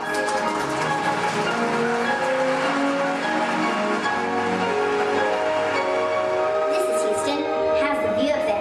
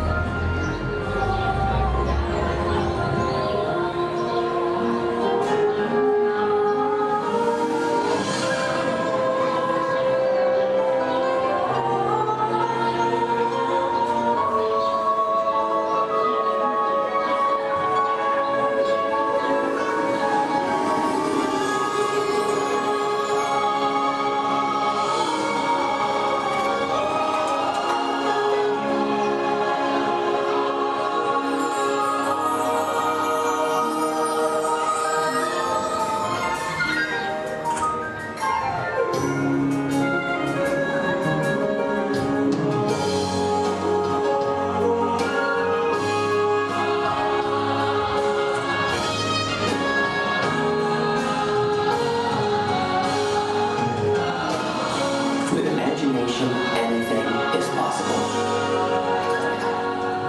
Well, imagine that.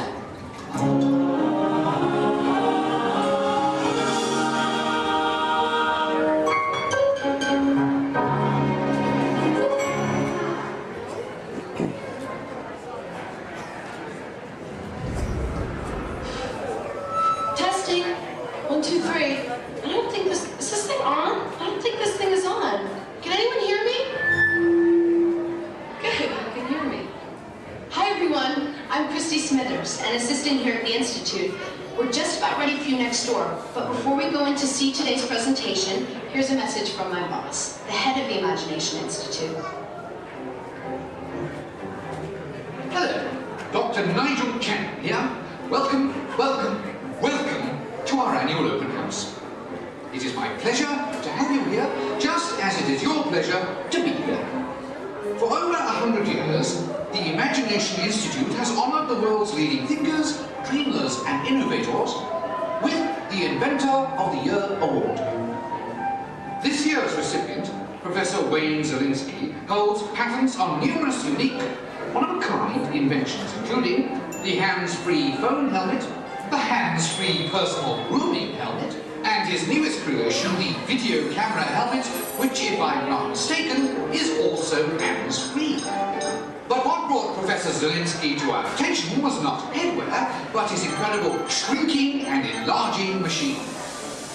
Although he's had some small setbacks, he has demonstrated a truly enormous gift for imaginativeness.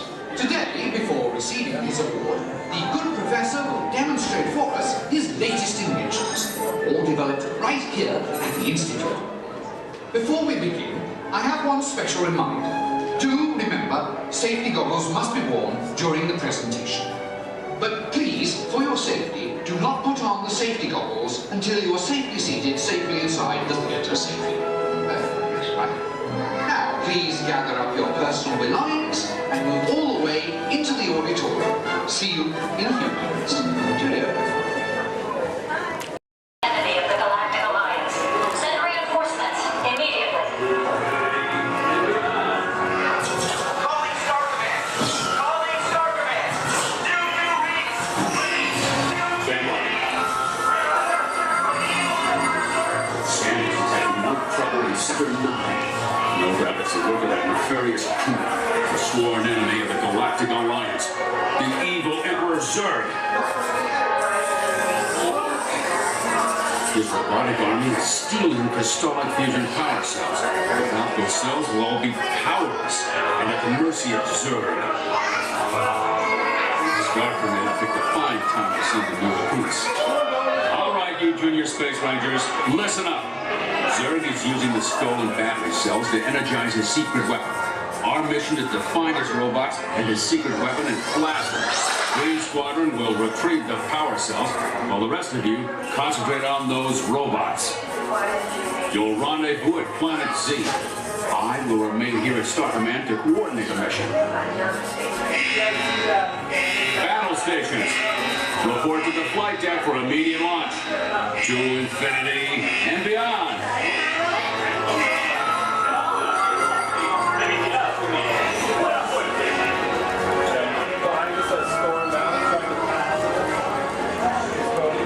Attention, Space Rangers. This is Star Command. Prepare for immediate launch. Flight safety requires that you remain seated in your cabin and be no break.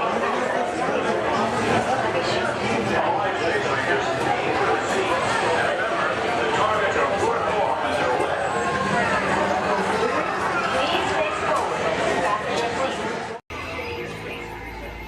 Joystick spin control is now activated. You are now in command of your space cruiser. Joystick spin control is activated.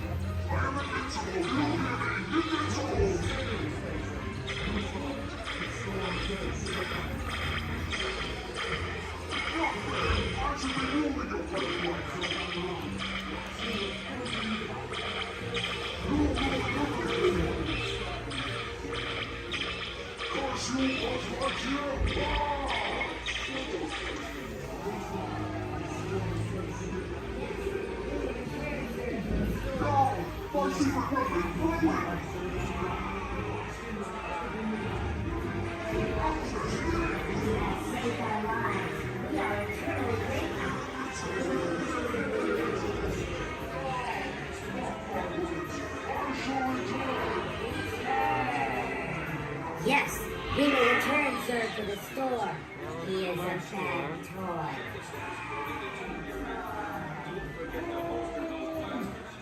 You have saved our lives. We are eternally grateful. It's been an honor serving with you. Check the status board to determine your rank. And don't forget to holster those blasters. Mission accomplished, Space Rangers. It's been an honor serving with you. Check the status board to determine your rank.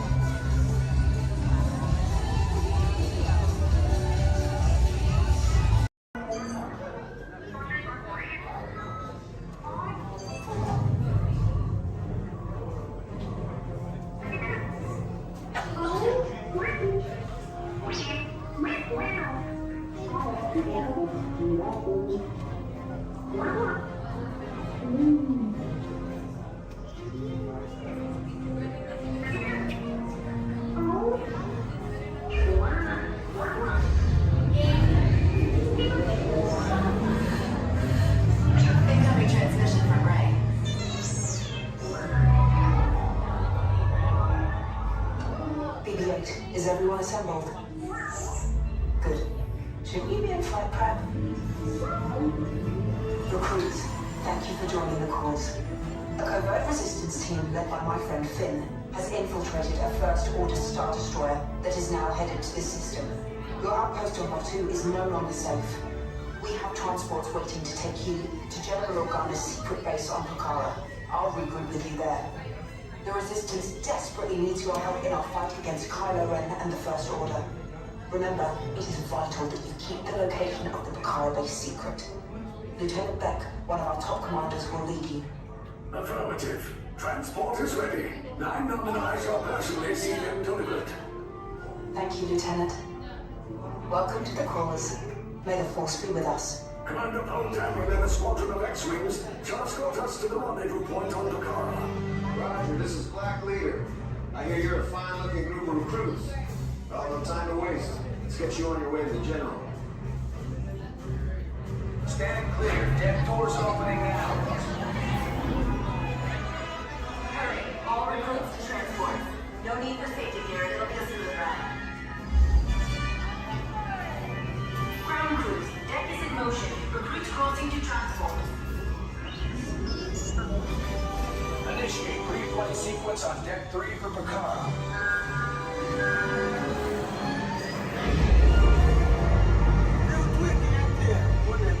Affirmative. Deck 3, you are clear for launch.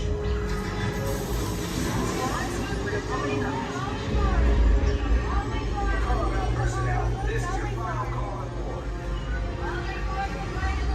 Transform away from the blast doors. All the way forward.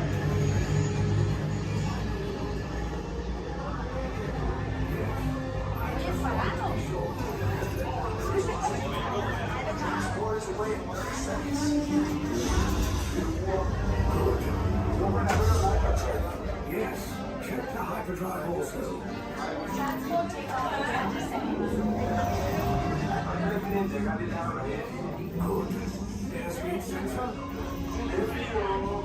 you, 9 number. Black Leader, are you and your team ready? Affirmative. Engines are hot. Red 2, Blue 5, reporting. Red 2, check. Blue 5 standing by. Engage propulsors and hold on, recruits. All ships, launch.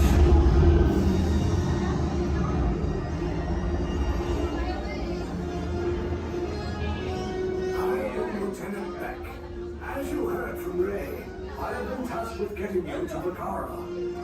Red 2, Blue 5, keep tight now. Let's get ready to make that jump to light speed on my mark. We'll get better, Pidna.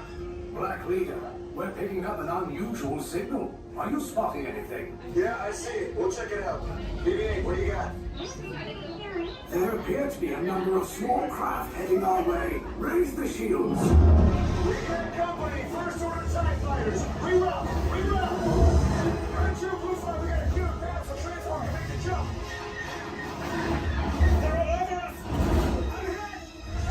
We lost Red 2, more incoming. Blue 5 taking evasive action. Try to shake him, Blue. I'm trying. We lost Blue 5. I'm going to try to draw out of the way. Copy that. Get us clear so we can make the jump. Be ready. You won't have much time. Where are all those TIE fighters coming from? Star Destroyers. Get out of there. We can't. We're caught in a tractor beam. It's pulling us in. I'm going to get some friends and make this a fair fight. Don't worry. I'll come back for you. Stay strong. Cargo vessel TR-141, identify yourselves and prepare to be boarded. This is TR-141. We are a civilian vessel. By whose authority are we being detained? By the authority of the First Order, Resistance scum. Now bring down your shields and prepare to be boarded. They'll want the location of our secret base. Tell them nothing. The future of the Resistance is at stake. I have a bad feeling about this. Stand back from those doors. Attention, passengers of the TR-141. You have been identified as enemies of the First Order. You will disembark immediately and prepare yourself for interrogation. Proceed forward, now.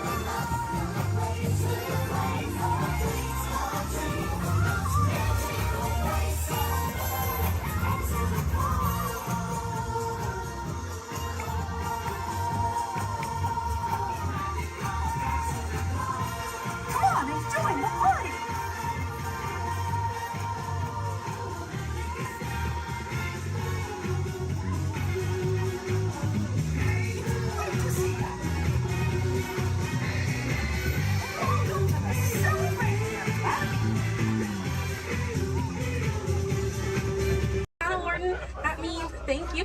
Another word that we say here on the reserve is twin day. Twin day means let's go. Jumbo everyone, my name is Selena. I'm going to be your safari guide here today. Before we get out in the reserve, I do have a few safety reminders. Please make sure that we keep our hands, arms, feet, and legs inside the vehicle at all times so that we remain fully seated throughout our entire journey today. Now, if you take a look above your head, we have an animal spotting guide. You can use that guide to help me spot some animals out here on the reserve. I can't promise that we're going to see all of them, but I usually have some pretty good luck. Now, we're going to be heading into the Little Cherry Forest here first. And this area is home to animals that tend to be shy. They like to use camouflage to blend in with their environments, but we're going to see what we can find today. And already see, looks like we're going to see that saddle-billed stork. They're high up on that left-hand side of the road there. And the saddle-billed stork gets its name after the little yellow patch that's on its beak. It's shaped like a saddle. Those birds are 5 feet tall and have a wingspan of 9 feet, about the same width of the canopy that's above your head. Now on that right-hand side there, we have the okapi. And the okapi have stripes on their legs that make them look like they're related to the zebra, but they're not. They're actually related to the giraffe. They have long, prehensile tongues that they use to grab vegetation. Their tongues are so long, they touch their eyeballs and clean their ears. As we're looping around here, you can see we have some greater kudu way up there, as well as the bongo. Now, the bongos are going to have that deep, almost penny-colored coat to them, with those antlers over there, and then the greater kudu, the tan-colored coat right there. Now, the bongos are known as the ghosts of the forest because of how rare they are to spot in the wild. And their antlers, they angle backwards, and that's to help them get through thick vegetation and underbrush very quickly. Now, the greater kudu that we see right there, the greater kudu are one of the tallest antelopes in Africa, or the second tallest antelope here on the reserve. They stand at 55 inches tall at their shoulder, and they can leap about 8 feet forward. Now, coming up here on the left-hand side, we're going to see the black rhino.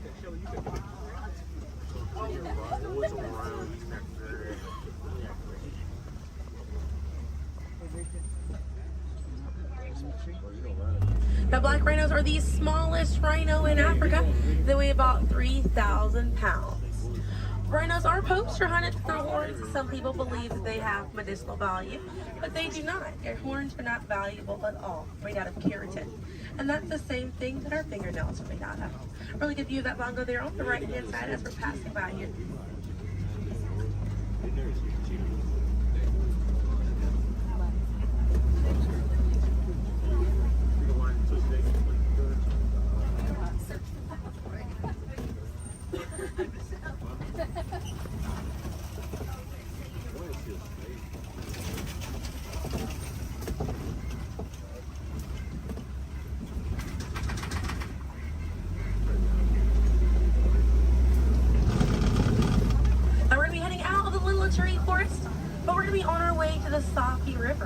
And animals in this area like to hang out in and around the water.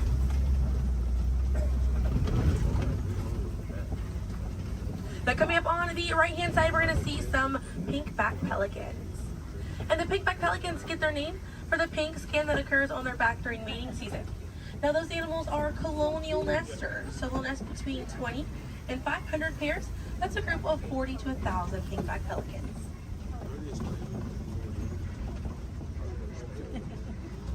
A view of the Savi River coming up on the left, and we have some Nile hippopotamuses. Now, a group of hippos is called a bloat, and they spend most of their time submerged in that water to avoid overheating, but they will come out to graze. And they can stay submerged in that water up to 8 minutes at a time. And instead of swimming through the water, hippos will actually walk